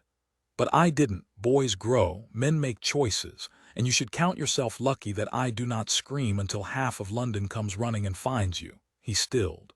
"You wouldn't." She thought of Temple, still and wounded on the table in his rooms at the Angel. Thought of the way her chest had ached and her heart had pounded, and she'd been terrified that he would not wake. A centimeter left or right and Kit would have killed the man she loved. "I would not hesitate." His anger overflowed. "So you are his whore after all. If only it were that easy." She stood firm in her place, refusing to cower. When he saw her strength, his voice became a high-pitched whine. "You also made mistakes, you know. And I pay for them every day. I see that, with your pretty silk dress and your coat lined in fur and your mask made of gold," he said. "What a hardship." He seemed to have forgotten what was to come for her, how she would assume the mantle of punishment for his crimes. "I have paid for it every day since I left, and more since I returned. You are lucky I have taken the brunt of the punishment for our sins and for yours alone. I don't require your protection." "No," she snapped. "You require my money." He stiffened at the words. She knew that she had no choice but to drive the point home. "I should turn you over to him. You nearly killed him." "I wish I had." She shook her head. "Why, he never hurt us. He was innocent in all of this." "He was the only one. Innocent." Kit spat. "He ruined you." "We ruined him," she cried. "He deserved it." Kit's voice rose to a fevered pitch. "And the rest of them took every penny I owned. 26 and still a child. Every penny of mine as well, brother." He stilled. "They did not force you to wager. They did not stop me either. They deserve what they received." "No, they don't." He didn't. "He's turned you against me, me who kept your secrets all these years. And now you choose him over me." By God, she did. She chose Temple over all else. But it didn't mean she could have him. She was sorry for Kit in that moment, sorry that he'd lived the life he had, that they hadn't been able to protect each other, to support each other. And she mourned him, that laughing, loving boy he'd been, who'd found her a pint of pig's blood and sent the maids across the grounds of Whitefawn Abbey to ensure that she and Temple would be seen before she faked her own ruin, before she ruined a man who had never deserved it. She shivered in the night, running her silk gloves over her arms, unable to keep the cold at bay, perhaps because it was coming from within. And there, racked with sorrow, she reached into her reticule and extracted the only money she had. The last of her stash, designed to get her to Yorkshire to start again. She gave her brother the coins. "Here, enough to get you out of Britain." He sneered at the paltry amount, and she hated him all the more. "You are welcome not to take it." Kit was quiet for a long moment before he said, "So that's it then."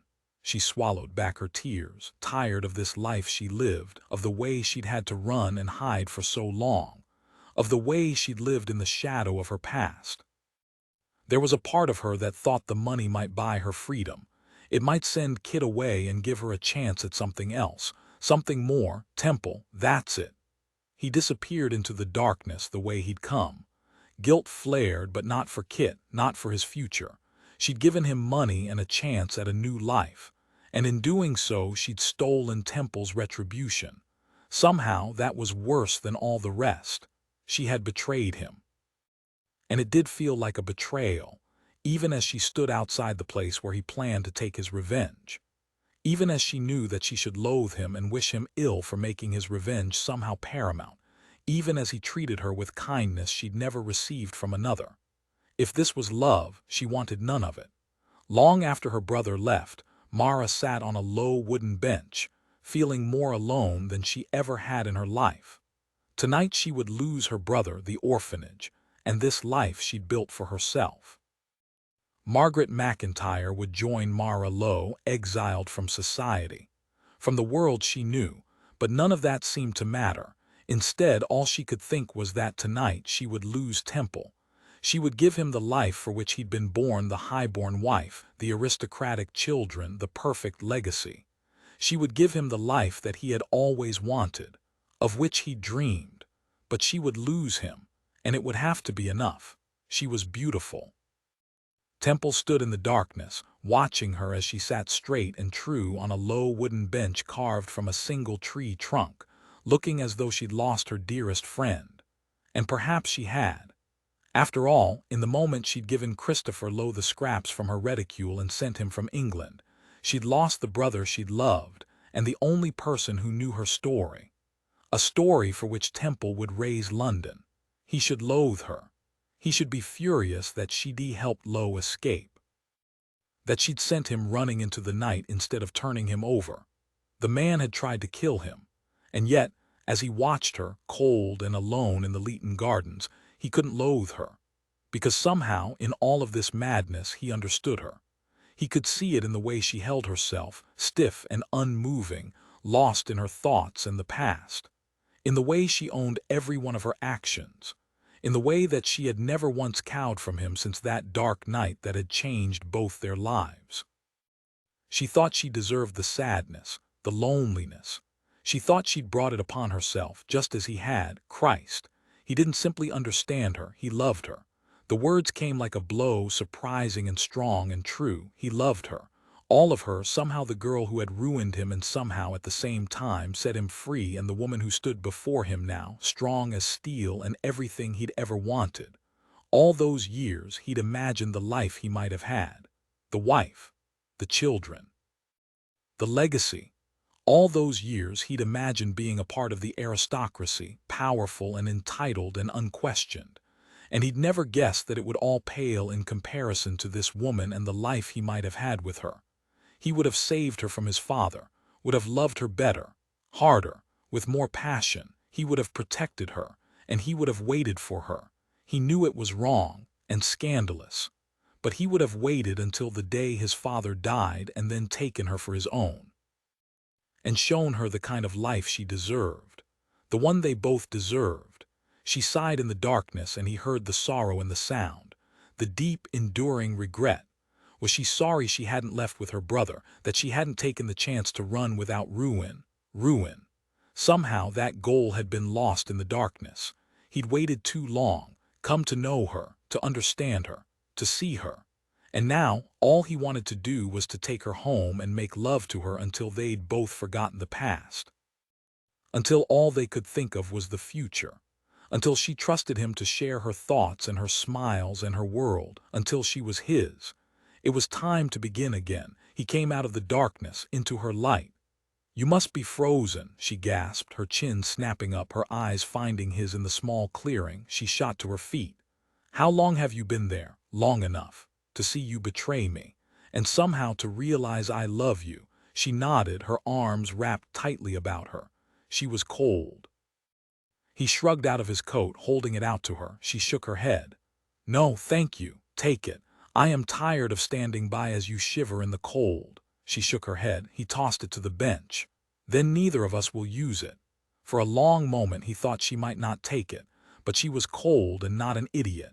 She pulled it on, and he took the movement as an excuse to come closer, wrapping the enormous coat around her, loving the way she curled into the heat of it.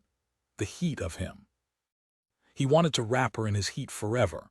They stood in silence for a long moment, the scent of lemons curling around him, all temptation. "I wish you would get on with it," she said, breaking the quiet with anger and frustration. He tilted his head. "With what?" "With my unmasking. It is why I am here, is it not?" It had been, of course, but now it is not yet midnight. She gave a little laugh. "Surely you needn't stand on ceremony. If you unmask me early, then I can leave, and you can resume your position of valued duke. You've been waiting long enough for it." 12 years, he said, watching her carefully, seeing the desperation in her eyes. "Another hour is nothing. And if I told you it was something to me," his eyes tracked her face, "I would ask why you are suddenly so eager to be revealed. I am tired of waiting, tired of standing on tenterhooks until you decide my fate. I am tired of being controlled." He wanted to laugh at that. The idea of his having any control over her was utter madness. Indeed, it was she who consumed his thoughts, who threatened his quiet, logical life, who threw it into disarray. "Have I controlled you? Of course you have. You've watched me, purchased my clothes, inserted yourself into my life, into the life of my charges, and you've made me." She trailed off. "Made you?" he prompted. For a moment he thought she might say she loved him, and he found that he desperately wanted the words. She stayed quiet. Of course, because she didn't love him. He was a means to her end, as she was to him, or rather as she had been in the beginning.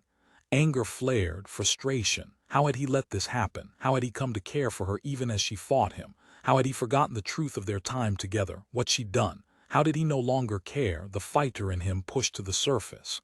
"I know he was here, Mara," he said, seeing the shock on her face. After a moment he said, "You are not going to deny it?" "No." "Good, at least there is that. Tell me the truth," he willed.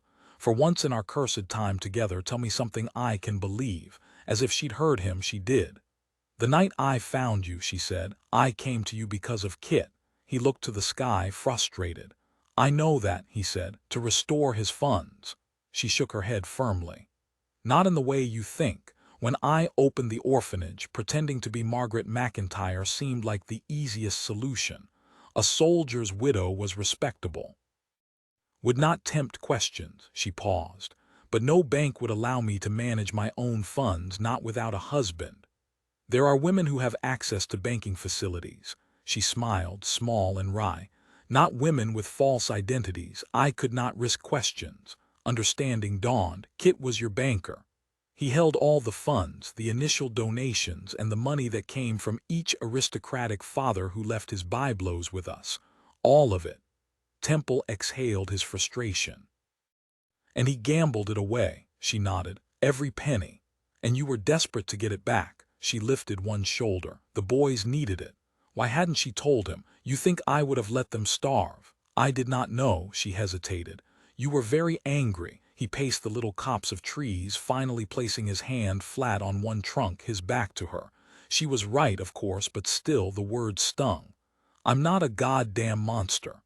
"I didn't know that." She tried to explain, and he spun to face her. "Even you thought I was the killer Duke, even then." Disappointment raged through him. She was supposed to know him, to understand him better than any. She was supposed to know he was no killer. She was supposed to see that it was all lies, but she doubted him too. He wanted to roar his frustration. She saw it, raised a hand to stop him. "Number Temple, more lies." But he couldn't stop himself from asking, "Then why?" She spread her hands wide. "You told me that nothing I could say." The memory flashed, intertwined on the platform in Hebert's shop at odds. He'd been furious with her. "Christ, I told you there was nothing you could say to make me forgive you." She nodded once. "I believed you." He released a long breath, a cloud in the cold air.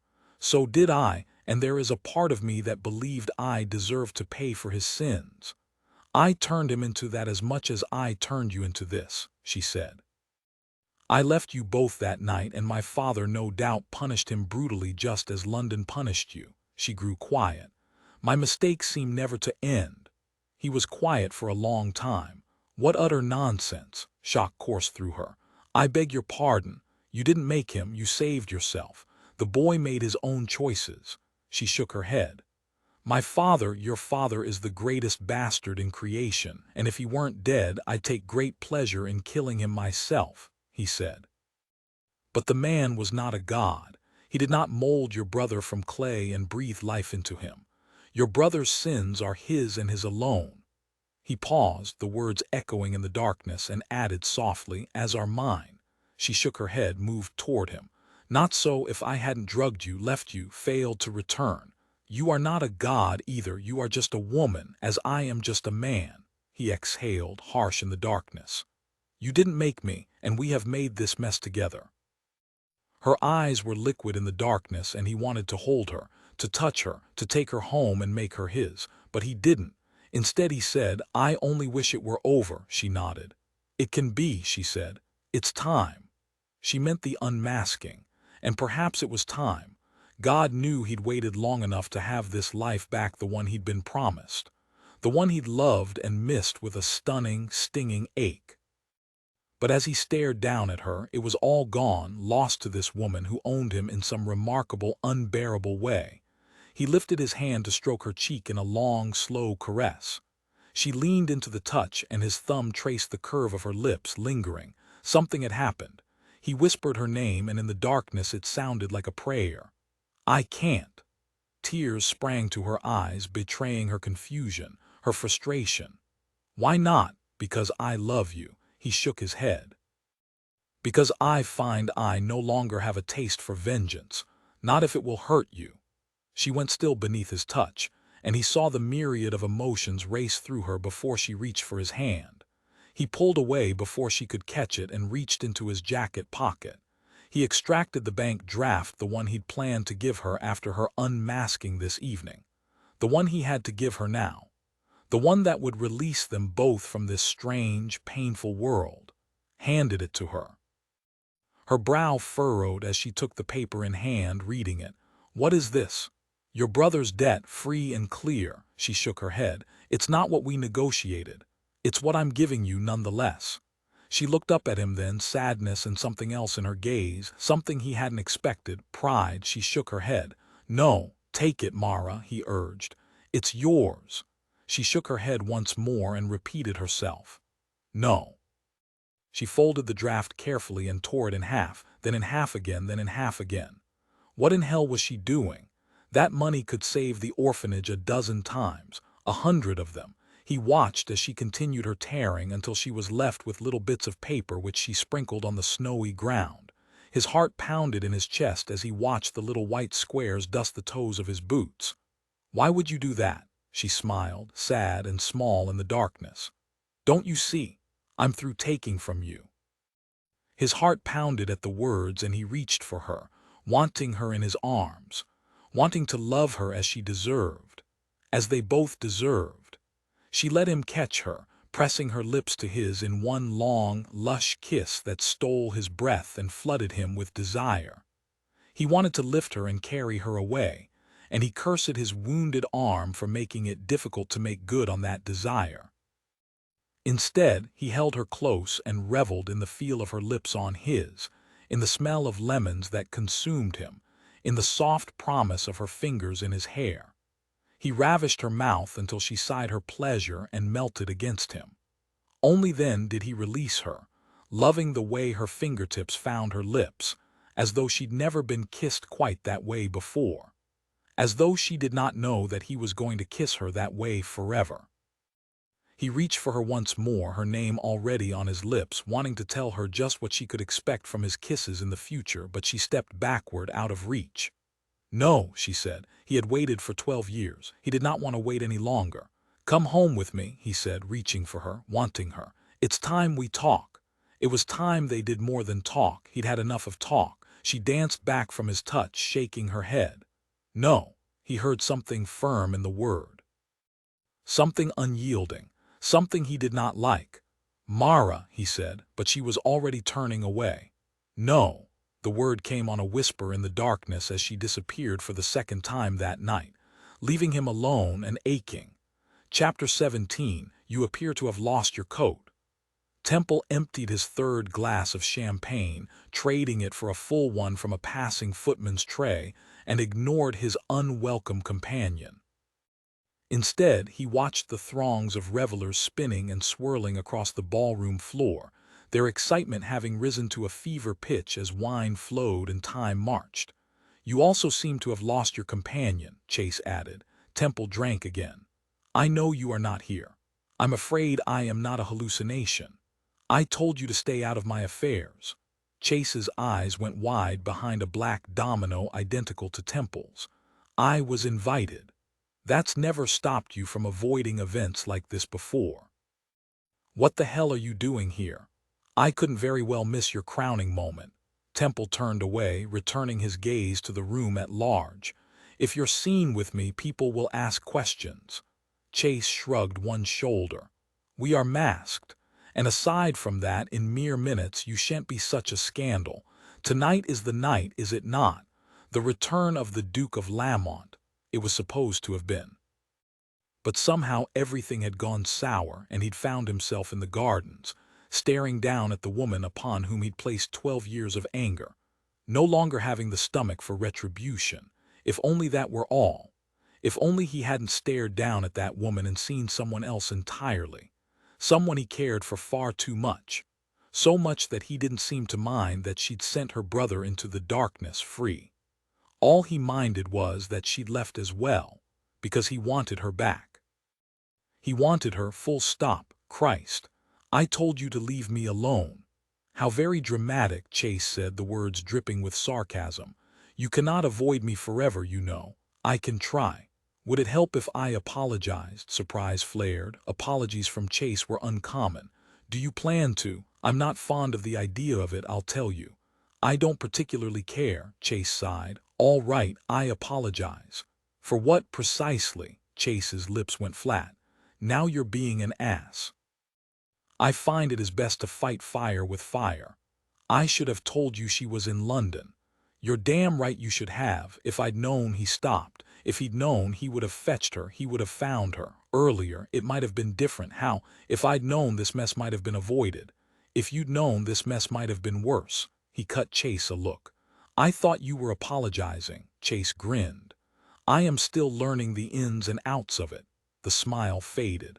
What of the girl? He imagined Mara was halfway returned to the orphanage, desperate to claim her freedom.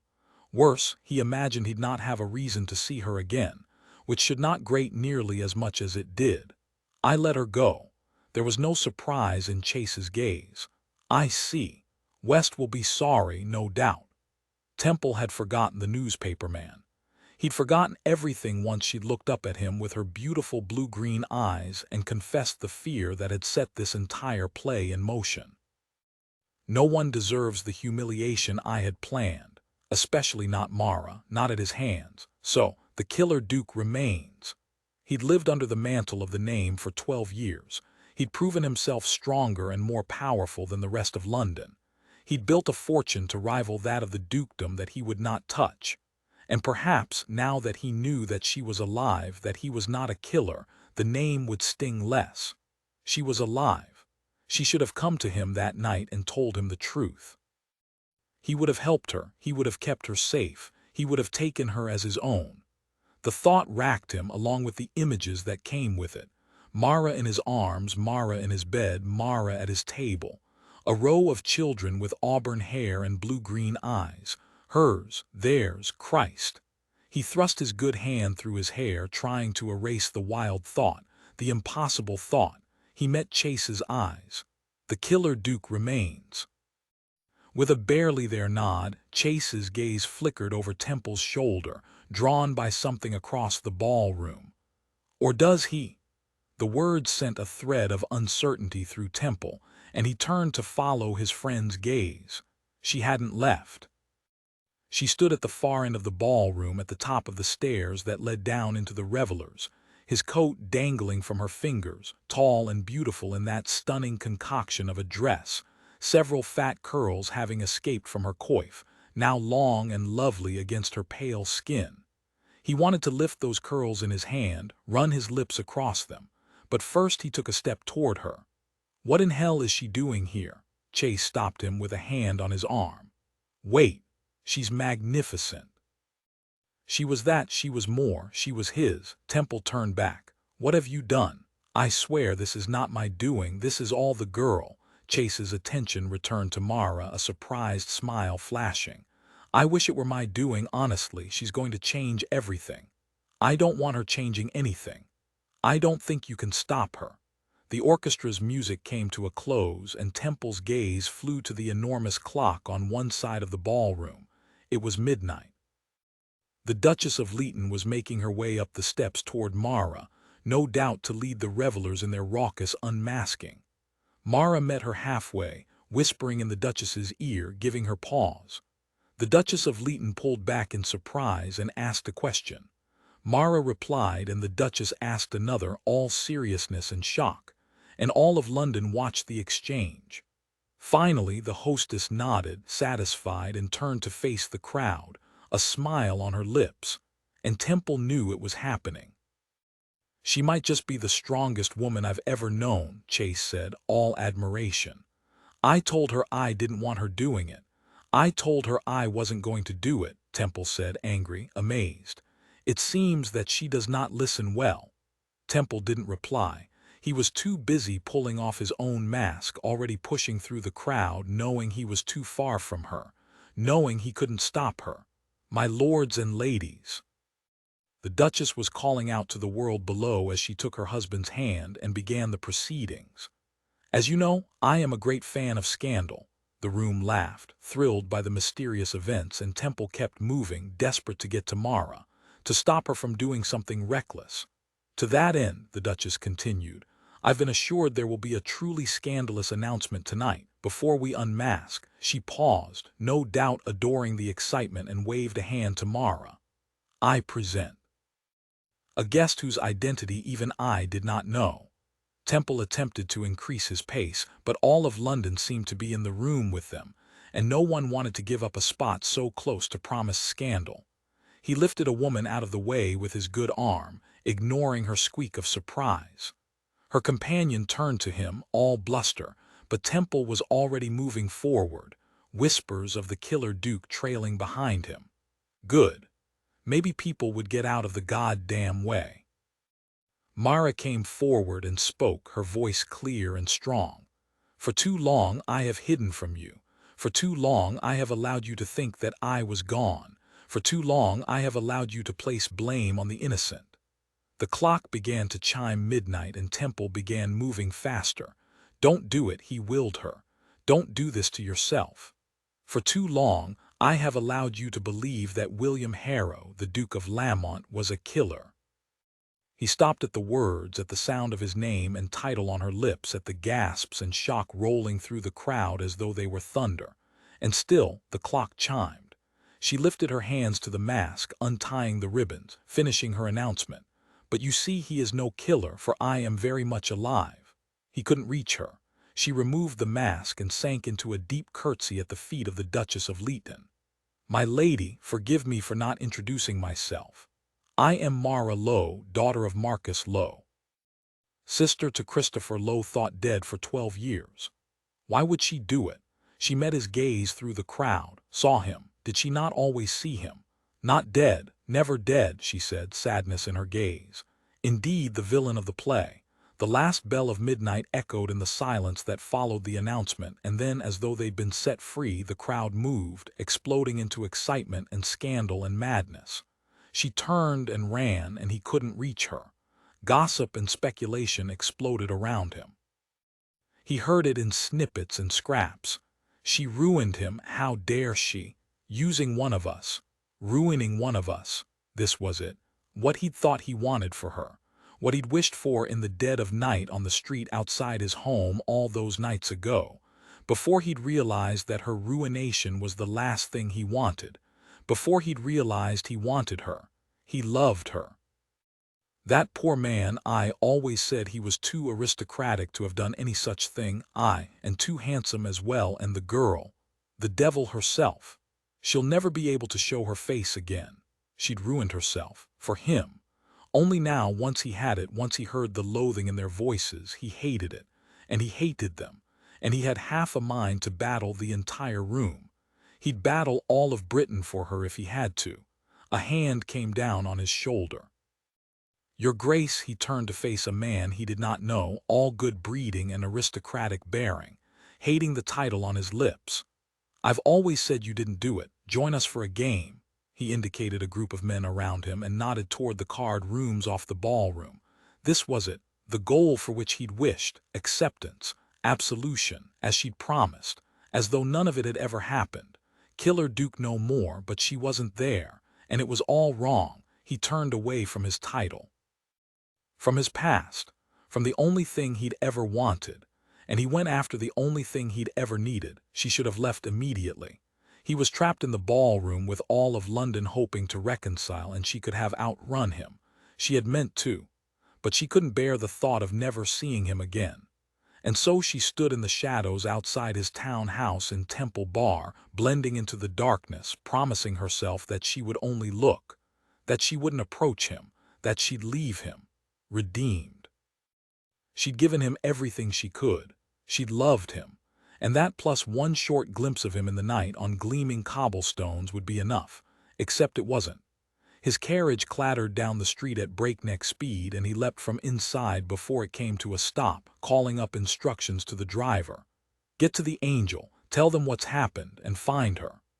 The carriage was off before he'd entered the house, and she held her breath in the darkness, promising herself that she wouldn't speak. Drinking him in the height and breadth of him. The way his hair fell in disheveled waves on his brow. The way his whole body hovered on the edge of movement as he extracted his key and opened the door. But he did not enter. Instead, he stilled, and turned to face her, peering into the shadows. He couldn't see her, she knew it. And still, he seemed to know she was there. He stepped into the street. "Come out." She could not deny him, refused to. She stepped into the light. He exhaled her name, a white whisper in the cold. "Mara," she shook her head. "I didn't mean to come, I shouldn't have." He came toward her again. "Why did you do it? To give you your life, everything you wanted." She hated the words even though they were the truth. She hated that they represented something she was not, perfection, so she settled on, it was time. He was in front of her then, tall and broad and beautiful. And she closed her eyes as he raised his good hand to her face and stroked his fingers across her cheek. "Come inside," he whispered. The invitation was too tempting to deny. Once the door was closed behind them and she was at the foot of the staircase, he spoke again. "The last time you were here, you drugged me. A lifetime ago. When she thought she could make a stupid arrangement with no repercussions. When she thought she could spend weeks with him without coming to know him, to care for him.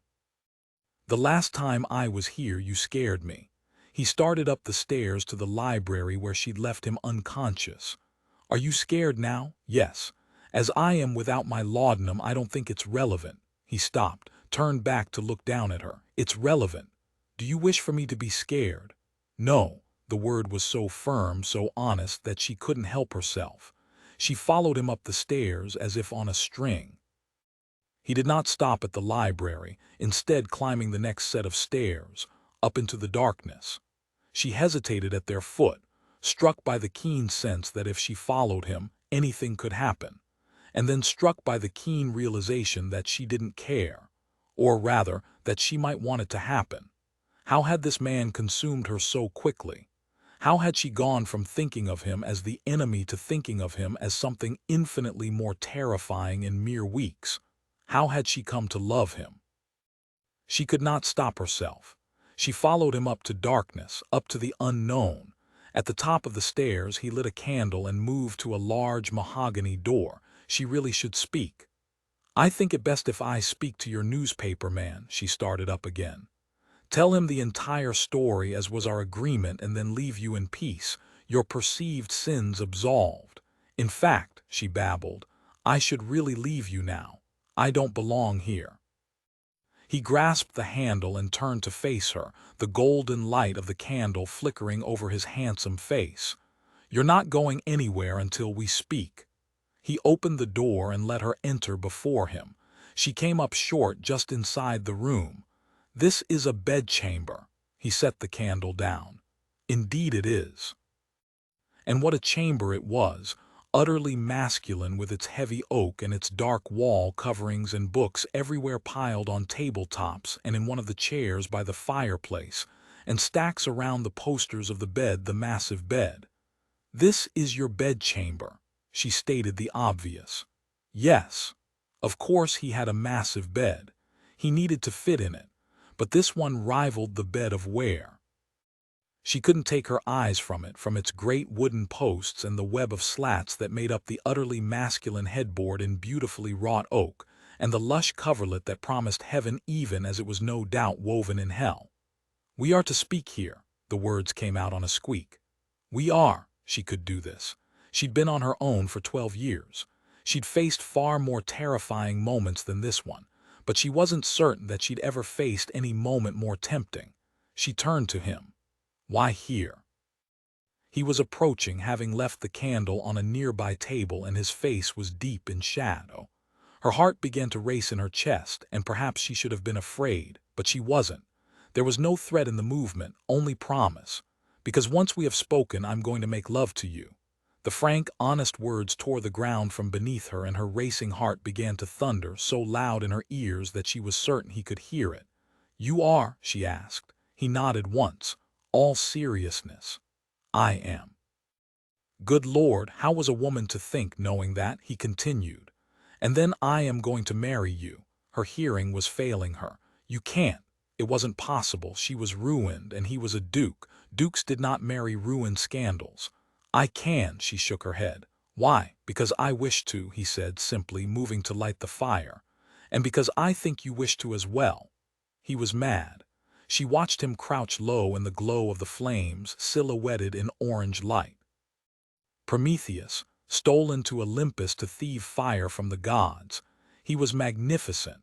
He stood and slipped his wounded arm from its sling before taking the large, empty chair by the fire, removing the black slash of fabric that kept his wounded arm in place before extending his good arm toward her.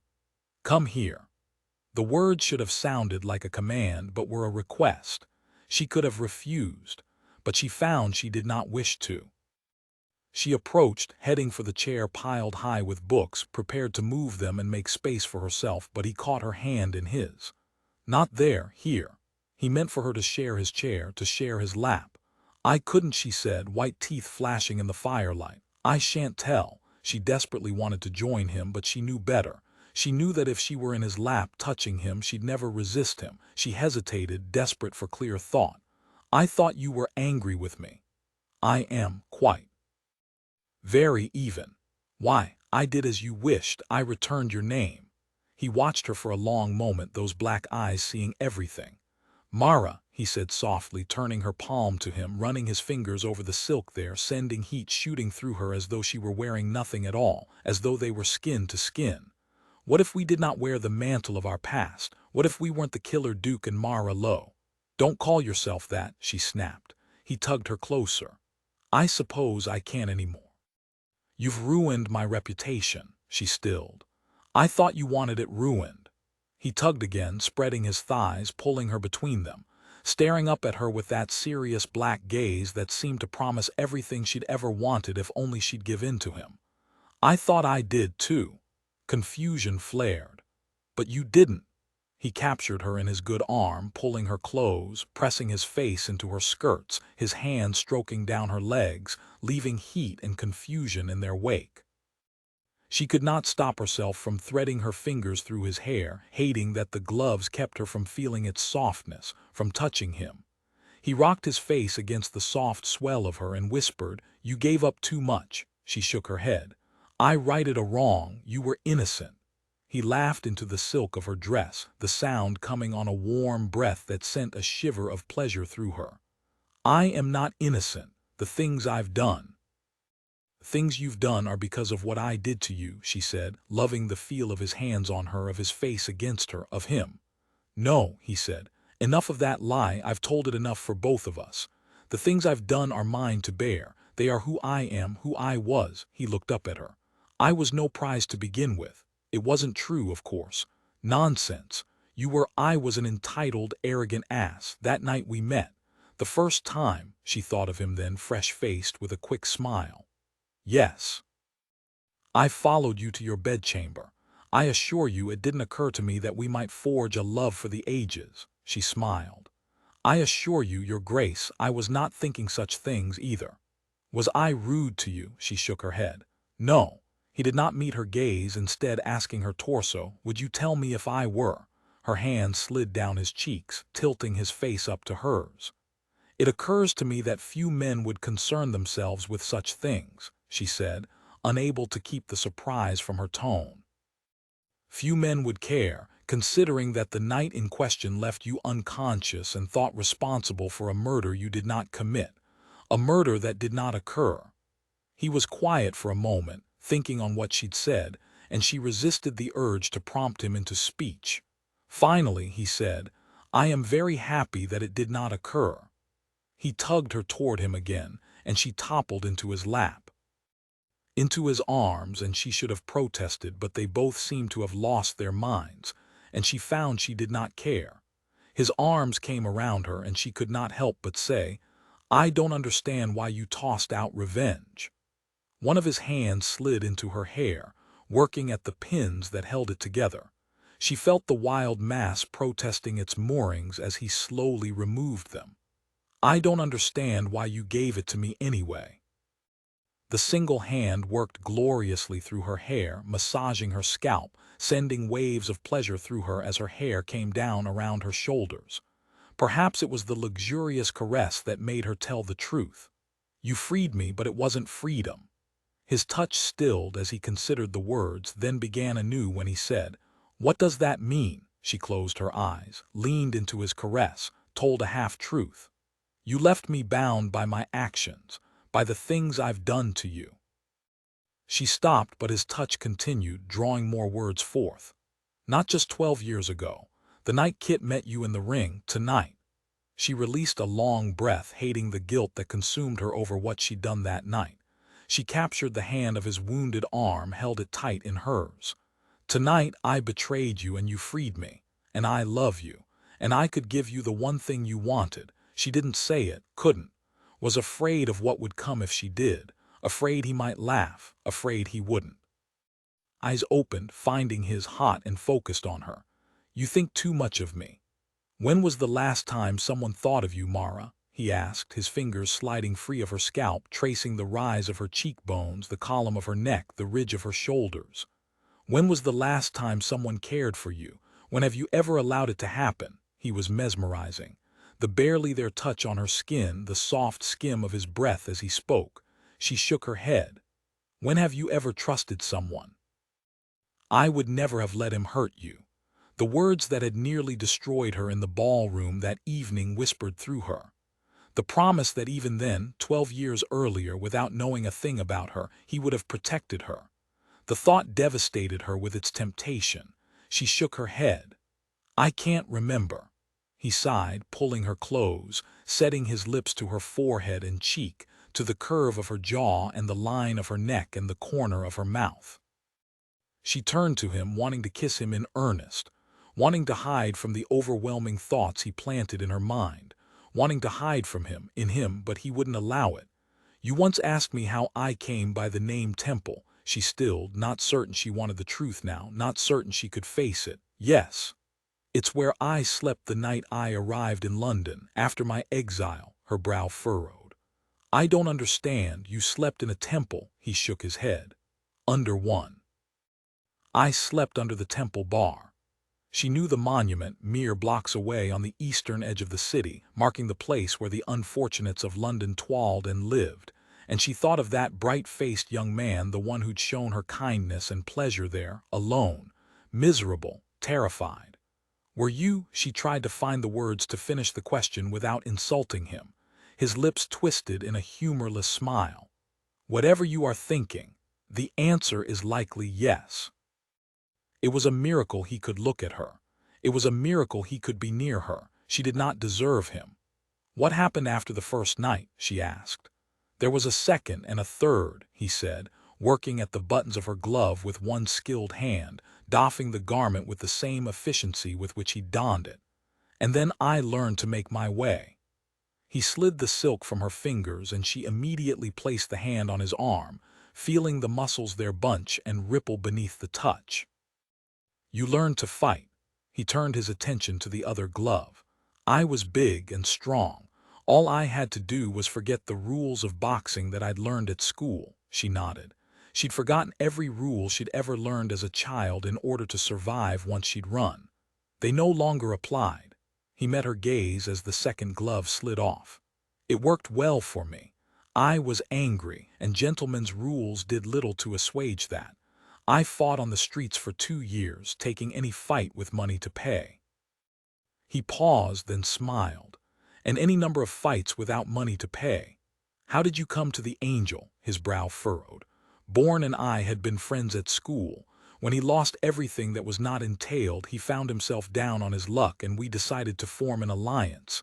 He ran dice games. I made sure the losers paid. She was surprised by the turn of events, and he saw it. You see, not so honorable after all. What then? She prodded, desperate to know the story. One night we went too far, pushed too hard, and backed a group of men into an unpleasant corner she could imagine. How many of them? He shrugged his good shoulder, his hand sliding down the side of her thigh, distracting her. A dozen, maybe more. Her attention returned to him. Against you and Bourne. Impossible, he smiled. So little faith in me. Her brows shot up. Am I incorrect? No. Then what? Then Chase, the mysterious Chase. He was there. In a sense.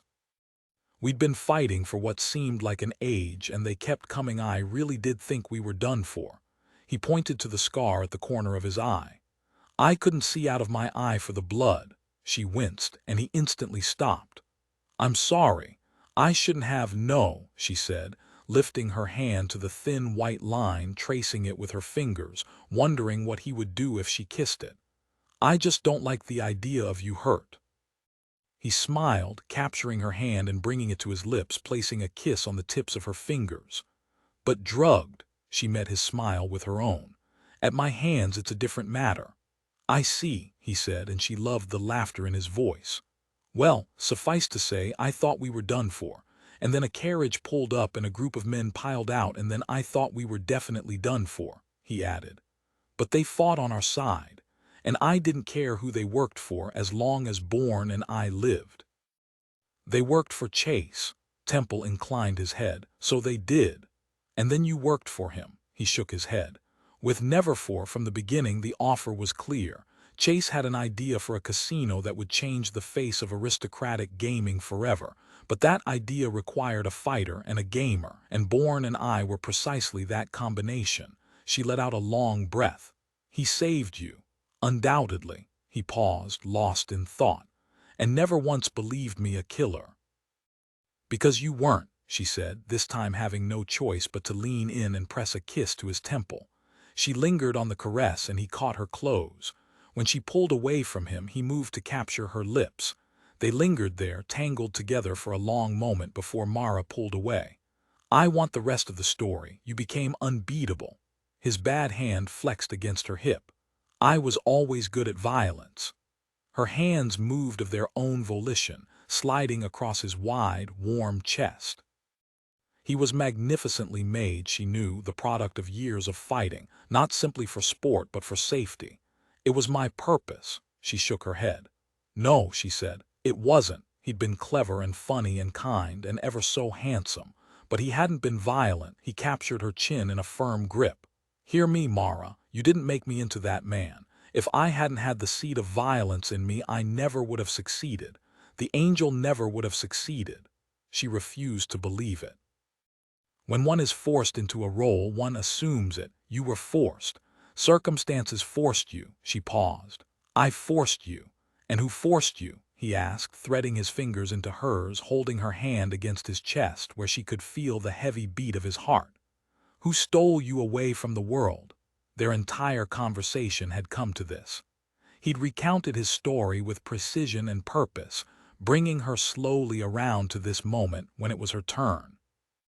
When she could tell him the truth or tell him nothing at all. One way she was safe.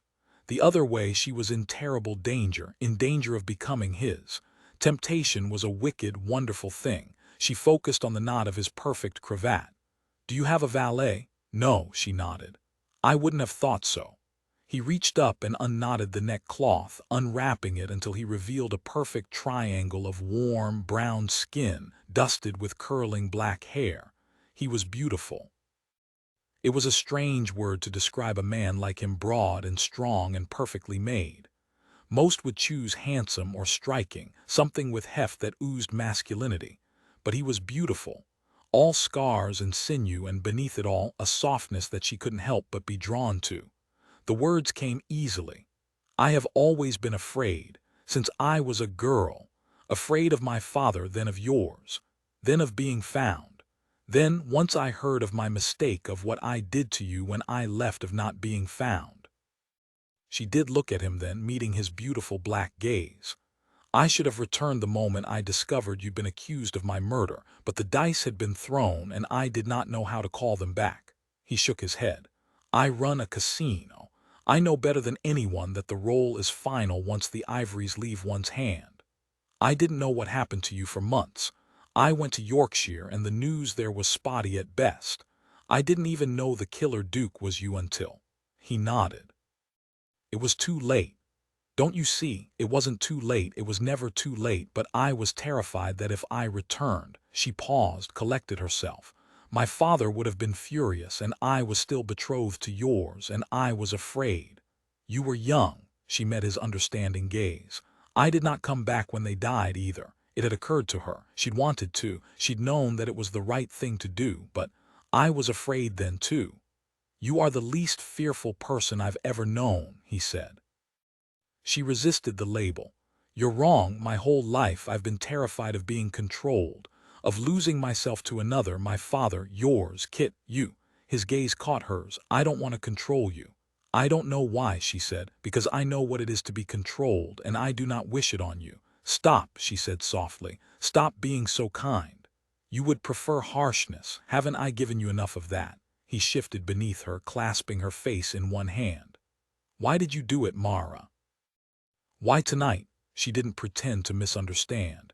He was asking why she'd unmasked in front of all of London, why she'd returned when he'd made it clear that she needn't. "Because I was afraid of who I would become if I didn't," he nodded. "Why else? Because I was afraid that if I stayed hidden it would only be a matter of time before someone found me." "Why else?" he asked again. "Because I am tired of living in the shadows. Ruined or not, tonight I live in the light." He kissed her then, taking her lips in a long, lingering caress, his hands sliding down her sides, pulling her closer, leaving a trail of heat in their wake. When he stopped the kiss, he pressed his forehead to hers and said, almost too softly to hear, "Why else?" She closed her eyes, loving the feel of him so close to her, wishing she could live there in his arms forever. "Because you didn't deserve it." He shook his head. "But that's not why." She took a deep breath. "Because I did not wish to lose you." He nodded. And what else? He knew. He saw the truth yawning beneath them, a great chasm. All he asked was for her to say it aloud, to leap. And on this, their last night together, their only night together, she leapt, her gaze on his, her body entwined with his. Because somehow in all of this, she resisted the truth barely, knowing that if they were said, they would change everything, would make everything more difficult. You, your happiness, your wishes, they mean everything. But what she said in her mind was, "I love you, I love you, I love you." And perhaps he heard it, for he stood and in one fluid motion lifted her in his arms and took her to his bed. Chapter 18. She'd never felt so valued as she did at his bedside, draped in silk, still warm from his touch and the promise of what was to come. His fingers trailed over her cheek and jaw, down the column of her throat, and over her racing pulse. He traced the line of her collarbone and then the curve of her breast, lingering when she drew in a heavy, ragged breath. His black eyes met hers. "Do you wish me to stop?" "No," she said instantly, wishing he would start again, wishing he would keep going, forever. "I won't hurt you," he said. She stilled at the words, at the way the promise came from deep inside him. She wondered how many times he'd had to make that same promise to other women, to calm them as they stood an arm's length closer to the killer Duke. "I know," she said, capturing his bad hand in one of hers, pressing his fingers against her skin, holding his touch to her. She reached her other hand up, threading her fingers through his hair, pulling his lips down to her. "You'll never hurt me," she whispered against his lips. He groaned his desire, snaking his free arm around her waist and pulling her tight to him. He whispered her name and took her mouth in a powerful kiss, more devastating than any they'd shared before. Where the previous ones had been rivers of temptation, tickling at the seams of her, this was a wide sea filled with wicked promise. It was wanton. It was wonderful. His hand was everywhere lush, stroking sin, and hers followed suit, sliding up the soft wool of his coat and into his hair, holding him close, matching his kiss with her own, not stopping until he groaned his pleasure and pulled away from her, leaving her gasping for air and desperate for more of him. "No," he whispered, turning her away from him to face the massive bed, at once ominous and irresistible. His hands came to the fastenings of the gown, working the buttons and ties. "Faster," she sighed as he fumbled at the fabric. "Hurry." The buttons were stubborn beneath his touch, or perhaps it was his choice to move with such slowness. "I will not allow you to tempt me to speed," he whispered in her ear as he worked, the breath of the words sending shivers of anticipation through her. "I want the whole night." He pressed a kiss to the curve of her shoulder, his tongue coming out to stroke along the skin there as the fabric of her bodice came loose and she caught it to her chest. He lifted one of her hands, kissing her palm, then worrying the pad of her index finger with his teeth. Her dress fell to the floor, his gaze falling to her fine-spun chemise and beautifully boned corset, desire flaring hot and wonderful. "I want longer." She sighed at the words. Of course, she knew they couldn't have longer. But they could have tonight, and he was enough to make her forget everything else. Tomorrow they would return to their lives, he to the one he'd too long missed, and she to the one she'd too long deserved. He guided her hands to the bedpost, leaving her there as he worked at the ties of her corset, his fingers pulling at silken strings, loosening the piece until it dropped to her feet, and his strong touch sent her silk chemise after it. She was naked in the clock stockings he'd bought her, the ones she'd imagined him removing when she donned them, even as she desperately tried to ignore the thought. And his hands, those strong, wonderful hands that she'd come to love for their gentleness as much as their force, slid over her bare skin as his lips settled on the curve of her shoulder. Not hands. Hand, always one hand, always the good hand. She turned to him. Wait, he waited, because she told him to, and she loved him all the more for it. She lifted his wounded hand to her lips, pressing a kiss to his knuckles, letting her tongue slide out to dip into the valleys between them. He watched, his eyes dark with passion, but something was missing. Something she might not have seen if she had not been looking. He couldn't feel her. She turned the hand over, pressing a kiss to his palm, whispering there, "What have we done to you?" He snatched his hand away, but she would not let him escape. Instead, she lifted his other hand and repeated her ministrations until his breath caught in his throat and he shifted with desire and want and a dozen kinds of lust. Shock rocketed through her. His hand, they'd stolen it from him. "Temple," she said softly, reaching for it, loving him more for it. "No," he resisted, turning her once more, returning her hands to the bedpost, kissing the spot behind her ear, the place where neck met jaw, where shoulder met neck, her spine, distracting her with pleasure and wickedness. "You are trembling," and she was, too wrecked by his touch, by his nearness, to stop, to return the conversation to his hand. "I can't," she started. "It is too much," he growled, low and dark and promising at her ear. "It is not nearly enough." He kissed his way down her spine, the tip of his tongue licking and swirling as he marked his path, as he marked her as cleanly and clearly as if he'd done it with a needle and ink. And when he reached the place where back met bottom, he worried the soft, untouched skin there until she was gasping her pleasure. Only then, once she'd given herself over to his touch, to his kiss, did he turn her to face him. She should not have been surprised to find him there, on his knees staring up at her once more, but she was, a thread of panic and desperation coursing through her. A desperate desire to repeat the events of the previous morning in the ring. A desperate desire never to repeat them again. "Temple," she whispered, reaching for him, letting him catch her hand in his, letting him press it to his cheek. "William," he corrected her. Her gaze flew to his. "But you're the only one who thinks of me as such, the only one who has ever seen me." The truth ached, reminding her of all she'd done, of all this night could be, of all it couldn't be. "I'm so sorry," she whispered, tears in her eyes. "I never—" He came to his feet with stunning grace, pulling her to him. "No, you mustn't regret it. Your seeing me has changed everything. It's changed my life. It's changed me." He kissed her long and thorough and added, "Christ, Mara, of course it's you. It's always been you. It always will be." The words shattered her. "I cannot stand." "Then don't. I have you." She fell into his strength, and he laid her back on the bed, spreading her legs wide as he sank between them, draping them over his shoulders, leaving long, lush kisses along the soft skin of her inner thighs, coming closer and closer to delivering on their promise as she writhed on the silk bed covers and wondered how it was that she had come to be here. Come to deserve him. She hadn't. She hadn't, and this would be her greatest sin, taking this night, stealing it from someone who might deserve it, who might be more for him, who might be better for him, taking it with no regret, taking it for the memory, for her lifetime, for his. And then his mouth was on the heat of her, and her fingers were in his hair, and he was giving her everything she desired, and she couldn't stop herself from moving against him, from lifting to meet him, from begging him, for he stopped, lifting his head. "What is it, love?"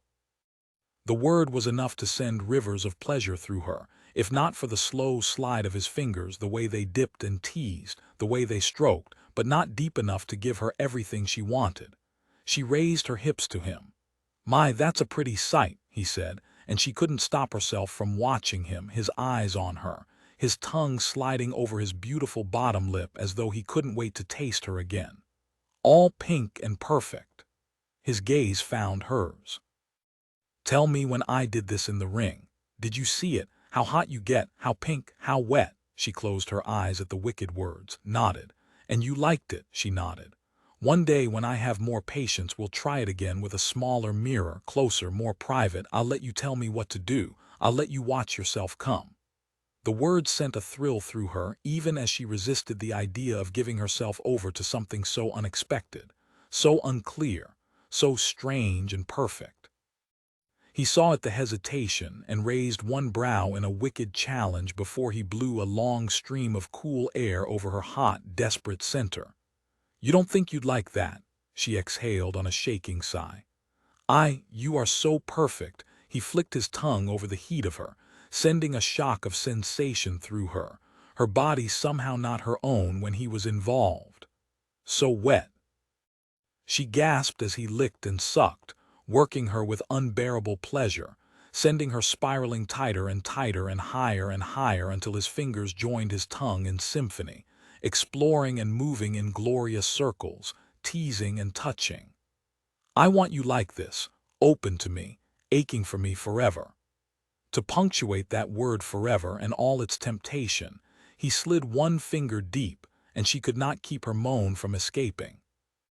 "Now that," he said, his voice as dark as his gaze, "might be the most beautiful sound I've ever heard." That wicked digit retreated, and she bit her lip, face flamed with embarrassment, even as she wanted to clasp him to her and demand he repeat the experience. She did not have to. "Let's see if we can make it happen again." A second finger joined the first on a long, irresistible slide. Dear God, he was ruining her. He played her like a virtuoso, as though she were an instrument he had studied for a lifetime. She moaned again, louder and longer, and he rewarded the sound with his mouth, working her in that dark, secret place that was suddenly the center of her. She would never think of pleasure in the same way again. It was forever entwined with him. She came apart in his arms once more, lost to his kiss and his touch and the scent and sound of him. lost to the knowledge that this man was everything she'd ever desired and dreamed and imagined, lost to pleasure, lost to him, and somehow found. She returned to earth in his arms, all strong, corded sinew, holding her to his chest, where her head rested on his good shoulder, and she was easily lost in the heat and scent of him. His fingers stroked through her hair, spreading it long across his massive bed, and he pressed a kiss to her temple, whispering against her skin, worshipping it, "You are the most beautiful thing I have ever seen." She shivered at the words and curled into his warm body, her hand spreading across the white of his shirt. She spoke to the wide expanse of linen there. "You scare me." His touch stilled. "How?" Her fingers worried at his shirt. "I never thought I would be so drawn to you, so connected. I never thought you would own me so well, that you would have such—" She hesitated over the word "control over me." He captured her hand in his, sliding out from beneath her to face her, to have a better look at her. She sat up, trying to explain. "Even now, with you inches away, I can't help but mourn the loss of you." He reached for her at the confession, his hand stopping short of touching her, as though he did not know how to proceed. "Mara," he said softly, as though he might scare her away. "I don't want you to ever think that I take pleasure from." Her fingers moved to his lips, stopping the flow of words. "No," she said, tears coming to her eyes. "You don't understand. I ache for you when you're not with me." His eyes went black with desire, and her breath caught at the vision of him, at his promise. "I am in your thrall," she said, "of your touch and your kiss and your beautiful eyes, quite desperately. And it will make everything more difficult." She did not say the last. Instead she said, "You control me." He stared at her for a long moment, and she wished he would touch her. Instead, he left the bed, and she thought she might have ruined everything. But he was back within minutes, his shirt and boots gone, clad only in black wool trousers and the black bands of ink at his arms and the stark white of the bandage on his shoulder. She drank him in, every inch bathed in golden candlelight, and she wondered at him. How had this glorious god of a man, built like a Greek statue or a Michelangelo, come from one of the finest aristocratic lines in all of England? There was nothing mincing or foppish about him. He was the most masculine thing she'd ever seen, all power and grace and strength. Her gaze rested on his good hand, clutching the cravat he'd tossed away earlier, the long stretch of cloth at once promise and threat. "You worry about control," he said. Her heart began to pound. "Yes." He extended the cravat toward her. After a long moment she took it, and he lay down on the bed, extending his arms up until his hands met the slats of the headboard. Her mouth went dry at the look of him, spread out before her, broad and beautiful, and he was beautiful. He was perfect in every way. And then he said, "Take it. Be in control," and desire coursed through her, hot and heavy and far too powerful to resist. She ran the cravat through her fingers, eyes wide, and said, "Are you certain?" He nodded once, his grip tightening on the headboard. "Trust me, Mara." She inched up the bed, naked but for those silken stockings, watching his gaze on her, loving it. Kneeling beside him, she said, "You wish me to tie you to it?" He smiled. "I wish you to do whatever you like to me." He was turning himself over to her pleasure, and all she could think was that her pleasure was somehow inexorably tied to his. The thought gave her courage, strength to do the unthinkable, to straddle his torso, the heat of her pressed against his naked skin.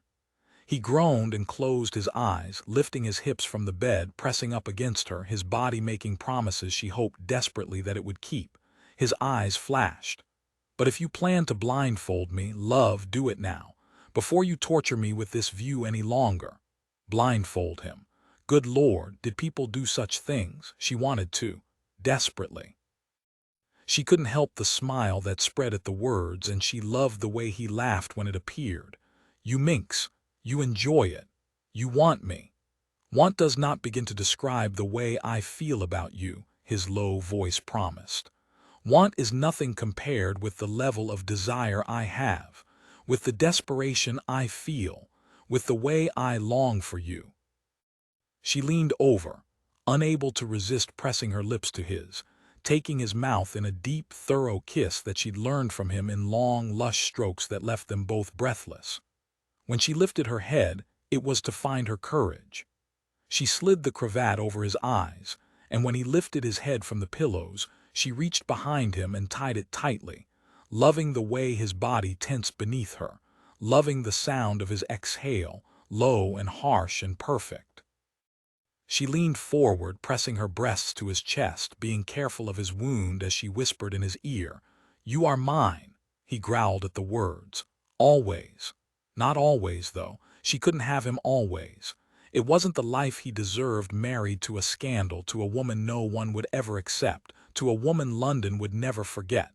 As long as she was with him, he would be the killer duke. And he deserved to be so much more. But tonight she could pretend. She pressed long kisses to his warm skin, across one shoulder and up his good arm, where his tattooed muscles strained against his grip. She couldn't resist running her tongue along the edge of that inked spot, worrying the dips and curves until he growled his pleasure, and she moved on, lower, along the outside of his chest and then across it, paying special attention to the scars dotting his chest and stomach, kissing them, tracing their raised surfaces with her tongue. He hissed at the sensation, and she lifted her head. "Do they hurt?" "No, it's just," she waited for him to finish. "No one has ever wanted to touch them before, not like this." She wanted to touch them. She wanted to touch every inch of him, and the realization made her bold. She lifted herself up and slid down his body, working at the fall of his trousers, sliding buttons from their moorings, instinct and desire overtaking experience. He lifted his hips from the bed, allowing her to slide the trousers down, revealing him, long and hard and perfect, and hers. She sat back on her heels, taking him in, spread out upon his bed, his good hand locked at the headboard, knuckles white, straining to stay there. Eager to give himself up to her, turning himself over to her, giving up his control for her. She reached for him then, hand trembling, uncertain. She stilled an inch from him, closer. He sensed it. "Mara," he said, teeth clenched, anguish and desire making the words thick and lovely. She wanted to give him everything he wanted, but "I don't know what to do," she confessed, the words somehow easier because he was blindfolded. I want to do it correctly." His breath came in a short, panting laugh. "You can't do it wrong, darling, I promise. I want you too much." She leaned forward, taking her confession with him. "I've only ever dreamed it," she told him. "In the dark of night. I've wondered what this would be like." He shook his head. "Don't tell me. I don't want to think of you dreaming of another." Shock coursed through her. "It's never been another," she said. "It's always been you."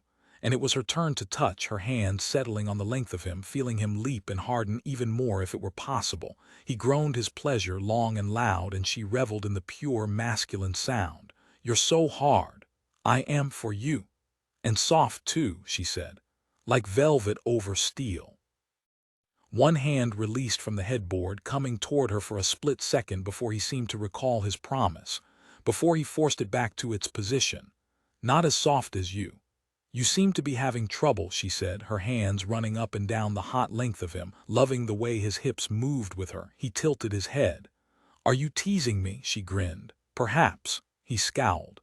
"Remember, Miss Lowe, turnabout is fair play." A thrill shot through her. "What a pretty promise." The growl again. He couldn't help himself, the glorious man. "Harder," he said. "I thought I was in control," she said. "Love, if you don't think you are in control, you are mad." She smiled again, increasing the pressure of her touch. "How could I know I am in charge?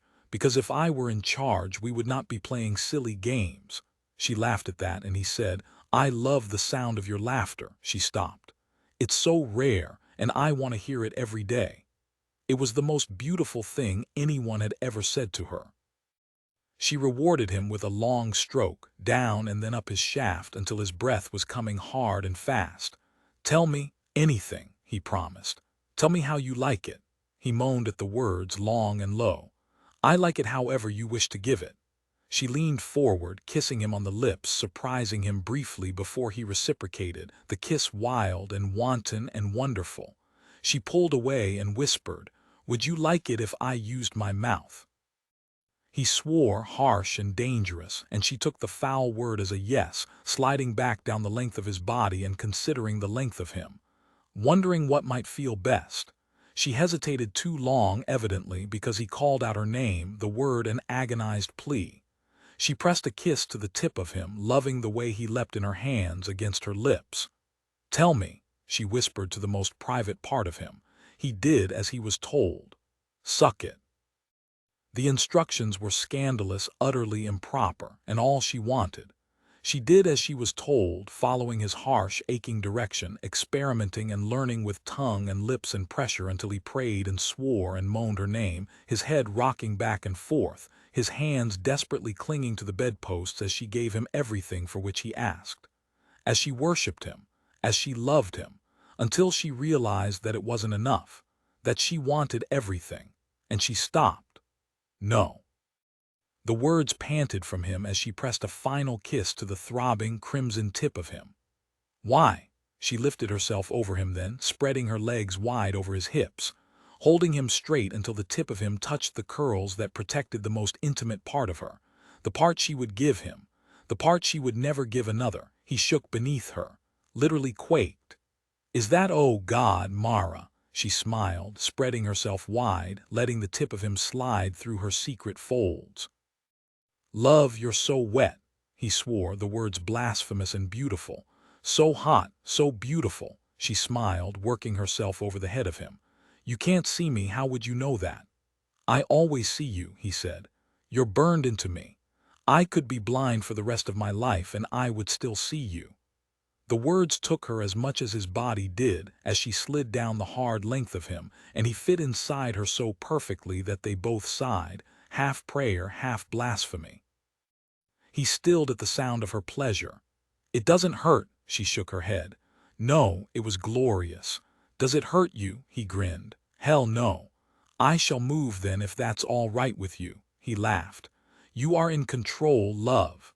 She was in control, lifting and lowering herself on him, testing the pressure and speed, pausing every now and then to revel in a particular angle, a specific pleasure. He let her guide the moment, whispering his encouragement, lifting his hips to meet her when she found a particular cadence or rhythm that he enjoyed. She memorized those, coming back to them over and over, loving the way they seemed to destroy him with desire and sensation. It was glorious, but there was something missing. Him, his touch, his gaze, the piece of him that she desperately wanted. She didn't want to control him. She did not wish to take this moment for her own. She wanted to share it. So she did, leaning up to remove his blindfold, pulling it over his head and flinging it across the room, not caring where it fell.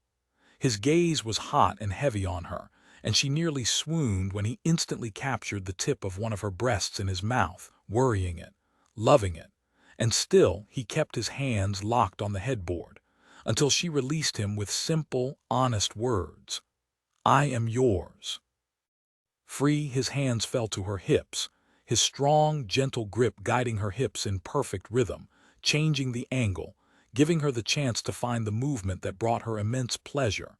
And she was suddenly rocking hard and fast against him, crying out as his fingers found the heat of her, pressing and rolling in that secret place until she could not bear it any longer. His gaze was on hers, his lids heavy with desire, and she placed her hands on the bed by his head and whispered, "Don't stop. Don't stop looking at me. Don't stop moving in me. Don't stop loving me." He heard it all. "Never," he promised. She gave herself up to ecstasy, and to him. And only once she had taken her pleasure did he take hers, rocking once, twice, 3 times against her and crying out her name, releasing high inside her, holding her to him still joined together until their heartbeats calmed as one.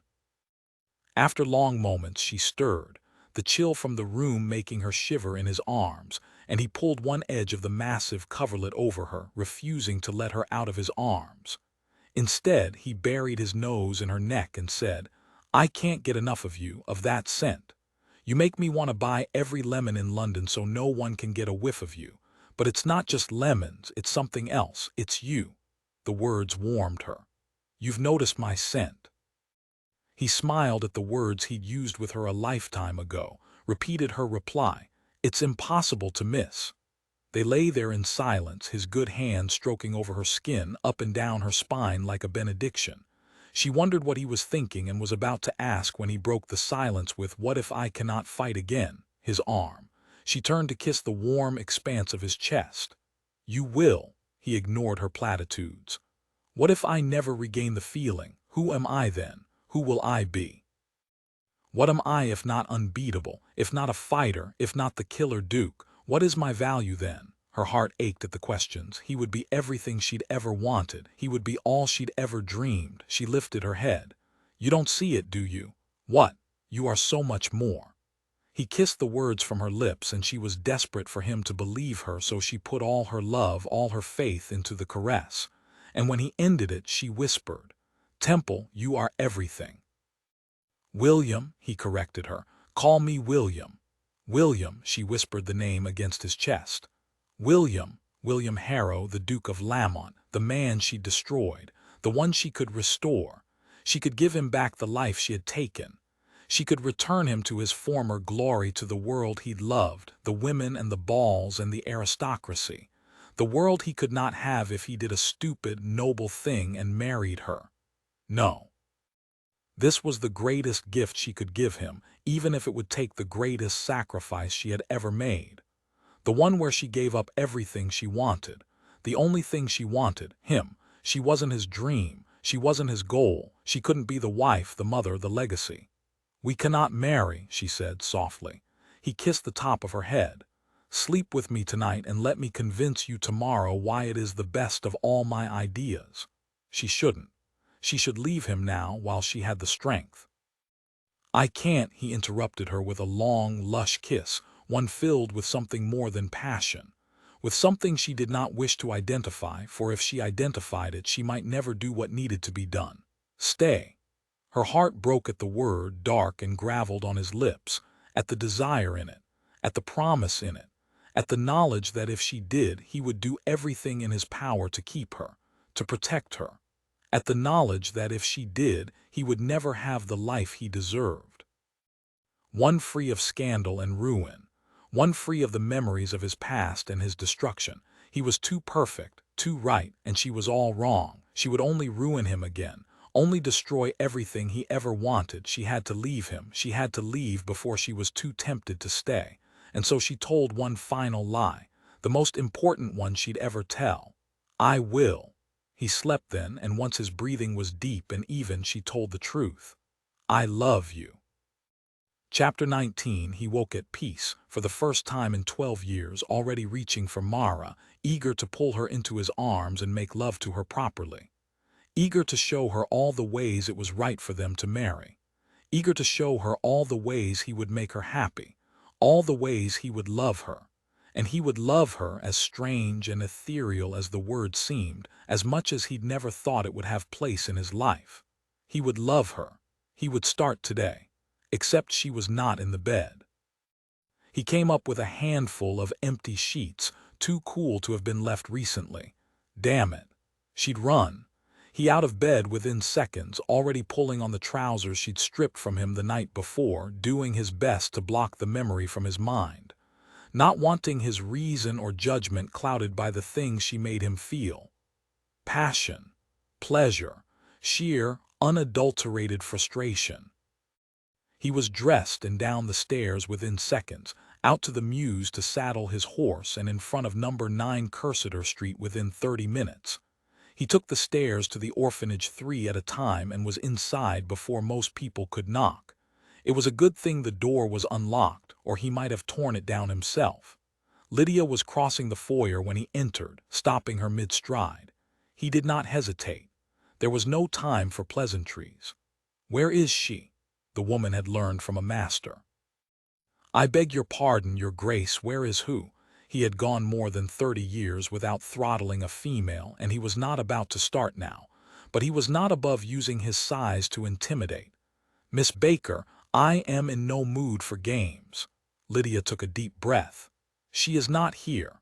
At his core, he knew it was true, but he did not wish to believe it. So instead of continuing their useless conversation, he went to her office and opened the door, hoping to find her there behind her desk, auburn hair pulled back in a tight knot. But she was not. The desk was pristine, as though it had been placed perfectly for the London stage and not for any useful purpose. He turned, met Lydia's eyes, sad and full of truth. Her chamber, take me to it. She considered refusing. He saw it in her. But something changed her mind, and instead she turned to climb the stairs, up 2 flights and down a long hallway until she stopped in front of an oak door firmly shut. He did not wait for her permission, opening it, entering. It smelled like lemons and Mara. The little room was neat and clean, just as he would have expected. There was a small wardrobe, too small to hold anything more than the bare necessities, and a little table on which sat a half-burned candle and a stack of books. He moved to look at them. Novels, well-worn and well-loved. And there was a tiny bed, one she no doubt hung off of when she slept, the only part of the room that was imperfect because it was currently covered in emerald silk. The dress she'd worn the night before when she'd revealed herself to the world, and next to it, the matching ermine cloak, and in a little neat stack, the gloves he'd given her. She was out in the world and she did not have any gloves. He lifted them from the bed, bringing them to his nose, hating the slide of silk, wishing it were her skin, her heat. He turned to face Lydia. Where is she? There was sadness in her eyes. Gone. No, he was losing his patience. Where? She shook her head. I don't know, she did not say.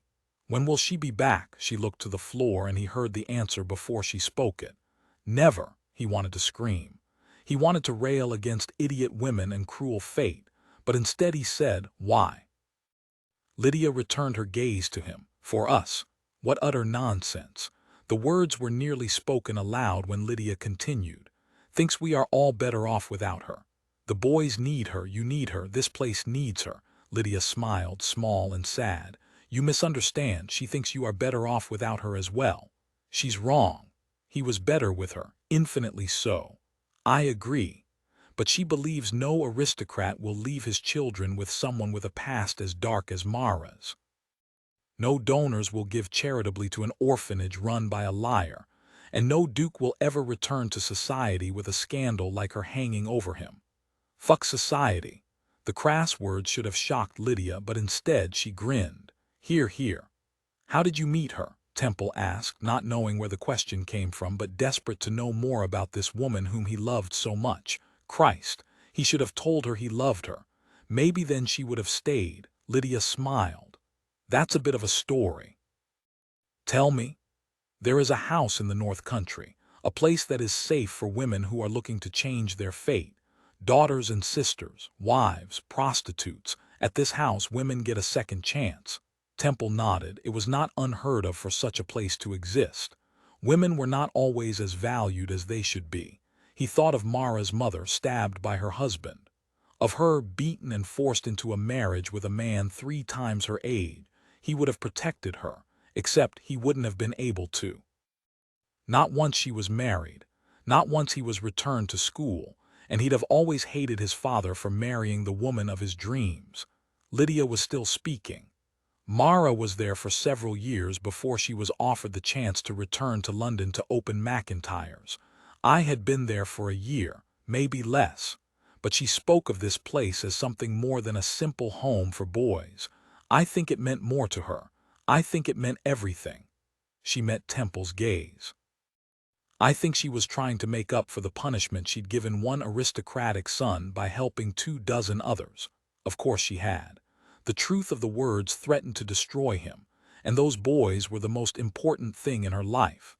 When he retrieved her, he'd buy them an estate in the country with horses and toys and enormous grounds on which to run and grow. He'd give every one of them the chance at life she dreamed. But first, he would give that chance to her. I asked her to marry me. Lydia's eyes went wide.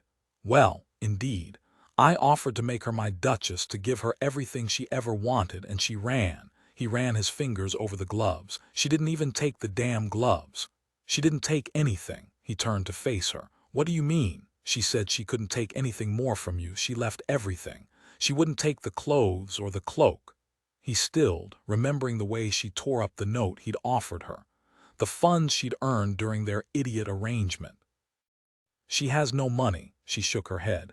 A few shillings, but nothing substantial. I offered her enough to keep her for years. A fortune, Lydia shook her head.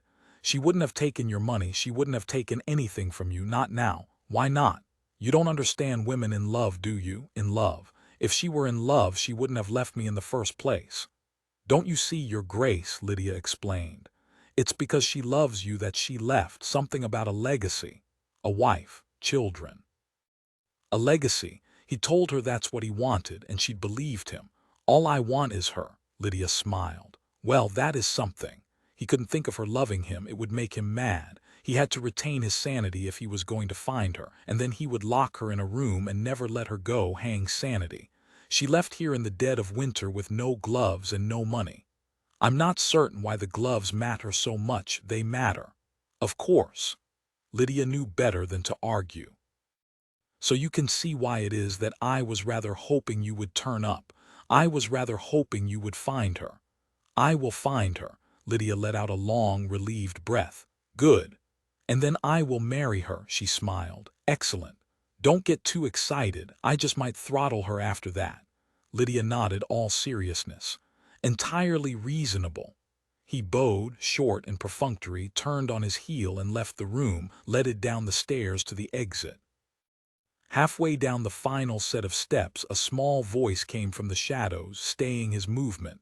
She left. Temple turned to find a collection of small boys above him on the landing, each looking more worried than the last. Daniel was holding Lavender under one arm. Temple nodded. Yes. Daniel scowled at him. She was crying when she left. Temple's chest tightened at the words. You saw her, the boy nodded. Mrs. McIntyre does not cry.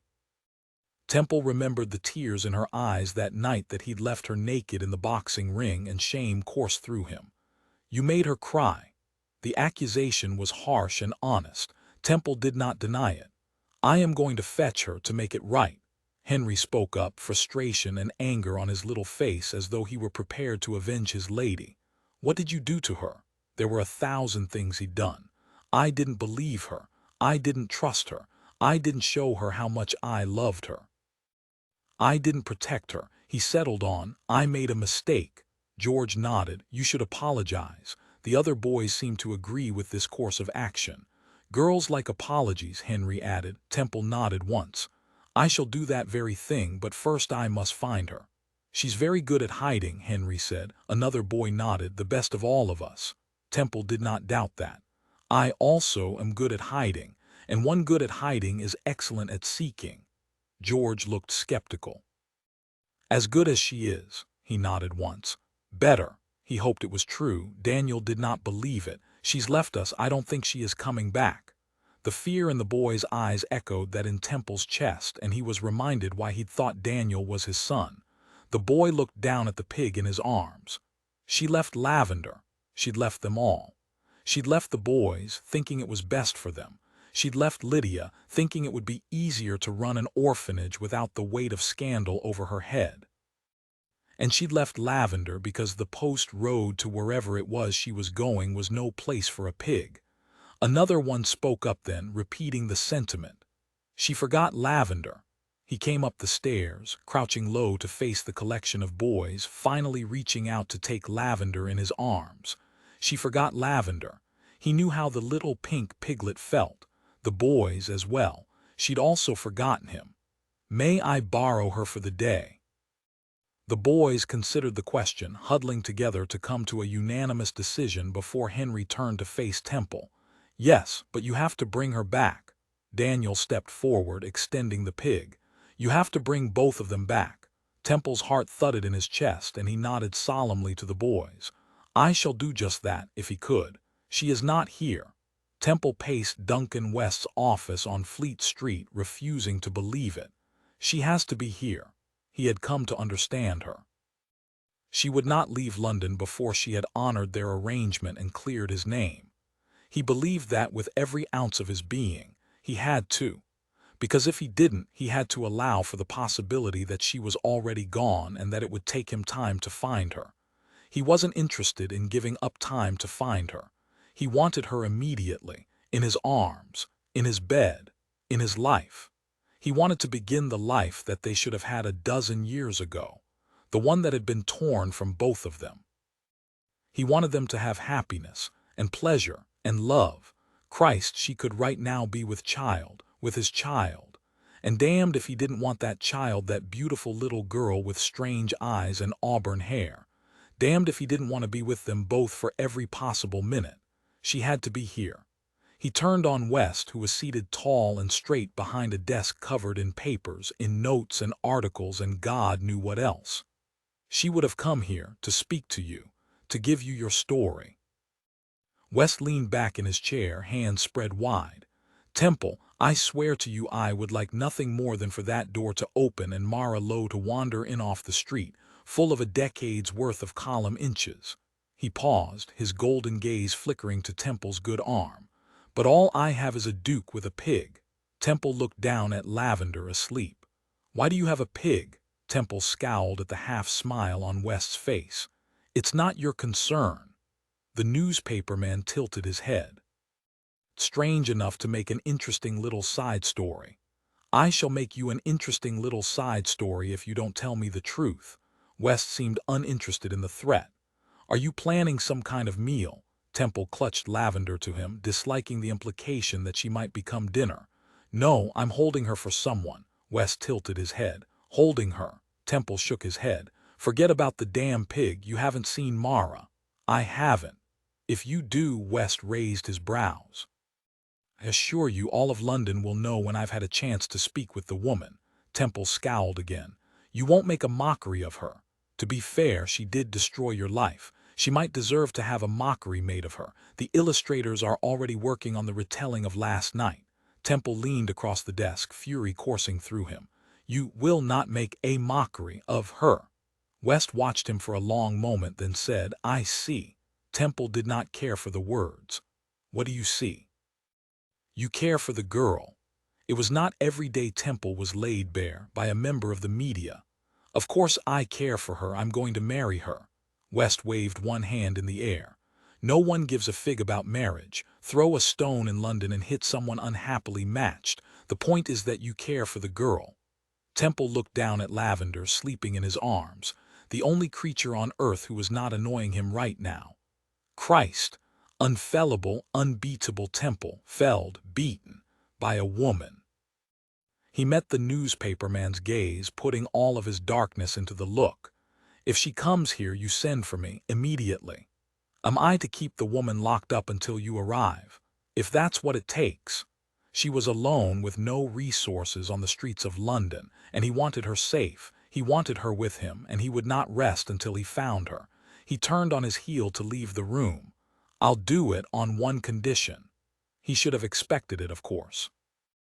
Should have known that West would have his own half of the bargain. He turned back, waited for it. Tell me why she is so important. After all, she's already restored your name. The world believes her alive. I found half a dozen women in that ballroom last night who recognized her. She's older but still just as beautiful, and everyone remembers those eyes. Irrational fury coursed through him at the mention of Mara's eyes. He didn't want people noticing them. He didn't want them thinking about them. They were not for all to look at. They were for him. He was the only one who had looked into them and seen more than their strange, mismatched color. He had looked into them and seen her. West pressed on. Why do you care if she stays or goes? He met West's gaze.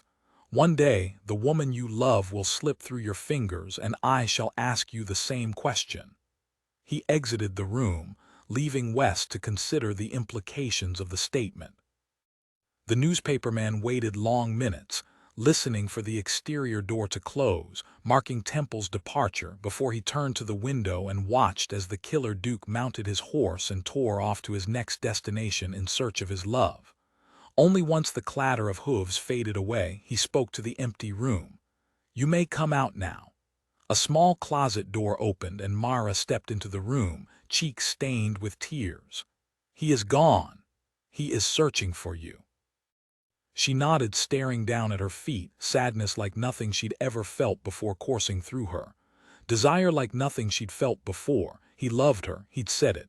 He'd come looking for her and he'd confessed his love for her. He will find you, she looked up at that. Perhaps not. Even as the words left her mouth, she heard the echo of Temple's promises. If you run, I will find you. West shook his head. He will find you because he will not stop looking until he does. She said, hoping it was true, hoping he might decide she was not worth the trouble, hoping he might find another life, another woman, someone worthy of him. West smiled at that. You think a man simply gives up searching for the woman he loves, the woman he loves. Tears came at the words, hot and stinging, and she couldn't hold them back. He loved her. Here is the part that I do not understand, West said, more to himself than to her, she thought. You love him as well. She nodded at that. Quite desperately. So what is the problem? She couldn't help it. She laughed. What is the problem? It's all a problem. I ruined him. I destroyed everything that was supposed to be his. I stole his life.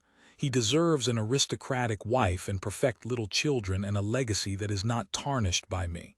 West tented his fingers beneath his chin. He seems not to care a bit about all that. Mara shook her head. But I do. London does. He'll never return to his rightful place as Duke of Lamont if he's saddled with the woman who is responsible for all the black marks around the edges of his reputation. Reputation, West scoffed. Her eyes went wide. You make your living on it. He grinned. All that means is that I understand precisely how arbitrary it all is. She shook her head. You're wrong. I think you have been away from society for too long, he said. You forget that dukes with or without scandalous wives are forgiven everything as quickly as possible. They are, after all, the only people who can beget dukes. The aristocracy needs them, lest civilization crumble around us. Perhaps he was right. Perhaps Temple could weather the storm of scandal that would no doubt come with her reveal to all of London. But would he ever be able to forget what it was she had done to him? She shook her head. Do you have everything you require from me, Mr. West? Duncan West knew the end of a conversation when he reached one. I do. And you shan't tell him I was here. Not until after the story runs. Which will be, he consulted his calendar. 3 days. Her chest constricted at the words. 3 days to leave London, to get as far and fast and secret as she could. 3 days to give him his freedom. And then she would have to start forgetting him for both their sakes. She left West's offices, careful to pull her cloak tightly around her and bring her hood low over her face before exiting to the street, where a cold, wet mist settled over London, the worst of English winter weather. She was instantly freezing, wishing for warmer boots, for a warmer cloak, for a warmer climb, for Temple, who was always warm, like a fireplace. She longed for him, ached for him. She walked for a half-mile, maybe more, before she realized that a carriage was following her, nearly at her shoulder, moving at her pace, fast when she sped up, slow when she slowed down. She stopped, turning to the great black conveyance, devoid of crests or any identifying marks. It stopped, too. The outrider leapt down from the back and opened the door, lowering the steps before he offered her a hand to help her inside. She shook her head. I'm not going in there.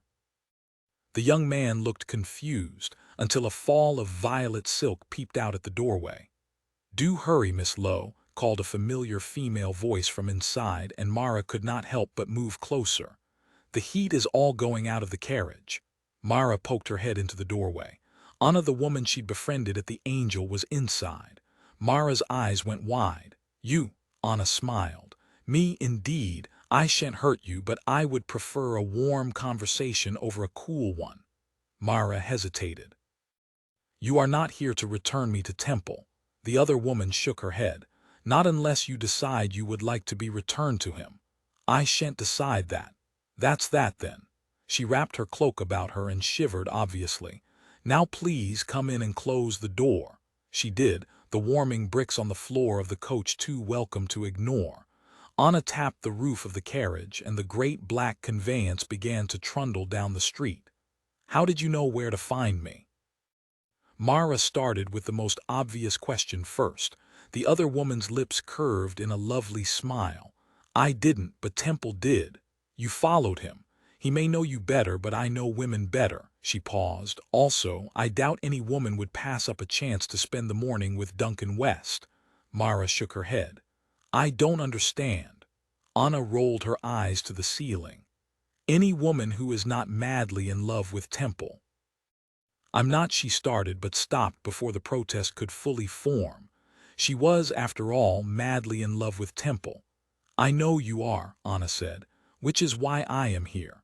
Mara's brow furrowed, and Anna waved a hand broadly. Someone has got to set you straight. We thought Temple would do it himself, but he seems too all-consumed to think intelligently. Mara waited, quite desperate for whatever words might come out of this woman's mouth. She didn't know what she was expecting, honestly, but she did know that she was not expecting her to say, "You didn't ruin Temple's life." She was growing tired of having a collection of strangers tell her that she was wrong. I suppose you are an expert in the subject of ruin. Anna's lips twitched. As a matter of fact, I am. You weren't there. I was not. Not when you blooded the bed and left him holding the responsibility for your death. Not when his father exiled him and the rest of the aristocracy shunned him. Nor was I there when he spent his first night under Temple Bar, or when he began leading with his fists, or when he and Bourne concocted their idiot plan to run dice games among the worst of London. Mara went cold at the words, hating that this woman knew so much of Temple's past. But Anna seemed not to mind, instead pushing forward. But I was there when they started the Angel. When he started the life he has now, as the winningest fighter Britain has ever seen. I was there when he won his first bout in the ring at the Angel, and I was there as his coffers and his standing and his respect throughout London grew. It isn't respect, Mara corrected, the words sharp on her tongue. It's fear, an undeserved fear. They think him the killer duke because I made him so. Anna smiled. I think it's charming that you think he's never done a damn thing in his life that earned that moniker. Mara's brow furrowed. Nothing like what he's thought to have done. Anna lifted a shoulder in a little shrug. Either way, it's respect and fear, and one without t'other isn't worth the ink it takes to write either one alone. She paused, the carriage rocking beneath them, the cold drizzle turned to sleet on the window outside. And either way, Temple likes it. Perhaps it was true. He's money and friends and a club that any man would kill for. And he's got the half of London that matters, the one that judges a man on work and not blood on his side, and he likes it all. Was she right, this strange, mysterious woman? Did he enjoy this life he led? Or did he regret every moment that he did not have the life she'd stolen from him?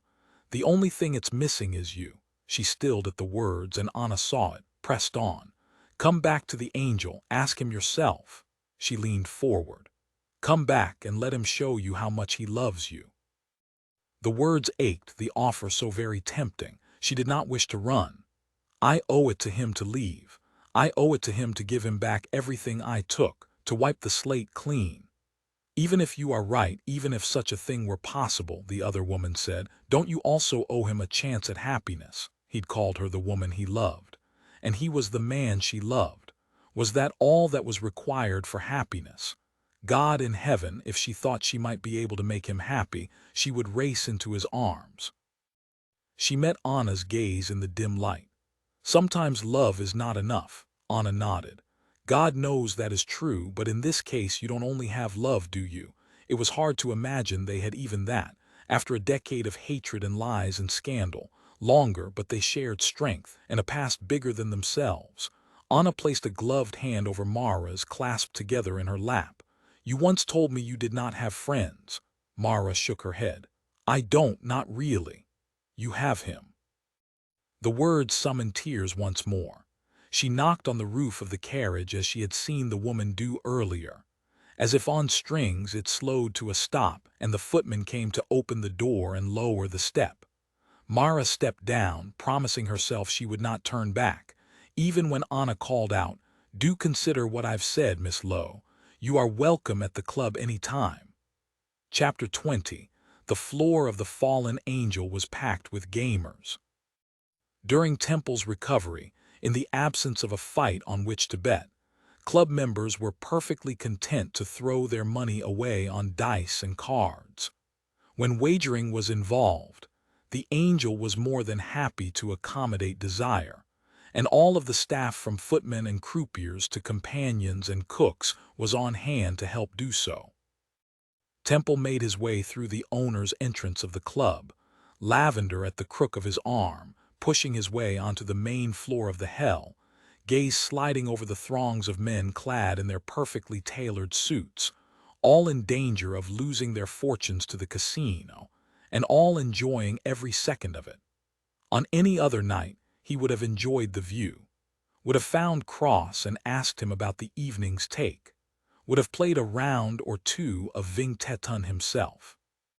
But tonight he prowled the edge of the room, silent, frustrated, furious that now the rest of the aristocracy seemed to accept him, tipping heads and patting his shoulder in acknowledgement. He was one of them again, as though the last 12 years had never happened. But it didn't matter. Nothing mattered as long as he couldn't find her. He ached from a day on horseback in the rain, from his futile search for her, a beautiful needle in the filth-ridden haystack of London in December. He'd gone to the orphanage, and to West, and to the orphanage again. He'd checked the post, paid a fortune to the postmaster for information on his human cargo for the day, worried that she might have left the city already. An eloping couple and 2 gentlemen had left on the North Road, headed for Scotland. But even though apparently the female half of the elopers was quite attractive, the postmaster assured him that she was not auburn-haired, and her eyes were perfectly ordinary. She was not Mara. He should have been happy she was still here, but instead he was furious that she had so easily disappeared. There was no sign of her. It was as though she had vanished like smoke. If he didn't know better, he might think she'd never been there in the first place, except she'd left her gloves, and her pig, and a hole in his chest. His lips twisted wryly as his wound throbbed at the thought. 2 holes, he supposed, one healing and one life-threatening. He rolled his bad shoulder under his coat, the pain from the wound radiating down his arm and stopping at the elbow. He worked his fingers in his sling. Nothing. Exhaustion did little to help the damage to the feeling there, he knew, but he could not rest. Not before he found her. If he was crippled when it was over, so be it. At least he'd have her. Frustration flared at the thought. Where in the hell was she? He looked up to the ceiling, his gaze falling on the great stained-glass window that marked the center of the main room of the fallen angel. Lucifer falling from heaven. In a stunning array of stained glass, the Prince of Darkness was depicted in free fall, halfway between paradise and inferno, a chain about his ankle, his scepter in one hand, and his wings wide and useless behind him as he tumbled into the pit of the casino. Temple had never thought much about the window, except to appreciate its message to the members of the club while the aristocracy might have banished him, Bourne, Cross, and Chase. The scoundrels who own London's most legendary gaming hell would reign more fearful, more powerful than ever before because of it. Chase had a flair for the dramatic. But now, as he considered the great stained glass, as he watched Lucifer fall, he realized how massive he was, how strong. Somehow, the window maker had captured the rise and fall of muscle and sinew in the mottled panes of glass, and Lucifer's strength was useless in this moment. He could not catch himself, could not stop himself from landing wherever it was that God had cast him. And standing there with his weak arm and the utter sense of futility that washed over him as he realized that he could not find the woman he loved, Temple felt for the Prince of Darkness. All that beauty, all that power, all that strength. And still he landed himself in hell. Christ, what had he done? You brought a pig into my casino. Temple looked to Chase. Has anyone seen her? Chase's gaze grew serious. No. Temple wanted to shout his fury at the truth in the words to the rafters. He wanted to tip over the nearest hazard table and rip the curtains from the walls. Instead, he said, she disappeared. They stood side by side watching the floor of the casino. "We still have men looking. Perhaps she will turn up on her own." He cut the founder of the Fallen Angel a look, knowing that such a thing was virtually impossible. "Perhaps. We shall find her," he nodded. "If it takes me the rest of my life." Chase nodded and glanced away, no doubt uncomfortable with the emotion in his words. Not that Temple cared, but you did find a pig. He looked down at Lavender's sleeping face. "Her pig." Chase's blonde brows rose. "The lady owns a pig. It's ridiculous." It was even more ridiculous that he had come to care for the little creature, his only link to her. "I think it's charming. She's an intriguing woman, your Miss Lowe." Except she wasn't his. Temple handed Lavender to his friend. "She needs to eat. Take her to the kitchens and see if Didier can find her something to eat." He was already turning back to the crowd, looking for someone who might know Mara. Perhaps she'd had a friend when she was a child, someone who might have offered her a bed. But what if no one offered her a bed? What if she was on the streets even now, cold and without a place? He'd slept on the cold London streets once. The idea of her alone freezing, she didn't even have gloves. His heart pounded with panic and he shook his head to clear it. She was no fool. She would find somewhere to sleep. But with whom? Panic flared once more. Chase was still talking and Temple listened, if only to have something else to think on. "Didier is French. The pig might end up in a stew." Temple looked back. "Don't you dare let her cook my pig." "I thought it was Miss Lowe's pig." Temple was tempted to clear the smug smile from his friend's face. "As we are to be married, I prefer to think of her as our pig." Chase grinned. "Excellent. I shall do my best to help." "Don't help. I'm through with you meddling. Feed the pig, that's all." "But feed the pig." For a moment, Temple thought Chase might ignore the instructions and meddle anyway, but the club's majordomo appeared at their shoulders. The visitor. For a moment Temple thought it might be Mara. "Who?" "Christopher Lowe, here to fight Temple." Chase's gaze narrowed. "Bring him to my offices and fetch Asriel and Bruno. He'll get his fight, but it won't be with Temple and it won't be fair." "No," Temple said. Chase looked to him. "Your arm isn't healed." "Bring him to me," Temple said, ignoring his partner's words. "Now." Within minutes, Lowe was on the floor of the club, flanked by Bruno and Asriel. "You made a mistake in coming here. You turned my sister into a whore." Temple's good hand fisted, and he desperately wanted to destroy this boy. "Your sister is going to be my duchess." "I don't care what she will be. I've no use for her." The words were slurred and angry. Lowe had been drinking, possibly since he'd left his sister the night before. "You ruined her. Probably did 12 years ago. Probably took all the valuable bits before you passed out." Fury flared.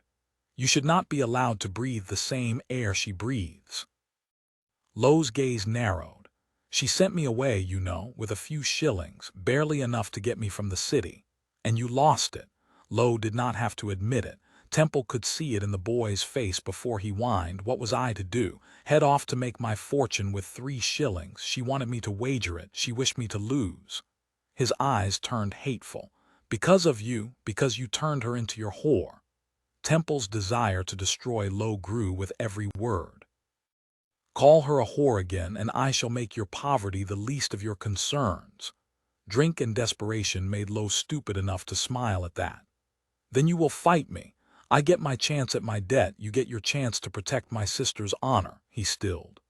"Where is the bitch, anyway?" Fury came hot and instant, and Temple grabbed Lowe's wilted cravat in his good hand, lifting him clear off the floor before saying, "You should have taken the chance she gave you. You should have run. I promise you, whatever you face out there is nothing compared to what I shall do to you in the ring." Temple dropped the other man in a heap to the ground, ignoring the coughing and sputtering from below as he followed him down, crouching, taking Lowe's chin in hand and tilting him up to face him. "Get yourself a second. I'll meet you in the ring in a half an hour." If he couldn't have her, he could have his fight. Temple stood, adding, "You're lucky I don't lay you out here and now. It will teach you to speak ill of the woman I love." "Core, listen to that. You love her," Lowe sneered. "What utter shite." Temple did not look back, instead stalking away, heading for his rooms, already removing his cravat. The casino was silent as a grave, all the gamers having stopped their bets to watch Temple go mad. Because of that, he heard it when Chase said quietly, "Well." He did not turn back, instead calling over his shoulder, "Feed the damn pig." When Mara arrived at the Fallen Angel, it was to a street virtually empty of people and noise, the opposite of how she imagined the exterior of one of London's most exclusive gaming hells would be. She wondered fleetingly if she was too late, if Temple had closed the club and left, if he decided to end this underground life of his and return to the light, return to his dukedom, return to his right. That's when panic set in. Because in the damp, dark day, while she'd had nothing to do but walk and think, she'd realized that she loved this man beyond measure, and that she would do everything she could for as long as she could to make his life better than it ever would have been without her. Of course, the moment she realized that she was very, very far away from the angel. But she was here now, and when she arrived, she knocked on the door, thrilled when a little slot opened in the steel. She stepped up to the space and said, "Hello." The slot slid shut. She hesitated, considering her next move, knocked again, the slot opened. "I am here." The slot closed once more. Honestly, was every person having to do with this club obstinate? She knocked again, the slot opened. "Password." She paused at that. "I don't have one." But the slot closed with a snap, and that's when Mara became angry. She began to bang on the door, loudly. After a long moment, the little slot opened, the black eyes inside narrowed with irritation. "Now look here, you," she announced in her very best governess voice, underscoring her words with banging on the door. The eyes in the slot went wide with surprise. "I have spent the entire day on the streets of London in the bitter cold," she punctuated the last with bang, bang, bang. "And I have finally decided that it is time for me to face my desires, my past, my future, and the man I love. So you will let, bang, me, bang, in." She completed her tirade with a clattering of hits on the steel door with both fists, and added in a kick for good measure. She had to admit it felt rather good. The eyes disappeared, replaced by a lighter, more feminine set "Dear God." Were they laughing at her? "Miss Lowe," she raised a finger, "I would think very carefully about the expression you present to me when you finally open this door." The locks on the door were finally thrown, and she was allowed into the building to face a smiling Anna and a much more serious doorman. Indeed, he looked positively deferential when he said, "We've been searching for you." Mara shook out the skirts of her damp cloak and accepted a mask from him, settling it on her face before saying, all decorum, "Well, you found me." She turned to Anna. "Please take me to see Temple." Anna did as he was told, a look of smug satisfaction on her beautiful face as she reached into a nearby drawer and extracted a mask. Once Mara was protected from view, they made their way through the private passageways of the club, silent for long minutes before Anna said, "I am happy that you decided to return." "You didn't tell him you saw me." Anna shook her head. "I did not. I know what it is like to have no say in one's future. I would not bring it upon anyone." Mara considered the words for a long moment. "I don't care about the future as long as it is with him." The other woman smiled. "May it be long and happy. Lord knows you both deserve it." Warmth spread through Mara at the words until Mara remembered that it was Temple who needed to accept her, Temple who needed to forgive her, for running, and for so much more. If only someone would deliver her to him so she could repair all the things she had broken. But Anna did not take Mara to him. She took her to the long, mirrored ladies' side of the boxing ring, where it appeared all the people she had expected to see on the ground floor of the club had congregated. She stepped into the dimly lit space, packed with women, her heart in her throat. She turned back to Anna. "There is to be a fight." "There is." The prostitute guided her to the front of the room, to a place where two chairs sat close to the window. At another time, Mara might be curious enough to watch it, curious enough to show interest in the fighters, whoever they may be. But they would not be Temple, who was too injured for fighting, and that was all she cared to know. She shook her head. "No, I don't have time for this. I wish to see Temple," she whispered. "I've waited too long. I want him to know I've changed my mind. I want him to know I love him. I want to be with him. I want to start again. Fresh. Forever." Anna nodded. "And you will see him, but first you will see this." The door to Temple's rooms opened on the far side of the ring, and Mara came to her feet to see him approach the center of the room, her hands instantly pressed against the window. "No," she whispered.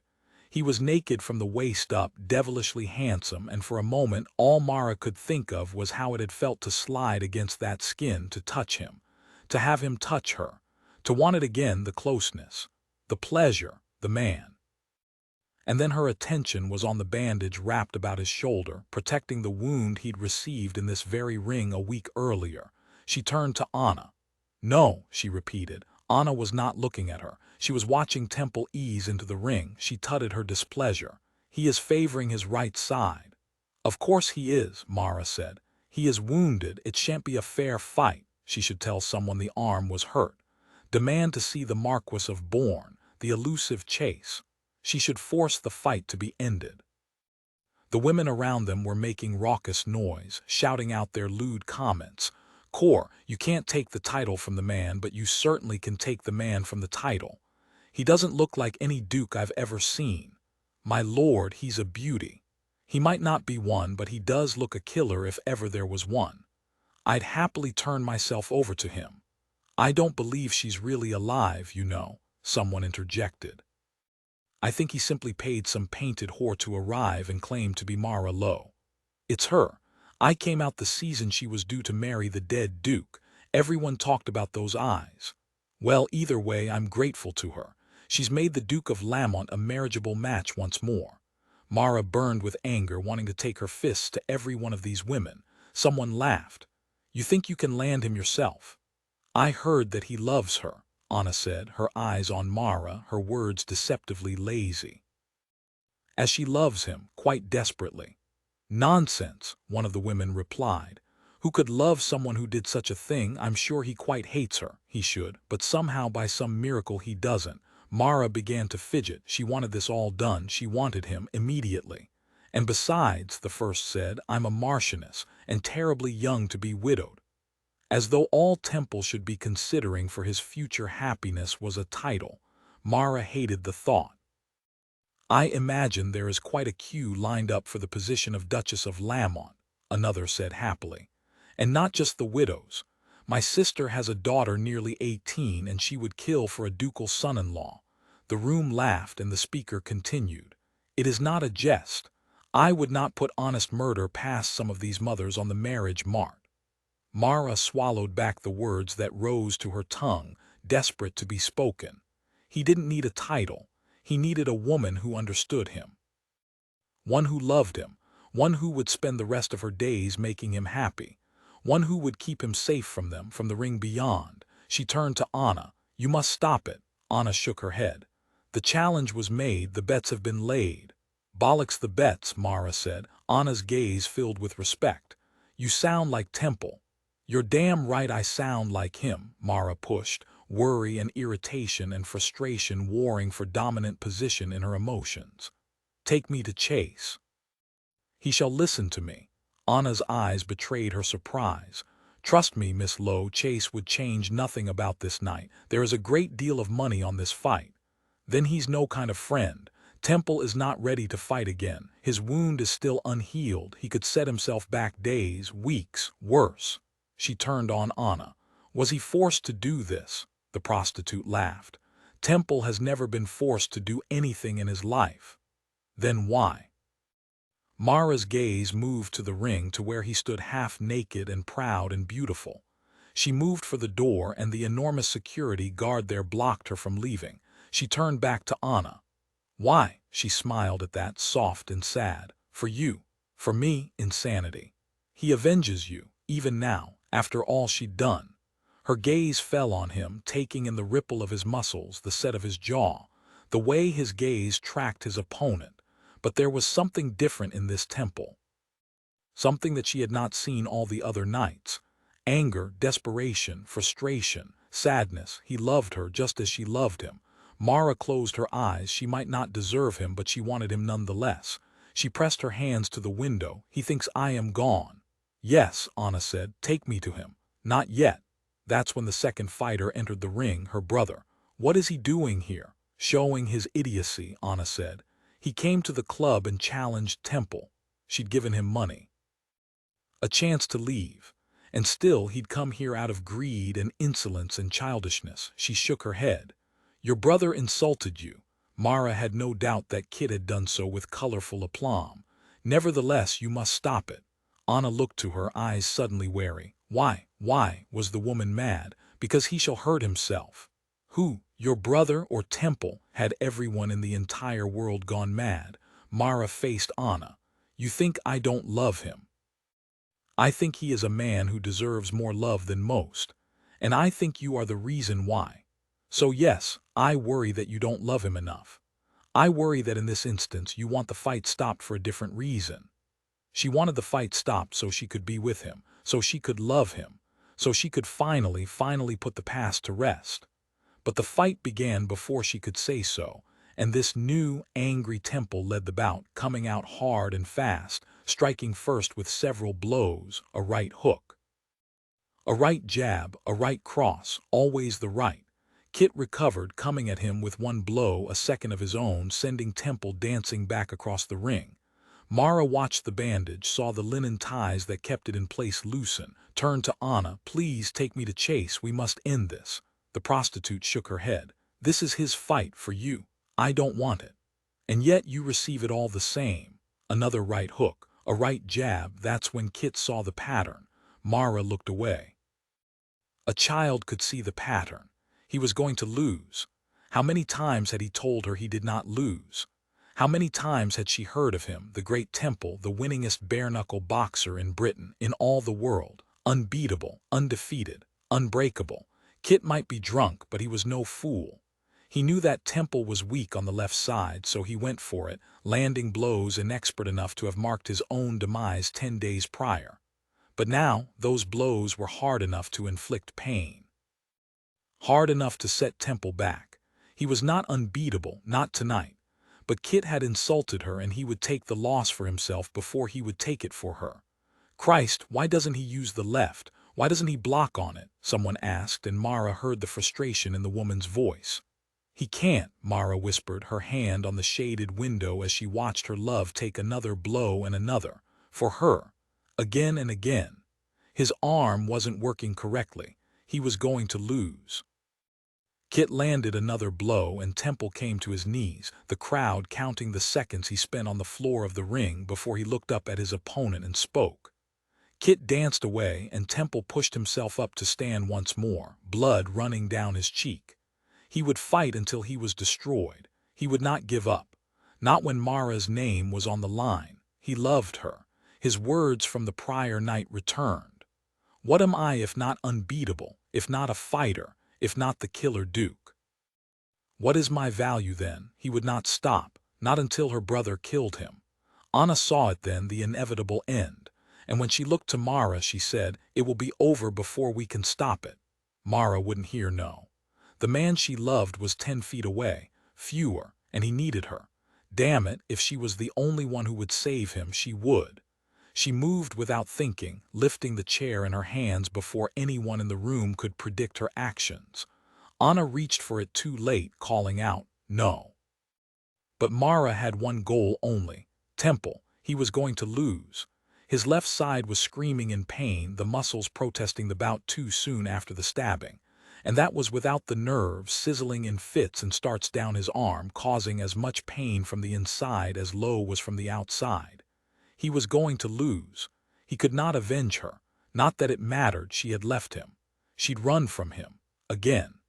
Lowe landed 2 powerful blows to his left side, sending Temple to his knees.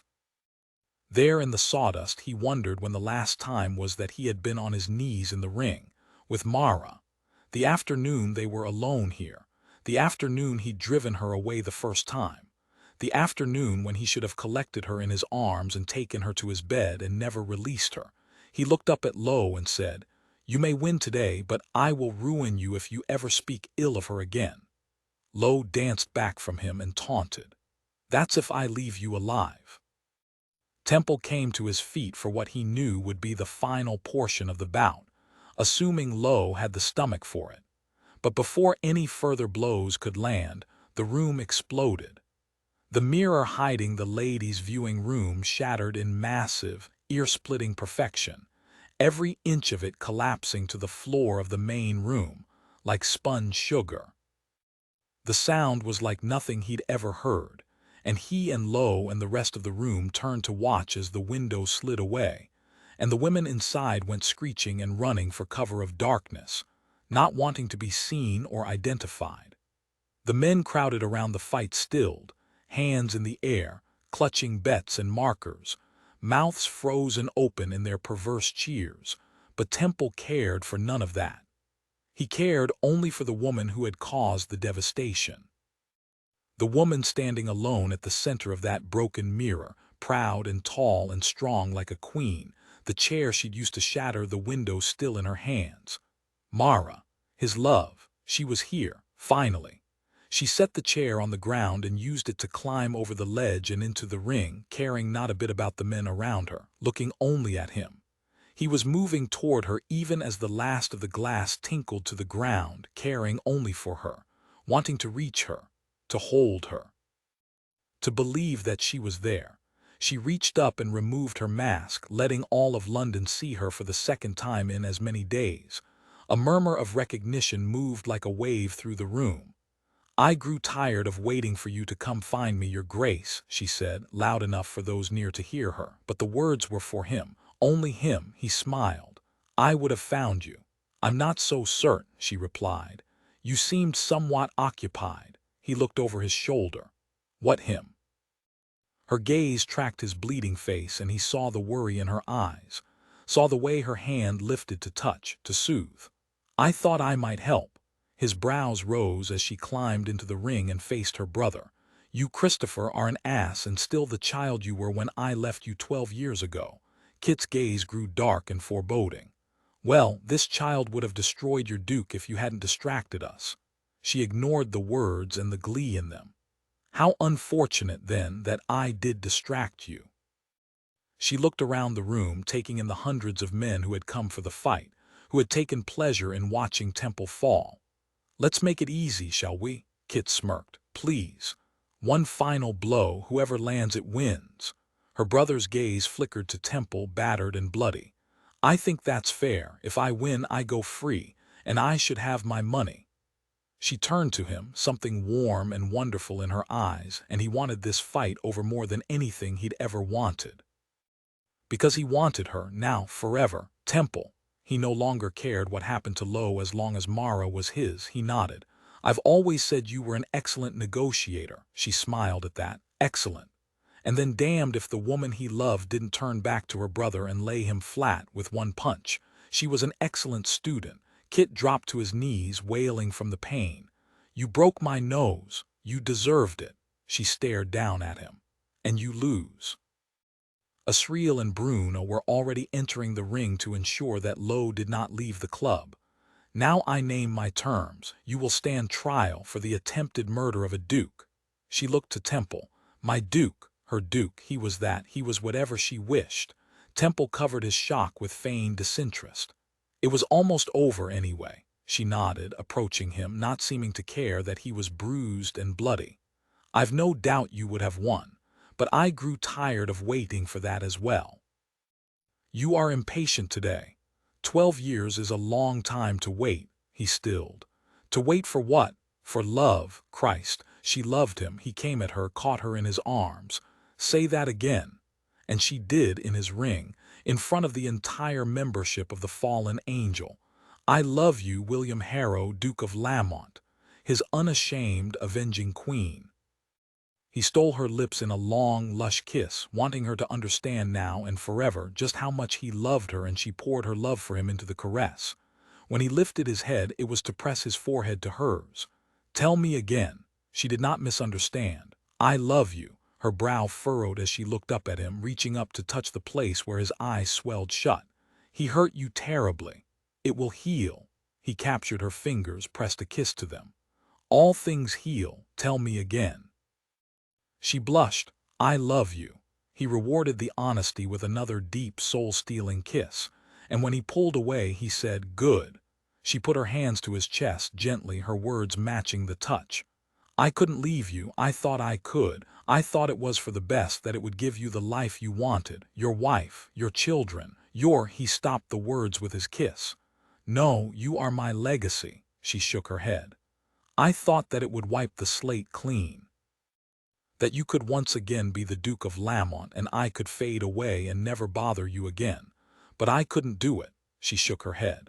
I wanted you too much. His heart pounded at the thought of her fading away, and he tilted her face up to his. Hear me, Mara Lowe, there is only one place for you. Here, in my arms, in my life, in my home, in my bed.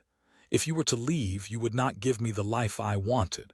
You would leave my life with an enormous, empty chasm at the center of it. He kissed her again and said softly, I love you. I think I've loved you from the moment you attacked me on a dark London street. I love your strength and your beauty and your way with children and piglets. She smiled, tears welling in her eyes. You left your gloves at the home. My gloves. He lifted her hands in his, pressing kisses to each set of bare knuckles.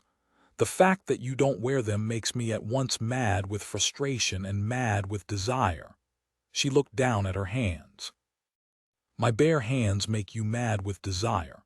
Everything about you makes me mad with desire, he said. Chase has lavender, by the way. Confusion flashed in her beautiful eyes. Why does Chase have lavender? It's a bit of a tale, but the short version is that I couldn't bear to be without her, without some part of you. She laughed, and he realized he would carry that pig for the rest of his life if it would keep her laughing. I love your laugh. I want to hear it every day. I want to be through all this darkness and devastation. I want happiness now. I want our due. I want what we've deserved from the beginning. He paused and stared deep into her eyes, willing her to understand how much he loved her. I want you, she nodded. Yes, he smiled. Yes, yes, yes to all of it, to happiness and life and love. She hesitated, and he saw the dark thought spread through her, saw it in her eyes when she looked up at him. I've done so much to ruin you, to hurt you. Enough. He kissed her quiet, lifting his lips from hers only when she was loose in his arms. Don't hurt me again. The tears welled over. Never. He wiped them away with his thumb. Don't leave me ever again. Never, she sighed. I wish we could start anew. He shook his head. I don't. Without the past, there would be no present, no future. I don't regret a moment of it. It all brought us here, to this place, to this moment, to this love. They kissed again, and he wished they were anywhere but here, in front of all of London. She broke the kiss and smiled at him, bold and beautiful. I won. He matched her smile. You did. The first time anyone but me has won in this ring. He waved a hand in the direction of the oddsmaker. Mark it in the book. The win goes to Miss Mara Lowe. The crowd roared their disappointment, proclaiming foul play and bad bets. He didn't care. Chase would manage them, and the most bitter among them would no doubt be gaming before the hour was out. What do I win? She whispered in his ear. He grinned. What would you like? You, so simple, so perfect. I am yours, he said, kissing her. As you are mine, she laughed. Always, and it was the truth. Epilogue. On the eve of her wedding, Miss Mara Lowe stood at the window high on the third story of the family wing of Whitefawn Abbey, staring down into the dark gardens below. She pressed her hand to the cold glass, watching as the window fogged beneath her touch, then removing her hand to reveal the blackness beyond, dotted with reflections of the candles lit around the room behind her. With a small smile, she traced a finger between the little star-like spots, connecting the dancing flames, distracted enough by the task not to hear her future husband's approach until he came into view, framed by her marks on the glass. And then his arms were around her, his hands spreading wide across her body, pulling her back against him as he set his lips to the place where shoulder met neck in a long, lingering caress. You smell like lemons. She smiled and sighed, leaning into him, her own arms coming to capture him where he held her, fingers threading through his. What are you thinking about? he asked when he finally raised his head. She turned in his arms and told the truth, a lovely, freeing thing. Another time here at White Fawn. Another time here in this room. He did not pretend not to have noticed where they stood. Instead, he looked to the bed where she'd left him 12 years earlier and said, "Do you think anyone slept in it since that morning?" She laughed at the unexpected reply. "I don't, honestly," he nodded, all seriousness. "It's a pity. It's to be expected, don't you think? After all, I was to have died there." He pulled her close again, lifting her arms around his neck. "But you didn't," he said softly, and the sheer pleasure in the words sent a thread of excitement through her. She met his gaze. "I did not. Neither did you marry that morning." She shook her head. "I did not."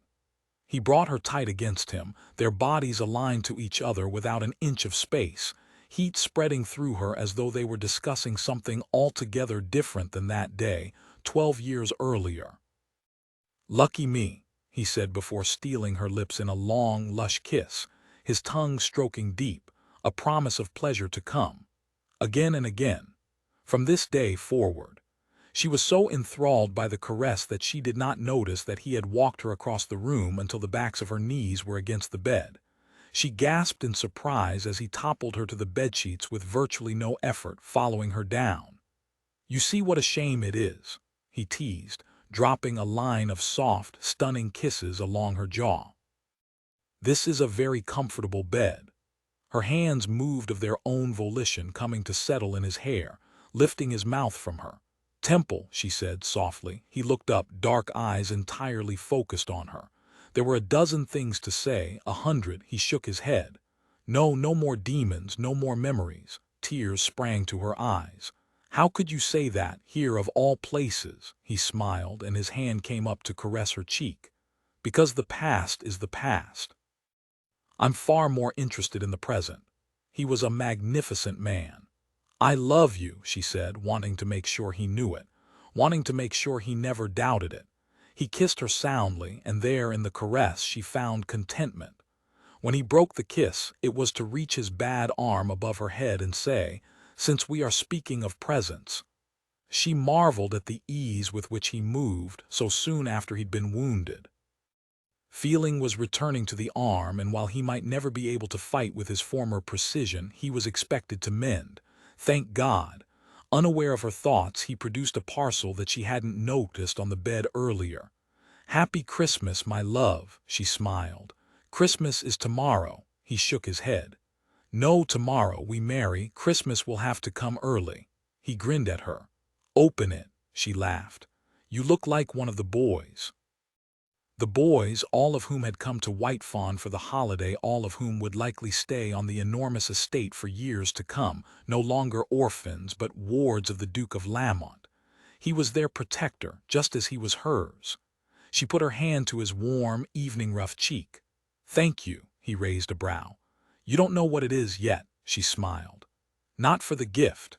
Well, for the gift, but for all the others as well, for loving them, for loving me, for marrying me." For he leaned down and stemmed the tide of words, distracting her with a long, lovely kiss. "Mara," he said softly when he finally lifted his lips from hers. "It's I who should thank you, love, for your strength and your brilliance and your boys, and for marrying me." He dropped a quick kiss on her lips. "Now open your present."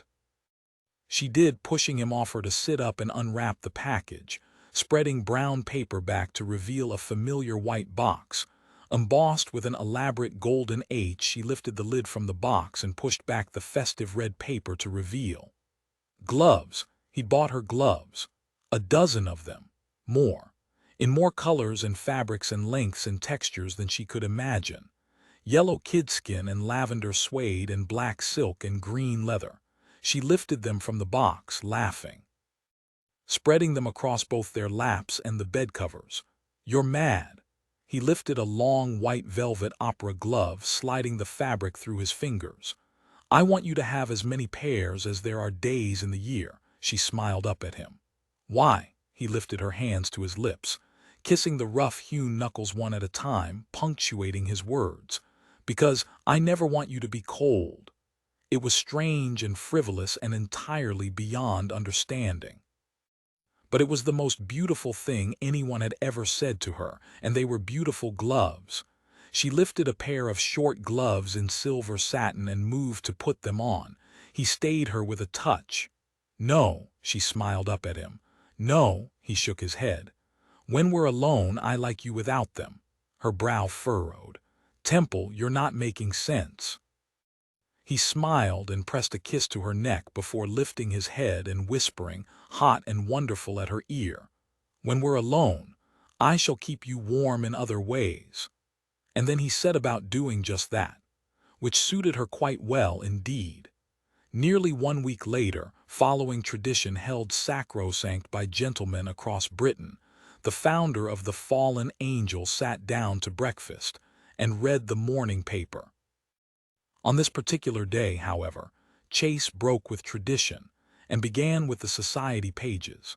The Duke of Lamont and Miss Mara Lowe were married at Christmas in the chapel at Whitefawn Abbey, the place where they met for the first time on a faded night 12 years ago.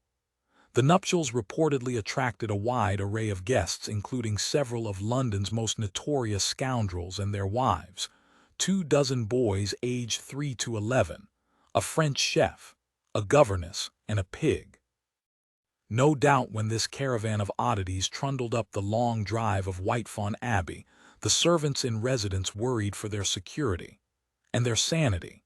It should be mentioned, however, that the group, while lewd at times and raucous more often than not, is reported to have been tremendously well behaved for the ceremony itself, witnessing the rite with the happy solemnity that should be afforded such an occasion. All but the pig, we are told. Apparently, she slept through the whole thing. The News of Britain, December 30, 1831. With a satisfied smile, Chase closed the paper and finished breakfast before standing, smoothing her skirts and leaving the house. After all, she had a gaming hell to run.